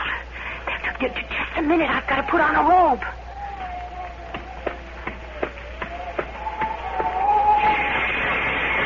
Rob, what are you doing rapping at my window in the middle of the night? Kathy, I gotta come in. In here? I gotta get to see it, Kathy. Just see it for a minute or two. I'm coming in. Rob! Kathy, take me to it. It wants to see me. I can feel it. Rob, are you drunk? You don't understand, Kathy. It can do something for me. I know it can. Kathy, listen. Listen, you like me, don't you? Won't you do that for me? Just take me to it. I better know where it is. It's in that extra back bedroom you and your dad use as a storeroom, isn't it? Rob, come back here. You want to wake up Dad? Show me. All right, but for heaven's sake, be quiet. This way. Give me your hand. Oh, Kathy.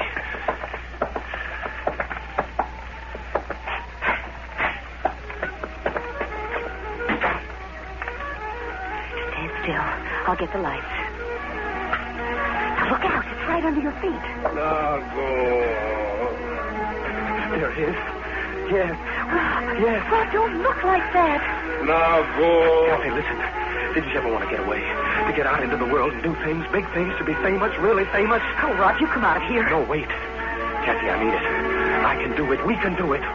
All we have to do is take this thing with us. When I've got it around, I feel I know how to do it. It doesn't take much money or brains. It's just being sure. And with it, I'm sure. Kathy, what's all that noise? Listen to me, Kathy. Kathy, what's going on out there? What are you doing? Nothing, Dad. Go back to sleep. Kathy. Nago.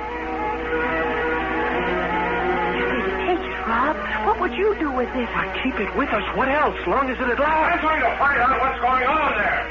Here comes Dad. You better go talk to him, Rob. Yeah, I'll handle him. You wait here. Keep an eye on it.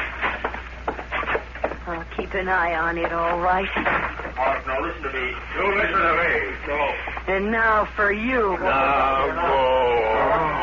Now you'll try it on me, will you? Oh, yes, you know what I want. Of course you would. I can feel you making me feel the way a beautiful woman feels. But I'm not fooled like they were, those men. I know I'm plain. You hear me? I know it. You think I could live with myself all these 19 years and let you fool me in a minute? Go ahead. You can make me feel it, but you can't make me believe it. Never. Never.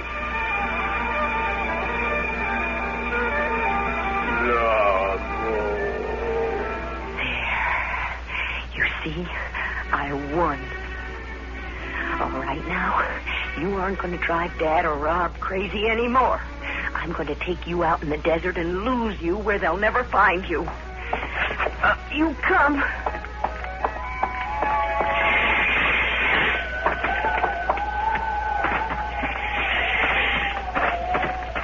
Good thing you aren't too heavy. I know a fine hole in the side of a wash you'll never get out of. Nago. Don't Nago me.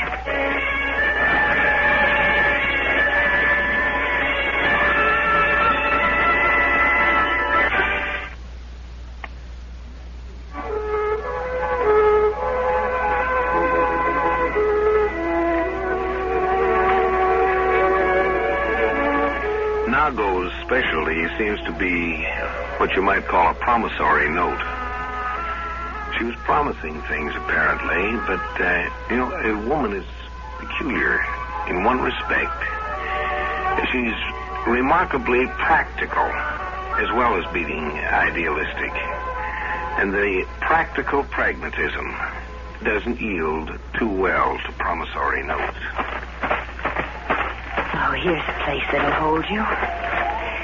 I'll just put you down here, open the hole a bit, lock you down with a stone.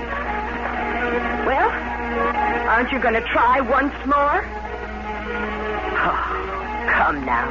Aren't you going to try once more to make me feel lovely and wanted and pretty? Nago. What was it you wanted from them anyway? From Rob and my dad? What were you after anyway? You ought to be able to make some kind of an answer. Go ahead, you can't fool me anyway. I'm onto your trick of finding out what people want and making them feel they can have it. And maybe they could have. It seemed to work for Dad. But even if your making me feel attractive would make other people think so too, I still wouldn't buy a pig in a poke. You hear that? Nago. All right, I don't want to hurt you. Tell me what you were after and I'll leave you here to save yourself or not. I don't care. What did you want from us? What? Nago. I think I can hear you. Somehow. What?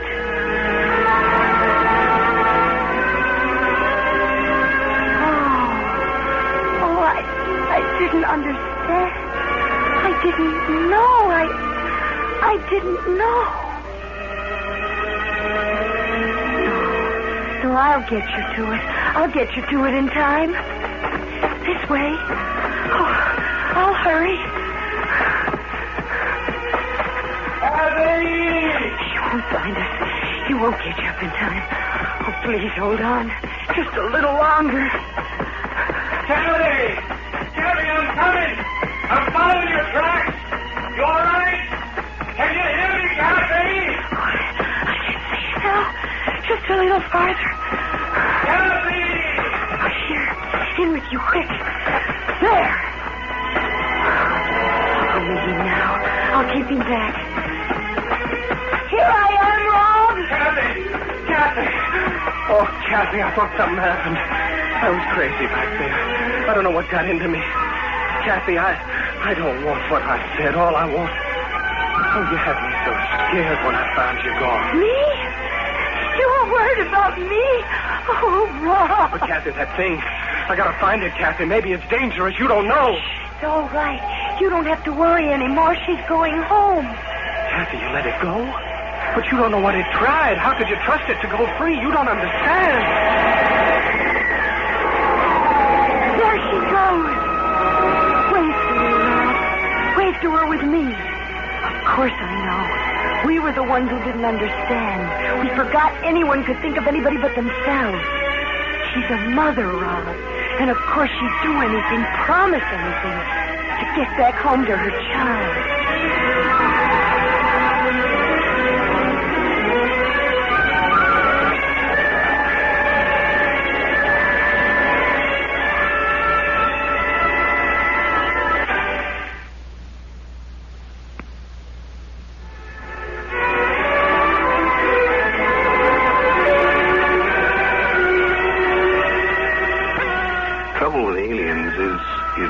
Start with a preconception.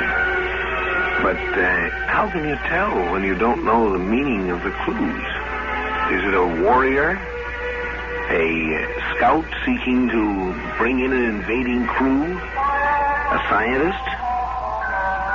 Or perhaps a lost child?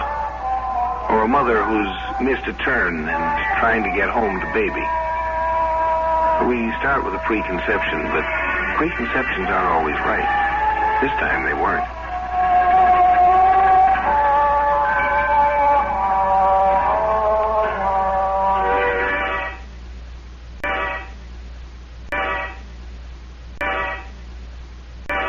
Exploring Tomorrow.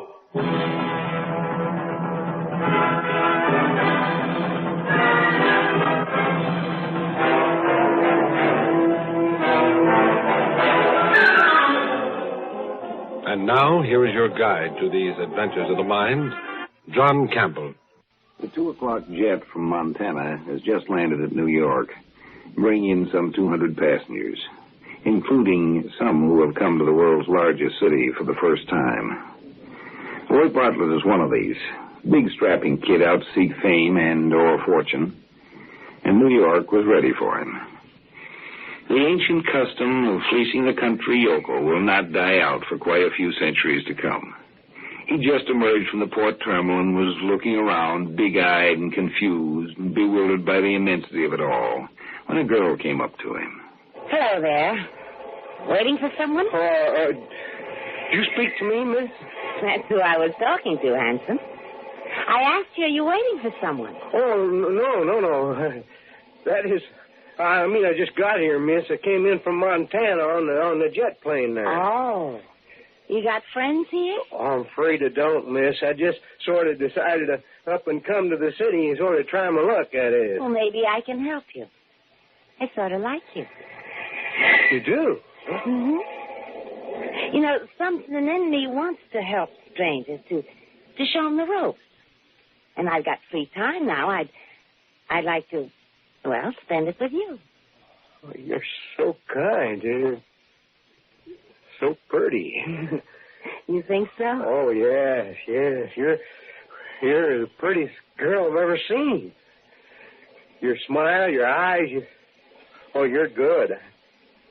I can tell you're warm and sweet. It's good of you to come to talk to me like this, to stand so close to me. Well, I think I like you, too. What did you say your name was? I didn't. Oh, I mean, it's Bartlett, Roy Bartlett. Well, I'm Diana Lawson. You're big. Strong out there. Handsome. Well, does it always happen this way? Suppose we stop in for a bite to eat at that refresher mat and get to know each other, huh? I think that's a wonderful idea.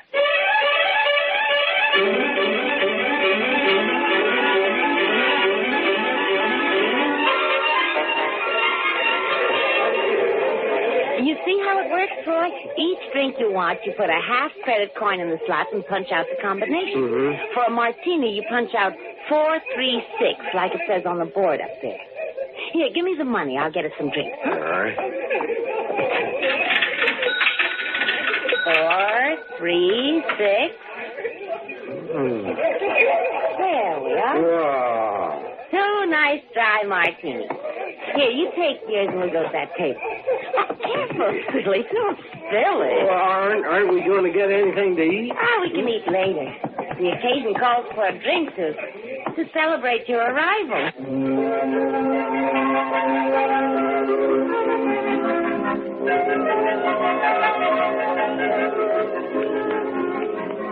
Here you are. And sip it this time. Well, I'm sorry if I did the wrong thing with the drink. I just didn't know, you know. Of course you didn't know. But you'll learn all these things, Roy. Where you from? Why are you here? Well, I worked all my life on my father's farm, and he died last year and left me all alone out there, Steve. Oh. I kept things going a while and then figured I ought to try something different. And sold the farm, and I bought a ticket to New York. A one-way ticket. Oh. It must seem like a different world to you. Oh, it does. Big and frightening, unfriendly. At least it seemed unfriendly at first. Till I met you, Diane. I can't ever thank you enough for coming over to me when I was alone. You don't need to thank me, Roy. Just common decency to help a stranger out. Especially when he's a good-looking stranger. When are you seeing the central computer? The what? The central computer. Huh? Well, it runs New York, you know. Keeps the trains moving, the traffic lights, everything. You have to register with the computer when you establish permanent residence here. If you don't have a job, the computer will give you one. You mean you didn't know that? I guess I hadn't heard. Well, where'd I find this computer? Just ask any policeman. He'll get you there. Diana, you're swell for helping me out like this. I mean it. I wish... Oh, there's some way I could thank you for this. Oh, I told you it's just common decency. Roy, the money from the sale of your farm, did you bring it with you? You bet. Yes, sir. $5,000 in cash and the same in traveler's checks. Oh, so much. You carrying it around with you? Yeah, sure. Hey, that's dangerous, Roy. You better put it in the bank right away. Well, I don't know any bank. Oh, I'll take you to one. Come on. Unless you want another drink before we go. No, I haven't finished this one yet. There. Wait a minute.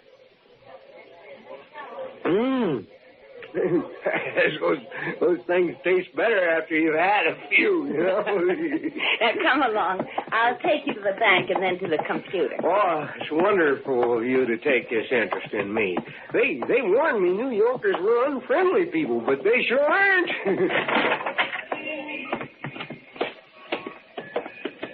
Down this way. In here. But it's dark and there's... Hey! Go ahead, Mike. Hit him! Get away from me, you... Leave me alone.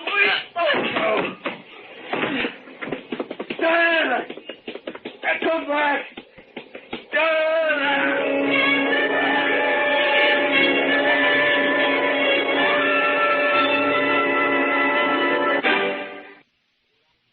You are Roy Bartlett, age 25, height 6 feet 2 inches, weight 185 pounds, born in Helena, Montana, 17 February 2184. Parents deceased. If any of this information is incorrect, please amend it. That's all correct, sir.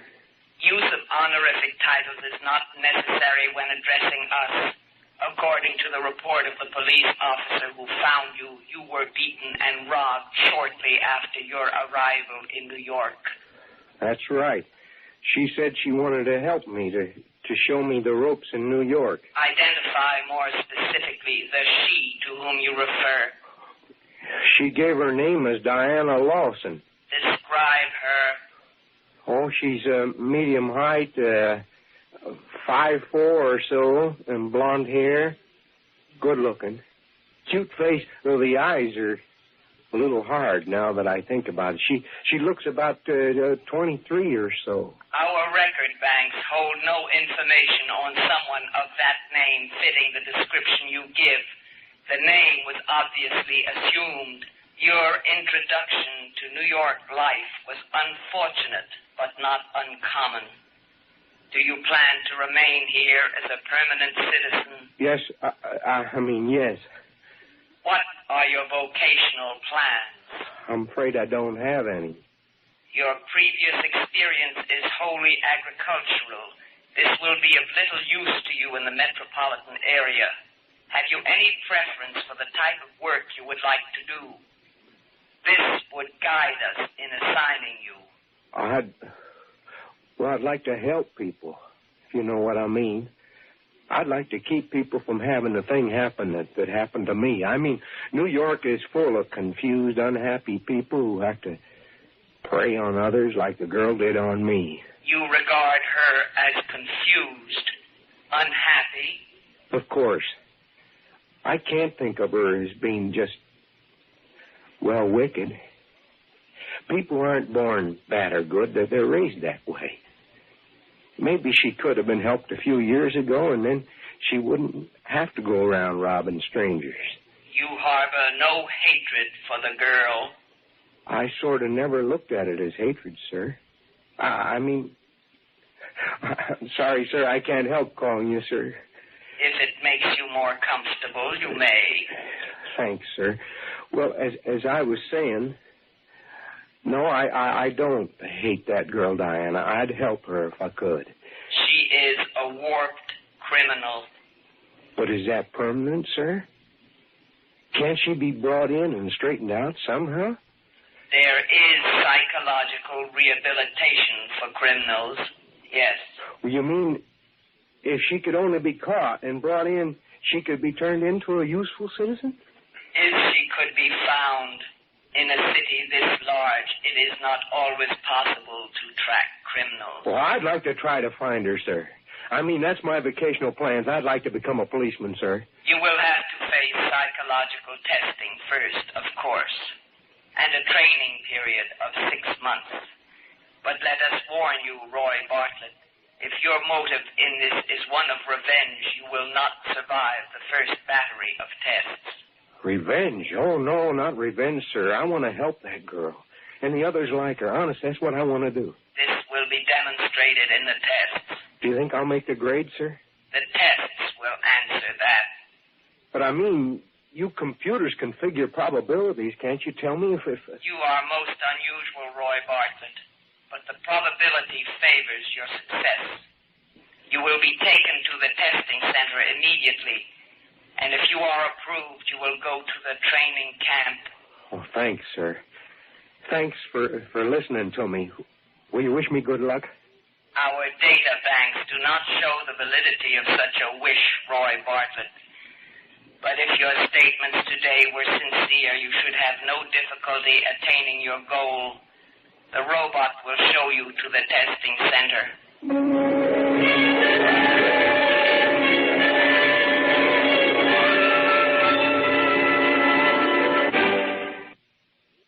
Of course, a computer can talk about revenge. That's a word that can be put in its vocabulary. But it couldn't understand what revenge meant. It couldn't understand human feelings of any kind. For that, human beings are necessary. For that, Roy had to be passed along to human beings who could teach him, could understand him, could help him understand himself, and find what his life work should be.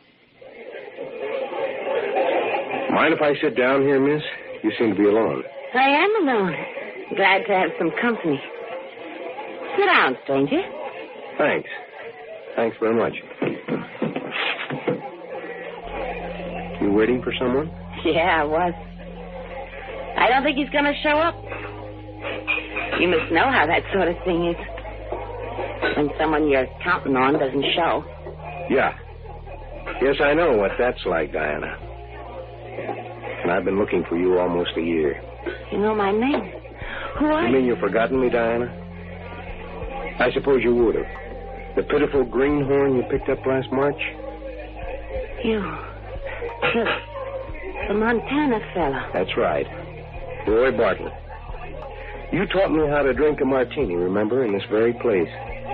And then you taught me what it was like to be robbed by someone you trusted. I'm getting out of here. You can't keep me here. You'll leave when I want you to leave, Diana, not before. Sit still. Don't make a fuss. Let go of my arm.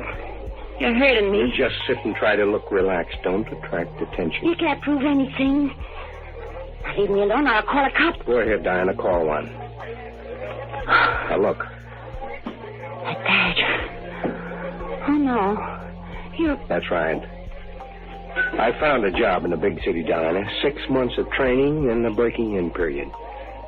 I don't happen to be wearing my uniform now, but the badge is real. What are you going to do with me? Take you away, Diana, to Psych Center, where they can help you straighten up and grow the way God meant you to. You know, girl, you really did help me, and it really was worth the $5,000 you took from me. I didn't know what I wanted to do, and you showed me how to get the kind of job I wanted. What are you talking about? You never done any farming, have you, Diana?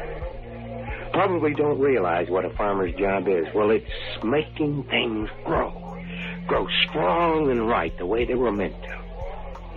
But I guess I've got sort of tired of working just with plants. No. They'll kill me. They'll make me into something I hate, and something that'll hate me. It won't be me. I'll be a zombie or something. I suppose it does seem that way. You never tried it the other way, though, have you? Without hate and bitterness driving you. You mean tried being dead? No, I haven't. No, I mean stop running and start doing what you want for yourself instead of what you think you want to do to somebody else. Now, look. We need Mike, too, your accomplice. He's outside, isn't he? Yeah. Okay. Let's walk out together. Act natural.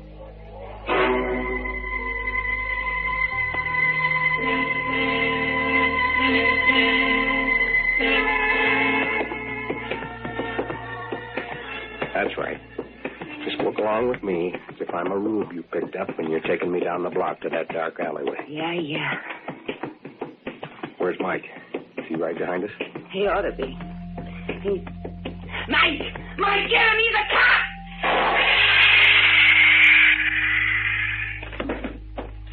That stun gun blast ought to keep him on ice for a couple of hours.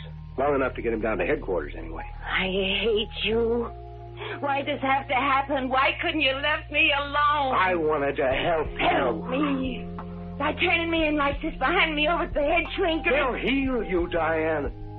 Take all the bitter hatred out of your mind. Make you a useful citizen. Who wants to be a useful citizen? I had a good thing here until you busted it up. Now they'll fix me so I'll have to go straight be a good girl. Sew buttons on shirts for 30 credits a week. There are good jobs open for rehabilitated criminals. Nobody will hold your past against you. Good job. I'll never be able to go near my old friends. I'll have to begin life all over as somebody new. That's right. And I'll be there to help you start all over. You? Sure. I'll be there to help you. I told you I owe you that. Come along now. Let's go down to headquarters.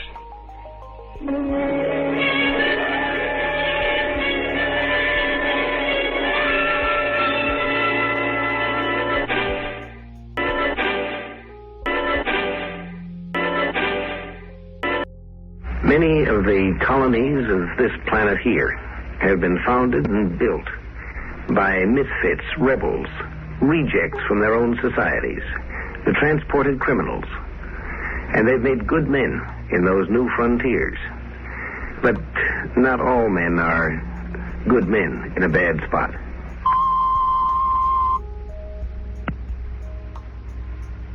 When you open a new area, whether it's a new planet or a new continent, it takes tough men, men of strength and determination. Among the men of that type in any culture, many are rebels. They turn up in the criminal courts. Such men make fine colonists. But not all rebels are colonists, builders. A lot of them are just plain, lazy, sick-souled criminals. Now, Mars is a cold planet. It's nearly 50 million miles further from the sun than Earth. It gets proportionately less heat. Its air is thin and low in oxygen. Its water is scarce. It's not an easy place to live. Some men will live in unpleasant places by choice because they have this pioneering spirit or a sense of adventure. Other men have very little choice at all. When Robert Black was found guilty of the crime of armed robbery, the court gave him the usual choice: 15 years in prison or a permanent exile to Mars. The judge asked him which he preferred. I'll take Mars. It was so ordered.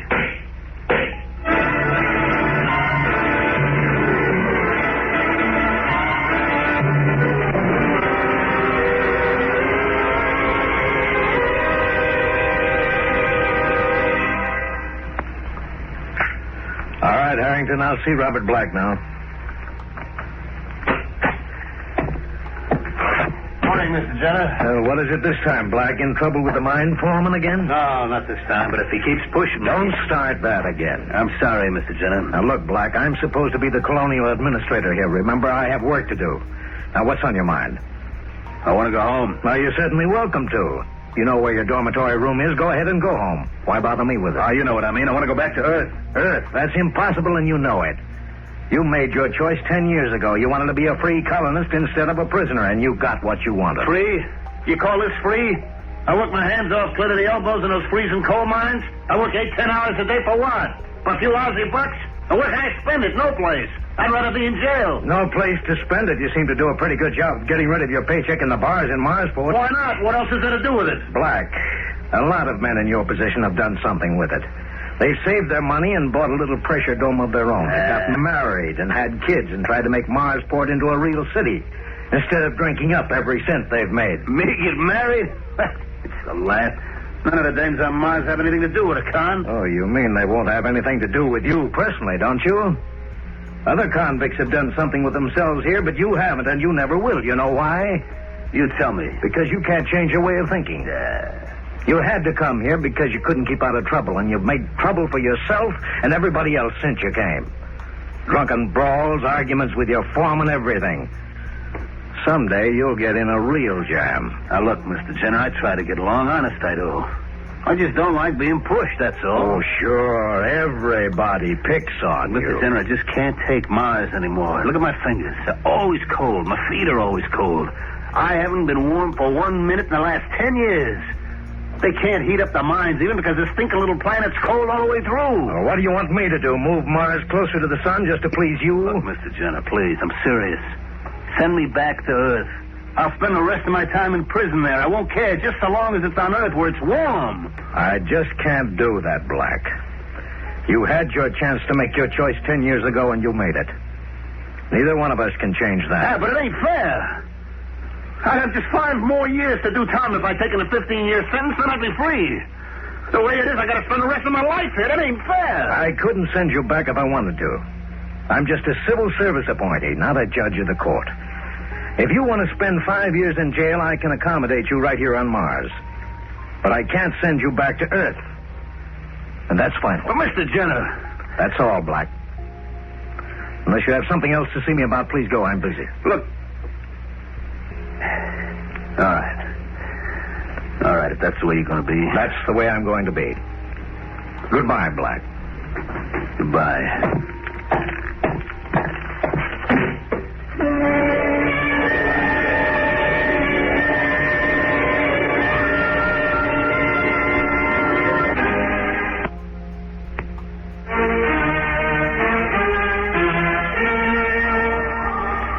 many men who can't take no for an answer. But they don't all have that characteristic in quite the same way. The pioneer, the scientist, these are men who can't take no for an answer, and they plow their way through to an answer that works. But not all men are of that type.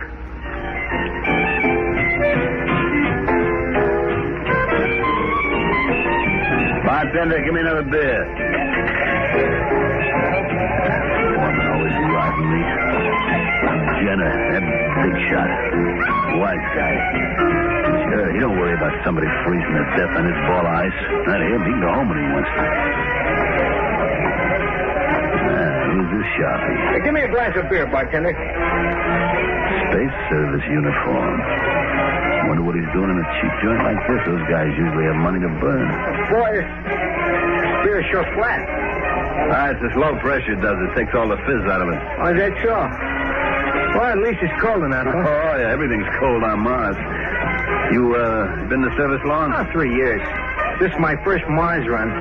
Thought I'd take a look at Mars Port while they service my ship. Your ship?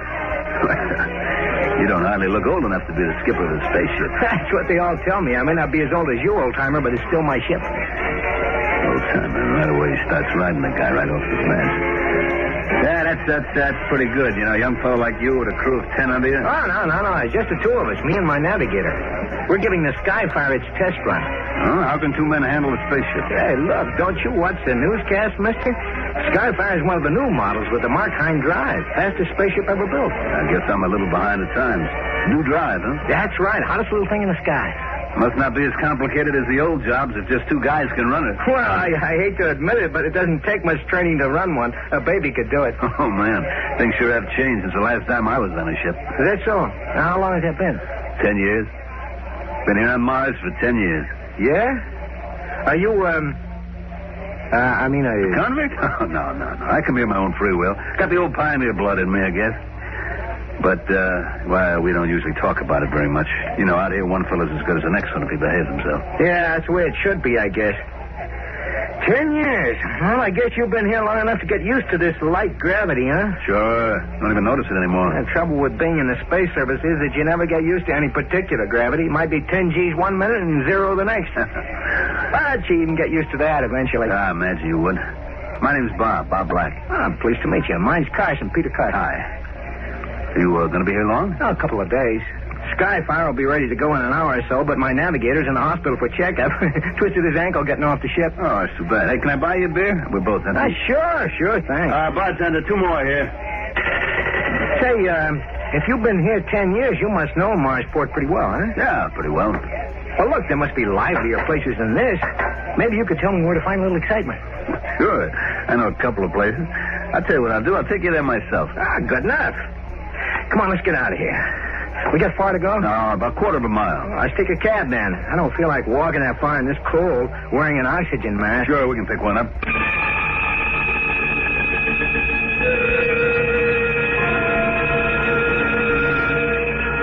Oh, my head. Yeah, kid, you really hung one on last night. Oh. Where am I? Open your eyes and look around. This ain't the good ship Lollipop. Hey, we're aboard the Skyfire.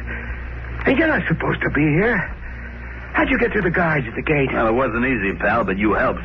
Now, you just lean back and relax. You're in no condition to try anything funny. Hey, that's my gun you got there. That's right. Earth. Beautiful, green, sunshiny, warm Earth. I'm sick and tired of this freezing hellhole. You're going to take me home, buddy.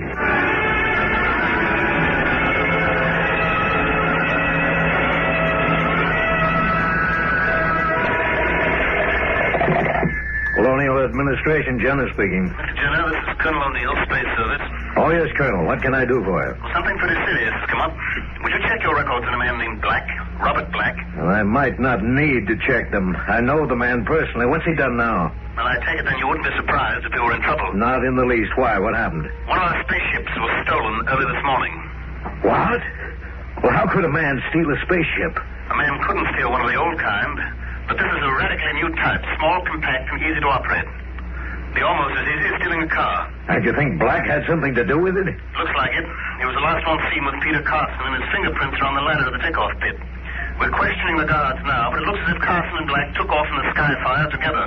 Incredible. Who is Peter Carson, by the way? One of our young trainees. Pretty bright, but just a kid. Oh? He's got a funny streak in him, though. The psychologist should never have passed it. Still, I never thought he'd do anything like this. What do you mean? What's wrong with him? Well, he's a bit of a braggart. Likes to claim he's something he's not. I'm no psychologist, but I'd say that he's a compulsive liar. And the two of them stole a spaceship. Well, they ought to make a fine pair. Now tell me, can Black navigate and operate a spaceship? Of course not. Only trip he ever made was 10 years ago when the court sent him here. He doesn't know how to operate a spaceship. Then they'll make a fine pair, all right. How's that?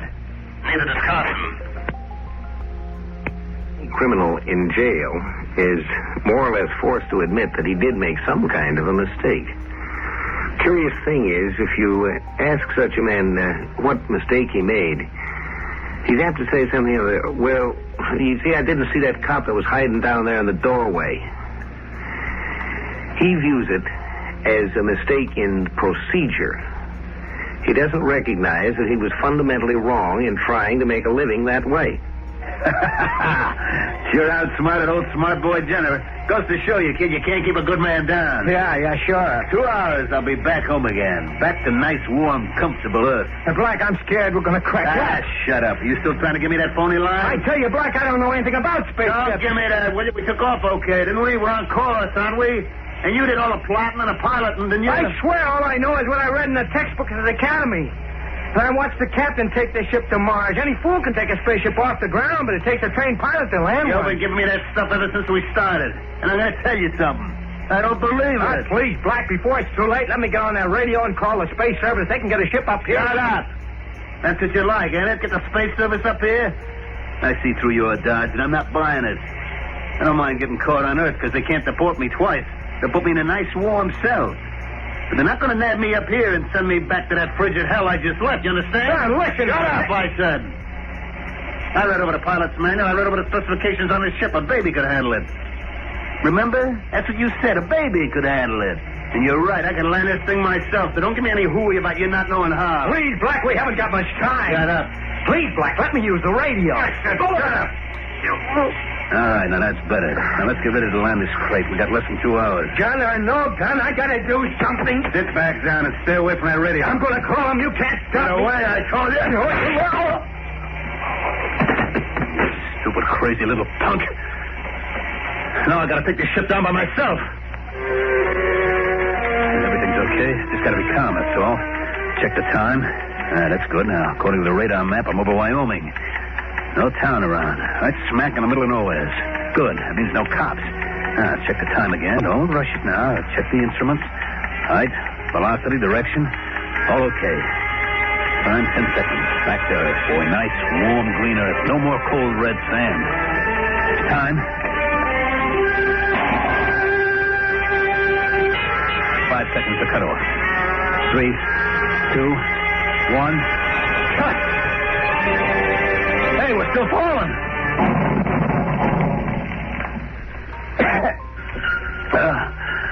I guess I'm okay. Ship didn't fall more than 10 or 15 feet.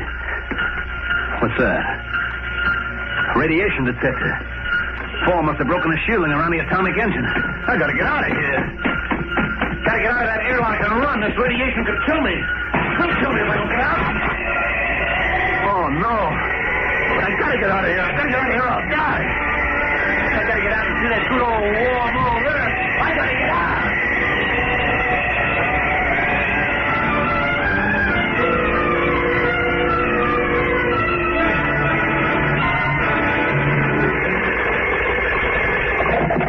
Colonial Administration, Jenner speaking. This is Colonel O'Neill, Mr. Jenner. I just got word from Earth that our 2 runaways have been found. You mean they actually made it to Earth? Well, it wasn't a good landing. The engines were cut off too soon, and the Sci-fi dropped about 15 feet. But that ship's pretty nearly foolproof. What happened? Our man Carson has a bullet in him. Doctor says in bad shape, but he'll live. And Black? Funny thing. Sat the ship down in the desolate part of Wyoming. The fall shorted the radiation detector, and evidently Black thought the ship was full of radiation. He got out fast, started running, and just kept running until he dropped. You mean he got away? Well, he didn't get far. It's January, you know, wintertime in Wyoming. He ran into the teeth of a howling blizzard at sub-zero temperatures. Yeah? Froze to death before they could reach him.